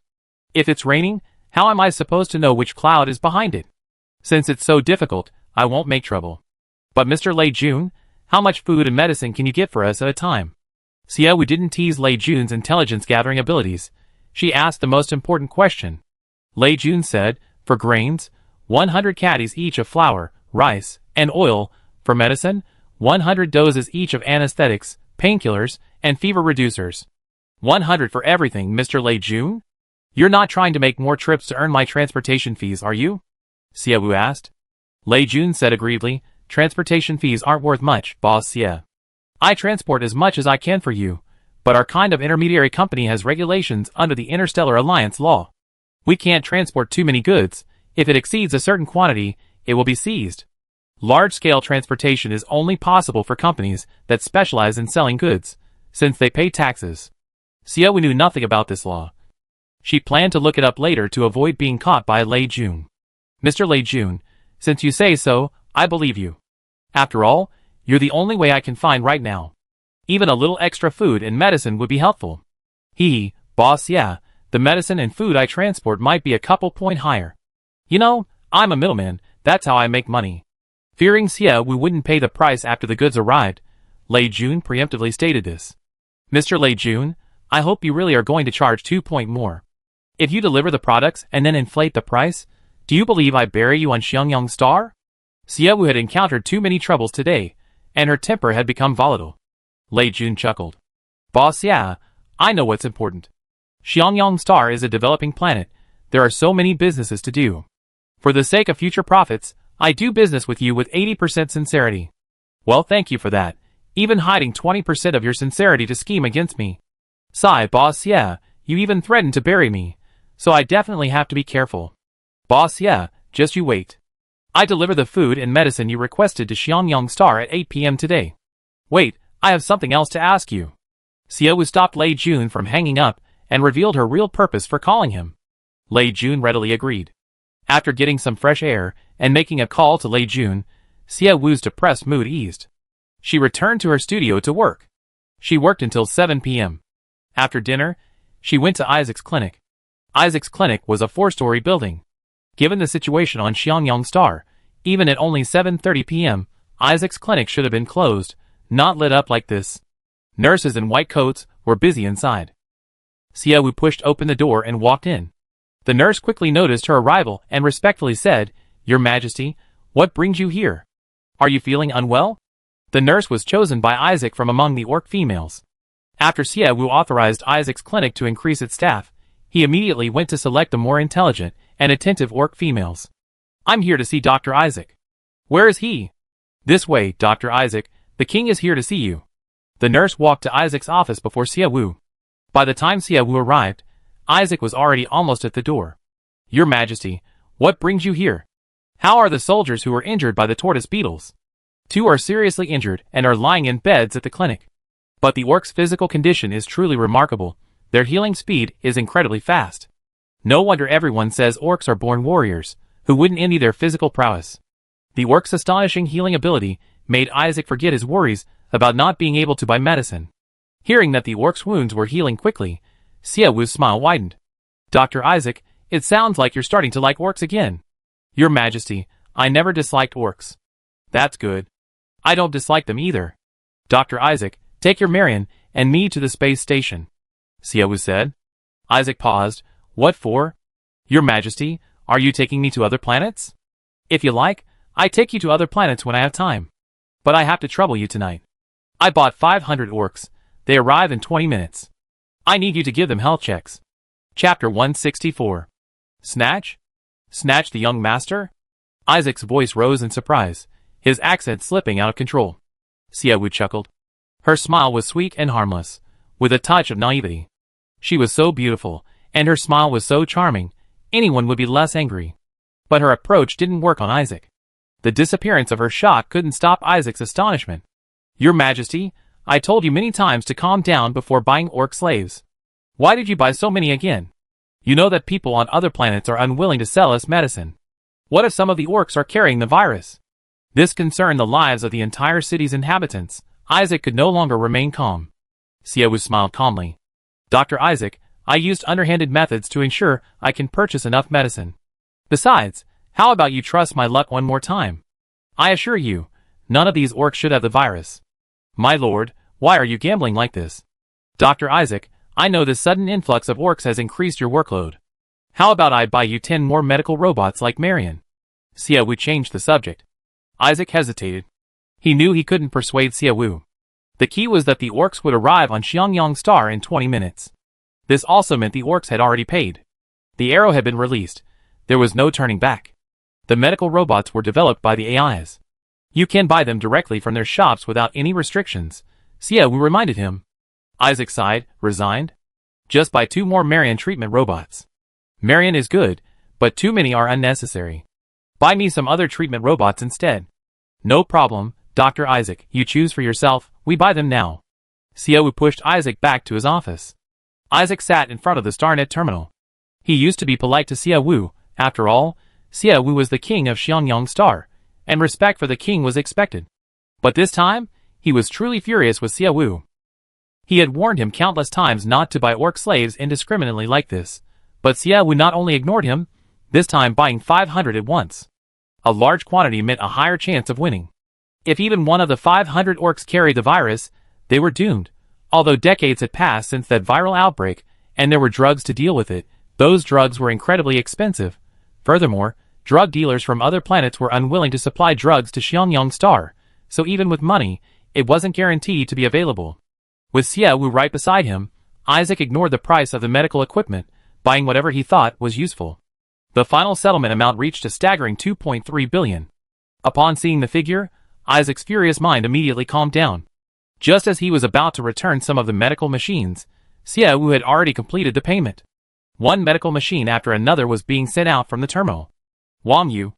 Isaac started to say something when Xiaowu's communication bracelet rang. She answered the phone. Hello, it's me. Okay, wait here for a moment, we be there right away. Hanging up, Xiaowu said, Dr. Isaac, the orcs have arrived, let's go. Isaac swallowed back what he wanted to say. He took out a protective suit for Xiaowu to wear, put one on himself, and then, with the various medical machines, headed towards the aviation building. Upon arriving at the aviation building, Xiaowu, feeling hot, took off her protective suit and offered it to Tianlong. Tianlong took the suit, glanced at it, and didn't put it on. Seeing Xiaowu and Tianlong's actions, Isaac sighed and rubbed his forehead. I don't care anymore. Do whatever you want. I'm the only doctor on Xiangyang Star. You can fall, but I absolutely cannot. In the aviation building's lobby, soldiers stood maintaining order. The vast lobby was filled with orcs, young and strong, young and old. Isaac stood frozen, staring in disbelief at the scene before him. He looked then at the spaceships taking off and landing in the open space outside, and then at the orcs emerging from them. 500? If it's really 500? Isaac's name will be cursed backwards. There are more than 500 orcs just standing in the hall, and more are constantly coming in. Did they bring all the orcs from Orcstar here? Your Majesty, didn't you say you bought 500 orcs? Isaac asked Xiaowu anxiously. Xiaowu nodded. Yes, I spent money to buy 500 orc slaves. There are more than 500 orc slaves in the hall alone, aren't there? Oh, I spent money to buy 500. The rest of the orcs can come and go as they please. I didn't spend money to buy them, after all, I don't have that much money. Your Majesty. Dr. Isaac, calm down. I give you a raise. When Xiangyang City is rebuilt, I arrange a 3-story detached villa for you. Work hard. I won't treat you unfairly, Xiaowu reassured him. Isaac facepalmed. Your Majesty, no matter how much you give me, I'm afraid I won't live to see the day I have to spend it. Don't worry, Dr. Isaac, you live to be 100. Minister Tan, Ling Han, you two assist Dr. Isaac. I have something to discuss with Mr. Lei Jun. You two go ahead with your work, I help you later. With that, Xiaowu slipped away. Isaac watched her departing figure, feeling utterly helpless. He turned to Tianlong and Ling Han. You two are always by the Queen's side. Why didn't you try to stop her when she made her decisions? Dr. Isaac, I've been transferred to the Defense Department. I'm no longer the Master's bodyguard. The implication was, don't spread rumors, I'm not always by the Master's side. Tianlong smiled slightly. Isaac, we can't stop the Queen when she makes decisions. Think about it. If you stopped her when she was making billions, you'd be a sinner in the history of Xiangyang Star. Making money is fine, but with so many orcs, aren't you afraid something might happen? Isaac asked. Tianlong looked at the orcs, lost in thought. Isaac, when ASU and I went to orcs, the tests you gave us came back negative, didn't they? But when you went there, you didn't come into contact with any other orcs. I came into contact with over 100 orcs. Isn't that enough? Isaac, I know what you're worried about, but you just have to trust the king's luck. Besides, we have no other choice. Tianlong's expression was serious. We recruited talent from other planets, but not a single person applied. You don't know how badly the king was criticized on the StarNet. Furthermore, the merchants on other planets not only refuse to sell medicine, they're now so stingy they won't even sell us a single grain of rice. Xiangyang Star only has this many people, and because of severe aging, there are very few people who can actually work. Plus, most of our land has been taken over by insects. We need manpower to change the situation on Xiangyang Star. Even if one of the orcs the king bought today carries the virus and kills me, I won't regret it. At least, I resisted their oppression. Chapter 165. Except for the mechanical planet, all the other planets were resisting them. Xiao wasn't the only one angry. Tanlong was furious too. The suppliers they had previously worked with either demanded exorbitant prices or betrayed them after using them. Since others were unwilling, they would find manpower from elsewhere to change this planet. Even if it was the controversial orcs, it didn't matter. After hearing Tanlong's words, Isaac completely gave up trying to persuade them, resignedly saying, "Fine, fine. If something really happens, I don't mind if you old friends die with me. I go and examine them, you come with me." The current situation on Xiangyang planet required a bold gamble. Doing nothing would only mean waiting to die. Without the help of other planets, they would simply be slowly developing from the agricultural era. Anyway, with the mechanical planet resisting them, and with the technology of the intelligent machines, plus enough manpower, catching up with the development of other planets was only a matter of time. Isaac focused intently on conducting physical examinations on the new orcs. Xiao spent money to buy 500 young and strong orcs, but a considerable number of females, cubs, and old orcs also arrived. It felt like Xiao was paying for one and getting a free family bucket of food. Isaac prioritized examining the cubs, females, and elderly orcs. The orcs' physical condition was truly excellent. Even the elderly orcs were in as good physical condition as a human male around 40 years old. This was despite malnutrition. If their physical condition were even better, their bodies would be even stronger. According to records, orcs have a longer lifespan than humans. The oldest orc was 231 years old, and most orcs lived to around 160 years old. However, due to the long-standing war on orcs, the number of orcs who live to be 100 years old is very small. This time, the number of orcs who came to Xiangyang Star should be over 700, but only 3 or 4 looked old. The number of cubs, on the other hand, was terrifyingly large. Under the care of their parents, most of the cubs were healthy and could jump and play. The medical equipment that Xiao had hastily purchased, although costing a total of 2.3 billion, was incredibly advanced and performed exceptionally well. It worked at an astonishing speed. In the blink of an eye, the cubs, females, and elderly were all examined and found to be healthy, with no trace of viruses or bacteria detected. After examining the orc's physical condition, Isaac didn't know whether to wonder if Xiao's luck was truly exceptional, or if the living environment on orcs had improved considerably. Wasn't Orc supposed to be a heavily polluted planet? Why were the orcs, aside from malnutrition and slight calcium deficiency, all so healthy? Was it because orcs were naturally physically strong? The physical examination lasted for over an hour. Ling Han, Lei Tu, and others were mainly responsible for inputting the information of the newly arrived orcs. Tan Ling, Liang Xian, and the other orc soldiers took the orcs, who had finished inputting their information to their prearranged dormitories, to rest and shower, and also gave them a meal. Even as they continued their efforts, the spaceships in the airbase seemed to never stop, sending one batch of orcs after another. Isaac gradually sensed something was wrong. Looking at the orcs whose numbers hadn't decreased much, he got up and walked to Tanling's side. "Lung, how many orcs did the king buy?" "I don't know," Wang said. "She accept any orcs willing to come to Xiangyang Star." "Is it possible to accept everyone?" "Where's Wang? Where did she go?" Isaac looked around. Tanlong recalled the last time he saw Xiao. Wasn't she chatting with Mr. Lei Jun in the lounge? They've been talking for almost 2 hours, and they're still not done. Tanlong and Ling Han were startled. "Ling Han, go check the lounge." Everyone immediately went to the lounge, and before they even reached it, they saw the two of them coming out.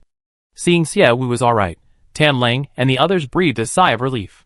"Boss Xia, are you really going to do that?" Lei Jun asked again, confirming.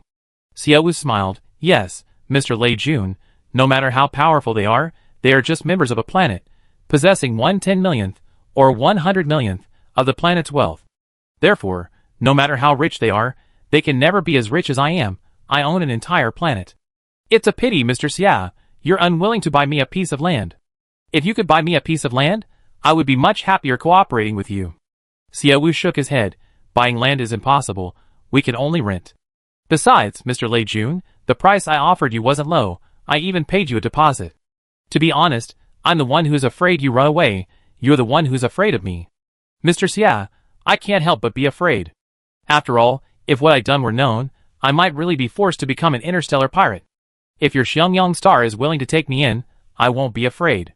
When no planet is willing to accept you, come to my Xiangyang star, and I let you live there for free for 50 years. With the money you earn now, you have enough to live on for your next life." Xie Wu was very confident. Lei Jun tried everything to gain Xie Wu's favor, but to no avail, and he finally gave up.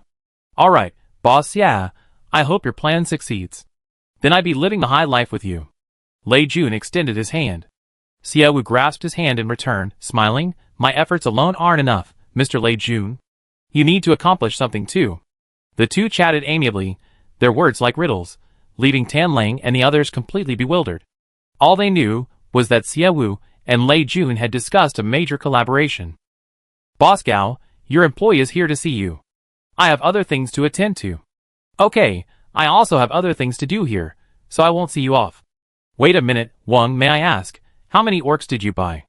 Isaac asked. Xie Wu didn't know either. She turned to look at Lei Jun. Lei Jun said, 1562 people. "So many? I bought 500 orc slaves, and you gave me 1062? Xie Wu was also surprised. She had said that anyone willing to come to Xiangyang Star, regardless of age or weight, would be accepted. The environment on Orc Star has been getting increasingly harsh lately, and food is becoming increasingly scarce. I originally went there to buy orcs, and I just mentioned it to their king. As a result, their entire tribe followed me. Hart is the king of their Black Wolf tribe.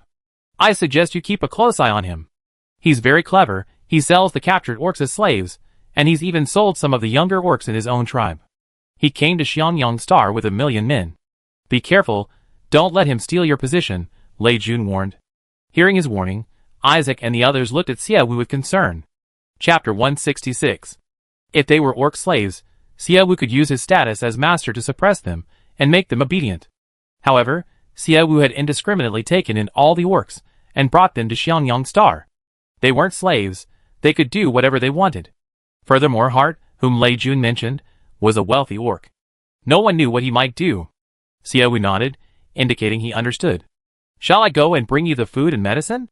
Lei Jun asked. "Go ahead." Lei Jun left, and Xie Wu, Isaac, and the others returned to the hall. Isaac continued to examine the orcs, finishing the examinations of 1562 orcs. Isaac hadn't found any orcs carrying the virus. The people of Xiangyang Star had been busy for over 4 hours examining more than 1,000 orcs. Everyone was exhausted. Xie Wu was also exhausted. After returning home, he took a shower, lay down on the bed, and fell asleep. The next day, the alarm clock rang. She got up on time, put on her armor, and prepared for training. Before setting off, Xie Wu noticed that lately, she had been running around in her armor all day, wearing it for over 10 kilograms at a time, which was equivalent to subtly training herself. The martial arts system had gained over a dozen points. Her stamina was already maxed out, and she couldn't add any more. Xie Wu then allocated points to stamina and agility. After making the stats look good, she went out to find Kelson for her class. Upon exiting the gate, she found Ling Han standing nearby. "What are you doing here?" Xie Wu asked. "There are so many more orcs on Xiangyang Star, some of whom aren't slaves. I'm worried they might harm you. I'd be accompanying you whenever you're out." Xie Wu nodded. She hadn't greeted Hart yet, so it was always good to be cautious beforehand. Upon arriving at the gymnasium, Kelson was already waiting for her. Having focused intently on her training, Xie Wu was suddenly approached by Ling Han, who said sternly, "Be careful, there are orcs approaching." Xie Wu stopped, trying to regulate her breathing. Just then, a strong orc with exposed skin covered in scars emerged from the darkness. "Noticing my arrival so quickly, it seems the orcs tamed by humans haven't completely degenerated." Following the man were more than a dozen younger orcs. Xie Wu used her skill to check the information of the leading orc. Name, Hart. Gender, male. Race, orc. Strength, S. Skill used, hostility detection. Warning! Warning! This person's hostility towards you has reached 70, and is still rising. Please be careful of any actions he may take against you. It seems my haste has led me to pick up a bomb. Mr. Hart, can you tell me why you're here? Hart's 70 level of hostility towards Xie Wu didn't faze her. Woman, I heard from them that you're the king of this planet. Do you know how I became the king of the Black Wolf clan? It's simple. Kill the king of that clan, and his people will submit to me for survival, Hart said arrogantly. Xie Wu smiled coldly. Truly ignorant orcs. Why do you think the methods used on orcs can be solved on Sunrise Star? Ling Han, don't kill him, just leave him half dead. I'm waiting to make an example of him. Yes. Arrogant woman, do you really think tamed orcs can defeat us? I let you live, and watch me take your planet. As Hart finished speaking, the orcs behind him transformed into black wolves. Ling Han, seeing their ferocity, sneered, backward and foolish orcs. Do you think other planets still use the combat system of orcs? You regret provoking my master. With that, Ling Han drew his sidearm from his waist and fired at the charging orcs, one shot after another. Seeing the orcs fall beside him, Hart immediately realized this wasn't orcs. Orcs were backward and poor. Their orcs fought with their claws and teeth. But Xiangyong's star was different. Xie Wu's purchase of more powerful weapons hadn't been approved. Weapons like firearms were allowed in small quantities. However, this small quantity was between 10,000 and 100,000. Xie Wu had already seen the gun at Ling Han's waist, so she instructed him not to kill the orcs. The orcs who attempted to attack Xie Wu were all shot and wounded, unable to get up.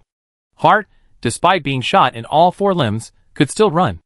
Are we going to kill them? Ling Han asked. Check if he has an Interstellar citizenship certificate. If he does, hand him over to the Interstellar Alliance army. If not, send him back to orcs. Of course, since he's acting as a scapegoat, let him teach the other orcs a lesson. Call Captain Raidu and summon all the orcs here. Oh, and don't bring the cubs. Ling Han nodded. After calling Raidu, not long after, all the newly arrived orcs, except for the cubs, were brought to the gymnasium. The orcs who arrived at the stadium were horrified to see their comrades lying on the ground. They didn't know what Hart had done to deserve being beaten. Some of Hart's men, seeing their king on the ground, panicked. Quiet down. Xie Wu's roar instantly silenced the entire stadium.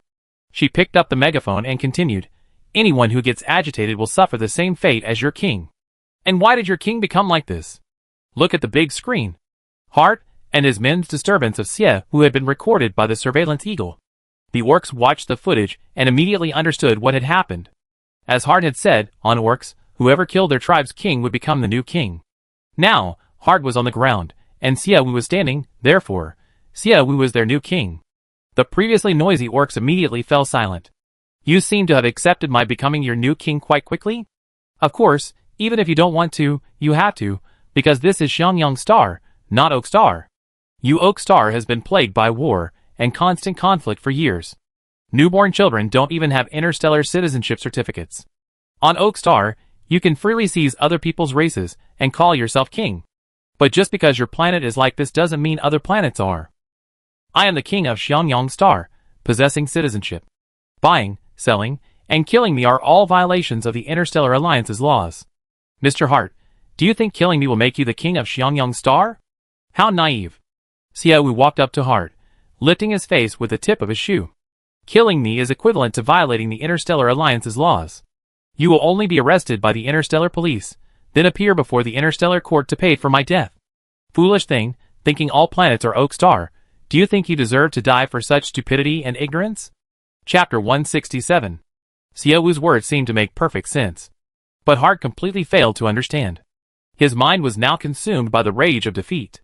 His angry eyes glared fiercely at Xie Wu. If he weren't bound, and in excruciating pain from bullets piercing his limbs, he would have surely gotten up and bitten Xie Wu's slender neck. Xie Wu also saw the obvious hostility in his eyes, and kicked Hart hard in the face with her shoe. Truly hopelessly stupid. She then looked up at the surrounding beast men, her gaze sharp as a blade. Will you obey?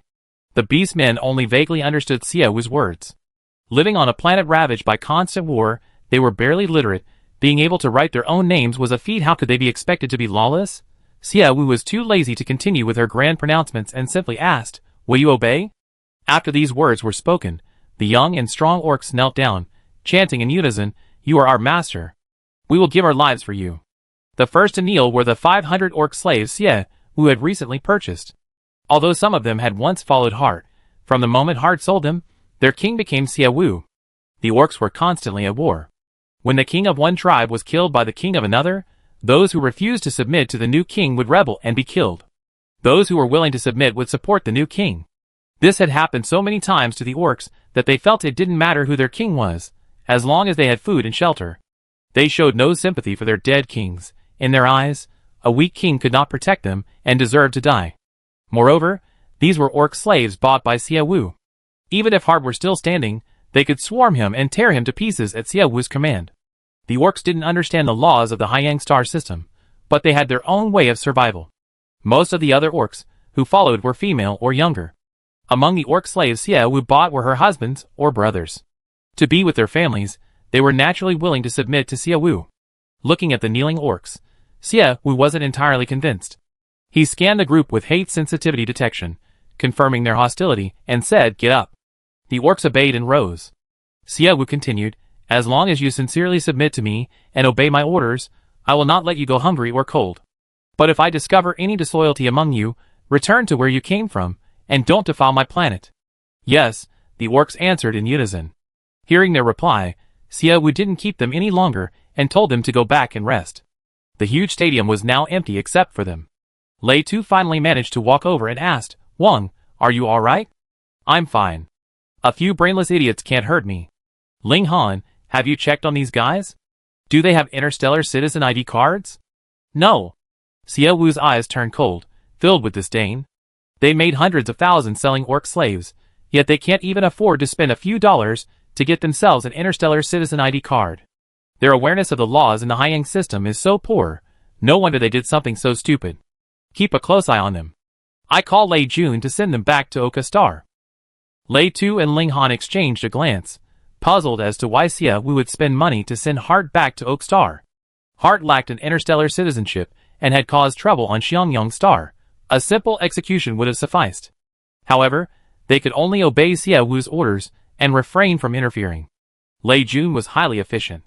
After receiving Xiaowu's call, he arrived on Xiangyang Star in his spaceship a little over 40 minutes later. Seeing Hart and the others, their limbs riddled with bloody holes, he asked in confusion, "Boss Xia, I remember Hart doesn't have an interstellar citizenship. He caused trouble on your planet. Just kill him. Killing him wouldn't break interstellar law. Killing him is simple, quick, and convenient. However, with these injuries, once they return to orcs, they won't be able to hunt or fight other orcs. They likely face death little by little, right? But even if they survive, it doesn't matter. They came to Xiangyang Star standing, and they returned to orcs lying down. Those orcs who haven't come to orcs yet should know that the king of Xiangyang Star is not to be trifled with." Xiaowu wanted to make an example of him, not just the orcs already on Xiangyang Star, but also those on orcs. Don't think that just because you're invincible on orcs, you can act recklessly on Xiangyang Star. Lei Jun was slightly surprised upon hearing this. "Mr. Xia, your planet already has over 1,000 orcs. Do you still want to bring more orcs to your planet?" "Mr. Lei Jun, my planet also has trillions of insects. Are these nearly 2,000 orcs enough?" Lei Jun's lips curled into a slight smile. "Mr. Xia, give me some advertising fees, and I help you build a good image among the orcs, so they won't have to spend your money, and will willingly come to your planet to risk their lives." Xiaowu raised an eyebrow. "Actually, I had the same idea. Mr. Lei Jun, you need to emphasize this in the advertisement. Xiangyang Star isn't Oka Star. Relying on Oka Star's methods to survive on Xiangyang Star will lead to death." "I understand. After what happened with Hart, I guarantee the beastmen I send you next time will behave," Lei Jun said. Xiaowu nodded, discussed the advertising fee with Lei Jun, and reached a price that satisfied both parties. Xiaowu paid the advertising fee and the transportation cost, and Lei Jun happily took the money and sent Hart and the others back to Oka Star. After resolving Hart's matter, Xiaowu had no interest in continuing her training. She returned to her studio, bought 6 educational robots on the StarNet, and created a learning schedule for the Beast Men. The Beast Men, living in constant war, were too ignorant of the law. The adult Beast Men couldn't be changed, but this time many cubs had arrived. She could start from a young age, preventing the cubs from becoming as reckless and illiterate as the adult Beast Men. After buying these, a minor hamster's clear chirping rang in her ears. Xiaowu took off her virtual reality glasses. "Hey!" said the minor hamster. "Look over here." Xiaowu rarely showed a smile. "What's up?" "Hey!" The minor hamster jumped off the table and ran to a corner. There were 2 baskets in the corner, filled with stones. These were rare jade and gemstones that the minor hamster had dug up recently. Xiaowu had been too busy these past few days to pay attention to the minor hamster's work, but she hadn't expected it to have dug up 2 full baskets of rare gemstones for her. "Hey!" The minor hamster looked at Xiaowu proudly. Xiaowu smiled and ruffled its little head. "Looks like you found a treasure trove. You found so many rare gemstones in just a few days." Chapter 168. "Hey!" The minor hamster was even more smug. It had a smug, almost keep praising me, I like it kind of attitude. Xiaowu was never stingy with her praise for the minor hamster. After praising the little guy again, she opened the minor hamster's interface. The minor hamster was already at max level. The max level minor hamster had gained its exclusive skill, full of energy. This skill allowed it to work without resting for even a second. This meant that the minor hamster wouldn't rest from the start of its workday until the end. Seeing this skill, Xiaowu couldn't help but think, what kind of top-tier slave is this? It's all about work, working like crazy. The minor hamster brought Xiaowu a lot of wealth. Xiaowu used all her remaining points to upgrade the minor hamster, maxing out its 3 skill points as well. Now, the minor hamster's digging speed was at max, its working hours were at maximum, 10 hours a day, and its other 2 skills were also at max. Xiaowu had poured all his resources into the minor hamster, and his points were all used up. The minor hamster leveled up, and became even more lively. Hey! It said. I want to work. Xiaowu glanced at the brightening sky outside the window, rested his chin on his hand, and looked at the minor hamster. Wait a bit, the soldiers will send you to dig rocks after they had breakfast. Hey! The minor hamster completely ignored Xiaowu's words, picked up its little pickaxe, and left. It was full of energy now, and only wanted to work. Seeing that he couldn't stop the minor hamster, Xiaowu shook his head helplessly and called Lei Tu, asking him to send 2 soldiers to keep an eye on the minor hamster and prevent the little mouse from running around. Lei Tu, knowing the importance of the miner's hamster, responded with a resounding okay. Xiaowu took 2 gems from the basket, logged onto the Star Network, and went to the gem auction house. Su Lizho was in the gem auction house when Xiaowu went directly to him and registered 2 stones for auction. Su Lizho looked at the 2 decent quality gems and asked, Xiaowu, aren't you going to take a break? You just made over 30 billion last week, and now you're auctioning stones again. 30 billion is a battleground for the super rich. These stones worth tens of millions are a battleground for the middle class. Lately, seeing the big-name rich snapping up stones, the smaller-time rich are definitely itching to follow the trend. So, with stones that aren't particularly valuable, they definitely want to buy a couple. Su Lizho thought, a few tens of millions and not particularly valuable? Looks like he's been spoiled by 30 billion. Xiaowu wasn't going to stop the auction. She needs money everywhere, even tens of millions, just to fill her bank account. Xiaowu, are you trying to fleece everyone? But I have something to tell you. What is it? Didn't your black diamond sell for 34.5 billion? Some departments suspect we deliberately inflated the price and are involved in money laundering. They spent 3 days investigating our gem auction house's books. I heard the Bai family was also investigated, although it ended without serious consequences. But there are many rumors circulating online that we laundered money, and some say that gem prices won't rise again, and the previous miracle may be hard to repeat. Xiaowu had only just heard what Su Lizho was saying. Strangely, she wasn't surprised to hear this bad news. Perhaps the boycott by major businesses is far more shocking than the difficulty of fetching high prices for gemstones at auctions. Or perhaps, the other party's relentless pursuit of profit, without suppressing Xiaowu's primary source of income, would be a sign of their incompetence. So what if we can't recapture our former glory? Even if this gemstone doesn't fetch 10 million, it'd still be 1 million. Manager Su, just focus on the auction, the price doesn't matter. Do whatever you want.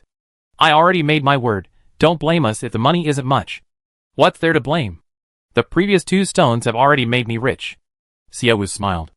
At this moment, Gao Hongji appeared out of nowhere in Su Lizho's office. Girl, you still have the mind to consign your item for auction? Have you resolved your issues? Gao Hongji asked. Xiaowu thought for a moment and said, half resolved. Sai, we've been making too much money, and those India's people have their eyes on us. They're now using all sorts of methods to suppress us. The gemstone auction house's audited books and various information had been giving Gao Hongji a headache for 3 days. I'm the one who dragged you down. Drag me down? You've given me a retirement fund for my next life, I'm thanking you. Don't worry, Xie girl, I, Gao Hongji, have connections on Blue Star after all these years. It's not that easy to kill me. Xiaowu smiled slightly, as long as you can handle it, boss Gao, I have things to do, I be going now. Wait a minute, girl, just in case you forget, tomorrow is old Madame Bai's birthday. Be there at 7 o'clock tonight, don't forget. Xiaowu paused, checked the time, and realized it was already Thursday. I never imagined time would pass so quickly. It seems you really have forgotten, Gao Hongji said with an I knew it expression. Xiaowu asked, Does the old lady of the Bai family still want me to attend her birthday banquet? Why wouldn't she? My reputation on Starnet has been so bad these past few days. The old lady doesn't frequent Starnet. Besides, she's looking forward to your attendance. Yesterday, she even asked my wife if you'd be coming. Xiaowu smiled. The old lady and I have never met before. Why is she so eager for my attendance? She thinks the stone is still with you, waiting for you to come so she can buy it from you. Xiaowu shook his head. Boss Gao, why don't you let Mrs. Gao give the old lady a heads up? My stone has already been sold to her grandson. If I go and can't produce the stone, and the old lady receives a $1 billion jade stone as a gift, while I give her a small white jade Buddha, how embarrassing. I dare not say that. The Bai family's grandson prepared a birthday gift for the old lady. If I say it beforehand, their carefully prepared surprise will be ruined. Forget about whether I'm afraid of offending the Bai family. For anyone, ruining someone else's surprise is immoral. Xiaowu sighed. Gao Hongji's words made sense, but Bai Heng's move put her in an awkward position. Girl, you brought a gift. As the saying goes, you don't hit a smiling face. It's a good thing you didn't come empty-handed. By the way, if you're embarrassed, my wife and I can pick you up and go in together, Gao Hongji said. You're coming to Blue Star now. By the way, are there any spaceships willing to send you to Blue Star? Brother-in-law, the aviation services of Mechanical Star are being developed for Xiangyang Star, Su Lizho reminded her. Gao Hongji nodded. Girl, then I order a spaceship from Mechanical Star for you. Boss Gao, I order it myself. Since I don't want to offend anyone, and to avoid embarrassing myself, I bring a generous gift tomorrow. Unable to refuse, Xiaowu had no choice but to accept her fate. Gao Hongji smiled slightly. Girl, your Xiangyang Star is facing such difficulties recently, and the Bai family is the richest family on Blue Star. If you can please the old lady, at least half of your current problems can be solved. Chapter 169. As long as Xiaowu performs well at old Madame Bai's birthday banquet, Gao Hongji will also have Suyu whisper in old Madame Bai's ear, persuading her to help Xiaowu. Therefore, Gao Hongji genuinely hopes Xiaowu can attend old Madame Bai's birthday banquet. Xiaowu also considered this issue, and after much deliberation, decided to attend old Madame Bai's birthday banquet. After talking with Gao Hongji, Xiaowu opened Luo Feng's website. On his personal page, Xiaowu saw the words pending receipt. She clicked on it. She discovered that the white jade she had sent had transformed into a white jade Buddha. Xiaowu took out the white jade Buddha to examine it. It must be said, Luo Feng's craftsmanship is truly excellent. The white jade Buddha was carved lifelike, with a benevolent smile on its face. Just looking at it was enough to lift one's spirits. When the jade was still in its raw state, Xiaowu used value appraisal to estimate its value at around 800,000. However, after Luo Feng carved it, the value appraisal increased it to over 3 million. Jade carving is inherently a gamble. Without seeing the inside of the stone, no one knows how beautiful it truly is. Therefore, a lower price is normal.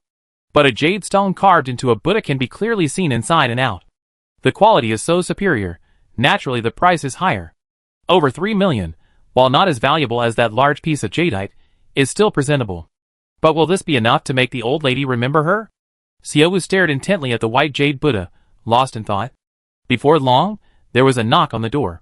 Master, are you busy right now? Shiryu peeked in and asked softly.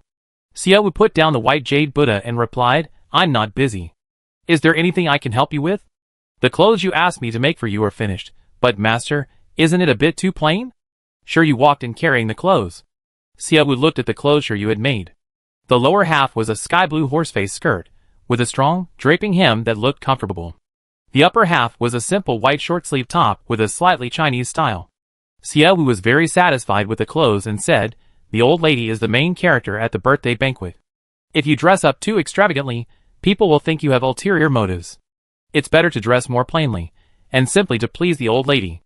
Master, you're right. But, are you really going to Blue Star to attend the old lady Bai's birthday banquet? It seems that people on other planets, except for Mechanical Star, don't like you. If they don't like me, they don't like me. I don't care if they do. But, won't you encounter any danger? Shiryu asked worriedly. Xiaowu ruffled her hair. I've been learning from teacher Kelson for so long, I can take down 2 or 3 thugs. Learning martial arts from Kelson had already significantly improved her physique and taught her some grappling techniques. But with the system's help, Xiaowu's training was essentially double or even tripled. Kelson marveled at her rapid progress, unaware that it was all thanks to the powerful cheat code. Xie Wu was confident that if she encountered the same situation again, she could beat her opponent to their knees, begging for mercy. She might even be able to extract information from them about who had ordered them to harm her. Master, why don't you take Ahan with you? Shiryu was still unconcerned. She was genuinely worried about what danger Xie Wu might encounter on Blue Star, and Xie Wu, not wanting her to worry so much, finally agreed to take Ling Han with her. Shiryu was relieved. Dawn broke. Xie Wu had finished breakfast, thinking that with so many beastmen arriving on Xiangyang Star, Tanling must be overwhelmed. She planned to help Tanling resolve some troubles, and conveniently took the educational robots she had bought yesterday with her. Just as she stepped out of the house, dragging her cart, Lu Jianan and the others approached with grave expressions. Xie Wu stopped when she saw them. Mr. Lu, you come at the right time. I already booked a spaceship for you at 9 o'clock. You can wait a little longer, and then board the spaceship back to Blue Star. Boss Xie, why didn't you tell us? You have the intention to buy a large number of beastman slaves? Lu Jianan questioned.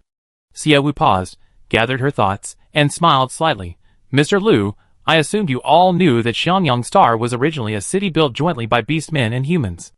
That was before, not now. Boss Xie, are you aware of the rumors surrounding the beastmen?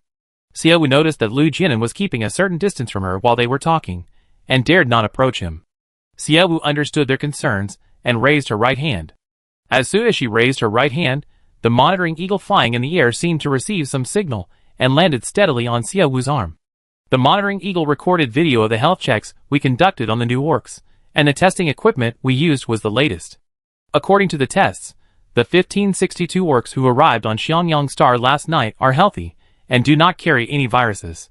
Mr. Lu, if you are concerned, you can come and check. Lu Jianan and the others were stunned when they heard that Xie Wu had bought so many orc slaves. Xie Wu continued politely and calmly, Mr. Lu, I don't know how much you know about Xiangyang Star. Currently, apart from Mechanical Star, merchants on all other planets refuse to sell any products to me.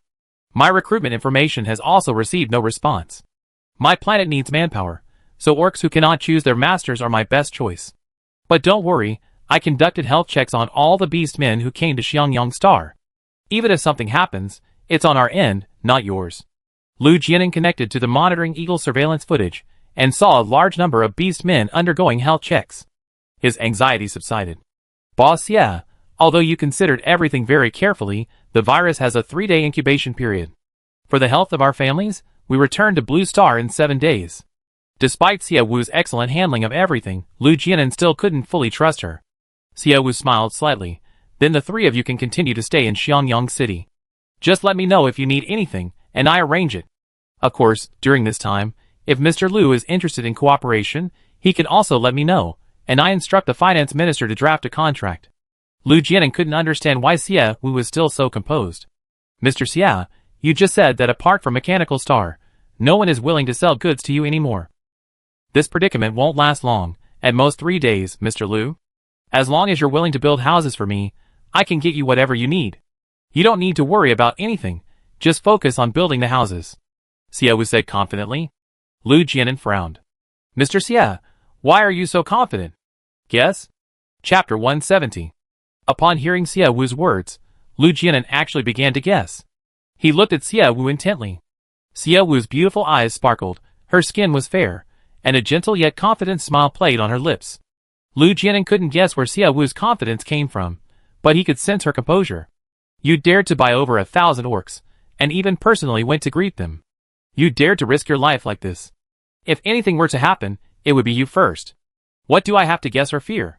Just as you said, we stay here for 7 days, and you cover our food and lodging for those 7 days. The deed was done. There was no use complaining. Lu Jianan could only take it one step at a time. Mr. Lu, since you're idle in the city, you can stroll around with Gao Yu and ECI, discuss how to plan the city's layout, first see where a hotel would be suitable, and if you like, start drawing up a hotel design. Lu Jianan stopped complaining, and Xie Wu unceremoniously arranged work for him. Before Lu Jianan could even express his surprise, Gao Yu asked, You're even thinking of building a hotel? Where will you get the materials? From the mechanical planet. Don't they have companies that specialize in building materials? And their building materials are of exceptionally high quality. Xie Wu had already investigated what else the intelligent machines could sell. Besides various robots and machines, the intelligent machines also sold building materials. The intelligent machines' building materials are indeed good, but relatively speaking, their prices are also high.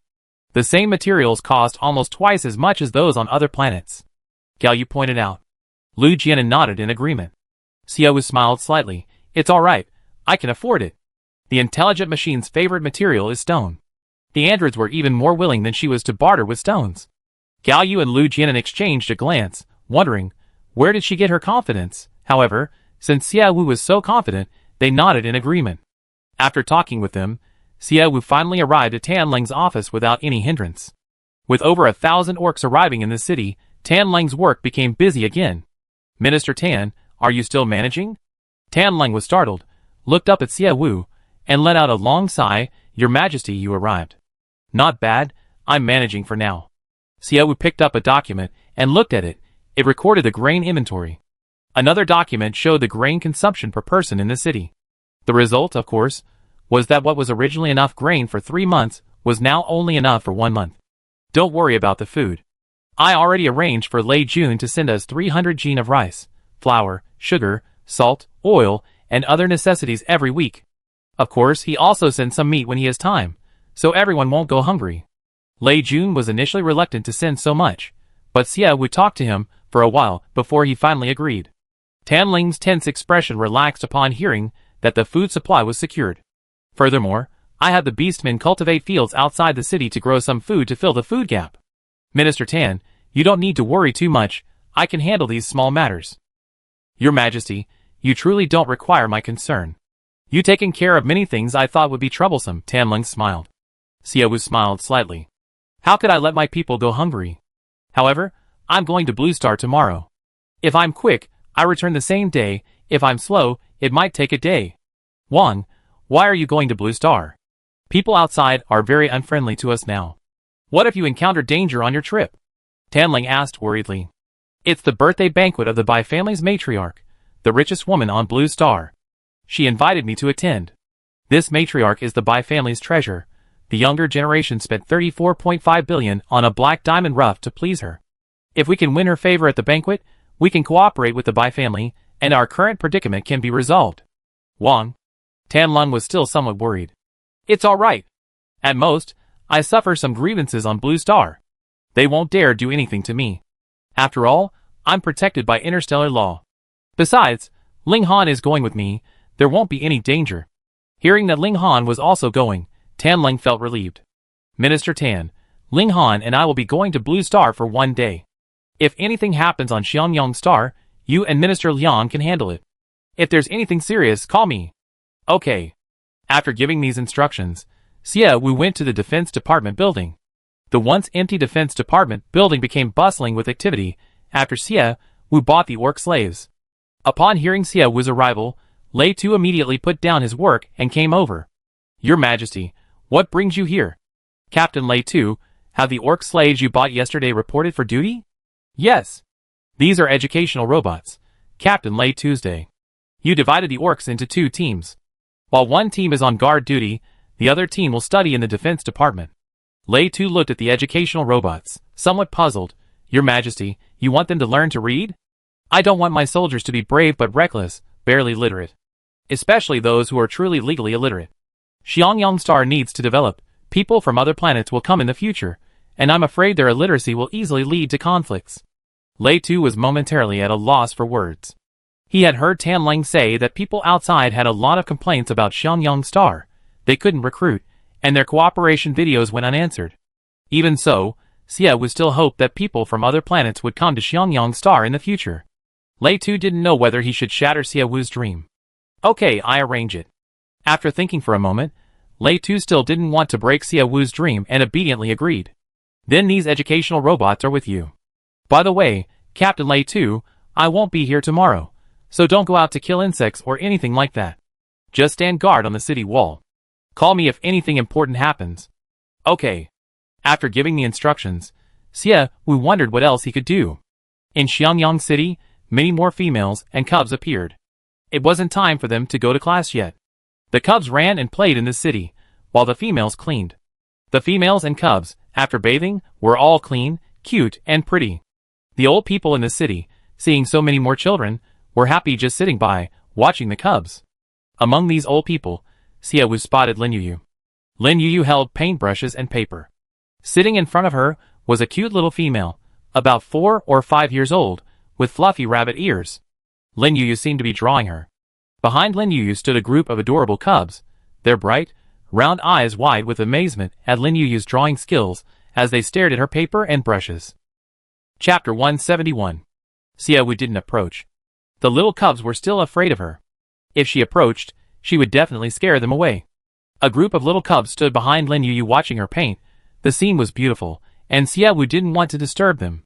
She sat on the bench, quietly watching the scene. At this moment, a figure walked over and sat down beside Xiaowu. Xiaowu turned her head and respectfully greeted Teacher. "Why are you sitting here watching?" "Teacher, you know how fierce I am when I speak to them.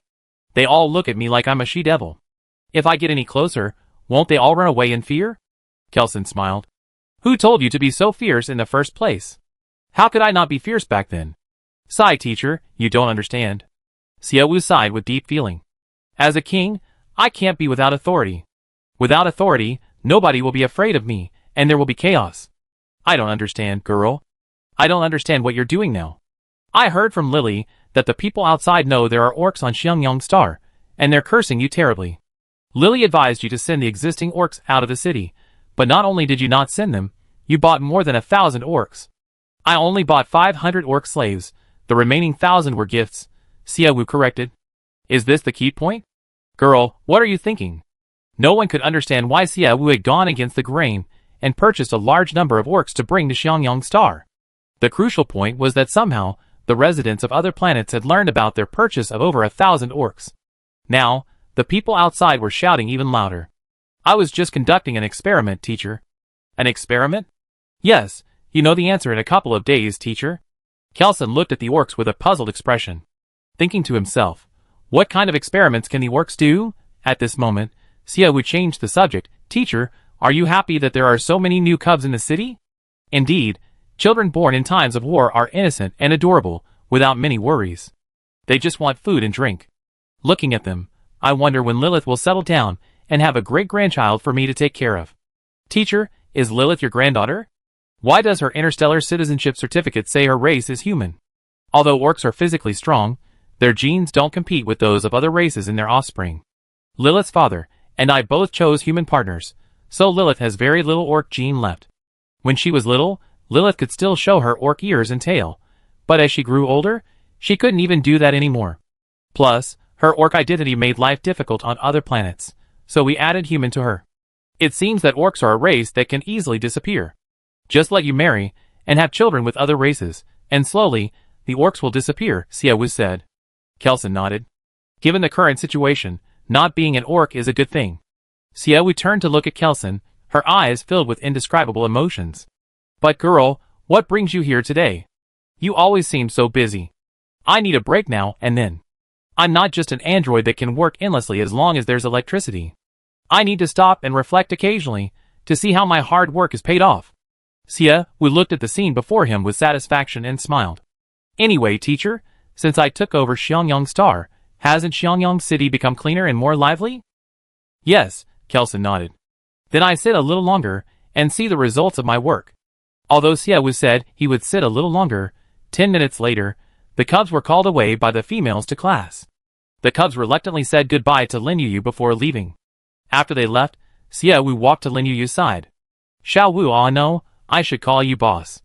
"Just call me Xiaowu, I don't care that much about titles," Xiaowu said. Lin Yuyu chuckled. "Xiaowu, it feels like it's so hard to see you in Xiangyang City. You're always doing this or that, so busy I can only see the back of your head. From what you're saying, it sounds like you're really free. Are you slacking off with my money?" Xiaowu asked seriously, arms crossed. Lin Yuyu quickly shook her head in denial. "I'm not slacking off. You're paying for us to fulfill our dreams, so we like to work 24/7. I came out to find inspiration because I couldn't find any scenes I wanted to draw. Look, these little cubs are so cute. Drawing them has given me an idea for the next character." Lin Yuyu proudly showed off her drawing. Xiaowu glanced at the drawing and asked, "Aren't you afraid the beastmen might have some kind of virus?" "What's there to be afraid of? That happened so long ago, and there's a cure." If they get infected, they can just take a pill. Besides, they're really cute. I always thought beastmen were cute, but seeing them in person, I realized they're even cuter than I imagined. Surrounded by so many cubs, Lin Yu wasn't afraid at all. Instead, she was so happy she wanted to stomp her feet. Seeing her like this, Xiaowu smiled gently. If you want to gather material, you can go for a stroll over the city walls. Really? Can I go outside the city? This is the first time I ever seen such a primeval forest. I only ever seen it at 3D film studios. Looking at her expectant, starry eyes, Xiaowu sighed. You can go. Just tell Captain Lei too, and have him arrange for soldiers to go with you. There are a lot of bugs outside, so be careful. Okay, thank you, Xiaowu, you're so kind. Don't praise me yet. I need to go see your studio. Since you came to Xiangyang City, I haven't paid any attention to you. I wonder if you've been slacking off with my money. Xiaowu said he would give them 1 billion, but in reality, since they arrived, they only used a little over 80 million, and that 80 million has all been spent on buying various machines. Lin Sen's game studio was the quietest it had been since they arrived in Xiangyang City. So quiet, in fact, that Xiaowu would have almost forgotten he invested in a game studio if he hadn't seen Lin Yu on the street. Lin Sen and his team finally had the opportunity to complete the game they always dreamed of. Their boss wasn't pushing or scolding them. He'd given them a large sum of money and the best equipment, letting them do whatever they wanted. Lin Sen was afraid this wonderful time would be too short, and he'd also been following some recent online comments, worrying that Xiaowu might not be able to afford to continue developing the game later. Therefore, even without Xiaowu's pressure, they genuinely wanted to work 24/7 to finish the game. Chapter 172. Xiaowu arrived at the studio and saw everyone working diligently. This was normally working hours. But the people at Lin Sen's studio looked like they'd been working for over 2 hours. Seeing this, Xiaowu turned to leave. Lin Yu stopped her. Xiaowu, aren't you going in to check on our progress? Everyone's busy. I don't want to disturb them. You guys keep working, and let me know when it's almost ready for public beta. Xiaowu said. Lin Yu nodded. Xiaowu, give us another month, and I guarantee the game will be ready for public beta. After all, we've been secretly working on this game for 3 years, and it's already quite complete. We're currently refining and polishing it, just adding a few more details. It's okay, take your time. I'm not in a rush. I'm leaving now. You guys go ahead and get busy. Xiaowu didn't linger. After leaving Lin Sen's game studio, she couldn't slack off anymore. Tomorrow she was going to Blue Star. There were many things to prepare. Xiaowu made a list and prepared everything that needed to be prepared. Time passed much faster than expected. 7 o'clock in the evening on Blue Star is 2 o'clock in the afternoon on Xiangyang Star. To avoid being late, Xiaowu booked a spaceship from Mechanical Star that would arrive on Xiangyang Star by noon. Xiaowu and Ling Han, carrying their luggage, boarded the spaceship under the worried gazes of everyone. They sat down inside the spaceship. Xiaowu looked at Ling Han sitting opposite him and said, Ling Han, do you know how to use the star network? I didn't before, but I do now. Then do you know how much hostility people from other planets harbor towards us now? I understand. Very good. I only say this once, Ling Han. I am the master of Xiangyang Star, representing the entire star. When we arrive on Blue Star, whether someone causes trouble or not, whatever happens, unless I order you to act, you remain a quiet bystander, understand? Yes. Xiaowu spoke calmly, but this trip to Blue Star still made her somewhat nervous and uneasy. The negative comments on the StarNet were terrifying. Some said, you can imagine how kind people can be, but you can't estimate how evil they can be. Blue Star wasn't Xiaowu's territory. It wasn't surprising how much malice the people here possessed. Regardless of Xiaowu's unease, the android spaceship was so fast that it didn't give her much time to think. Soon, the spaceship entered the docking bay of the space terminal. Xiaowu took a deep breath before stepping out of the spaceship. Outside the spaceship, 2 young men in protective suits stood before them. Hello, are you Xiaowu and Ling Han from Xiangyang Star? Yes. I'm sorry, our airline has recently implemented a new rule. Since you two are from Xiangyang Star, please come with us for a check, the man said politely. Xiaowu didn't make things too difficult for them, even though their attire already revealed a discriminatory attitude.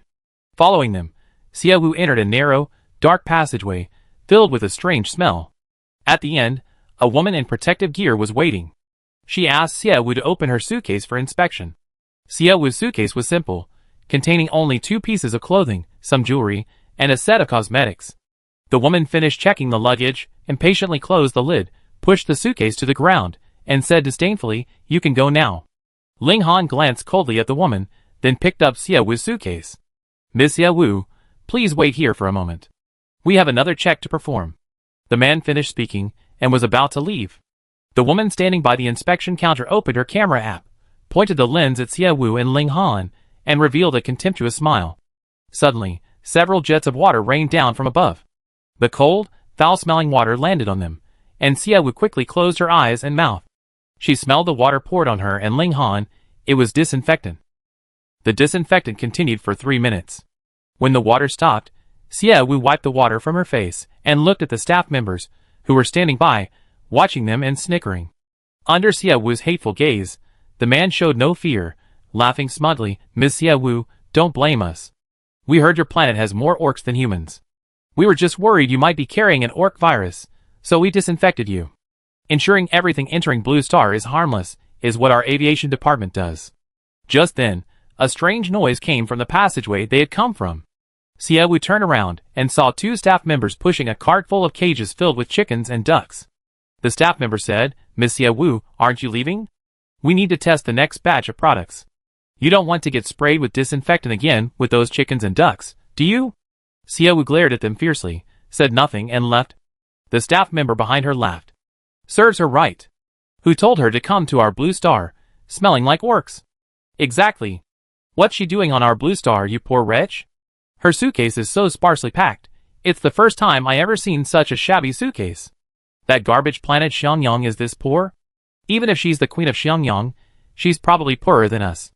Didn't you just film that video? Quickly post it on the Starnet so others can see." Hearing their words, Ling Han clenched his fists. "Don't be angry, it's just a momentary triumph. I promise you, the humiliation you suffered today, I make him pay double in the future. I F you." Xie Wu tried to persuade Ling Han to be magnanimous, but in the end, she couldn't help but curse. Xie Wu had considered all sorts of ways to make things difficult, but she never expected to be treated like an animal. After cursing, Xie Wu felt a little better. She asked Ling Han to buy a towel at the convenience store in the aviation building, then went to the women's restroom to wipe herself clean with disinfectant. Ling Han stood outside waiting. His gaze was icy, and slick with disinfectant dripped from his hair. He stood there silently, like a statue. But upon closer inspection, his hands, hidden behind his back, were clenched into fists, the veins on the back of his hands bulging.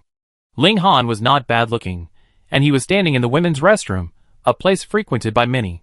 Many women, seeing his appearance, assumed he had argued with his girlfriend and was in such a disheveled state, and the bolder ones approached him to chat. "Hey, what are you doing here? Did you upset your girlfriend? Should we go in and ask her out for you?" Ling Han's lips curled slightly, and the fangs hidden beneath his lips were just beginning to show. Remembering Xie Wu's words, he suppressed his fangs, looked at the women surrounding him, and said in the coldest possible tone, "I am a beast man." As he spoke, he revealed his beast ears and tail. Chapter 173. Upon seeing Ling Han's exposed beast tail and ears, the woman beside him, whose gaze had been filled with admiration, instantly turned to panic, as if she had seen some sinister and terrifying demon. They immediately distanced themselves from Ling Han. For a moment, they thought his beast tail and ears were fake, but seeing the swaying tail, they had no choice but to accept that Ling Han was indeed a beast man, and they ran away, their faces pale. Ling Han's appearance attracted even more attention. People pointed and whispered. Their eyes were filled with disdain and contempt. Just then, a half-filled water bottle was smashed hard against Ling Han's forehead. The woman who threw the water bottle was a plump middle-aged woman. She yelled, "You filthy thing! How dare you swagger onto our Blue Star soil? Get out!" "That's right, these orcs are really bold these days, daring to swagger around on our territory like this. Who bought this orc slave? Letting him out like this without even a rope? He's standing outside the girls' restroom. Could it be that the person who bought him was a woman? How despicable must that woman be, willing to bear a child for an orc?" The vicious words grew more and more numerous. Ling Han's fist, hidden behind his back, slowly transformed into sharp claws. He wanted to rush forward and bite their necks off, silencing them from uttering another word of slander against their master. However, Xie Wu had ordered him not to cause trouble. But the continuous stream of slander and vicious words was simply unbearable to listen to.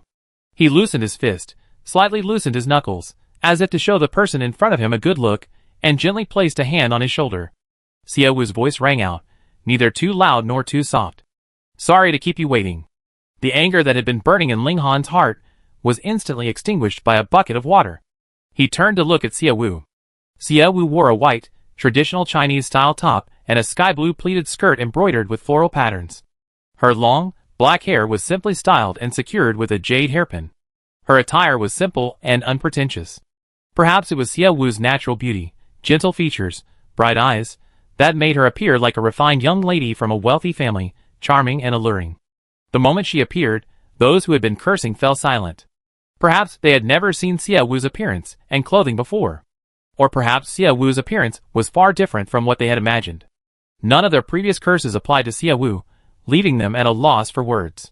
Facing the shock and astonishment of the crowd, Sia Wu seemed oblivious, saying to Ling Han, "Let's go, the driverless hover car we ordered has arrived."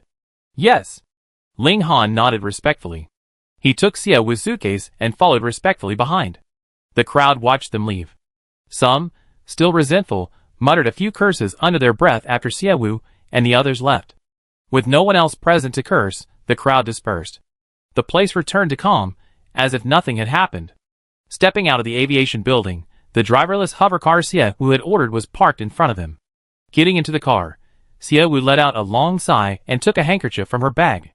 "Wipe the blood off your hands." Ling Han raised his hand, only then realizing that he had clenched his fist so tightly that his nails had dug into his flesh, leaving numerous wounds. "Thank you, master." Ling Han respectfully accepted the handkerchief. "Ling Han, I know you're upset. Let's consider this the last time.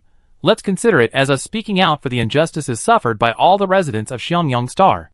From now on, those of us from Xiangyang Star will never suffer such injustices again, I promise you." Hearing Sia Wu's words of comfort, Ling Han felt as if thorns were piercing his heart. "Master, my grievances are nothing. The person who has been most criticized by outsiders is you. You are the one who has suffered the most." Sia Wu sneered. "What's there to be upset about? A bunch of rabble, and some of them are online trolls. Let them criticize. Taking their criticism seriously plays right into their hands. But I'm not one to be bullied. Within 3 days, I will make sure they are thoroughly humiliated, and the one who deserves the most punishment, I will make him bankrupt. He will lose everything."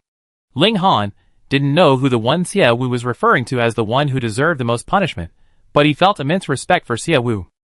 Faced with so much humiliation, without Sia Wu's orders, he would have dislocated those people's bones, yet Sia Wu remained so calm and composed. "Stop for a moment. Ling Han, go inside and buy some clothes, change out of what you're wearing." Sia Wu transferred 50,000 yuan to Ling Han's card. Seeing the amount, Ling Han was stunned. Sia Wu added, "Change into something nice. We're going to a birthday banquet later, we can't lose face." "Yes." Ling Han got out of the car and went to the nearest shop to buy clothes. Sia Wu turned her head, looking at the dazzling lights and bustling crowds outside the car window. Just then, she glanced at the car behind her. A hummingbird flew out of its window, its lens pointed directly at her. Sia Wu sneered, "I never thought that even though I don't want to be a big star, I receive such treatment. You little rat hiding in the shadows, do you really think this can bring me down? You left me loopholes. Do you really think I just accept my fate?" While waiting for Ling Han, Sia Wu activated her communication bracelet and started watching videos. 30 minutes earlier, a video of her and Ling Han being doused with disinfectant in the livestock passage of the aviation building had been filmed and posted online. The video's views and comments were skyrocketing. Sia Wu calmly turned on the recording function of her communication bracelet and recorded the video. She also recorded some of the top-ranking comments and took screenshots.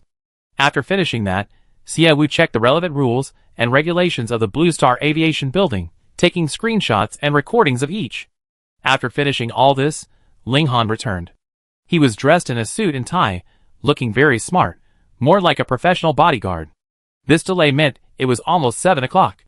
Sia Wu didn't waste any more time, directing the car directly to the Royal Hotel, where the Bai family matriarch's birthday banquet was being held. The Royal Hotel was the Bai family's business. It was a top-tier 5-star hotel on Blue Star. Today was the Bai family matriarch's 85th birthday banquet, and many high society figures had been invited. Various custom-made luxury cars filled the hotel entrance, and elegantly dressed people entered one by one, each carrying an invitation. Sia Wu and his companion, in their pre-booked driverless hover car, couldn't even get into the parking lot 300 meters from the hotel entrance. They were stopped by security guards midway. "Hello, guests. The Royal Hotel has been booked by the Bai family today. If you wish to dine, please go to another restaurant or hotel," the security guard said politely. However, the disdain in his eyes was undisguised. "Is that so?" Xiaowu replied indifferently. He and Ling Han got out of the car and walked towards the hotel entrance under the guards where it gazes. Chapter 174. Seeing that Xiaowu hadn't left but instead headed towards the hotel, the security guard assumed she was there to cause trouble, trying to stage a dramatic domineering CEO falls in love with me scene from an idol drama in front of a powerful figure. He quickly stepped forward to stop her again. "Miss, didn't you hear what I said? The hotel is closed today. Please go to another hotel." The security guard's tone was clearly impatient this time. "I'm here to attend a birthday banquet," Xiaowu explained her purpose without making things difficult for the security guard. The security guard scoffed at her words. "You're here for a birthday banquet? Who do you think you are? Everyone here drives a multi-million-dollar luxury car and wears clothes worth at least 8 figures. And what you're wearing? It probably costs less than $100. I don't know where you picked up that cheap stuff from a street stall. Get out of here. I've seen plenty of women like you. You think you're so special because you're here at a place full of important people, trying to flirt and make some quick money? What's all this noise about? Today is old Madame Bai's birthday banquet. Making a scene in front of her banquet hall? Are you trying to embarrass the Bai family?" A flippant male voice rang out. Xiaowu turned to look at the man who spoke. The man was wearing a flashy pink suit, his hair slicked back with oil, looking incredibly greasy. Despite being under 30, he had dressed himself up to look more greasy than a 40-year-old. Xiaowu recognized the man and narrowed her eyes. The man, upon seeing Xiaowu, showed a flicker of surprise in his eyes. "Isn't this Miss Xiaowu, the new owner of Xiangyang Star?" Seeing is believing. Miss Xiaowu is even more beautiful than the rumors say. "Xiaowu? You're the Xiaowu who bought over 1,000 orcs, damn it. Why didn't you say your name sooner?" The security guard, as if seeing a germ, immediately moved away, not daring to approach again. Those nearby, hearing his words, also quickly moved aside, their eyes filled with resentment and fear as they looked at Xiaowu, their gazes seemingly asking, "Why are you here?" But the man in the pink suit showed no fear or avoidance. Instead, he approached. "What's your name, sir?" Xiaowu asked politely. "Fleet Ann. The general manager of NS Pharmaceuticals. Didn't your planet send us a letter of cooperation, hoping we would cooperate with you?" "She's really bold, Mr. Fleet. NS Pharmaceuticals is the largest pharmaceutical company in the Haiyang Galaxy. You possess the most advanced pharmaceutical technology and have the formulas and copyrights for various special drugs. She wouldn't think she could cooperate with your company with those vermin, would she?" The woman, a meter away, spoke contemptuously, her disdainful gaze sweeping over Xiaowu. "That garbage planet certainly has its advantages. 90% of its territory is infested with insects. With so many insects, of course, it dares to cooperate with the largest pharmaceutical company in the Haiyang system. However, don't be so arrogant. Just a few stinking insects, thinking there's something special. Young people should know how to be humble and modest. Do you really think we cooperate with you for the sake of a few insects, trying to blackmail other pharmaceutical companies? Perhaps if you offered half of Xiangyang Star's land, we consider cooperating with you. She seems quite cunning. Today is old Madame Bai's birthday banquet. Knowing we'd be attending, she's here. Could it be to ambush Mr. Fleet?" The sarcastic remarks from the bystanders delighted Fleet. He was the only son of NS Pharmaceuticals, currently only an administrative general manager. But he was his father's only son. Who else would the company go to if not him? Because of this status, many women were willing to sleep with him. He felt the bystanders were absolutely right about Xiaowu. She was deliberately waiting for him, because of his status and family background. But he had to admit, Xiaowu's appearance was very much to his liking. Having seen many glamorous, heavily made-up women, Xiaowu's demure beauty was much more appealing. He pulled a business card from his pocket. "Miss Xiaowu, this is my business card. I am indeed very interested in the insects from your planet, but I hope for better terms. So call the number on this card, and we can talk privately." "Is that so?" Xiaowu took Fleet's business card with 2 fingers, glanced at it, and tossed it behind her. "Sorry, Mr. Fleet, a good horse doesn't turn back to eat the grass it already grazed. Since you rejected our cooperation request, I won't cooperate with you." The moment Xiaowu casually tossed the card away, Fleet's expression changed several times, finally settling into anger. Those who witnessed this action all criticized Xiaowu for being pretentious and arrogant. Miss Wu, you seem a bit ungrateful, Fleet said, barely suppressing his displeasure. He had never been taken advantage of by a woman before, nor had he ever suffered such humiliation. Mr. Fleet, you are the ones who don't know what's good for you. I approached you for cooperation first, and you refused. If you're unwilling to cooperate, then so be it. What's the point of you trying to persuade me to stay? Do you really look down on a few insects from my planet? I'm sorry, Mr. Fleet, I have important business to attend to, and don't have time to chat with you here. If you really want to cooperate with us, please send the letter of intent to my employee. If your terms are attractive enough, I might reluctantly consider it. Xiaowu interrupted him, and pushed him away. Fleet's cheeks puffed out in anger. He had never been rejected like this before. Just as he was about to turn around and cause trouble for Xiaowu, Ling Han's long arm blocked his way. You look filthy. Please don't come any closer to my master. Am I filthy than you? What's wrong with your brains? You actually dared to buy nearly 2,000 orcs to your own planet. Don't get too close to her. Who knows if she's carrying the orc virus? Fleet cursed angrily. The others, hearing this, kept their distance from Xiaowu. Upon hearing this, Xiaowu returned and gently patted the wrinkles on Fleet's shoulder. Mr. Fleet, your family is the largest pharmaceutical manufacturer in the Haiyan Galaxy, owning numerous pharmacies and copyrights to special drugs. How come you earn so much money, but can't spare a single penny for manners? Rich but ill-mannered, is that your motto? With that, Xiaowu gave him a cold glance and walked towards the hotel entrance. Fleet, humiliated by Xiaowu's words, angrily chased after her. Xiaowu, too lazy to argue further, took an invitation from her bag and handed it to the doorman. I'm here to attend Madame Bai's birthday banquet. The doorman, having overheard Xiaowu and her companion's conversation, looked at Xiaowu with considerable fear. Out of duty, he took Xiaowu's invitation, opened it, and confirmed it was genuine. He hesitated, looking at Xiaowu, unsure what to do. What? Is this invitation fake? Chapter 175. It's a real invitation, Miss Xia. Please come in. You dare let her in?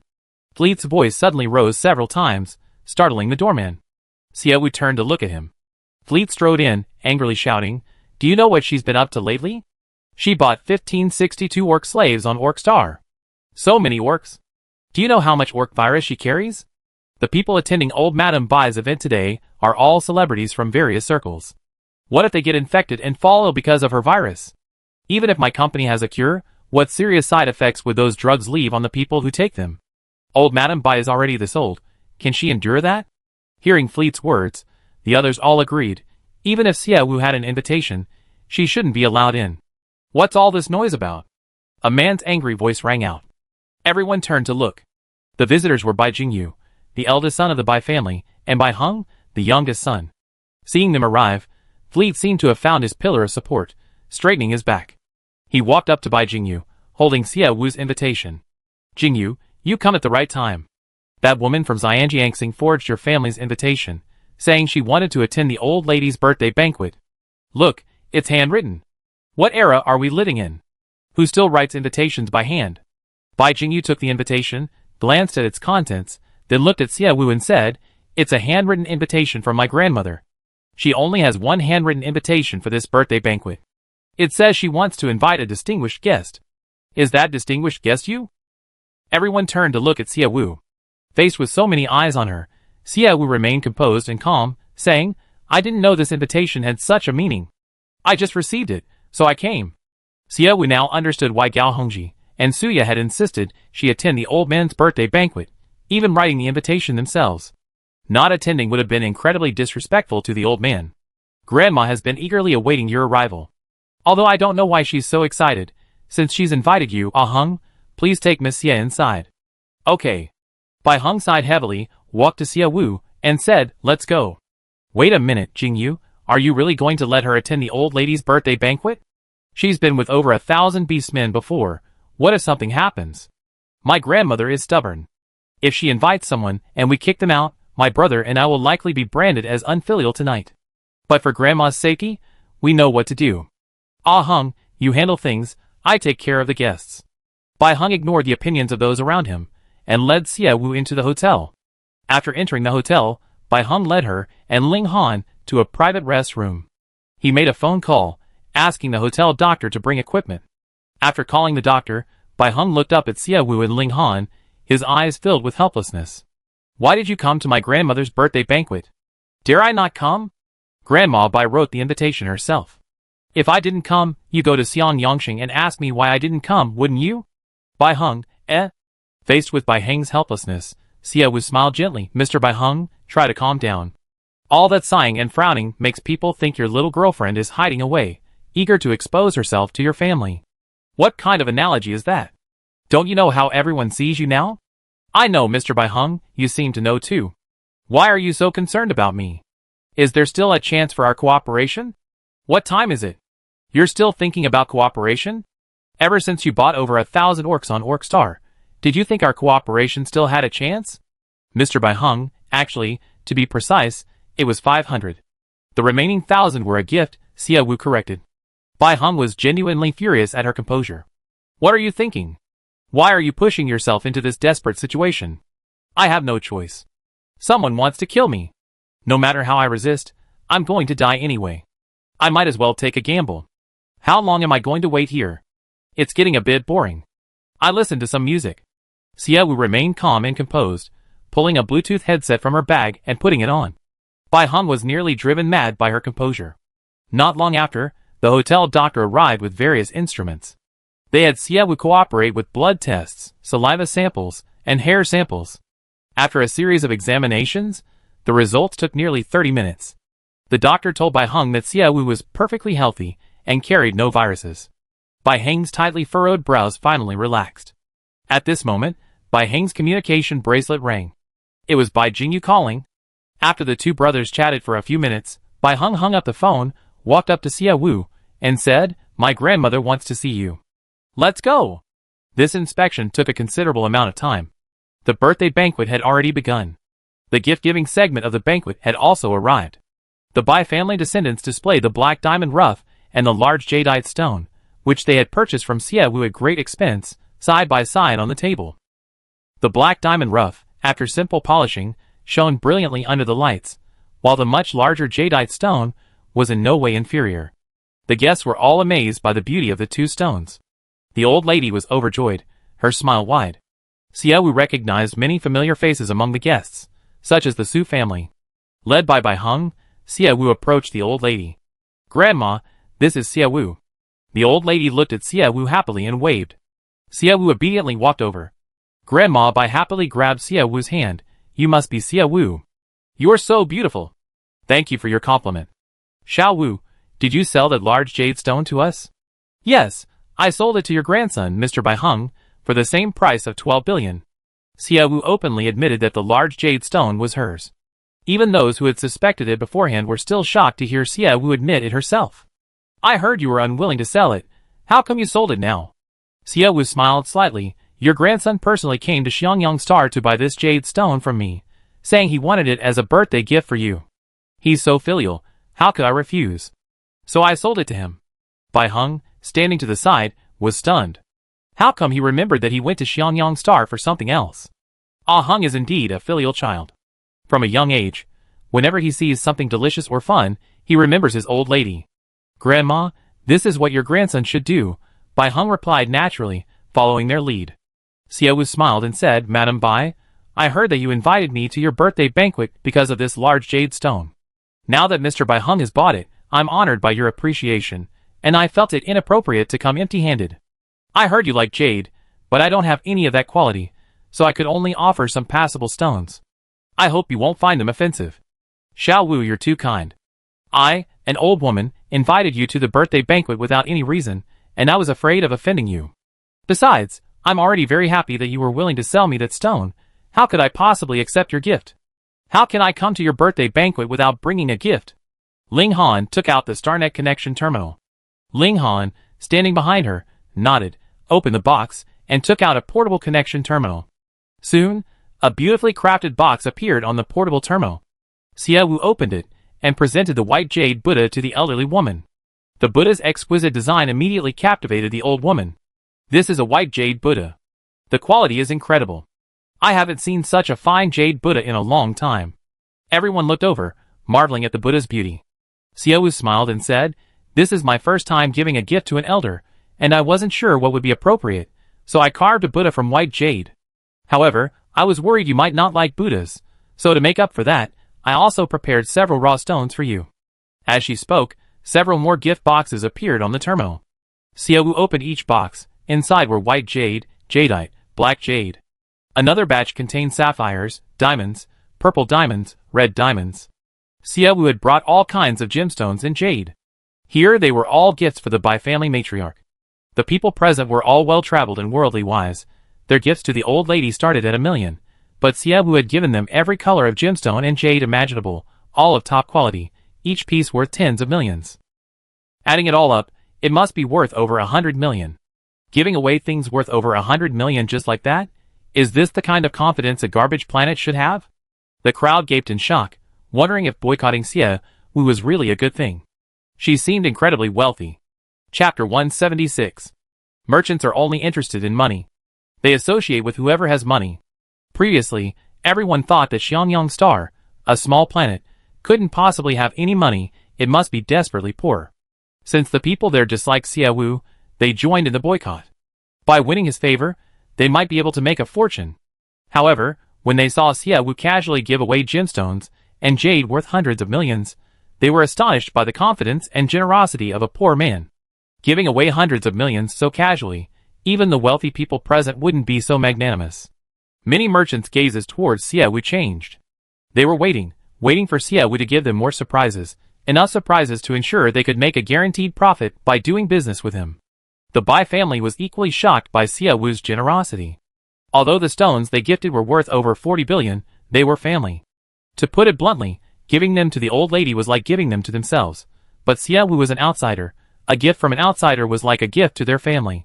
The Bai family was considered wealthy, but over the years, the highest gift any single person had given was only tens of millions, certainly not over 100 million. Furthermore, the 100 million figure for the stone Xiaowu mentioned was just an estimate. Such high-quality jade, with all sorts of colors, would probably fetch around 200 million at auction. The old lady couldn't stop smiling.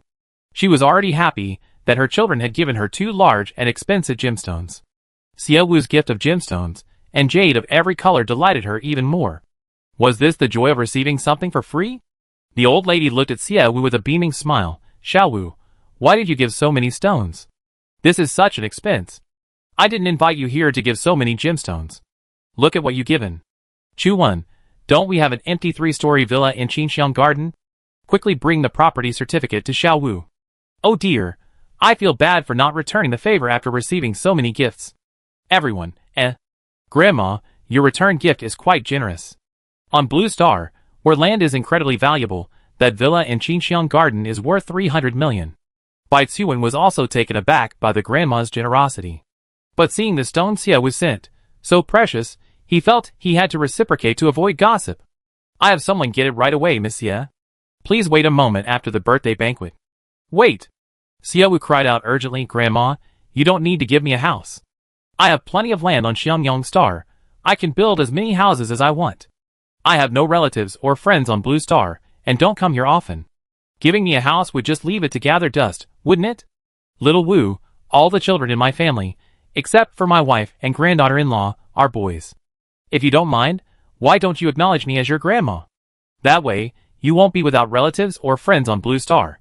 You can come to Blue Star during holidays, and then the house will finally have a use. Everyone was shocked again. Who would accept someone as their granddaughter just to give away a house?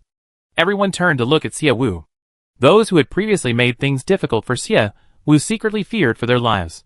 If Xiaowu truly became the Bai family's granddaughter, with the Bai family as her backing on Blue Star, wouldn't those who had offended her be killed? They weren't the only ones shocked. Xiaowu was also taken aback by the old man's enthusiasm. She knew that those attending the old man's birthday banquet were all important figures in the business world. People immersed in the world of money, no matter what they do, will compare themselves. From food to daily necessities, they gain satisfaction from seeing others inferior to themselves. Of course, the weak, seeing the strong, will also think about how to curry favor and gain some benefits for themselves. The same was true for old Madame Bai's birthday banquet. They would secretly observe which families were the most powerful, whether their gifts were substantial, and who could win the old Madame's favor. After all, the Bai family revolved around the old Madame. Winning her favor meant gaining the Bai family's support. Xiaowu hadn't considered this latter point. She only felt that in this gathering of prominent figures in the business world, she represented Xiangyang Star. As the owner of a planet, her gifts couldn't be meager. She needed to show the merchants, who were opposing her, that Xiangyang Star was far more powerful and vibrant than they thought. Although, in terms of wealth, Xie Wu was currently inferior to some of those present. But in terms of stones, who had more than her? That's why Xie Wu conceived the idea of presenting stones and gemstones of every color, even though it was for an old lady she was meeting for the first time. And as it turned out, her action was correct. The old lady was a kind person. After receiving the gift, she reciprocated with a gift of similar value, and even wanted to adopt Xie Wu as her granddaughter. Xie Wu didn't immediately agree to the old lady's offer, and looked up at the Bai family. The Bai family members were shocked by the old lady's action. "Grandma Bai, today is your birthday banquet. Let's focus on your happiness.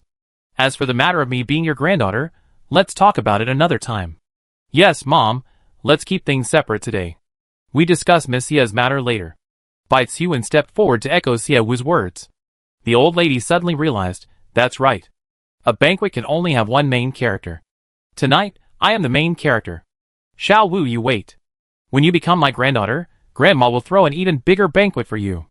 Xie Wu was both amused and exasperated. The old lady genuinely wanted to adopt her as her granddaughter. Was it perhaps just so she could get free stones in the future? Xie Wu could only politely decline the old lady's offer. Grandma Bai truly adored Xie Wu. Looking at everyone present, all dressed in their finest attire, Xie Wu's simple and elegant style pleased the old lady greatly. After Xie Wu presented her gift, the other guests began to give theirs. Although their gifts weren't as valuable as Xie Wu's, the old lady was overjoyed tonight because of Xie Wu, and everyone she saw was happy.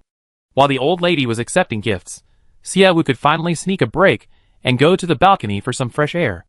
The night was deep. The tall buildings seemed to have sliced off the night sky, leaving only a small patch for people to look up at. Xie Wu looked up at this small patch of night sky and let out a long breath. Just then, a suit jacket was draped over her shoulders. Xie Wu looked at the man in the suit and smiled slightly. "Thanks, Ling Han. It's what I should do." "Ling Han, it seems we had a pretty good battle just now." Xie Wu was a little smug. Grandma Bai is such a good person. Without her help, we wouldn't have seen those people's interesting expressions. "Xiao Wu, so what if they waver?" "The biggest problem on your planet is the orcs." An unexpected voice suddenly rang out, like a bucket of cold water splashing down Xie Wu's little joy. Chapter 177. Xie Wu looked at the owner of the voice, her eyes immediately sharpening. "Mr. Sujiyu, eavesdropping is extremely rude.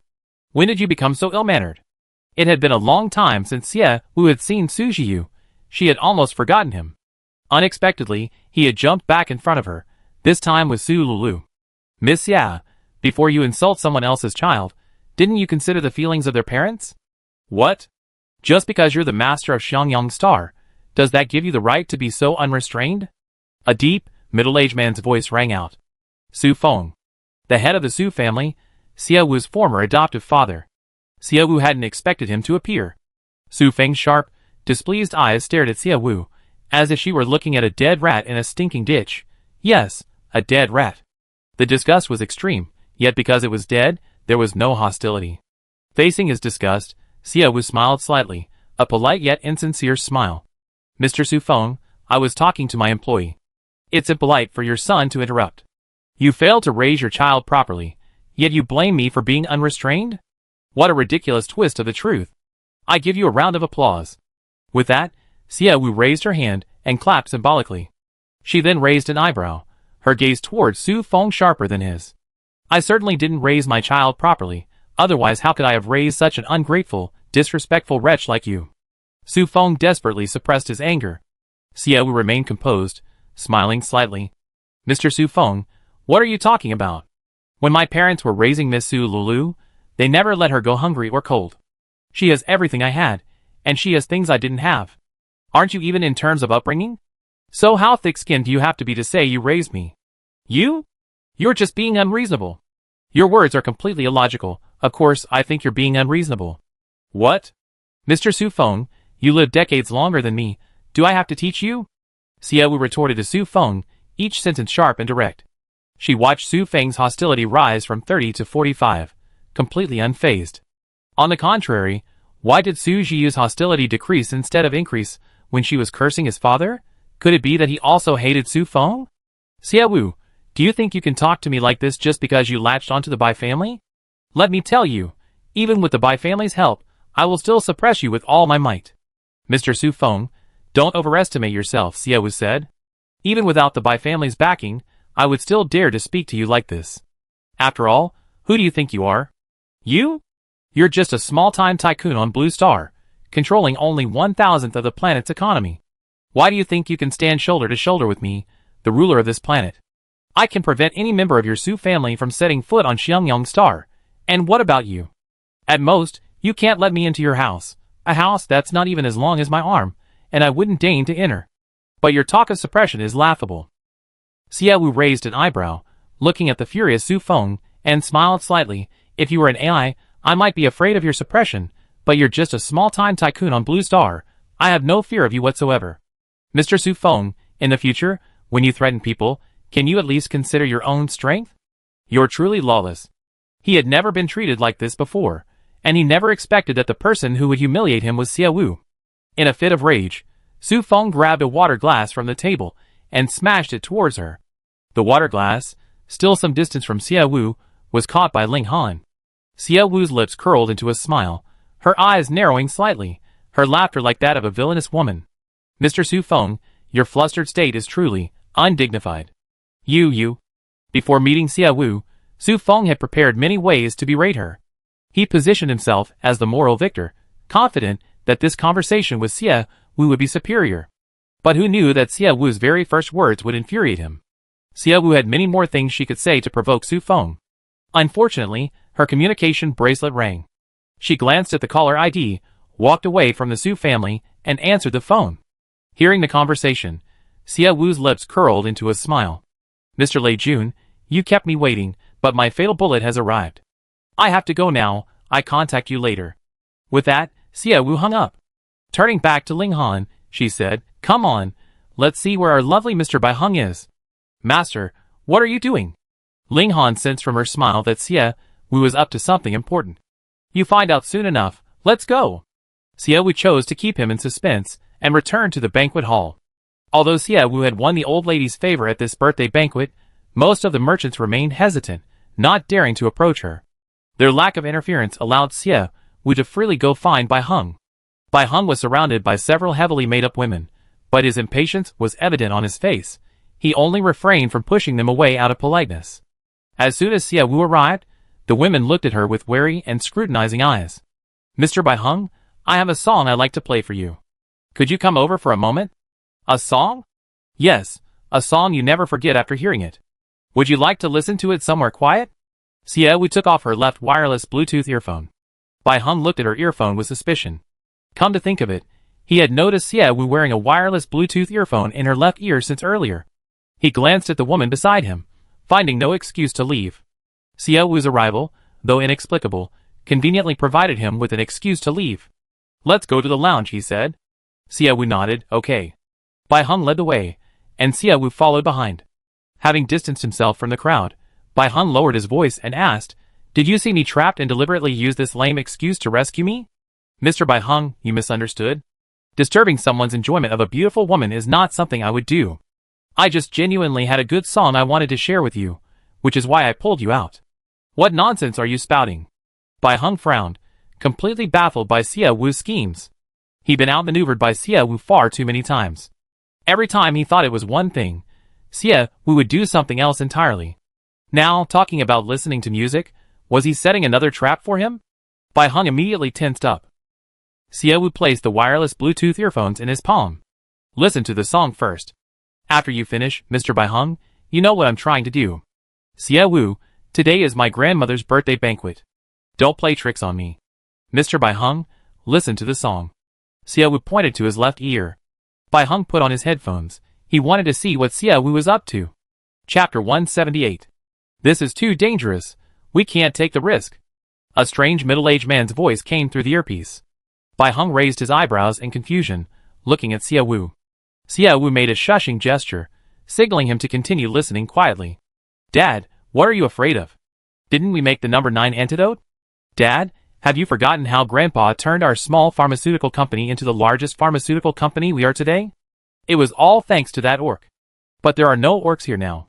What if something goes wrong, and we get investigated, and it comes back to us? Dad, it won't come back to us. Isn't Xiaowu here? Everyone knows she bought 1562 orcs on Oka Star a couple of days ago. Isn't it normal for her to have some of the new orc virus on her from so many orcs? Dad, she's the best. The source of infection, think about it. Everyone attending the birthday banquet tonight is wealthy. Our family is the largest pharmaceutical manufacturer, and we also have the antidote for the virus. Guess how much they spend on our medicine. Dad, we can replicate Grandpa's plan. First, let the virus kill some people, spread rumors that some expired, unsold medicines are effective, sell off that inventory, and then make a fortune with the antidote we already manufactured. Maybe then we'd be richer than the Bai family. Silence fell on the other end of the Bluetooth headset. These words alone were enough to make Bai Heng's eyes widen. He looked at Xiaowu in disbelief. Dad, what are you still hesitating about? Today is the best time. Recently, because of Xiaowu, Blue Star has restricted the purchase and entry of orc slaves on the StarNet. It will be very difficult for us to find a source of infection. Xiaowu is the best candidate, and today's venue is the most suitable. The number 9 virus we developed is highly contagious and destructive. Without our antidote, countless people would die. Luckily, today's guests are all important figures, including some from companies that are our rivals. If we eliminate them, their companies will be without management, and we can easily acquire them. Grandma's birthday banquet ends in 30 minutes, Dad. If you hesitate any longer, our family will miss this chance to make a fortune. Also, Dad, Xiaowu's planet has many insects. You saw some at the banquet. Seeing this, she's about to latch onto the Bai family. If she really does, she sell the insects from Xiangyang Star to the Bai family's pharmaceutical industry. Just imagine, those medicines made from insects will only be available from the Bai family. The Bai family's pharmaceutical industry might suddenly become the largest pharmaceutical company in the Haiyang Star system. We'd be crushed by the Bai family, unable to even stand up. You're right, call Cowlette and have the medicine delivered. Great. Dad, you finally figured it out. I call Cowlette and have the medicine delivered right now. The conversation ended there. Bai Heng's shock lingered. What had he just heard? NS Pharmaceuticals was researching a virus, then spreading it, and finally profiting from the drugs they had already developed. Most importantly, they were going to spread it at this birthday banquet? He looked at Xiaowu in shock. What's going on? Was it good? Was it unforgettable? Xiaowu asked. Bai Heng could hardly remain calm. Xiaowu, what exactly is going on? His voice sounded like a low growl. He dared not easily believe it. He feared this was a trap Xiaowu had created using voice synthesis to frame him. My planet was attacked by everyone because of the orcs, but I find it strange that only that one orc has been affected over the years, while the others have remained unscathed. So, I investigated all the information related to that disaster on the StarNet, and I also investigated everyone who had purchased orc slaves. How did you find out about those who bought orc slaves? Bai Heng asked. Although the Bai family could also find out, those who hadn't paid attention wouldn't know anything about it. Bai Heng, while my abilities aren't as formidable as your Bai family's, I have my own methods for investigating. I found that none of the purchased orc slaves showed any signs of viral infection. Although it was publicly stated that health checks were conducted before purchase, according to my friend, none of the purchased orc slaves underwent genuine health testing. Do you know why? Xiaowu's eyes turned cold. Because orcs don't carry that virus. Although they appear to be a different race from humans, their physical structure is largely similar. The orc who survived died shortly after being captured, but someone covered up his death. Bai Heng, the claim that a virus can kill orcs is wrong. It also means that as long as an orc is alive, they cannot carry any virus harmful to humans. My planet previously had over 200 orcs brought in without prior authorization, and my doctor said I was lucky. None of them carried the virus. But was it really just good luck? I investigated all sorts of information, and after that, I accepted another 1562 orcs in one go. As you can see, I'm standing here alive and well jumping around. Xiaowu opened her arms, letting Bai Heng see her current state. Bai Heng immediately understood why Xiaowu had gone against everyone's wishes and accepted 1562 orcs at once. It was because she had done extensive research beforehand. What happened? Bai Heng asked, taking off her wireless Bluetooth headset. Xiaowu said, when I met Mr. Fleet at the hotel entrance, I patted the wrinkles on his suit and hid a listening device in his collar. That gentleman seemed very comfortable with women's touches. I, a beautiful lady who had spoken rudely to him, suddenly approached and touched him, and he didn't suspect a thing. But why do you think it was him? Bai Heng, who hadn't investigated as much as Xie Wu, had many questions. Xie Wu, however, didn't intend to answer further. Mr. Bai Heng, why don't you go and control that father and son first? They're the ones who want to turn your grandmother's birthday banquet into a funeral.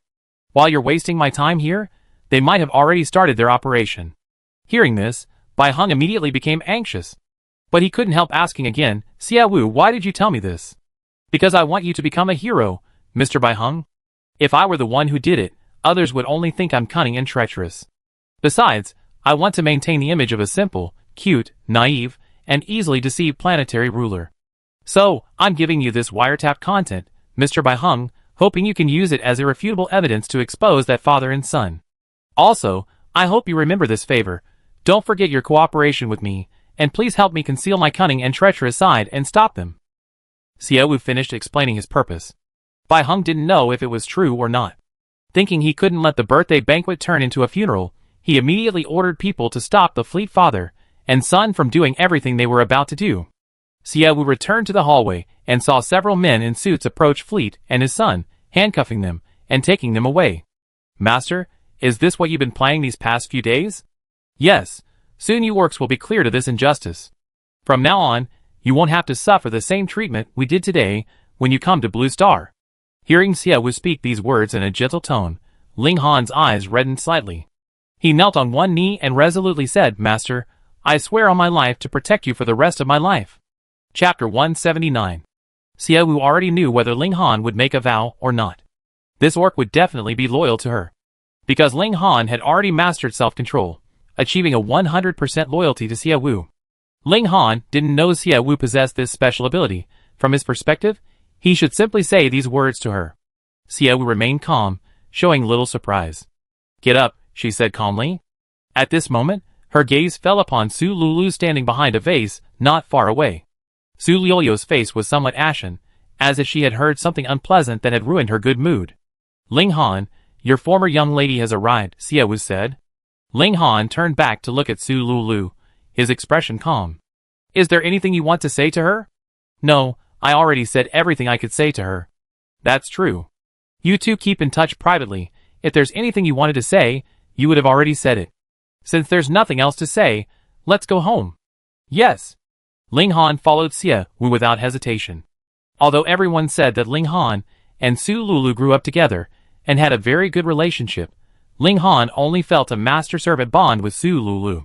After Su Lulu was no longer the true eldest daughter of the Xie family, even this thin master-servant bond disappeared. After Su Lulu returned to the Su family, she only sent Ling Han 3 messages. Of course, none of them were particularly important. Ling Han wasn't the type to take initiative. If Su Lulu didn't message him, he simply pretended she didn't exist in his contacts. For Ling Han, strengthening Xiangyang Star was what he needed to focus on for the rest of his life. Now, Xie Wu's actions had changed Ling Han's goal from strengthening Xiangyang Star to vowing to protect Xie Wu to the death. The fleet father and son were inexplicably arrested. Although it didn't cause too much of a scene at the banquet, the guests were all talking about what had happened. The Bai family kept this small commotion well under wraps. Old Mrs. Bai didn't notice the disturbance and chatted happily with several guests. Xie Wu didn't want to disturb the old lady's good mood and walked out of the hotel with Ling Han. Just as they reached the door, Ken came running out and blocked their way. Miss Xie Wu, the young master says he has something to discuss with you. Please stay a little longer. 2 bodyguards in black suits stood in front of Xie Wu, blocking her path. Xie Wu glanced at him indifferently. What does Mr. Bai Heng want to discuss? I don't know, but we already arranged a room for you, Miss Xie Wu. Please finish your conversation with the young master before you leave. Kent bowed slightly and said sincerely. He was just working for Bai Heng. Xie Wu didn't make things difficult for him. They followed him to the guest room Bai Heng had prepared. The guest room was the presidential suite of the Royal Hotel, decorated in a lavish, opulent style.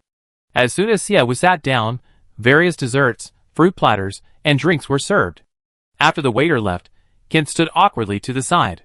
For some reason, Miss Xie Wu's aura was rather strong tonight. Ken had met Xie Wu once before, and he knew that this seemingly gentle and beautiful woman was even more cunning than his young master. She was not to be underestimated. I wonder how long it will take Mr. Bai Heng to return. You two must be tired from standing. Sit down and rest for a while. Ling Han, you must be hungry after running around with me all day. Eat something. Master, I'm not hungry. It's a gift, it's a waste not to eat it. Yes. Ling Han sat down, picked up a small cake, and asked Xia Wu, Master, would you like some? I wait a bit, I have something to do. Xia Wu activated the communication bracelet's light panel, his fingers moving rapidly up and down on it. When the last finger pressed down, the light panel retracted. Xia Wu dialed Moore's number. The androids never disappoint when it comes to answering calls. The call was connected in 3 seconds. Ms. Xia Wu, hello. Good morning, noon, and evening, Mr. Moore. I just sent you a document a little while ago. Yes, I received it, and am watching it now. Ms. Xia Wu, what are your demands for this lawsuit? Well, it's simple. Make those 3 employees who mocked me release an apology video, and then sue the employee who filmed and posted the video online. She violated my personal portrait rights and damaged my image. Considering her salary isn't high, and her portrait rights and reputation have been damaged, make her pay 800,000 yuan in compensation. Also, sue the management of the Blue Star Western Airlines building for negligence. Make them issue an apology letter and demand compensation for my emotional distress. Not much, around 2 or 3 million yuan will do. Xia Wu spoke casually, as if the weather was nice today. Kent and Ling Han both looked at Xia Wu with surprise. Compensation? 2 or 3 million. What happened? Miss Xia Wu, your compensation offer is too conservative. For a company as large as Blue Star Western Airlines to have such a serious problem, we should not only demand compensation, but also the dismissal and apology of their manager. Xia Wu's lips curled slightly upward. I'm only asking for this much, Mr. Moore. If you can get more, that would be even better. Wait for my good news, Miss Xia Wu. Okay. After hanging up, Xia Wu looked up and met Ling Han's gaze. She said, Ling Han, we can't let this go unpunished, can we? Yes. It's a pity this isn't on our Sunrise Star. If it were on Sunrise Star, we could secretly throw them to feed the insects and no one would know. But we're on Blue Star, so we have to follow Blue Star's laws. Xia Wu said regretfully. Kent shuddered. Secretly throw them to feed the insects? Is Ms. Xia Wu ruthless? Ling Han didn't speak. Thinking of the humiliation he suffered at the aviation building, even though Xia Wu was already retaliating, he still couldn't quell his anger. I heard that orcs have a much more sensitive sense of smell and hearing than humans. When you were doused with disinfectant today, you must have felt even worse than me. But you endured it well, Ling Han, Xia Wu said. Ling Han looked at her with deep remorse. I failed to protect you back then, master. Don't think of me as so fragile, Ling Han. This little storm can't bring me down. Having endured so many attacks these past 2 days, Xia Wu's resilience was at its peak. Of course, this was also because she had thought of ways to resolve each attack, so she remained calm and composed. I need to call Minister Tan and ask how things are on Xiangyang Star. I've been away from Xiangyang Star for less than 5 hours, and I already miss everyone. Xia Wu said, about to dial the number. At that moment, the guest room door opened. Bai Heng walked in with a gloomy face, carrying a black briefcase. He walked up to Xia Wu, intending to place the briefcase heavily on the table, but then, remembering what was inside, he placed it down more gently than placing an egg. Chapter 180. We intercepted it. This is what the Fleet Father and Son sent, Bai Heng said. Xia Wu raised an eyebrow at him. Mr. Bai Heng, this is evidence to bring down the Fleet Father and Son. With this evidence, the largest pharmaceutical company in the Haiyan Galaxy will be brought down. Then you wealthy people will have a chance to compete for the title of the largest pharmaceutical company. It should be a happy thing. So why do you look so unhappy? What's there to be happy about? Bai Heng raised his head and retorted. If I had discovered it myself, I would naturally be happy to have done a good thing for the family. But this is your long-term scheme, your achievement, and I don't want it. Bai Heng pushed the briefcase towards Xia Wu. Take this to the prosecutor's office and report NS Pharmaceutical Company, Limited. Bai Heng can't keep Xia Wu there for this reason.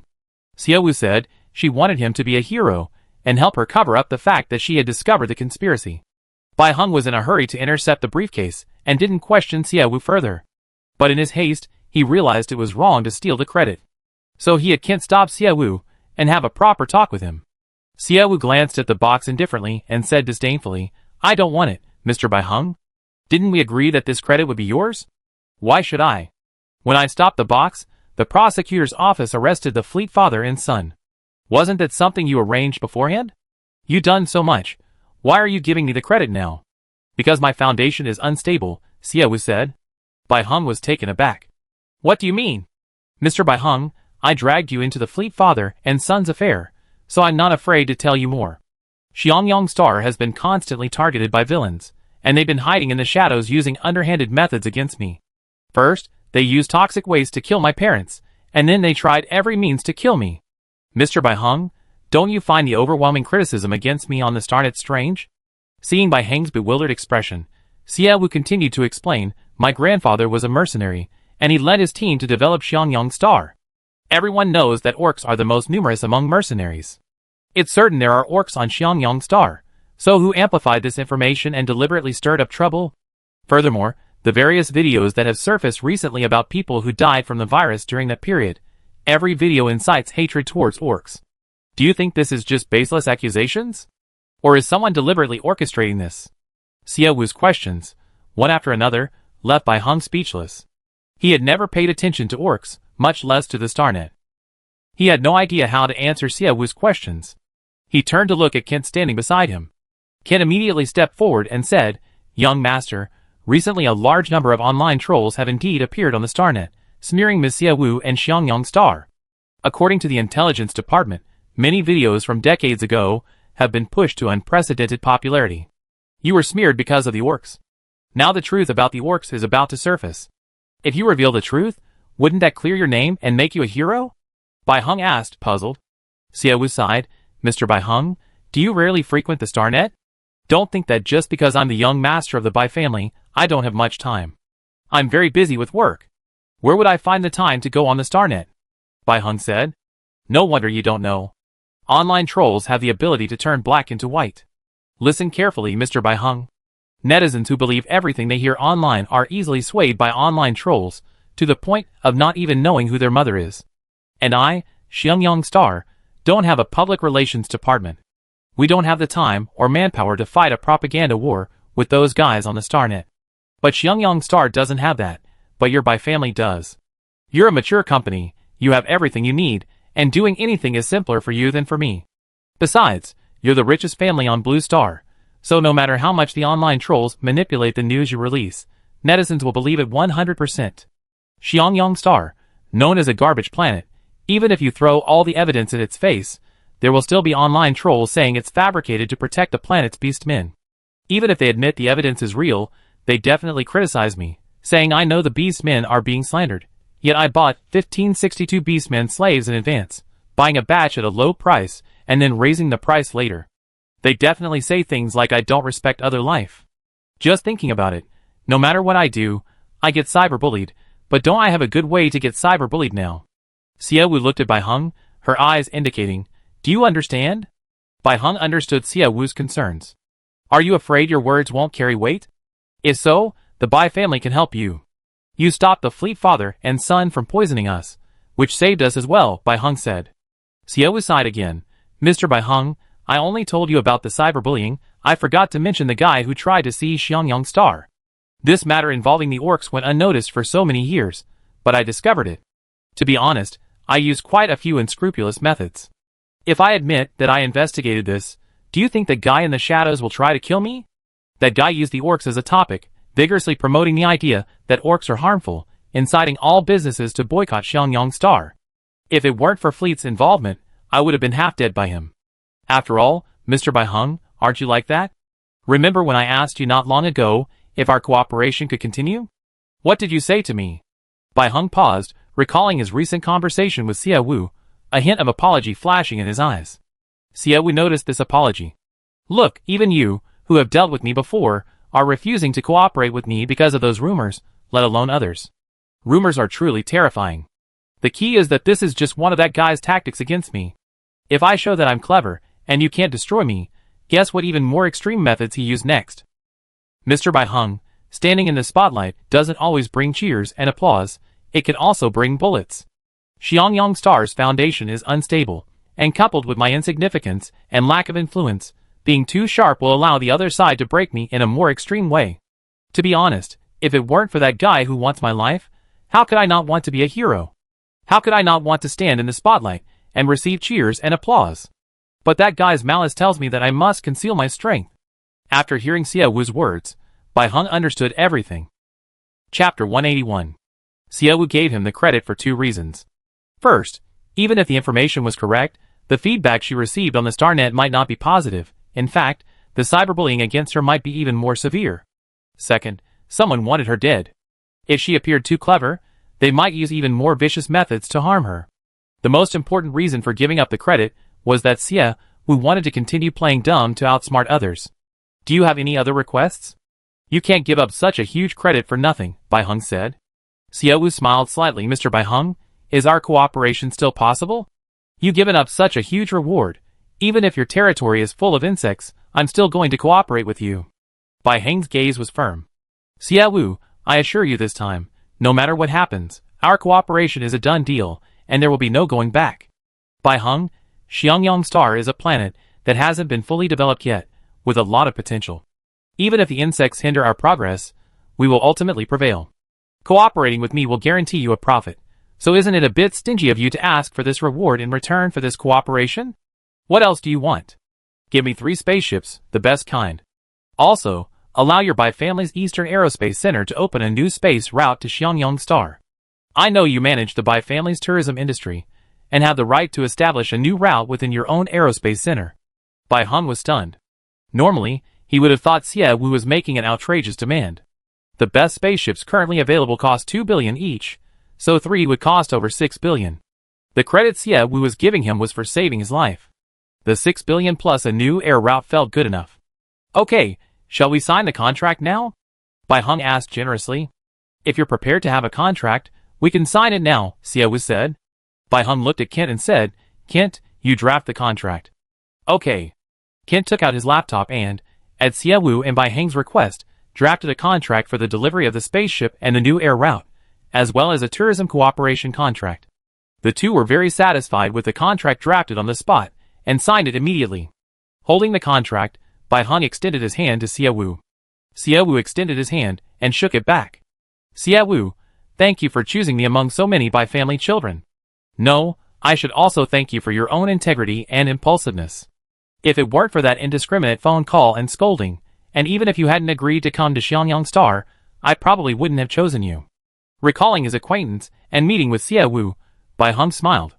From the moment we met, it seems there were many problems. Even so, you still believe me? Because I saw that you are a person I can talk to. Even with many misunderstandings, you have the patience to talk to me. To be honest, you were clearly affected by some rumors circulating on StarNet, and refused to cooperate with me in the tourism industry. But at the hotel entrance, you didn't look at me like I was something dirty. You even asked me helplessly why I had pushed myself into such a desperate situation. From those words, I felt that you were different from others, so choosing you was definitely the right thing to do. Bai Heng was stunned. He hadn't expected Xiaowu to think he was a good person because of these actions. Don't overestimate me. At the end of the day, I'm just a businesswoman. What a coincidence, I'm also a businessman driven by profit. Xiaowu's words left Bai Heng speechless. Are you going to stay on Blue Star for the night? Or return to Xiangyang Star? Back to Xiangyang Star. I have many things to attend to on my planet, and I worry about leaving even for a short while. I come back to Blue Star when I have time. Bai Heng nodded and instructed Kent, arrange a car to take Xiaowu to the aviation building, and also arrange a private plane to take them back to Xiangyang Star. Yes, Miss Xiaowu, please wait a moment, I arrange it for you right away. Xiaowu, tell me how you found out about this. I need to make up a lie to deceive the others, Bai Heng said. While Kent was arranging the car for her, Xiaowu told Bai Heng her entire plan. After discovering that the orcs had been framed, Xiaowu immediately went to Lei Jun to purchase 500 orc slaves, offering to accept any orcs who wanted to come to Xiangyang Star. When Lei Jun delivered 1562 orcs, Xiaowu pulled him aside for a private chat. Lei Jun had been a middleman in the orc slave business. He handled so many orcs who were still alive and kicking. At first, Lei Jun considered lying, saying he'd been vaccinated. However, most commercially available medications leave some side effects, but Lei Jun had none. This meant he'd known all along that the orcs didn't carry the virus. In fact, it wasn't just Lei Jun who knew. Everyone involved in the orc slave business knew. But they were just middlemen, and reporting them wouldn't benefit them, so they kept quiet. NS Pharmaceuticals was secretly buying orc slaves to develop various drugs. Lei Jun had wanted to cooperate with them, but they refused.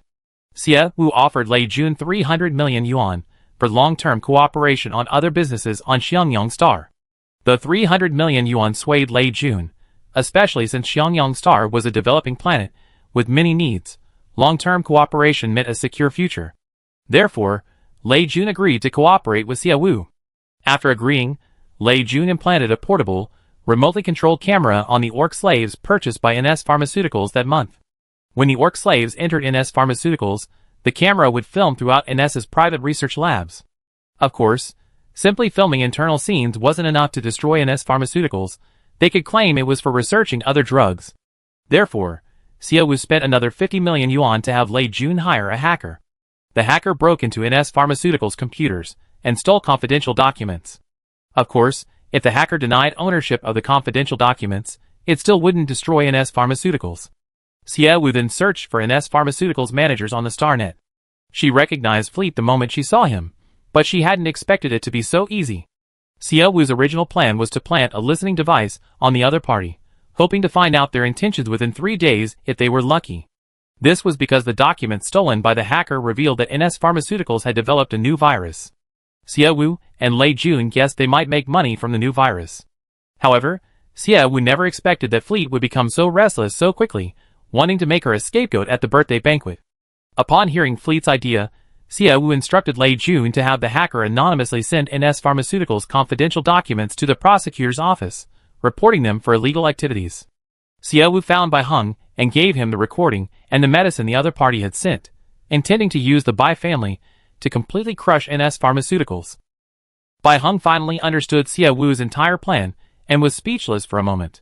Xie Wu's plan was well executed, but luck played a significant role. If Fleet hadn't planned to release the poison tonight, the most crucial evidence to crush NS Pharmaceuticals might not have been obtained for a long time, and the orc's innocence would have taken much longer to be cleared. Mr. Bai Heng, I told you the entire plan. How you modify it is up to you. I hope you don't ruin this good hand and disappoint my expectations. We need to go home. The longer we're away, the more we miss home. Xie Wu stood up and said. Bai Heng also stood up. Don't worry, after doing so much, I can't possibly lose. That's good. That's good. I'm leaving. Bai Heng nodded. Xie Wu and Ling Han got into the car Bai Heng had arranged. Xie Wu let out a long sigh of relief. This matter is finally resolved. Ling Han, I have another piece of good news to share with you. Another piece of good news? Ling Han looked at Xie Wu with a puzzled expression. Xie Wu smiled and said, Before I came, I bought 2 billion worth of Bai family stock. As long as Bai Heng makes good use of the cards I gave him, the Bai family will become the center of attention, and their stock price should skyrocket. Our 2 billion might even become 4 billion. Ling Han was stunned. Attending a birthday banquet and earning nearly 10 billion? Is this an invitation to a birthday banquet? Or is it just picking up money? Chapter 182. Hearing Xie Wu's words, Ling Han finally understood why she was willing to give up the opportunity to stand in the spotlight and become a hero. Cyberbullying and continuing to play the fool were important, of course. But most importantly, what could Xie Wu gain from this hero charade? To take all the credit and ignore the criticism. Then, the major businesses would stop boycotting Xiangyang Star. Xiangyang Star could buy whatever it wanted. However, buying things meant spending money. Now, the opportunity to become a hero was given to Bai Heng. Behind Bai Heng was the entire Bai family, which controlled vast amounts of money and connections. To thank Xie Wu for giving up the opportunity, they would definitely offer a reward. And this reward was a tourism development contract, a new air route, 3 state-of-the-art spaceships, and stocks. The Bai family was already a publicly listed company. Anyone could buy their stock. Stock price fluctuations are linked to reality. The Bai family exposed NS Pharmaceuticals' biggest secret, meaning their pharmaceutical business lost its strongest competitor, and their stock price was bound to rise. Buying Bai family stock now would definitely be profitable. Bai family stock was something Xiangyang Star didn't have. After all, Xiangyang Star didn't even have a single publicly listed company, so receiving applause and becoming a hero wouldn't bring much profit. Xie Wu was a businesswoman who prioritized profit. Right now, she didn't need any empty fame. She needed money and contracts that could change Xiangyang Star's current situation. That was the most important reason. But Xie Wu didn't reveal everything to Bai Heng. The shrewd Xie Wu had played her best card. To be honest, regardless of whether Bai Heng used Xie Wu's card well, Xie Wu had already made a killing. Having understood everything, Ling Han looked at Xie Wu with eyes full of admiration. Although there were some minor incidents during the Bai family matriarch's birthday banquet, thanks to the arrangements made by the Bai family children, the banquet concluded perfectly. Xie Wu's performance at the matriarch's birthday banquet was dazzling and brilliant. Even after leaving the banquet hall, everyone was still talking about it. We've been saying that the 12 billion yuan jade stone and the 34.5 billion yuan black diamond rough at the gem auction were from Xie Wu. Now we have solid evidence, right? Of course it's solid evidence. She admitted to the old lady herself that the jade stone the Bai family had today was sold to Bai Heng, the Bai family's grandson. Doesn't that mean the other half at the gem auction was also hers? Xie Wu is really clever. How did she think of cutting a large jade stone in half to sell? If she had sold it whole, the price would have been even higher, right? But even if she cut it in half, what a loss. One half of the profit came from the AI, and the other half came from the opportunity to meet old Madame Bai, plus the Bai family's 12 billion. But in terms of making money, this part is probably the most lucrative. She got old Madame Bai's invitation, presented her with gemstones of various colors at her birthday banquet, and the old lady was so happy she wanted to take her as her granddaughter. If she really becomes the Bai family's granddaughter, she'd definitely make a fortune. With the Bai family's assets and capabilities, plus the entire planet she owns, honestly, it's a win-win situation. Yes, even a garbage planet, with the Bai family's support, can at least become more presentable than it is now. Aren't you curious about how many stones Xianjiangxing actually has? The stone Xie Wu gave the old lady today looks quite valuable. Giving it away so casually implies she has many more valuable stones. What's the point of all this talk? Why don't you ask Boss Gao? Hearing one of the businessman's words, everyone's eyes turned to Gao Hongji and Suya. Gao Hongji, who had been eavesdropping on everyone's opinions of Xie Wu, was caught off guard and stared at. He paused for a moment, then laughed. Boss Zhao, what does this have to do with me? Boss Gao, don't be coy. Xie Wu has already admitted those stones are hers. You must have some kind of business with her, right? Why not just share what happens next? Boss Zhao, Xie Wu admitting it is her business. What does it have to do with me? I just run an auction house. People give me stones, I auction them off, and I collect a commission. How could I dare ask so many questions? Gao Hongji feigned innocence. The other party was also a shrewd businessman, and didn't fall for Gao Hongji's act. Mr. Gao, you might act this way with other consignors, but the item Xie Wu consigned for you. Frankly, the commission she earned from just one stone is more than you made in the last 20 years, isn't it? You made so much money. We don't believe you wouldn't treat her like a goddess of wealth. The crowd's gazes towards Gao Hongji became somewhat skeptical. Gao Hongji smiled helplessly. I have indeed made a lot from this consignor, but as you all saw today, Xie Wu and I didn't exchange a single word from the beginning to the end of the banquet. To be honest, if I could see my goddess of wealth right now, I would definitely go up and flatter her to make even more money, wouldn't I? During the banquet, Suya repeatedly tried to chat with Xie Wu. Unfortunately, this was the banquet hosted by the Bai family matriarch, with many guests present. Going to chat with Xie Wu would be tantamount to telling everyone that the consignor was Xie Wu. Gao Hongji wouldn't reveal his acquaintance with Xie Wu in public. They had signed a confidentiality agreement. Even if Xie Wu herself admitted that the mysterious consignor was him, he would still pretend not to know. Otherwise, he would have to pay 300 million in compensation. He didn't want to give back any of his hard-earned retirement savings to Xie Wu. Gentlemen, Suya said, our family just runs an auction house. People pay to become members and consign items, and we help them. We never pry too much into the consignor's affairs. You all come here because you think our auction house is highly confidential and has many customers, right? You just need to buy legitimate and beautiful stones from our auction house. Why bother about who put them up for auction? Seeing Gao Hongji being bombarded with questions, Suya stepped in to help. The others disagreed. Madam Gao, that's true, but someone who makes billions in one go isn't an ordinary bidder. We're in business, maybe we can do business with him. Hearing this, Gao Hongji sneered, Mr. Zhao, what you're saying makes me want to laugh. Regardless of whether the bidder is Xie Wu or not, haven't you already boycotted Xianjiangxing? Besides, isn't the most important thing tonight that Xie Wu has won over old Madame Bai? She's already established a good relationship with the Bai family. Guess what kind of cooperation Xie Wu and the Bai family will have next? With the Bai family involved, do you think you fair-weather friends still have any chance to make money? If you want to make money, I suggest you first cut a piece of your own flesh to apologize to Xie Wu. After apologizing, then consider how to make money off her. Chapter 183. Gao Hongji was genuinely furious.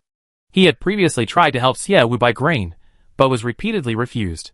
Even if Gao Hongji was unwilling to admit that the mysterious consignor was Xie Wu, they had already learned through various channels that Xie Wu was indeed the consignor. Some even wanted to take advantage of the situation and kick Xie Wu while she was down.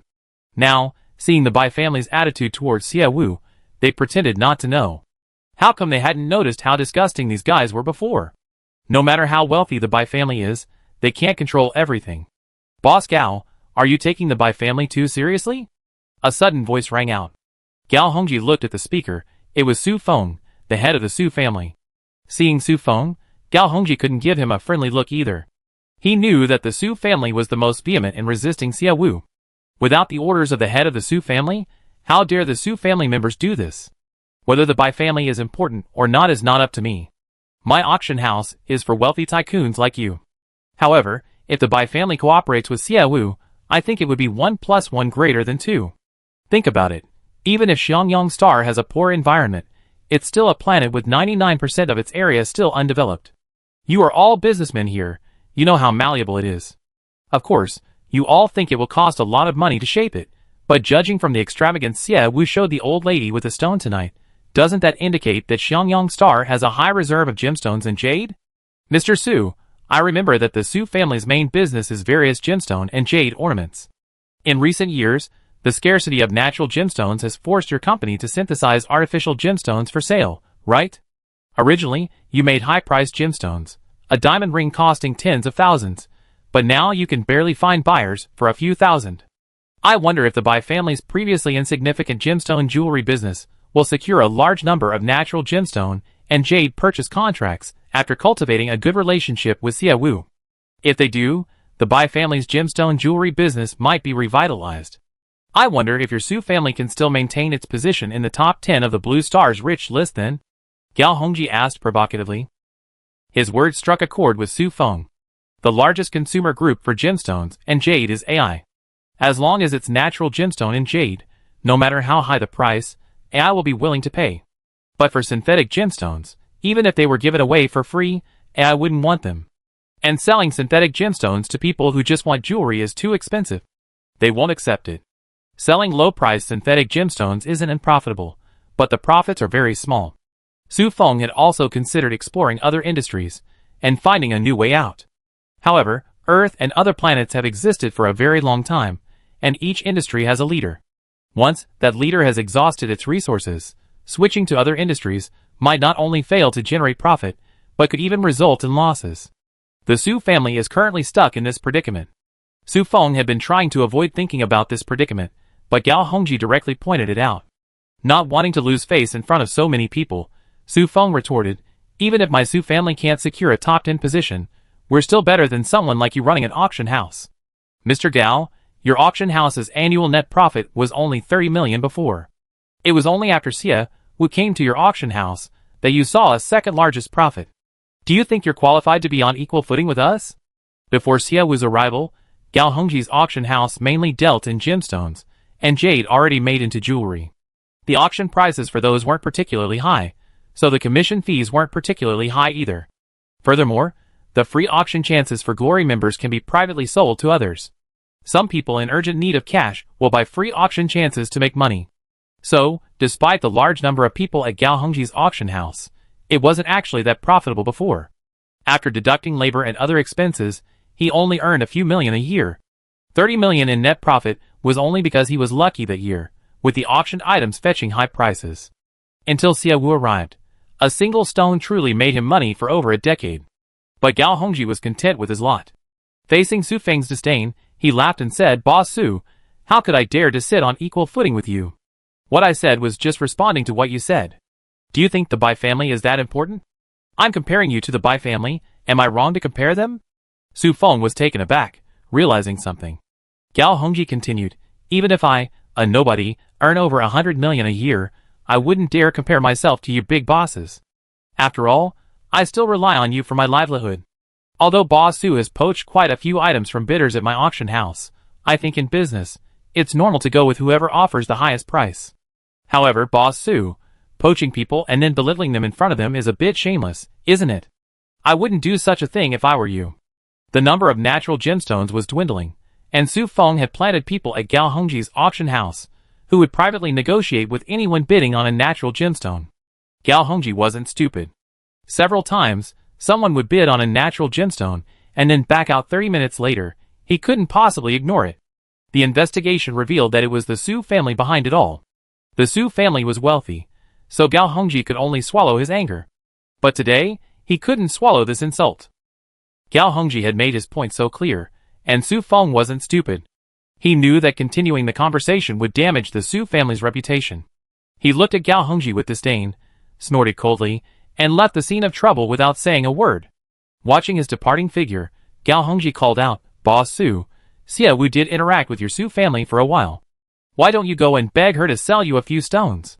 Maybe your Su family can be revived with those stones." Hearing this, Su Feng's anger flared. "My Su family isn't that destitute. Besides, even if my Su family were to fall on hard times, we wouldn't beg her for a single thing. Be careful doing business with Xie Wu. Don't be fooled by her youth and naivety. She's incredibly cunning. Be careful not to get taken advantage of." After angrily saying this, he strode away. It was as if staying even a second longer would mean hearing even more disgusting things.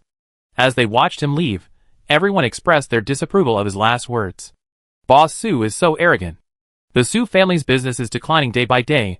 What's he trying to prove? Exactly. I don't know why they ruined their relationship with Xie Wu. Of all the merchants, only the Su family has been boycotting Xiangyang Star from the very beginning. The Su family is really stupid.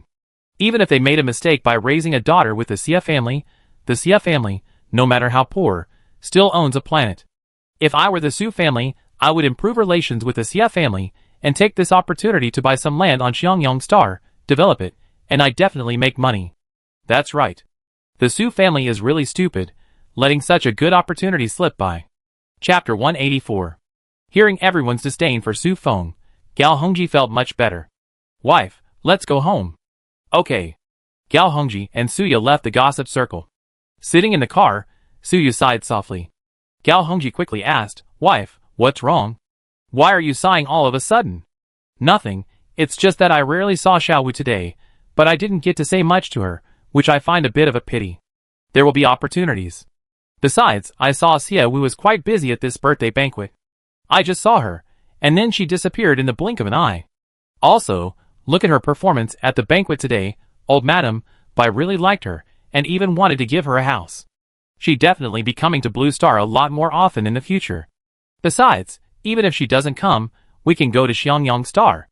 Isn't our son with her now?" Gao Hongji comforted her. Suya smiled faintly upon hearing this. "By the way, honey, who were those people who came in the middle? I think they were wearing the prosecutor's office badge. Why did they arrest the fleet father and son?" Everyone was only concerned about Xie Wu's matter, and completely forgot about the father and son, who were handcuffed and taken away in the middle. Gao Hongji didn't seem too concerned. "I don't know either. But sometimes, if the Procuratorate receives a report of tax evasion, they arrest the company's personnel in charge to investigate. They might allow NS Pharmaceutical Company, Limited to evade taxes, but that's none of our business. We don't need to worry about it." Suya thought this made sense and nodded. Tonight's birthday banquet. Su Feng suffered 2 bouts of frustration. Once from Xie Wu, and once from Gao Hongji. Back at the Su family home, he summoned Su Jiyu to the study. Once inside, he stood with his hands on his hips, fuming as he stared at the pile of documents on the desk. The more he looked, the angrier he became, until he angrily swept everything off the desk. "What's wrong? Why are you so angry as soon as you get back?" Li Ruyan, who had brought in tea, saw her husband's anger and, puzzled, placed the tea on the desk and began tidying up the mess. "Ask your eldest son how he handles things. He hasn't done a single thing I assigned him." Su Feng pointed at Su Jiyu's nose and berated him. Hearing his father's scolding, Su Jiyu showed little emotion, but rather a hint of doubt in his eyes. "Father, didn't you praise me yesterday? If you did well, why is Xie Wu still alive?" Su Feng roared. "Didn't you see how that brat insulted me tonight? You just listened without saying a word in my defense?" Hearing the name Xie Wu, Li Ruyan slowly stood up. "What happened at the Bai family's old lady's birthday banquet tonight?" Su Feng truthfully recounted what had happened at the banquet to Li Ruyan. After listening, Li Ruyan's eyes flashed with malice and anger. "That brat is truly lawless. How dare she speak to you like that? Just because she's the master of Xiangyang Star, She thinks she's something special. It's all your eldest son's fault. If he had killed Xiaowu back on Blue Star, would all this have happened? You can insult Jiu all you want, but why are you insulting me? Li Rian glared at him. You're useless yourself. You didn't even talk back after being insulted like that, and now you come back and made such a mess. What I? You dare talk back? Li Rian said viciously. Do you know how hard I worked all these years? To make you successful, I had my dad sponsor you with so much money. Later, I even switched the child I carried for 10 months with Xiaoyu and his wife. I thought that even if Xiaoyu and his wife were inferior, they were still planetary rulers. If we gave our child to them, our child could naturally inherit Xiangyang Star and become the new master. But you couldn't resist, saying that Xiangyang Star was full of gems, our family's business wasn't good enough, and we needed to get those stones quickly. You wanted to find a way to kill Xiaoyu and his wife, so that our daughter could rightfully become the new master of Xiangyang Star. And look what happened. Xiaoyu and his wife knew the child was switched all along. To prevent Lulu from suffering, they desperately brought Xiaowu back, making Xiaowu the rightful master of Xiangyang Star. Her arrogance in front of you today is all your own fault. That's right. The Su family knew from the beginning that Xiaowu wasn't their child. Because, from the very beginning, it was Su Feng and Li Rian who switched them. Back then, Li Rian and Xiaowu's mother were in the same delivery room.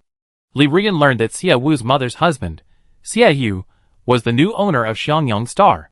At that time, Xiangyang Star was actually wealthier than the Su family. At that time, Su Feng was constantly hitting roadblocks in his business, losing money everywhere, and was so poor that he had nothing but debt. After learning about Xiaowu's mother's identity, they thought they couldn't let their child suffer, and they also wondered if the other party would help them raise their child.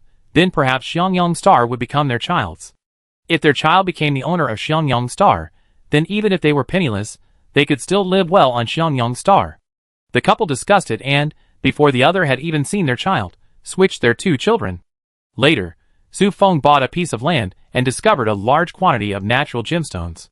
He made a fortune from these gemstones on intelligent machines, becoming the 8th richest person on Blue Star. However, the number of gemstones was limited. When they discovered that Xiangyang Star was full of gemstones, wanting to make a quick fortune, they planned to kill Xiaoyu and his wife as soon as possible so that their daughter could quickly become the master of Xiangyang Star. Then, they would go and claim their daughter, thus legitimately taking the gemstones of Xiangyang Star. Who knew that Xiaoyu and his wife's actions would surprise them? They actually recognized Xiaowu before they died. What do you mean I brought this upon myself? Was it wrong of me to want to kill Xiaoyu and his wife quickly? In my opinion, I should have strangled Xiaowu when I brought her here. I don't know what kind of womanly compassion you had back then, insisting on raising her. Su Feng cursed. Upon hearing this, Li Rian immediately straightened her neck. What do you mean by womanly compassion? Are you better to Xiaowu than I am? I know this girl isn't my biological daughter, and I don't even want to look at her.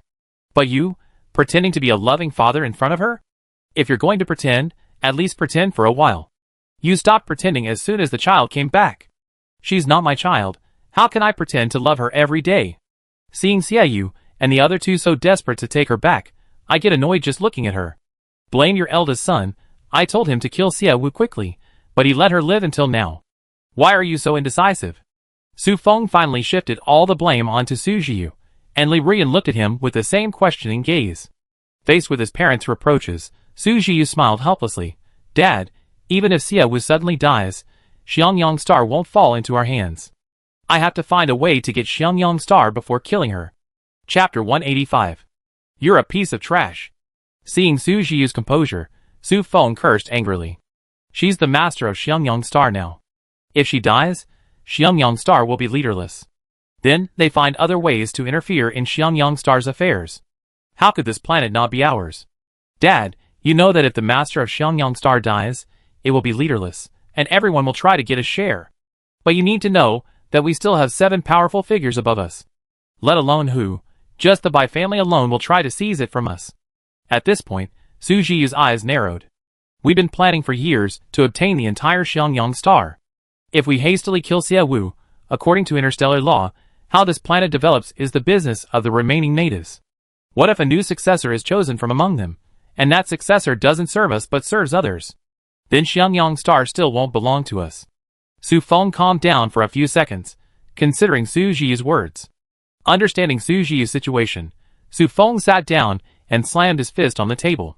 That brat, now that she's favored by old Madame Bai and has the Bai family's backing, if she rides this wave to the top, it'd be hard to bring her down later. So what if she has the Bai family's help? Without resolving the Xiangyang Star Beastman issue, most people are boycotting Xiangyang Star. The Bai family can't help much even if they wanted to. In my opinion, what we need to do now is suppress Xie Wu's continued profiteering from stones. Hearing this last sentence, Su Feng exploded like a bomb, veins bulging on his forehead. How do we suppress her? With those damned androids around, the price of stones can't drop much further. It's all because of those damned androids. They led a gemstone and jade craze, making some people feel they have to get any beautiful gemstone they see. They're leading the way, spending exorbitant amounts on stones. Aren't you just insulting yourself? Li Rian rolled her eyes at Su Feng. Our family made our fortune from stones. Without machinery, could you have achieved what you have today? I can get rich. But Xie Wu can't. Su Feng's thick eyebrow shot up. I told you before, don't let her go out to study or anything, just keep her at home. Now look what's happened. She's become smarter through school, and she's using those smart tricks against me. You're asking for trouble by saying that? What kind of family are we? 3 boys and 1 girl. If you don't let the girl go out to study, what will people say about the Su family? Besides, Xie Wu went to school. The school isn't even a prestigious one. We even privately agreed to those students ostracizing Xie Wu. Besides, her grades weren't great when she was in school. She didn't even study economics or business management. She can't even manage a small company. How could she possibly manage an entire planet? At this point, Li Rian concluded, I think it's all your fault. You've been completely fooled by a little girl. That brat who used to just eat, drink, and have fun at our house, how could she become so capable? Fine, I can't rely on you anyway, I do it myself. What are you going to do? Su Feng asked. What else can I do? Didn't they say old Madame Bai likes her a lot? I make old Madame Bai hate her more than anyone else. Li Rian said through gritted teeth. Su Feng glanced at her, probably knowing what she was planning to do. He looked at Su Zhiyu again and asked, what about you? What are you planning to do? I want to see more. See more? What do you want to see? See her rise to power and trample us underfoot? Su Feng said angrily. Su Zhiyu said, Dad, the orcs are the biggest problem on Xiangyang Star. Xie Wu didn't solve the orc problem. Instead, she bought 1562 orcs. Her confrontational attitude will only make people dislike her more. So, let's wait and see if she's determined to use the orcs to change Xiangyang Star, or if she has other purposes. We decide what to do next once we know what she's planning. Su Feng sighed, feeling very dissatisfied that Su Zhiyu hadn't taken advantage of the situation. However, he was so angry with Xie Wu that he couldn't think of a solution. So he said nothing more. After spending several hours in the Blue Star Night, they returned to Xiangyang City at dusk. The sky was filled with clouds, the setting sun painting them orange red. The spaceship landed on the ground in Xiangyang City. As Xie Wu stepped out of the hatch, the gentle breeze made her want to take a long breath. She walked towards the exit passage. Led by Tan Lang and Liang Xian, people crowded the passageway, looking at Xie Wu with heartache. Faced with this welcoming group, Xie Wu asked, What's wrong? What major event happened in the city while I was gone for a few hours? Why are you all looking at me with such mournful expressions? Minister Tan, tell me, what happened? Your Majesty. Tan Lang's voice choked with emotion. He took a few steps forward and hugged Xie Wu tightly. You suffered so much. Xie Wu heard Tan Lang's sobs and trembling voice. Seeing Tan Lang like this, some of the more emotional people wiped away tears. What happened? Did you see that video? Your Majesty, we will not forget this humiliation. I have already contacted their staff and demanded a reasonable explanation and compensation. Liang Xian said, slightly angry. Liang Xian, as the Minister of Foreign Affairs, usually displayed a gentle and mild-mannered attitude, as if he wanted to reason with her. Seeing him angry was a rare sight. Xie Wu had also seen the video. She knew it spread quickly, but she hadn't expected everyone on Xiangyang Star to see it. She patted Tan Lang's back reassuringly, Don't be sad. Even if your king falls, he still pick up a handful of sand. So, don't feel like I'm the only one who suffered. Even if you pick up a handful of sand, you still fell. Our king, no matter how much compensation you receive later, we remember this debt for life. Tan Lang gritted his teeth. Xie Wu felt that if the person who humiliated her and Ling Han appeared before her now, her employees would tear them to pieces. All right, I've been attending the birthday banquet for several hours. This back and forth is exhausting. We can talk about anything later. Let me go home and rest first. Hearing Xie Wu's slightly weary words, everyone suppressed their sadness and anger and escorted her home. Back home, Yu was the one who cried the most. Xie Wu wanted to comfort her. Tanling told her to go and rest, and that she would comfort Yu herself.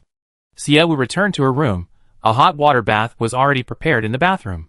Although she had wiped herself down with disinfectant in the bathroom, it was just a simple wipe, so even after several hours, Xie Wu could still smell a faint disinfectant odor on her.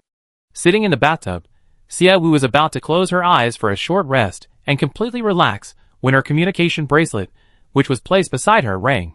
Chapter 186. Xie Wu glanced at the communicator and put on his wireless Bluetooth headset. Hello, Mr. Lei Jun, what's up?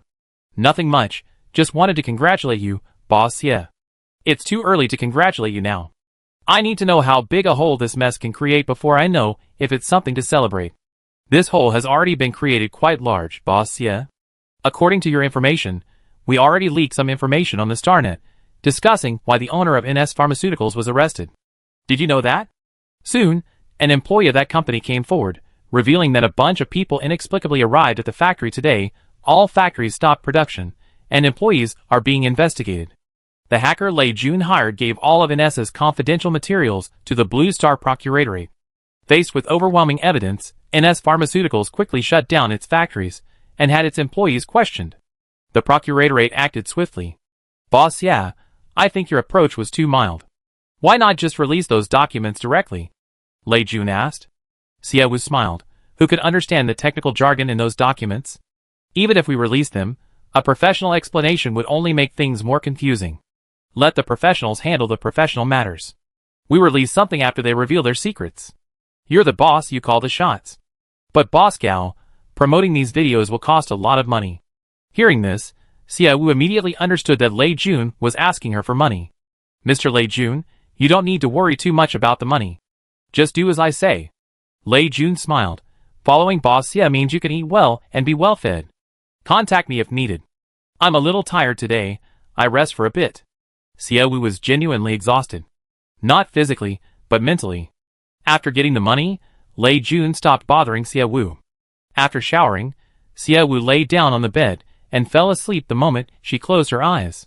When she woke up again, it was still dark outside. The minor hamster sat on the edge of the bed, its round eyes staring straight at her. Seeing her open her eyes, it chuckled happily. At that chuckle, the housekeeper bear sitting on the floor, the surveillance eagle standing on the lamp, and the accountant cat on the sofa all rushed over at the same time.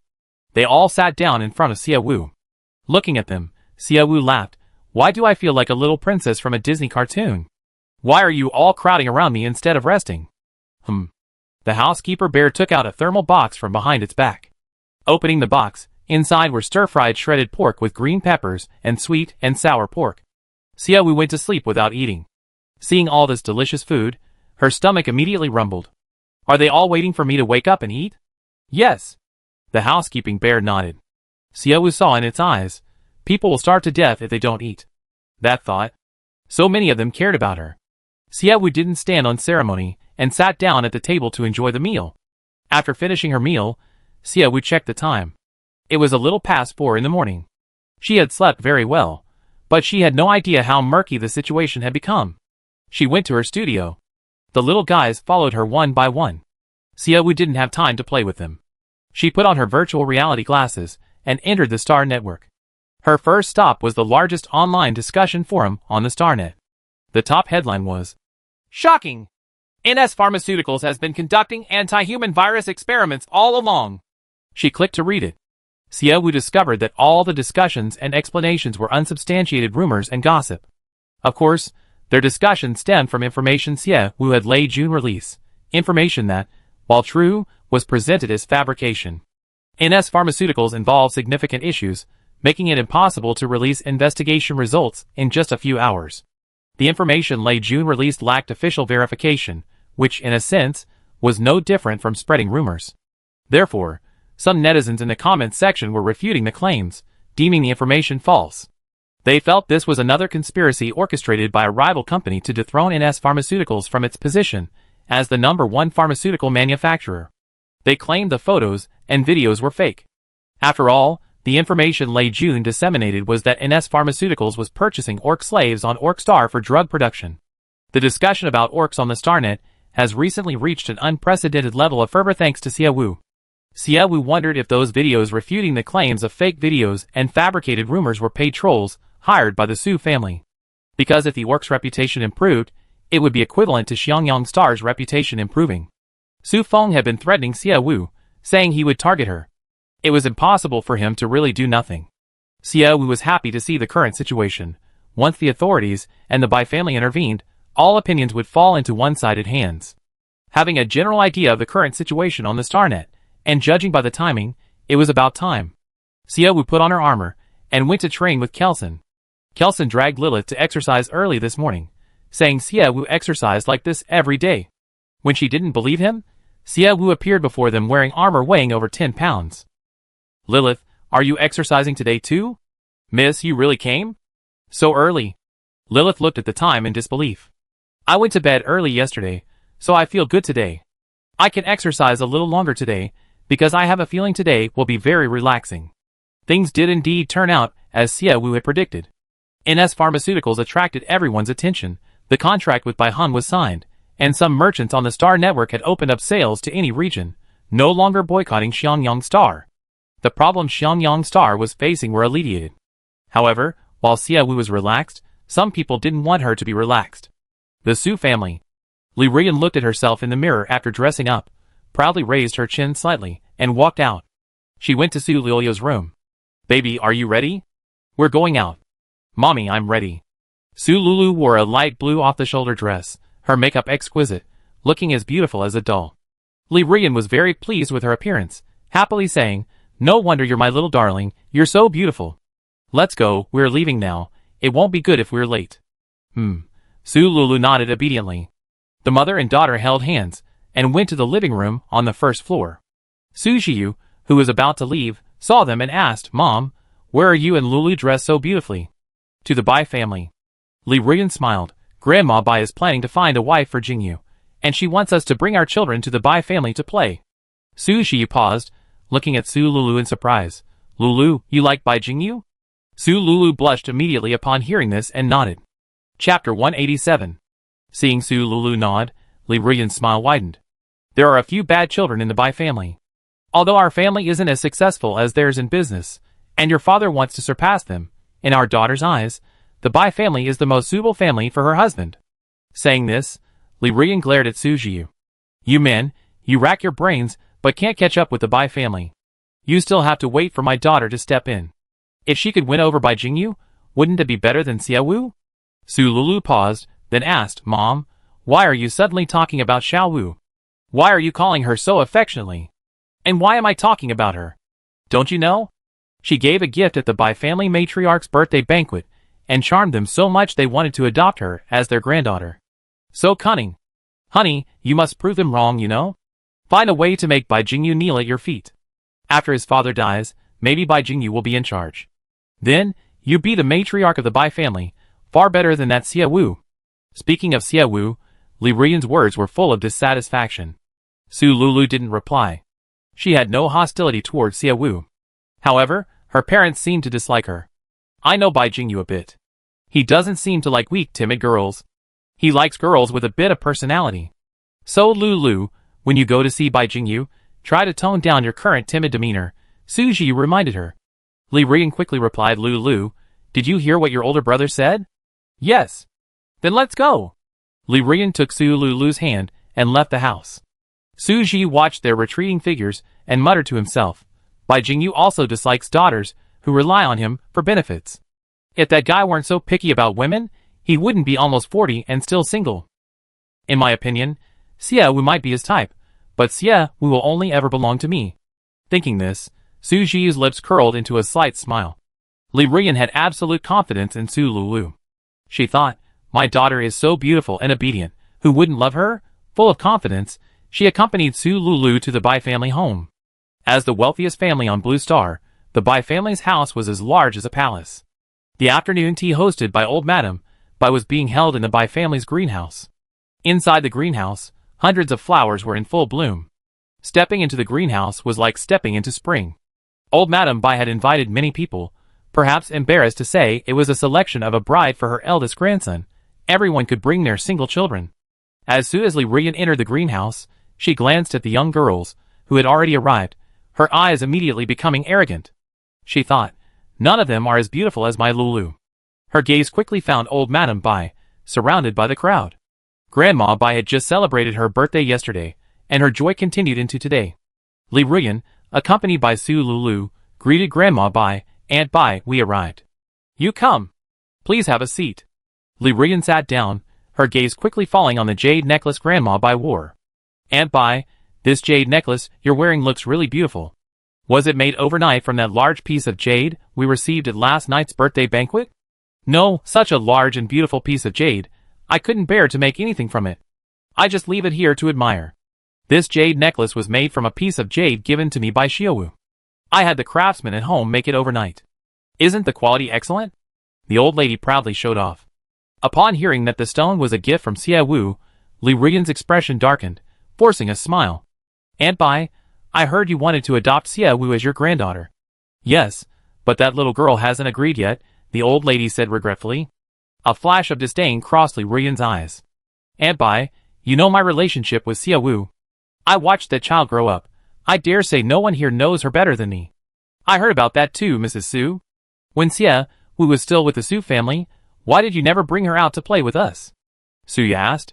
Li Ruyan's eyes widened with disdain upon seeing Suya. She disliked Suya.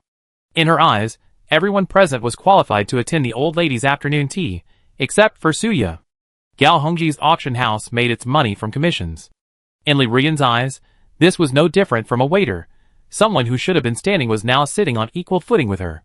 Li Ruyan grew increasingly dissatisfied with Suya. How could I dare bring her out and embarrass myself? Li Ruyan said. That child is a liar, has no manners whatsoever. You have no idea how much effort I put into teaching her. She's already a nuisance at home. How can she not let me relax when we're out having fun? Mrs. Su, I feel like you haven't really been managing her much. Suya said. Whenever the sisters are free, you can play from morning till night, going on 20-day trips a month. You and Sia will see each other so little, spending so little time together. Do you really understand her? Suya's questioning made Li Ruyan's expression somewhat awkward. She herself had switched the two children at birth. Knowing Xiaowu wasn't her child, she hadn't fulfilled any of her maternal responsibilities towards Xiaowu. I haven't spent much time with her, but the way this child behaves in front of me is truly awful. Aunt Bai, you have no idea how bad Xiaowu is. She's been stealing my lipstick and necklace since she was little, secretly giving them away. She's addicted to stealing, and it's happened so many times. Now I'm starting to suspect that the stone she gave you might also be stolen, Li Ruyan said seriously. Upon hearing this, old Mrs. Bai's expression darkened, her lips pursed into a thin line. Seeing the old lady's displeasure, Li Ruyan secretly chuckled. Mrs. Su, what you're saying sounds a little funny to me, spoke up the blonde woman sitting to old Mrs. Bai's left. Li Ruyan looked at her, suppressing her displeasure. The other woman was Kriana, from the Hazlitt family, second on the Blue Star's rich list. Unlike other families, the current head of the Hazlitt family is Kriana, the #1 powerful woman on Blue Star. Miss Claire, what brings you to Aunt Bai's afternoon tea today? And what was so funny about what I said? Li Ruyan retorted calmly. Claire replied, my son hasn't been looking for a wife for me, and it just so happens that Aunt Bai organized this gathering, so I brought him along. As for why I found what you said funny, Mrs. Su, do you think we're blind? Miss Claire, I didn't say that. Don't misunderstand me, Li Ruyan said, her face darkening. I'm misinterpreting you, Mrs. Su. When children are young, no one shapes their values. Isn't it normal for them to take things from their parents without permission? My son took my lipstick, wore my high-heeled boots and skirts when he was little, and even stole my necklace in kindergarten to give to his classmate. But you can't say that just because he did that when he was young, everything he gives girls as an adult is stolen from me. Aunt Bai invited Xiaowu to the birthday banquet precisely because she knew Xiaowu had a large jade stone and wanted to buy it. Isn't it normal for someone with such a large jade stone to have some smaller ones? Besides, where would she steal so many high-quality stones? Even your Su family can't produce a single piece of raw jadeite right now, can they? If it were truly stolen, wouldn't the victims of so many stolen stones come forward and speak out? Do you think we're fools with your few words of nonsense? Chapter 188. Although Kriana's voice was gentle, the attack in her words was anything but weak. Li Ruyan was furious at what Kriana had said, but out of respect for Kriana's status, she forced a smile and looked at old Madame Bai. Aunt Bai, Miss Kriana really misunderstood what I meant. Miss Kriana's child may have done similar things to Xie Wu when she was young, but a woman as outstanding as Kriana would definitely correct her ways later. But Xie Wu is different. Her personality has been like this since childhood. Li Ruyan lowered her brows slightly, feigning sadness. Even if the gems and jade she gave you were truly hers, it doesn't mean she's really changed. As the saying goes, it's easier to change mountains and rivers than to change one's nature. You only met her once. How can you be so sure she's like this? Besides, this child is used to enjoying a life of luxury. Aunt Bai, you don't know, when her biological parents came to take her home, she made a scene at our house, refusing to leave no matter what. Really, how can there be such a child? She doesn't even want to go back to her biological parents. Li Ruyan spoke to old Madame Bai in a gentle, heartfelt tone, pretending to be sincere. Grandma Bai's brows drooped slightly, her expression serious, revealing no trace of joy. Suya couldn't bear it any longer. Mrs. Su actually used the phrase as the saying goes. Doesn't she know the saying it's better to raise someone than to give birth to them? Even if Xie Wu isn't your biological child, she grew up by your side, and considered you her own parents. Suddenly, two strangers appear and say, "We are your biological parents, come with us." Any normal person would find that hard to accept. Furthermore, you say Miss Kriana is excellent, and can correct Mr. Larkin's bad habits from his childhood. But Xie Wu's childhood bad habits weren't corrected. Isn't that your dereliction of duty as a mother? The Xie family is truly unlucky and suffers. They raised your own child to be presentable to us, yet you treat Xie Wu as a disgrace. Suya became increasingly angry as she spoke. Every word she uttered was outraged on Xie Wu's behalf. Suya knew that her background made it difficult for her to enter this circle. It was only through old Madame Bai's favor that she was brought in. Therefore, Suya tried to remain silent at these gatherings, avoiding any attention and staying like a quiet mascot. But she couldn't stand Li Ruyan's belittling of Xie Wu. I agree with what Mrs. Gao said, Claire continued. It's said that parents are a mirror for their children. What kind of parents you have will determine what kind of child you raise. Miss Lulu seems knowledgeable, reasonable, and gentle, which suggests that the Xie couple aren't bad people. But Xie Wu, raised by the Su family, is addicted to stealing and a complete liar. Whose fault is that? Claire's gaze shifted from the uneasy and bewildered Su Lulu to Li Ruyan. Li Ruyan clenched her fists in anger. Suya and Kriana relentlessly countered her, and no matter how many mouths she had, she couldn't win the argument. Suddenly, as if she had thought of something, she sneered, Miss Kriana, you truly are a shrewd businesswoman. You're so silver-tongued. You portray yourself as so superior, but weren't your companies boycotting Xie Wu? Why are you speaking up for her now? What are you up to? I admit, my companies did indeed make decisions to boycott Miss Xie Wu. However, those guys who made those decisions have already been fired. That was my fault. To find a wife for my brat, I handed the company over to the acting vice president. That guy certainly knows how to cause trouble, making several decisions behind my back. If it weren't for the controversy surrounding Miss Xie Wu, I would still be in the dark. After firing him, I sue him and demand compensation, which I will then give to Miss Xie Wu as compensation. Li Ruyan's voice faltered. She wasn't sure if Kriana was shifting the blame or if she genuinely hadn't done it. However, it was true that Kriana had been traveling around with her son lately, meeting young women in an attempt to find a daughter-in-law. After all, Li Ruyan had wanted Su Lulu and Larkin to meet after hearing this news, but she gave up after Su Lulu said she liked Bai Jingyu. Speaking of compensation, Mrs. Morian, your family must have to pay Xie Wu quite a bit, right? The woman sitting opposite her asked the woman sitting on the other side. Caught off guard by the fray, Mrs. Morlian showed a brief moment of unease, then said with a hint of anger, Mrs. O, they were having a perfectly fine chat. Why are you bringing me up? Mrs. O smiled slightly. Isn't it just that everyone's talking about Xie Wu? And coincidentally, your husband's aviation company was asked to apologize and pay huge sums in compensation because of Xie Wu, wasn't it? When you came, you were complaining to me about how Xie Wu was only splashed with disinfectant, yet they're demanding 20 million in compensation from your family. Mrs. Morlian's face immediately darkened.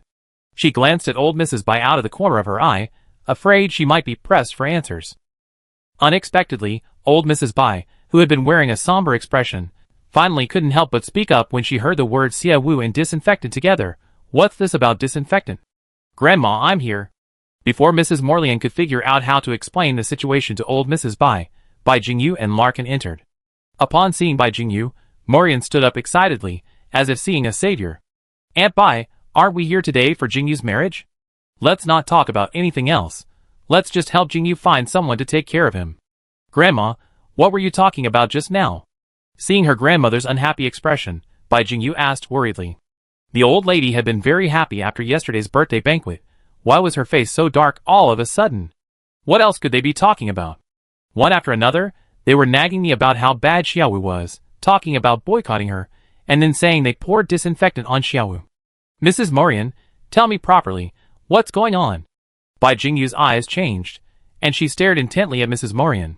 The Bai family is large and powerful, and Bai Jingyu, as the next heir, is being groomed, his daily work so demanding that his sleep time is significantly reduced. Furthermore, with the preparations for the old lady's birthday banquet, getting 4 hours of sleep a day is already quite good. Recently, with all the drama unfolding on the Starnet, he naturally hasn't had time to follow it. To be honest, Bai Jingyu learned about Xiaowu from Bai Heng. Bai Heng managed the family's tourism business. Because he wanted to buy a large jade stone from Xiaowu as a surprise gift for his grandmother's birthday banquet, he was tricked into going to Xiangyang Star, and then persuaded by Xiaowu to sign a contract. The cooperation with Xiaowu was no small matter. Bai Heng naturally sought out his elder brother to discuss it. It was here that Bai Jingyu first learned of Xiaowu's existence. Chapter 189. And then, on the way to the birthday banquet, Bai Heng told him that his cooperation with Xiaowu was going to fall through. Only then did Bai Jingyu realize that Xiaowu was going against the entire world. While everyone was boycotting Xiangyang Star and cursing her, she bought 1562 beast men in one go. He was somewhat surprised to encounter Xiaowu at the hotel. This person, who frequently appeared in his younger brother's conversations, was actually a distinguished guest at his grandmother's birthday banquet. Finally, last night, Bai Heng found him and told him everything Xiaowu had done. After hearing what Bai Heng said, his first thought was, Xiaowu is truly extraordinary. She did so much to save her planet. The key question is, how did she do it, although Xiaowu had made a lot of money during this time? She lacked connections. It's not true that money can buy everything. Every circle has its own rules and slang. Without understanding those rules and slang, people in those circles won't even listen to you. Xiaowu's investigation into the orcs must have involved some underhanded methods. But where did she find these people? The Bai family is large and powerful, with extensive connections and various intelligence-gathering departments, but they genuinely hadn't received any information about NS Pharmaceuticals. But that's not entirely accurate. It should be said that they never intended to investigate NS Pharmaceuticals. Xiaowu's investigation of NS Pharmaceuticals saved them. Otherwise, NS Pharmaceuticals, having already produced the antidote, would inevitably steal poison again sooner or later, and it's uncertain whether they would have escaped this poisoning attempt. Xiaowu did a good deed, but gave the credit to Bai Heng. Now, he and Bai Heng are discussing when to play the card Xiaowu gave them. However, Bai Jingyu discovered that before he knew Xiaowu, he never heard her name mentioned, but after meeting her, everyone around him was talking about her. Even at the matchmaking banquet that old Madame Bai had specially prepared for him, the first name he heard was Xiaowu's. It seemed like Xiaowu was everywhere he went. Mrs. Morlian felt uncomfortable under everyone's gaze. After racking her brains, she finally managed to reply, Aunt Bai, it's not really anything particularly important. It's just that my employees are all doing this for everyone's good. Mrs. Morlian looked at everyone and said, everyone, think about it. Xiaowu is here to attend Aunt Bai's birthday banquet. If we don't disinfect her, and she brings some virus to the banquet, our lives will be in danger. Hearing this, Li Ruyan smiled and chimed in, I support Mrs. Morlian's handling of this matter. That girl bought 1562 orcs and mingled with so many of them. Who knows how many viruses she might be carrying? Besides, Xiangyang Star is a poisonous planet. Weren't her parents poisoned to death by Xiangyang Star's poison? That's right. Our aviation building is doing this for everyone's good. Mrs. Morlian seized the opportunity to add. Grandma Bai's expression remained grim. She asked sternly, so what did you do to Xiaowu? Aunt Bai, it's pointless to ask Mrs. Morlian. I have a video, you see for yourself. Mrs. O took a tablet from her bag and placed it in front of the old lady. Mrs. Morlian's face changed drastically. Aunt Bai, there's nothing to see. Don't look. She tried to take Mrs. O's tablet away. Mrs. O seemed to have known what she was thinking and immediately moved the tablet away. I see first, Mrs. Morlian. Could you please be a little quieter? Yes, Mrs. Morian, please be quiet for a moment. Mrs. OU. They came here to find a wife for Bai Jingyu. Everyone here knows that whoever old Madam Bai dislikes is ineligible for marriage with the Bai family. Blame Mrs. Morian. She only wanted to complain, and her complaints became someone else's leverage. I thought coming here would mean Mom would send me off to chat with other girls, but I didn't expect to be here just to watch the drama unfold. Brother, let's go see what's going on. Larkin patted Bai Jingyu on the shoulder. Bai Jingyu would have gone to see even if he hadn't said anything. He wanted to see what Xie Wu had done before attending the birthday banquet, causing the ladies to scheme and quarrel here. The two stood behind old Madame Bai, their gazes fixed on the screen. Mrs. O played the video she had prepared beforehand. In a dimly lit room with only one light, Xie Wu and Ling Han emerged from a dark corridor. Staff roughly inspected their suitcases before tossing them to the ground, leaving Xie Wu and Ling Han standing in the middle of the room. Disinfectant dripped from a small hole in the ceiling, instantly soaking them. Bai Jingyu was shocked. He found it hard to compare the disheveled Xie Wu in the video with the Xie Wu he had seen at the birthday banquet. At the banquet, Xie Wu had a sweet smile, her eyes radiating confidence and sunshine. And yet, she had encountered this before even arriving. What the hell? Isn't this the livestock inspection and disinfection corridor in the aviation building? It's the corridor specifically used for inspecting and transporting chickens, ducks, pigs, and sheep. You let such a beautiful, delicate young girl in here for inspection, and then pour disinfectant on her? Do you think she's some kind of diseased chicken or pig? Larkin was the first to speak up, unable to stand it any longer. Madame Morian gave an awkward laugh, still trying to justify herself. Larkin, the orc virus Xie Wu carries is far more dangerous than the plague chickens and pigs. Our aviation building did this to ensure everyone's safety. What nonsense! Kriana couldn't help but shout, disinfectant can cure viruses? If disinfectant had that effect back then, so many people wouldn't have died. If you were really worried, shouldn't you have called in professional doctors and equipment? You're just disgusting people. Madame Kriana, aren't you being a little too angry? Madame Morian asked timidly. Am I too angry? Kriana, having reached her current position as a woman, had suffered a lot of suppression from her colleagues and encountered many terrible things. Seeing Xie Wu being bullied like this, she seemed to see her former self. Enraged by Madame Morian's attempt to downplay the situation, Suya exclaimed, "You're utterly disgusting. If you were truly worried Xie Wu might be carrying some kind of orc virus, you should have refused her request to land her spaceship at your space station. Instead of deliberately taking her money to land at your space station, and then pulling this disgusting stunt." Aye? What are you trying to say? Suya shouted angrily. If our Gao family were rich and capable, we would build a space station, and would never do something as disgusting as you. I just hate. Suya's voice trembled slightly, and her eyes reddened. Let's end afternoon tea here. I'm tired. Jingyu, help me back to rest. Chapter 190. Grandma. Bai Jingyu quickly reached out to protect the old lady. He could tell his grandmother was angry. Don't let her age fool you. She was quite amiable though. When she was younger, she had a fiery temper. Moreover, the calmer she appeared on the surface, the angrier she was. Aunt Bai, wasn't this afternoon tea an introduction for the children? Jingyu just arrived and you're already leaving? Li Rian asked with a smile. The old lady glared at her fiercely with her weathered eyes. My little granddaughter has been bullied. What mind do you have for finding a granddaughter-in-law? Jingyu, call your father, uncles, and other brothers back. Get revenge for my little granddaughter. Aunt Bai, Xie Wu's matter was actually the employee's own fault. It has nothing to do with us. We didn't know anything about it. Mrs. Morian quickly shifted the blame. The old lady left without looking back. A group of people remained in the greenhouse, exchanging bewildered glances. Seeing Suya unable to hold back her tears, Claire handed her a tissue. Mrs. Gao, afternoon tea is finished. Let's go. Okay.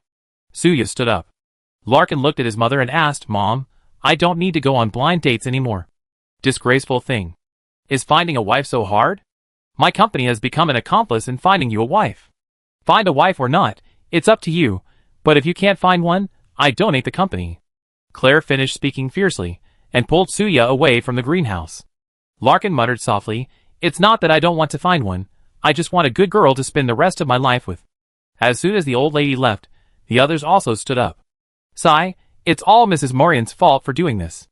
Aunt Bai happily hosted afternoon tea, giving our children a chance to meet, and you ruined it. It was Mrs. O who spoke. Upon hearing her words, Mrs. Morlian was instantly enraged. Isn't it all your fault? Why did you have to bring up Xia Wu's affairs? Why did you have to drag me into this? Did you think that by releasing the video of me offending Xia Wu, Aunt Bai would dislike me? Mrs. Morlian, I didn't bring up Xia Wu first, it was Mrs. Su who started it. Mrs. Su spoke ill of Xia Wu first, and I just casually mentioned it. Li Rian looked up in astonishment. What does this have to do with me? I was just saying what I knew. Why are you blaming Mrs. Su? A woman joined their conversation, looking at Li Rian with disdain, and said, Madame Su's husband was dirt poor before, unable to afford to learn how to speak with his brain. He suddenly became rich and thinks he's intelligent. So just because she's stupid doesn't mean you all have to be stupid too. Madame Sun, how hurtful it must be for Madame Su to hear that. Her being sad is her business. Every time I see someone who thinks they're a phoenix just because they painted their face with gold paint flaunting themselves in front of me, I have to feel bad for my eyes. I'm leaving. Staying any longer would be a disservice to my nose. Li Rian clenched her fists in anger. She never imagined she would suffer so much humiliation at a women's banquet. It's all Xia Wu's fault. It's all Xia Wu's fault. The Bai family members, busy outside, received a call from Bai Jingyu and, thinking something had happened to old Madame Bai, immediately dropped what they were doing and rushed home. Bai Heng was the last to return. Upon arriving, he saw the old woman with red eyes, her face filled with sorrow. What's wrong? Who's so bold as to make Grandma so upset? Bai Heng asked hurriedly. Everyone looked at him. Bai Jingyu whispered, It's Xia Wu. Ah? Xia Wu? Bai Heng's voice immediately softened. He thought, doesn't Grandma like Xia Wu a lot? What did Xia Wu do to make Grandma angry? Will Grandma ask me to cancel our cooperation with Xia Wu? No way. We still owe Xia Wu something. I have to have a good talk with him later. Brother, what did Xia Wu do? Bai Heng asked softly. Seeing everyone return, the old lady composed herself. Everyone's back. Sit down. While I'm talking, Jingyu, you two show them that video. The old lady had been grieving alone, insisting on waiting for everyone to return before telling them what had happened. Everyone was puzzled as to why the old lady was so heartbroken until they saw the video. Shock appeared in their eyes, and they understood why she was so distressed. The old lady watched the video again, her grief deepening. You all saw it, didn't you? What has Xiao Wu suffered because of me? My specially invited guest was humiliated like this. Mom, don't be too sad. We will avenge Miss Xia Wu. Bai Tuan quickly comforted her. The old lady wasn't pleased by this. She pointed at Bai Yuyan and asked, Xiaoyan, what's going on? Why is your company boycotting Xiao Wu? Bai Yuyan was the only member of the Bai family who boycotted Xianjiangxing. This was what Bai Jingyu told the old lady after his investigation. Bai Yuyan feigned innocence. Grandma, Xia Wu purchased a large number of beastman slaves, which violates the law on respect for life. Doesn't our family have a rule against cooperating with morally bankrupt people? That's why I boycotted her. The Bai family has this rule. Old Mrs. Bai was stunned. Xiao Wu bought a large number of orc slaves. She really did such a thing. Old Mrs. Bai detested the orc slave trade. Not because of the virus caused by the orcs, but simply because she hated the sale of living, thinking beings. Therefore, no one in the Bai family dared to buy orc slaves. Buying them was a capital offense, punishable by expulsion from the family register. Grandma, I instructed Xia Wu to buy orc slaves. Bai Heng stepped forward and said. Everyone looked at him. Old Mrs. Bai was full of doubt. You instructed Xiao Wu to buy orc slaves? Xiao Heng, why did you do this? Bai Heng pursed his lips, as if making up his mind, and activated the speakerphone function on his communication bracelet, playing an audio message. Grandma, yesterday was your birthday. I originally wanted to tell you about this later, but since everyone's brought up Xia Wu, I won't hide anything. I actually met Xia Wu a few days ago. I even went to Xiangyang Star myself, and signed a cooperation agreement with Xia Wu worth billions. Listen to this audio first, and then I explain. Bai Heng revealed the information Xia Wu had given him about the Fleet father and son's intention to poison the birthday banquet. This was the first time anyone except Bai Jingyu had heard about it. After the audio finished playing, Bai Heng explained, for some reason, I suspected something about the orcs back then. After going to Xiangyang Star, I discovered that orcs were working in Xia Wu's city. Xia Wu's planet had a small population, so she bought some orc slaves to bring to her planet. However, when the orc slaves arrived on Xiangyang Star, Xia Wu freed them from slavery and issued them interstellar citizenship certificates. Buying orc slaves and then personally freeing them from slavery, I never met someone so foolish before. Then I asked her if she wasn't afraid of the viruses carried by the orcs. Xiaowu then asked me if orcs could really harbor viruses harmful to other life forms. To find the answer to this question, I began an investigation with her. After investigating most of the data, I asked her if she wanted to conduct an experiment, buying a large number of orcs to see if they carried any viruses. So Xiaowu bought 500 orc slaves, and the remaining 1062 came to Xiangyang Star voluntarily. Xiaowu didn't have that much money to squander, buying over 1,000 orcs at once, so she told them they could come to Xiangyang Star if they wanted. After the 1562 orcs arrived on Xiangyang Star, not only Xiaowu, but all the residents of Xiangyang Star were healthy, showing no signs of illness. Then, we focused our attention on Fleet and happened to record this conversation. Bai Heng looked firmly at Grandma. Grandma, Xiaowu buying a large number of orc slaves was my idea. It's all my fault. It has nothing to do with her. Chapter 191. Bai Jingyu gave Bai Heng a meaningful look and remained silent. After listening, old Madame Bai's serious expression relaxed considerably, returning to her original peaceful and kind demeanor. After I handed the company over to you, I told you that as long as you didn't make any major mistakes or squander the family fortune, you could do whatever you wanted. What you and Xiaowu did violated the rules I set. However, I also said that as long as the merits outweigh the demerits, the mistakes can be halved, or even forgiven. What you did involved buying a large number of orc slaves, but the result was for their own good, even clearing their names of years of injustice. That's undoubtedly good. But have you considered one thing? Bai Heng raised his head, pondered for a moment, but couldn't come up with anything, helping the orcs. Now that their innocence has been cleared, what problems remain? Before, because of the virus theory, no one dared to openly buy orc slaves. Now that the orcs' innocence has been cleared, the orc slave market will see an unprecedented boom. And how many of those who buy orc slaves will treat them like Xiaowu did?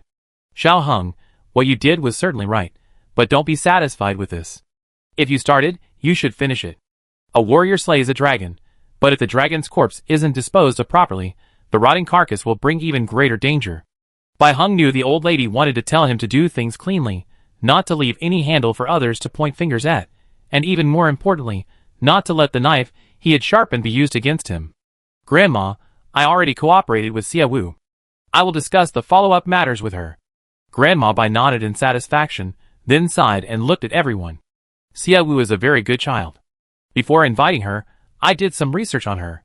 Before buying 500 orcs, she had purchased over 100. Her employees brought the first batch of orcs to Blue Star to register them as Interstellar citizens, and even opened personal bank accounts for them. Through these actions, I know that Xiaowu is different from many who buy orc slaves. At least she respects life, respects every living being. Grandma isn't senile. Inviting her as a distinguished guest to my birthday banquet wasn't just about the stone in her hand, but about her character. This child's arrival has indeed surprised me greatly. Her boldness and forbearance are second to none. This old woman truly likes this child, and really wants her to be my granddaughter. Xiao Heng, since you're cooperating with Xiaowu, I believe you have many opportunities to meet in the future. So, help Grandma bring her home. The old lady was a decisive and efficient person in her youth, personally investigating anything she wanted to do. Although she's older now, and doesn't concern herself with many things, she enjoys life. But the old lady would still personally find out what she wanted. The younger generation once again felt the old lady's decisiveness, but Bai Heng hesitated regarding her next statement. Grandma, Xiaowu is a very opinionated person. If she wants to do something, no amount of persuasion will change her mind. If she doesn't want to do something, no amount of money will entice her. I'm not sure I can convince her. You have to figure this out yourself. Also, don't forget to help Xiaowu get revenge for the injustice she suffered at the aviation building. Finally, tell Xiaowu that if she wants to come to Blue Star, she should come to our family's aviation building. We won't charge her any fees, and will provide her with VIP access permanently. Yes, Bai Heng replied obediently. The old lady rubbed her forehead. Thinking about how Xiaowu was wronged, this old woman, who knew nothing, just stood there grinning like an idiot. Arrange a time to ask Xian Yangxing for an application. I want to go to Xian Yangxing in person to apologize to her. Grandma, how about we go after the orc matter is announced? The most serious problem troubling Xiaowu right now is the theory that orcs are harmful. Once the prosecutor's investigation is over and the news is released, clearing the orc's name, Xiaowu won't have to face resistance because of the orc issue anymore. We bring this good news to her, Bai Heng suggested. The old lady nodded. That's a good idea. There's already so much evidence regarding NS Pharmaceuticals. Don't let the prosecutor's office investigate for too long. Submit all the evidence you have to help resolve the issue as soon as possible. Bai Hung nodded. The matter was decided. The old lady was tired and told everyone to go back to work so she could go back to rest.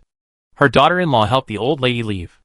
Remembering the old lady's instructions, Bai Hung turned to leave, but Bai Tsuen's voice suddenly called out, Aheng, don't rush off. Dad, what's wrong? What's the matter with the recording? Such an important matter. If your grandmother hadn't called us back today, when were you planning to tell us? Bai Tsuen questioned. Bai Hung didn't know how to explain, and turned to look at Bai Jingyu. Dad, such an important matter, I definitely won't tell you tonight, but tomorrow night. Bai Hung hadn't told the other members of the Bai family, and as for Bai Jingyu telling the truth, he didn't know how to explain it. In the end, the matter with the beast men was Xia Wu's doing. Although Xia Wu generously gave him the credit, he didn't know whether to tell his family or lie. Today, pushed to the limit by the old lady, he still lied. Next time, I need to say such important things earlier. NS Pharmaceuticals bastards. They actually tried to kill us, and they even tried to trample on me. I find a way to sentence them to death. Bai Tsuen said through gritted teeth, then strode away. Uncle is still so clear about his likes and dislikes. Bai Yuyan walked to Bai Heng's side. If anyone tries to harm the Bai family, he'd be the first to rush out. Bai Hung knew his father's fiery temper, and didn't say anything. Bai Yuyan glanced at him, clicked his tongue, and lightly nudged Bai Heng's arm. You brat, don't pretend to be so profound. What? Bai Hung replied irritably. You and Xia Wu collaborated on such a big project. Why didn't you tell me? You kept me in the dark, making me join those guys in boycotting Xia Wu. Bai Hung snorted, thinking, I wanted to boycott Xia Wu back then. How could I tell you? You're still angry? I was scared half to death when Grandma singled me out for a scolding. Grandma hasn't been this fierce in a long time. She's still terrifying when she's angry. Alright, isn't the matter perfectly resolved now? Just be down to earth from now on. Bai Hung said. When have I not been down to earth? You kid, you don't usually have much cleverness. How did you come up with the idea of collaborating with Xia Wu to investigate the beast men? Everyone has moments of inspiration. Ian, if there's nothing else, go do something else. Aheng, come here for a moment. I have some questions for you.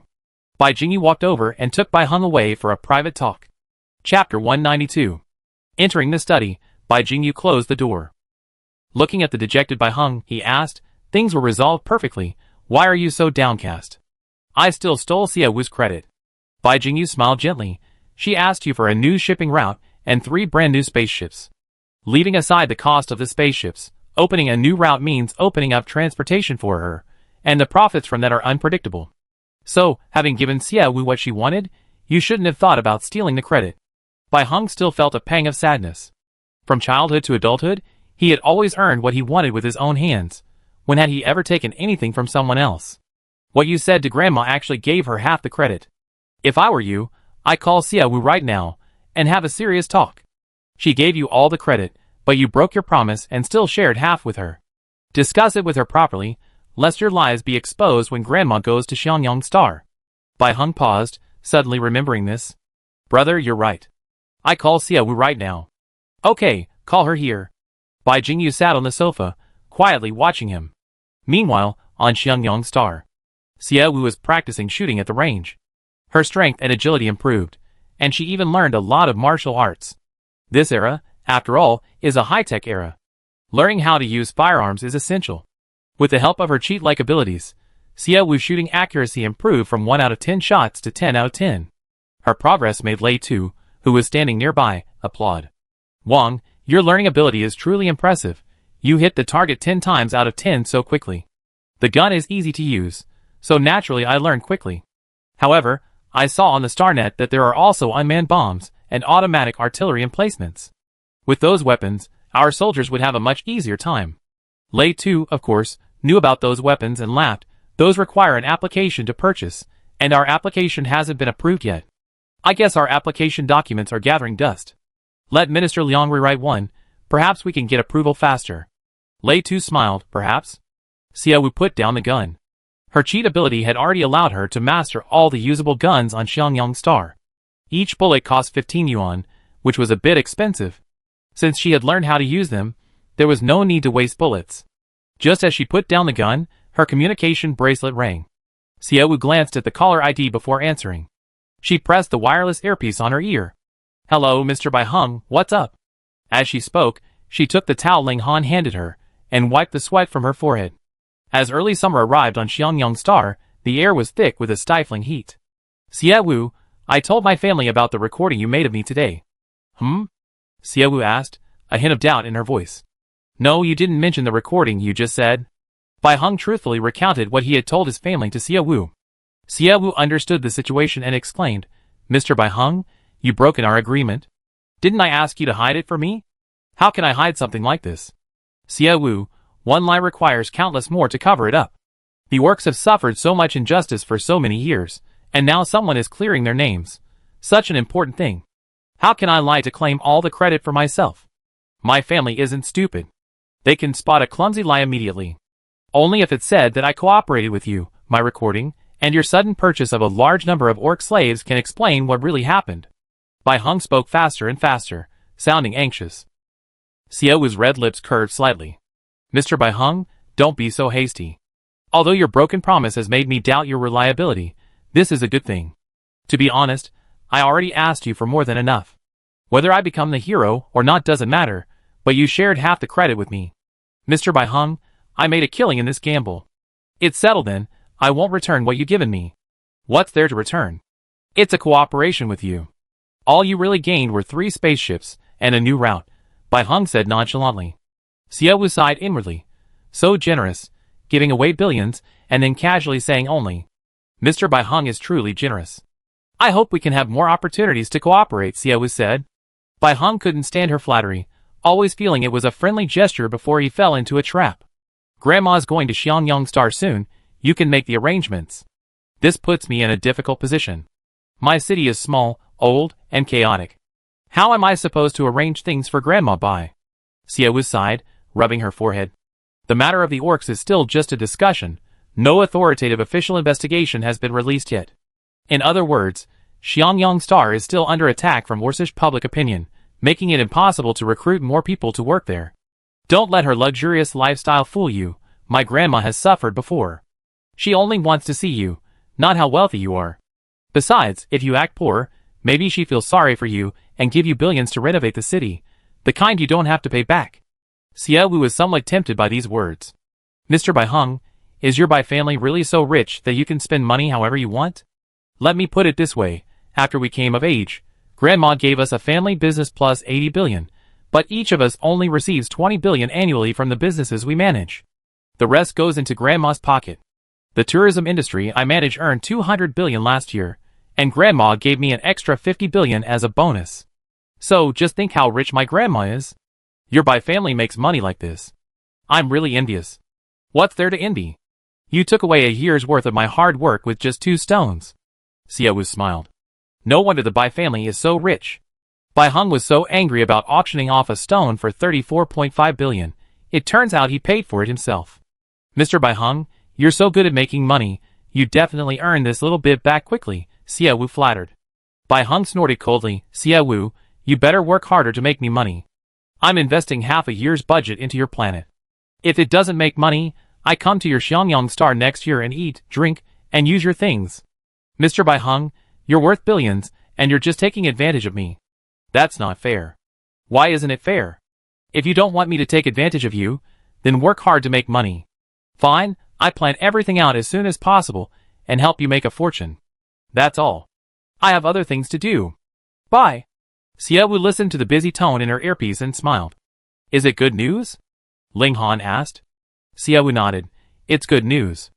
Our Xiangyang Star needs to speed things up. I'm going to find Mr. Liu and Gao Yu. Chapter 193. Bai Hang's phone call brought a lot of good news. Everyone in the Bai family now knows about NS Pharmaceuticals' wickedness. According to the conversation in the recording, Fleet even wants to kill several members of the Bai family.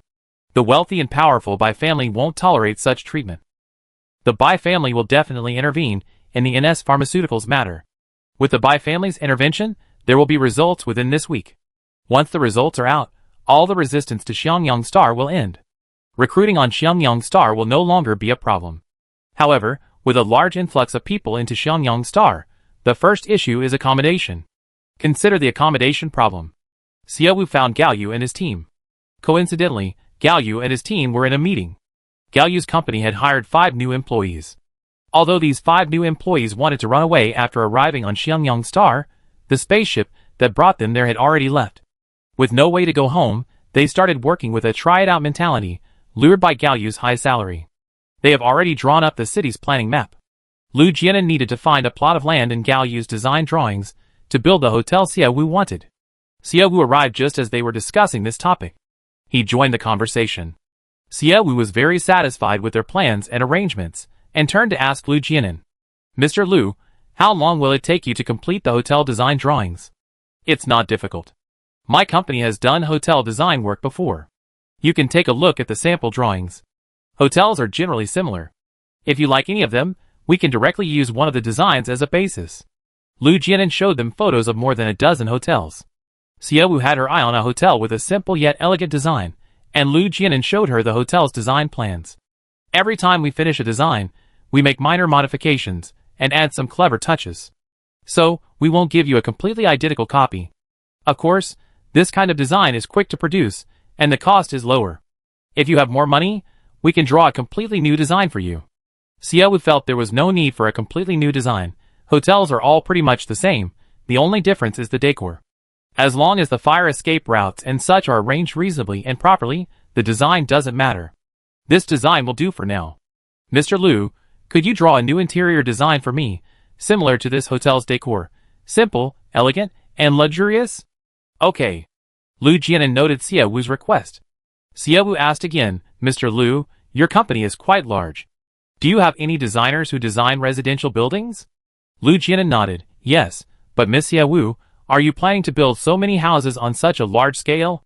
"Yes, I want to attract a large number of talents to the planet. As the main city, Xiangyang Star must look presentable to attract talent."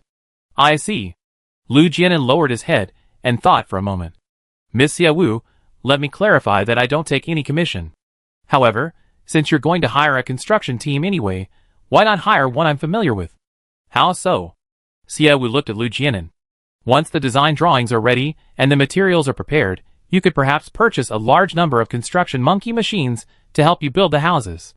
However, even the most powerful construction monkeys are still machines. They're rather inflexible and require someone to supervise them. Furthermore, construction monkeys aren't cheap. Using the money you spend on construction monkeys to hire a construction team would be much cheaper. First of all, the construction team has already purchased a large number of construction monkeys for the job, and there are also professional personnel supervising them. Therefore, hiring a construction team will save you a lot of trouble, and the house can be built faster than expected." Lu Jianan explained the benefits of a construction team to Xie Wu. "We architects know quite a few construction contractors, and I happen to know a team that is efficient and builds good houses," Lu Jianan assured Xie Wu again. "Mr. Lu, the construction team you strongly recommend must be very capable. I can hire them to build my house, but are they willing to come?" The rumors about the orcs hadn't died down yet. Xie Wu didn't know how many people outside were willing to come to Xiangyang Star. "We've been here for 2 days, still lively and energetic, which means those orcs aren't harmful.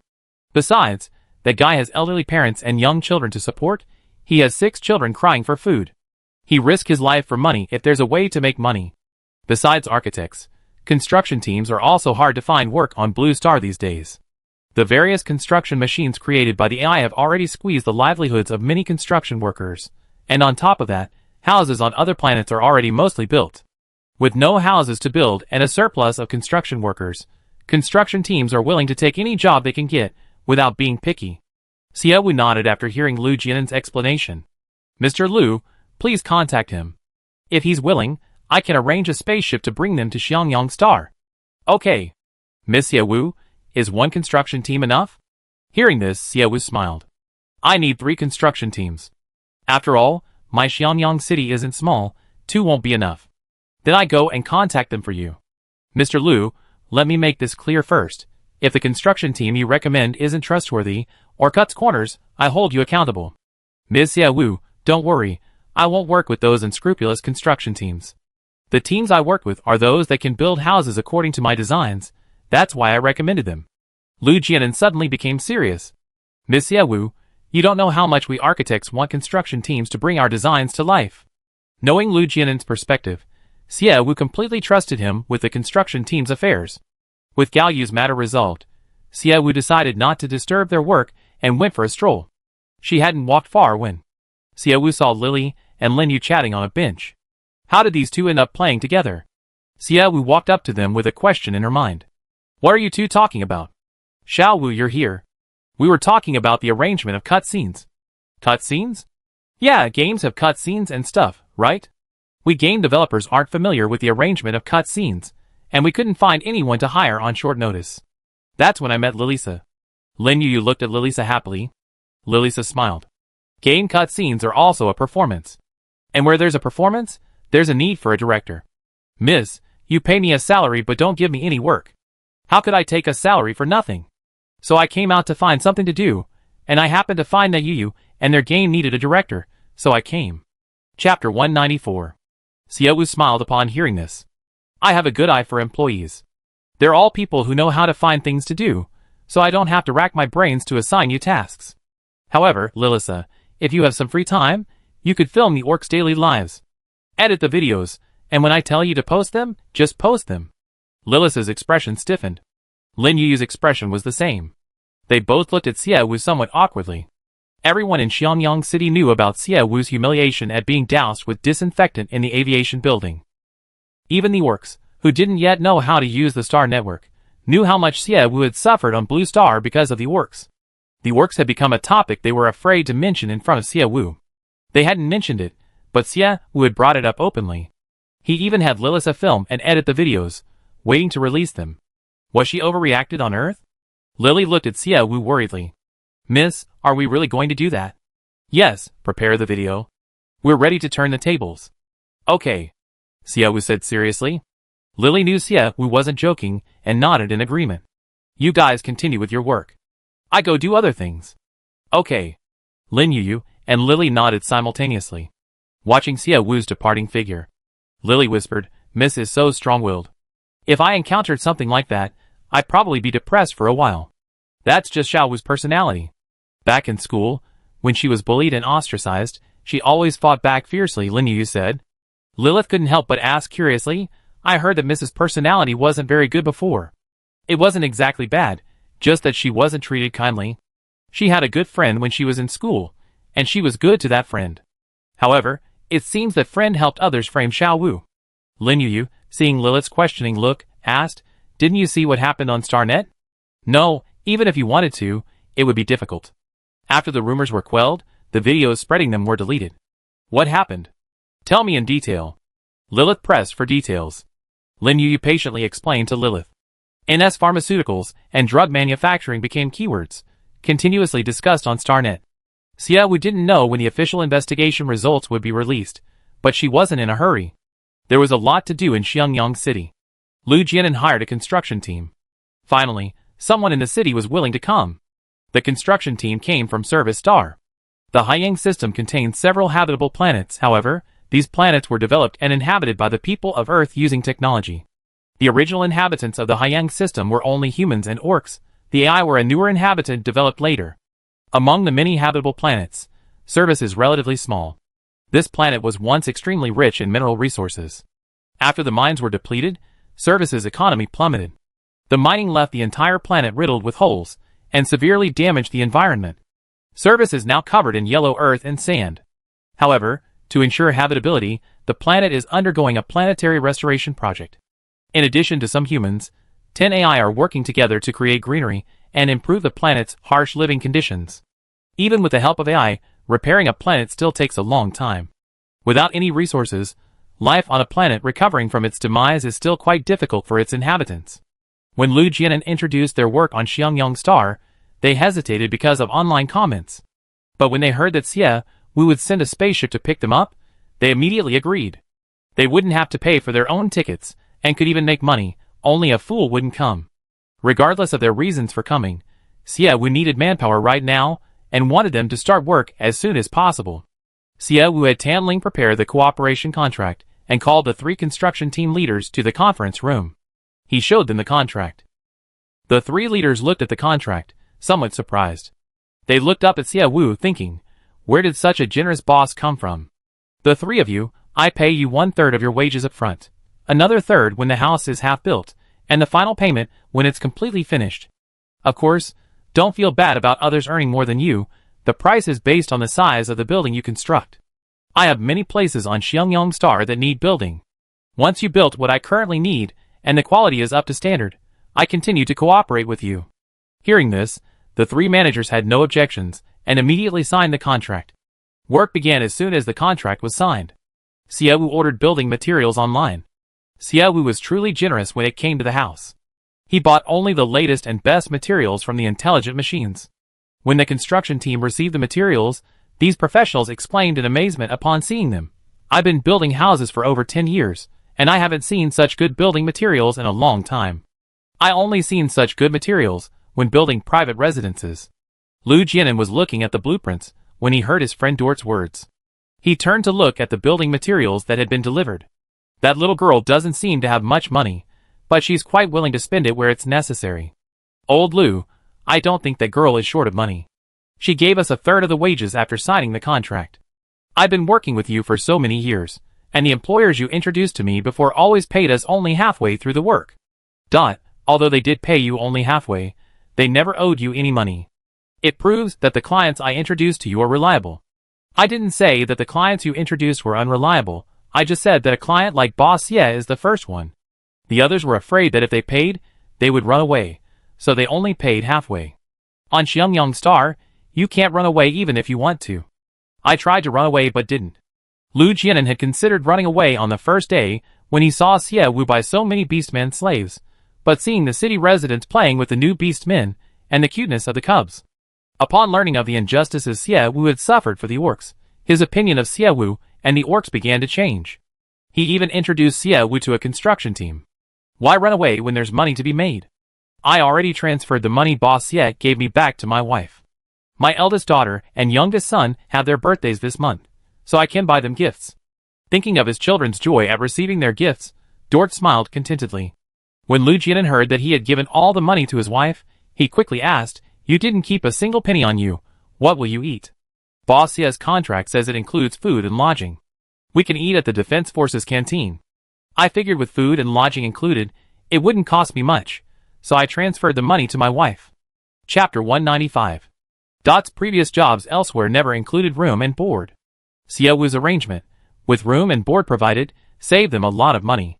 Lu Jianan thought for a moment and said, "Oh right, I also get room and board here. The food in the Defense Forces canteen is quite good. I take you there after work. Let's get started. According to the design, you demolished these 3 houses here and here." Dort looked at Lu Jianan's design, nodded in agreement, and had the employees start the construction monkeys. With the efforts of the construction monkeys and manual labor, the old houses were demolished. After the construction team arrived, Xiangyang City was filled with the noise of demolishing houses. Xiaowu discovered that although the orc issue hadn't been resolved, her performance at old Madame Bai's birthday banquet had led many online stores to stop boycotting her planet. All of the Bai family's businesses were now open to her. The email address left in the previously released pharmaceutical cooperation video contained a cooperation email from 99+. Seeing this scene, she inwardly marveled at the power of the Bai family. The orc issue wasn't fully resolved, but the merchants, seeing her win over the old lady at the birthday banquet, completely forgot about their previous boycott. Various cooperation requests flooded Xiaowu's inbox. Rarely receiving so many collaborations, Xiaowu patiently read each email. While most emails were for collaboration, many more were filled with abusive messages from online trolls. And some even cursed her to die. She quickly blocked, reported, and deleted the abusive emails. Xiaowu continued browsing the other emails, when one titled "By Family Has Pharmaceutical Cooperation Intent" caught her attention. She opened the email. Xiaowu read it carefully. It was a contract request from By Family Pharmaceutical Company, Ltd. The email stated they were interested in the insects from Interstellar and hoped to cooperate with Xiaowu. At the bottom of the email was Bai Jingyu's contact number.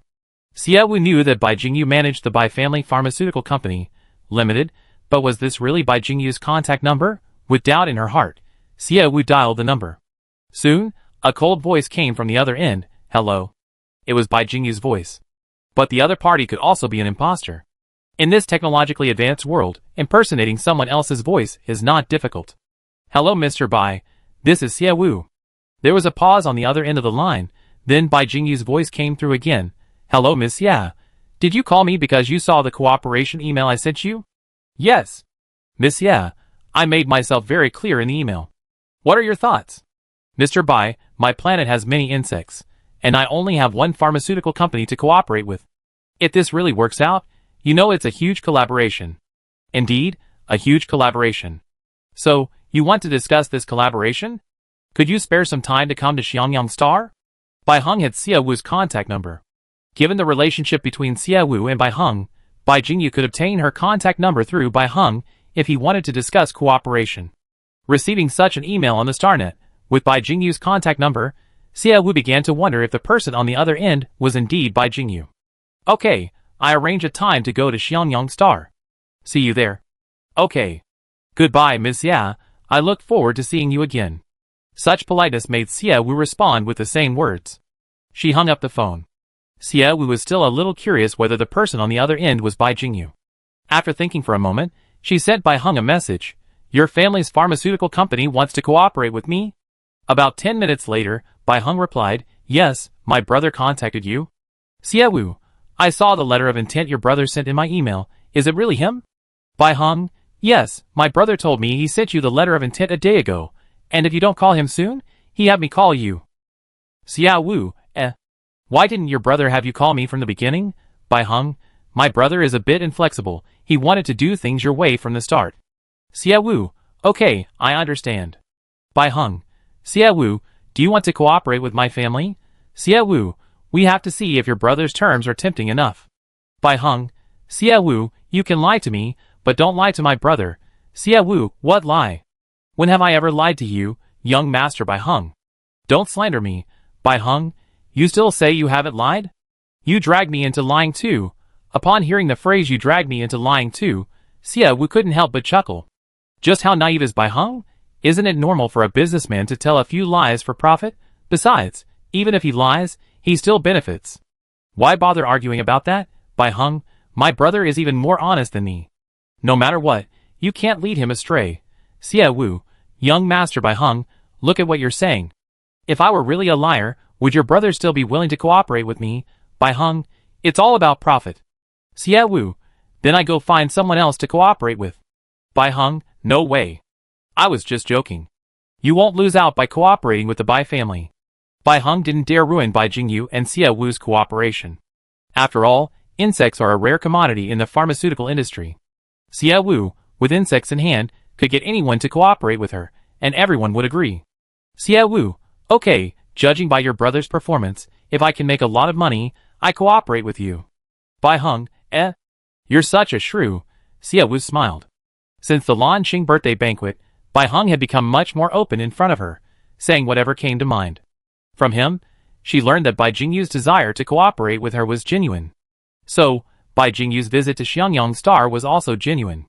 Cooperating with the Bai family was indeed the best option. The Bai family was large and powerful, they wouldn't go bankrupt so easily. Xia Wu didn't need to worry about the Bai family disappearing and having to find another partner. Thinking about cooperating with Bai Jingyu, Xia Wu immediately went to draft the contract. When Bai Jingyu arrived, he glanced at the contract, was satisfied with its contents, and immediately signed it, thus securing the deal. Xia Wu focused on drafting the contract. Dusk arrived. The honey golden sunset streamed into the room. Just as Xia Wu finished drafting the contract, his communication bracelet rang. It was Liang Xian calling. Hello, Minister Liang, what's up? Your Majesty, have you seen the latest news on the StarNet? Not yet, what's the news? NS Pharmaceuticals violated the Respect for Life law, created a virus, poisoned the population, and then profited from the secretly produced antidote. They used the pandemic to claim the lives of tens of thousands of people, and frame the orcs for their crimes. They are heinous criminals. Finally, Xia Wu's lips curled into a slight smile. I understand, Minister Liang. I checked the StarNet right away to see what happened. Your Majesty, Liang Xian's voice was firm, asking, did you do this? Chapter 196. The plan Xia Wu orchestrated was known only to her, Ling Han, Bai Heng, and Lei Jun. Of course, she didn't know that Bai Jingyu, whom she learned about through Bai Heng, also knew, because she hadn't informed him. Xia Wu had never intended to take credit for this. Therefore, she didn't tell Tan Lang, Liang Xian, or the others. However, Liang Xian wasn't a fool. He vaguely felt that Xie Wu's actions during this period were related to her. Xie Wu recalled the lie she and Bai Heng had conspired to tell and nodded, saying, "It was Bai Heng and I who did it. Minister Liang, how could I possibly accomplish so much?" "Yes, I understand. Oh, by the way, Minister Liang, could you write another weapons application? I'd like to see when they approve it." Xie Wu's pursuit of weapons had never ceased. Liang Xian agreed and hung up the phone. Xie Wu put on her virtual reality glasses and entered the largest community on the Starnet. The community headline was, "NS Pharmaceuticals is the biggest sinner of this era. Their crimes are too numerous to count." Clicking on the content revealed, the first line was an official announcement. It read, "Dear Interstellar citizens, good morning, noon, and evening. The topic circulating on the Interstellar network recently, regarding NS Pharmaceuticals purchasing orc slaves for virus experiments, has been confirmed by our investigation over several days. For nearly 50 years, NS Pharmaceuticals has been secretly researching various infectious and harmful viruses, and their antidotes.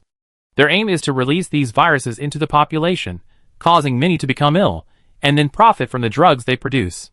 Furthermore, the Amelia virus incident, named after the orc Amelia, which occurred 50 years ago, was the work of NS Pharmaceuticals. At that time, Mr. Carries and poured a vial containing the Amelia virus onto Amelia, causing the virus to spread.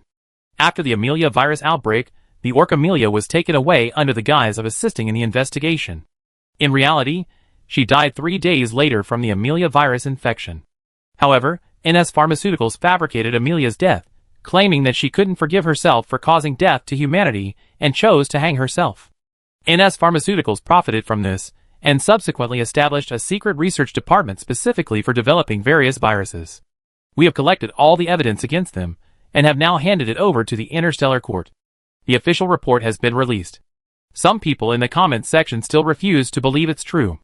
Some ignorant netizens even think it's a conspiracy theory. Of course, 99.9% of netizens believe the official announcement, only 0.1% are simply unwilling to believe it.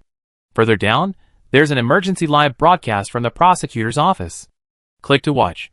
The prosecutor's office is explaining the investigation process in detail on the live broadcast, along with some photos released during the investigation. The photos showed emaciated, tortured orcs. These orcs were secretly purchased from the planet Orcs by NS Pharmaceuticals for experimental purposes. They were constantly subjected to various experiments, making them weaker than 3-year-old infants. 3 of them were currently in critical condition. The viewers in the live stream saw these photos. Some expressed sympathy for the orcs being falsely accused, while others condemned NS Pharmaceuticals for its crime against life. Only Xie Wu noticed. Among the 4 people attending the press conference were Bai Heng and Bai Xuan. The prosecutor, sitting in the center, said, "When we were investigating NS Pharmaceuticals' Secret Research Institute, we were at a loss because we had no evidence to prove that the institute belonged to the Yin family. Then, Mr. Bai Xuan and Mr. Bai Heng provided us with new evidence." The prosecutor looked at Bai Xuan and nodded slightly. Bai Xuan spoke into the microphone, "I am honored to assist the prosecutor in uncovering this shocking secret. As for why I discovered NS Pharmaceuticals' secret, please listen to the recording." The recording Bai Xuan played was the one Xie Wu had given to Bai Heng. This recording has been examined by professionals. It is indeed from the Fleet father and son. They attempted to poison someone at the Bai family's birthday banquet to frame others for profit, but unfortunately, we discovered and recorded this conversation. Now my son, Bai Heng, will explain. Bai Heng repeated the lie he had agreed upon with Xie Wu in front of everyone. After he said this, everyone immediately understood that this was something Bai Heng and Xie Wu had discovered through their investigation. The prosecutor's office wouldn't arrest someone or search a suspect's home without evidence. They only investigate when there is evidence and a tip-off. Therefore, without Bai Heng and Xie Wu, NS Pharmaceuticals might have poisoned tens of thousands more people, causing them death and suffering. After Ms. Xie Wu and I noticed something suspicious, we discussed whether to purchase a large number of orcs to prove the virus's authenticity. However, I couldn't bring so many orcs to Earth, so I had to ask Ms. Xie Wu to handle this. Before making this decision, Ms. Xie Wu had already been attacked by many netizens because of the orc issue.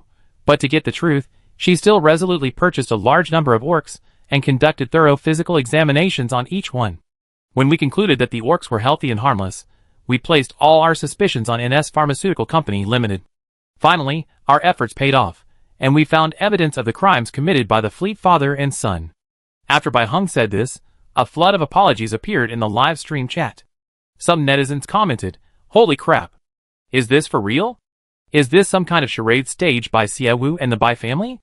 I long suspected the truth of the Amelia virus incident. How could such a small company like NS Pharmaceuticals produce a cure so quickly? Damn. No wonder I said their medicine didn't work. Every time I had a cold, their medicine would take a week to cure, but other medicines would work in a day. I found it strange back then. How could a pharmaceutical company that could produce a cure so quickly for the Amelia virus incident have such ineffective medicines?" A streamer once said that NS Pharmaceuticals medicine had a problem with its formula and couldn't solve the root cause of the illness. Back then, a lot of people accused the streamer of spreading rumors and trying to gain attention, and they were driven away from the internet. I don't take NS Pharmaceuticals medicine. I had 2 illnesses where their medicine made my condition worse, so I started to doubt their pharmaceutical capabilities. They seem to focus all their energy on poisoning. For other medicines, they must be using the cheapest ingredients possible. They really should apologize to Xiaowu. She bought the orc slaves to find the truth. Xiaowu did these investigations with Bai Heng to overturn everyone's prejudice against orcs. So what's there to apologize for? Even if Xiaowu did it to overturn prejudice against orcs, think about it. Without her investigation, the poison NS Pharmaceuticals used could have killed your family, or even yourself. We do owe Xiaowu an apology. Apologize. Chapter 197. While the live stream chat was filled with apologies, it also contained some vulgar comments. Xiaowu didn't know if some people were genuinely unable to distinguish right from wrong, or if they were paid trolls hired by her opponent. Positive comments outnumbered negative ones. The orc's troubles were finally resolved. Removing her virtual reality glasses, Xiaowu leaned back in her chair, letting out a long sigh of relief. Well done. Unable to hide her excitement, Xiaowu secretly clenched her fist in self-congratulation. Without the orc's troubles, she wanted to see what methods her opponent would use next. She turned her head to look at the night outside the window. The communicator on her wrist rang. It was an unfamiliar phone number. The caller showed no signs of hanging up. Considering her recent surge in popularity, Xiaowu chose to answer. "Hello. Xiaowu, it's me." Hearing the voice, Xiaowu immediately frowned, considering hanging up momentarily. Hearing Xiaowu's silence, the other party seemed to understand her thoughts and spoke. "Xiaowu, I know you still harbor resentment towards me, but I'm not calling you as the Su family, I'm calling as Su Jiu." "Mr. Su, what's the difference?" "Of course there is. If I were calling as the Su family, everything I discuss with you would be for the Su family's benefit. But as Su Jiu, it's for my own benefit." "What's he up to now?" Xiaowu was confused. Why was Su Jiu so persistent, so shameless in pursuing her? "Mr. Su, can you sever ties with the Su family?" "Of course not." Su Jiu chuckled. "I have Su family blood in my veins, and besides, my parents have treated me fairly well. I can't sever ties with them. It's just that I secretly started my own company without my father's knowledge." "Your company wants to cooperate with me?" "Yes." "Why do you want to cooperate with me?" "Because, Xiaowu, your planet has many insects," Su Jiu said. "My company is a small pharmaceutical manufacturer." Xiaowu didn't answer immediately. She lowered her head in thought. After a few seconds of silence, Su Jiu asked, "Xiaowu, you don't want to cooperate with me? I can offer you the highest cooperation price." "No, I was just thinking, Mr. Su, don't you care about me a lot?"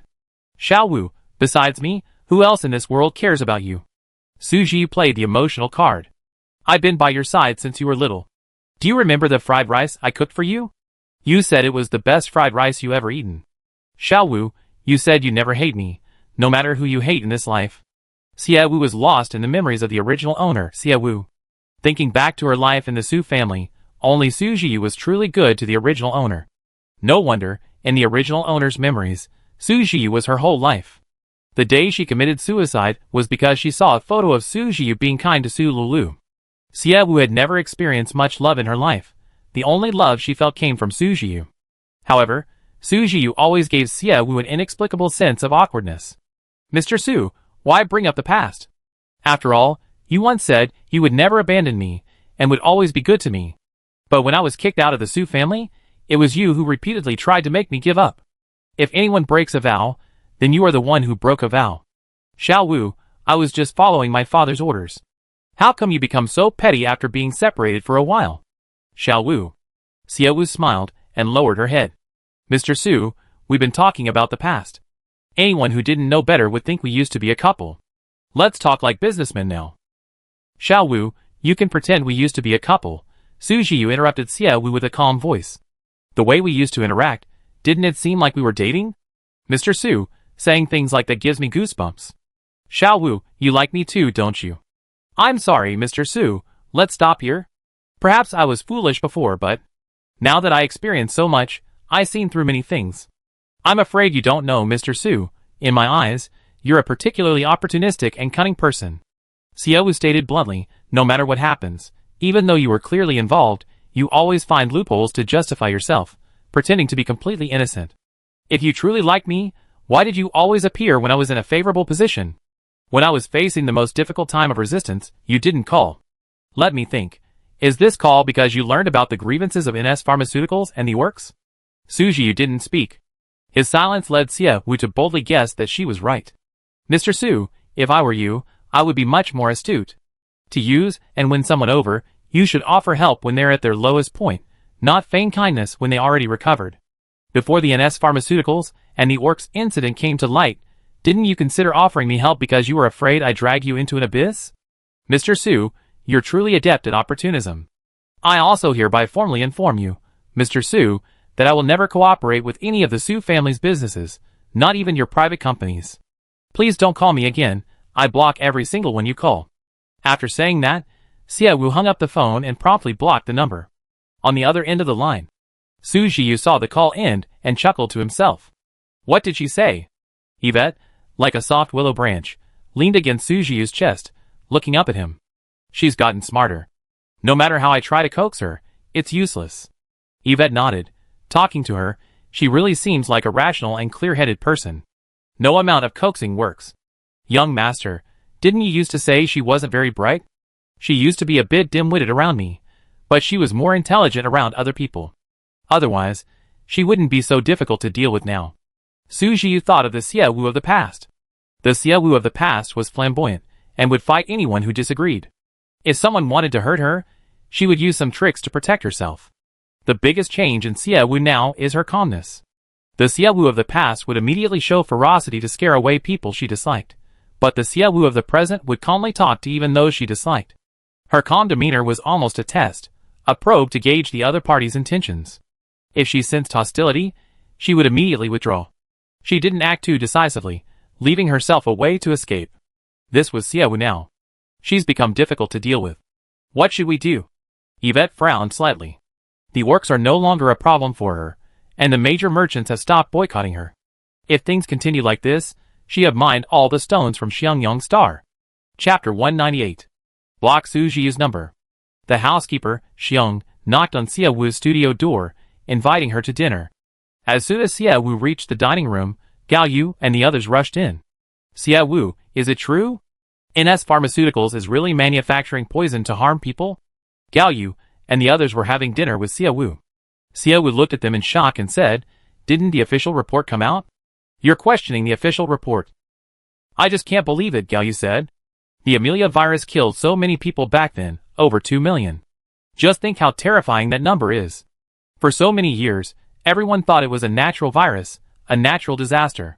But now it's said to be man-made. Even if it's official news, I find it hard to believe. Yes, my father died from the Amelia virus. However, I never hated the beastmen, I was just afraid, Lu Jianan said. Xiao Wu, recalling the information he had gathered, said, the fact that I dared to purchase over 1,000 orcs and bring them to Xiangyang Star proves that my investigation was accurate. You also spent time with those orcs. Did you experience any physical discomfort? Indeed, no. Just wait and see what happens on the Starnet these next few days. Once NS Pharmaceuticals news comes out, the Starnet will definitely release a lot of videos related to orcs. Xiao Wu knew the dynamics of the internet all too well. When something happens, all sorts of experts will start analyzing it. Previously, NS Pharmaceuticals used the Amelia virus to spread hatred towards orcs among humans, and by deliberately concealing some videos revealing the truth, they managed to keep this a secret for so long. Now that the truth about the Amelia virus is known, there will definitely be some clear-headed and intelligent people who will personally verify its authenticity. Xiao Wu, no matter how I think about it, this whole thing seems absurd. How could NS Pharmaceuticals have kept it a secret for so long? Didn't the investigation team find out back then? Gao Yu questioned again. Xiao Wu said, NS Pharmaceuticals became the #1 pharmaceutical company after that incident. Do you think they had any protective umbrellas? That's probably why the Bai family came out, Lu Jianan said. With just an internal investigation, NS Pharmaceuticals protectors might secretly help destroy evidence. Even with overwhelming evidence, NS Pharmaceuticals would still have a reason to defend themselves. But with the Bai family bringing out the evidence, plus their influence, NS Pharmaceuticals can't escape. Xie Wu looked at Lu Jianan admiringly. Mr. Lu, it seems you understand this stuff very well. What's there to understand? Even a child could figure it out. Such a serious matter back then, NS Pharmaceuticals managed to cover it up for so long.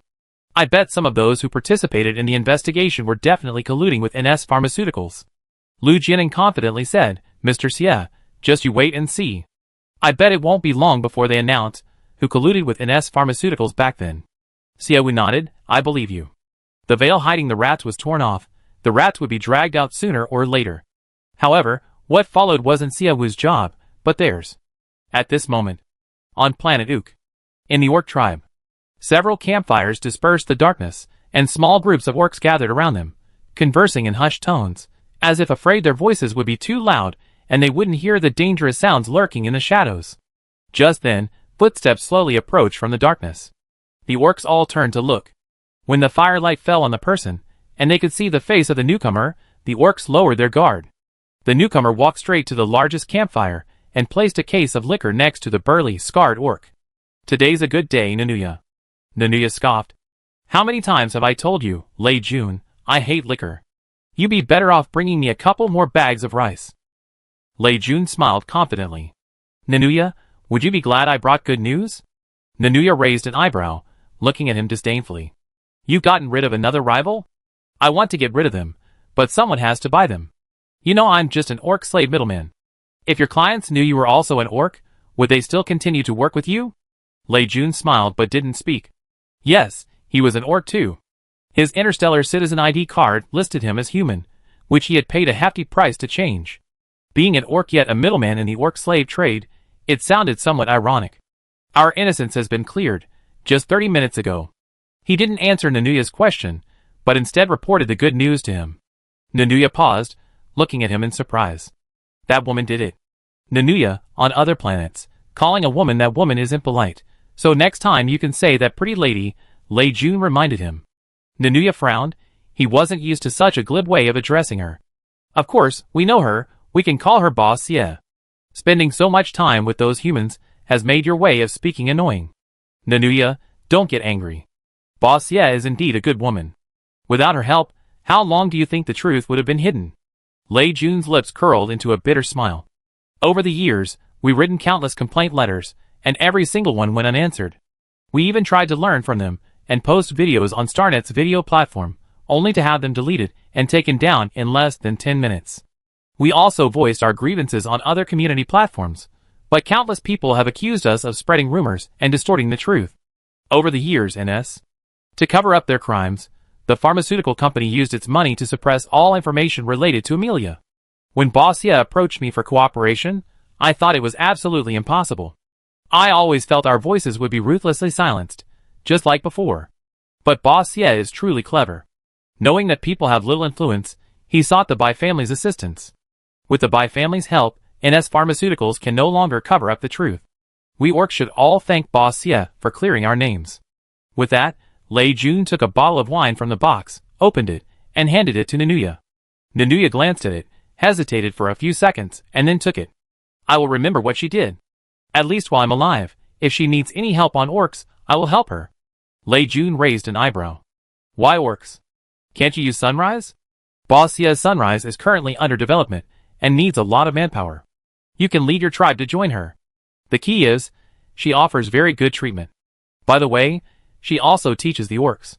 Nanuya took a sip of her drink and looked earnestly at Lei Jun. Going to her planet might offer a better life, but Lei Jun, orcs is our planet, our home. Even though it's terrible now, I'd rather die on this planet. Chapter 199. The second day on Xiangyang Star.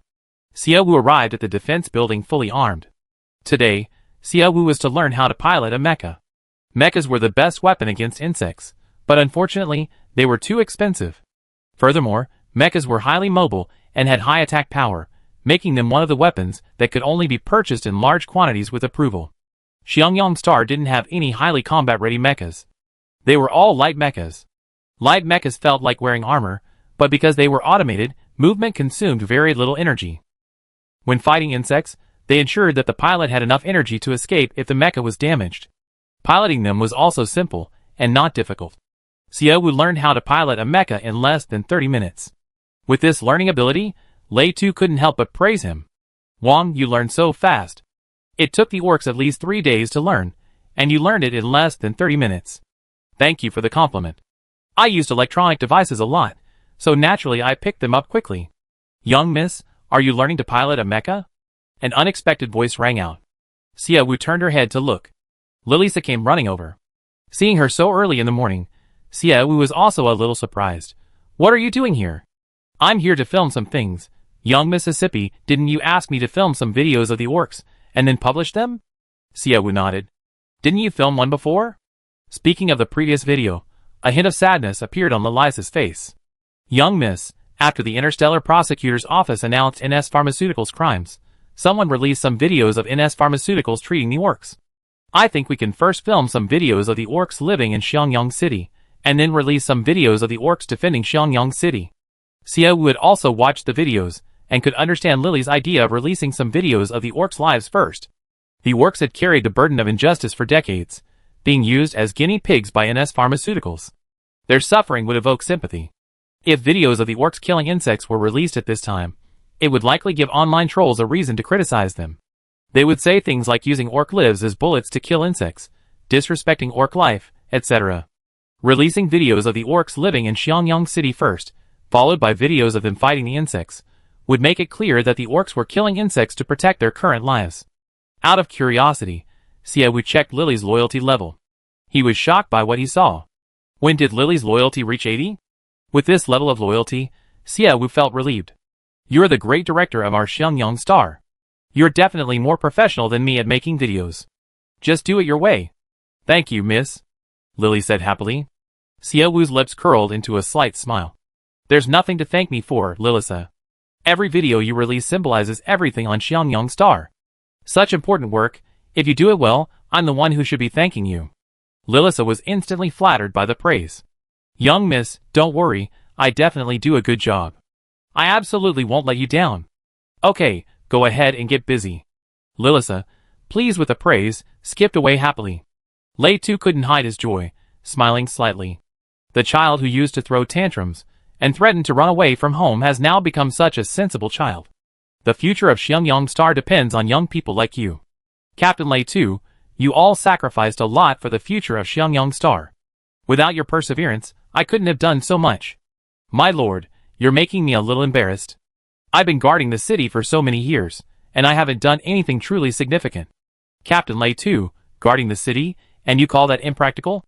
You really don't know how great a thing you've done. No, let me tell you all about it. How great you are. Wait, my lord, don't lecture me. Lei Tu surrendered helplessly. I'm so old, and you, a junior, are lecturing me. What the other soldiers think. Look, where do I put my old face? But I'm really not as good as you think. Lei Tu turned his head to look into the distance. I watched everyone go out of the city to kill insects since I was a child. Every time they came back, seeing the huge insects they killed filled me with admiration. I often thought about when I could wipe out all the insects on the planet and create more living space for everyone. But since I took this position, I've been guarding the city all day long. Thinking about that makes me feel useless. People sometimes feel sad and regretful late at night for not being someone they once admired. Lei Tu had this kind of thought, which is why he felt his work was insignificant. Captain Lei Tu, what I hope for is that you can all be safe and sound, witnessing the rise of Xiangyang Star together. Now that the fragrance of the pink pine tree has been proven to repel insects, we have a better way to gain living space. Why take risks? Looking at Xiaowu's serious face, Lei Tu smiled and nodded. At this moment, Xiaowu's communication bracelet rang. Xiaowu glanced at the caller ID. It's Bai Jingyu. Hello, Mr. Bai. Miss Xia, my spaceship has reached your planet's territory. Please allow us to land. Ah, you're here so quickly. Please land. I come to greet you right away. After hanging up with Bai Jingyu, Xiaowu immediately called Liang Xian.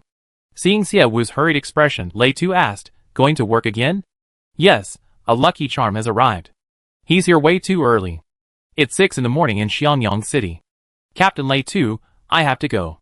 Xie Wu hurriedly went to the aviation building to greet Bai Jingyu. Bai Jingyu and the others had already walked out of the passage and entered the lobby. Xie Wu looked at the newcomers and paused for a moment. Not only Bai Jingyu, but also old Madam Bai, Bai Xuan, Bai Heng, and Bai Yuyan had arrived. Grandma Bai approached Xie Wu happily. Little Wu, Grandma has come to apologize to Yang Xing. Grandma Bai, you're too kind. You haven't done anything to wrong me. Why are you apologizing? Xie Wu looked at Grandma Bai puzzled. Grandma Bai said, I know the grievances you suffered at the aviation building, child. You were a distinguished guest invited by Grandma, but Grandma failed to protect you. Grandma Bai, I didn't take that matter to heart. You don't need to worry about it. Attention! Attention! Tanling, Lei Tu, Liang Xian, Isaac, Kelson, and others' loyalty is decreasing. Please pay attention to their status. Attention! Attention! Tanling, Lei Tu, Liang Xian, Isaac, Kelson, and others' loyalty is decreasing. Please pay attention to their status. The system interface repeatedly displayed these two sentences. Xie Wu looked at the string of names after Kelson, her face pale and grave. Chapter 200. Xiao Wu, what's wrong? The Bai family noticed Xie Wu's pale face, and asked worriedly. Why did the person who was just smiling suddenly become so serious? Grandma Bai, wait a moment. Xie Wu stared intently at the number of people displayed on the system screen. A quick count revealed over 50 people. Loyalty shouldn't normally drop. Xie Wu had only experienced employee loyalty drop once before, and that was with Li Li's death. As far as she knew, when an employee's loyalty began to decline, it could mean that the employee was in danger or facing death. For so many people to experience a drop in loyalty also meant that danger was approaching. Xie Wu solemnly dialed Lei Tu's contact number. Lei Tu answered quickly. Captain Lei Tu, what's the situation outside the city? Outside the city? Nothing's happening there, it's peaceful. Captain Lei Tu, have all soldiers fully armed and await my orders. My lord, what's wrong? Do as I say first. I tell you the reason later. Also, after the soldiers are fully armed, have the residents of the city go to safe places. Those with basements should stay in their basements. No one is allowed to wander around without my orders. Anyone who disobeys will be expelled from Xiangyang. Xie Wu rarely spoke so harshly. Lei Tu also sensed the seriousness and weight in Xie Wu's words, and immediately responded with the same seriousness, hanging up the phone and immediately ordering the soldiers to move out. After hanging up with Lei Tu, Xie Wu called Tanling instead. Liang Xian woke up very early because of the Bai family's arrival. Tanling also woke up. Hello, Wang. Minister Tan, come to my house, right now. Wang, what's wrong? Don't ask why right now. Liang Su and Liang Yin, have them come too. Yes. Xie Wu's words were urgent. Tanling didn't dare ask anything more, and after hanging up, he told his two sons to come with him. Just as Xie Wu hung up, she received a call from Lei Jun. Seeing Lei Jun's call, Xie Wu suddenly realized what crisis awaited her. Hello. Boss Xie, 2 interstellar pirate ships are preparing to jump to your planet. They arrive in about 20 minutes. Lei Jun's voice on the other end of the line was relatively calm, but his speaking speed was not slow. Xie Wu was surprised, yet not entirely surprised. Understood, thank you for letting me know. Boss Xie, we also help you out. Just hang in there for a bit.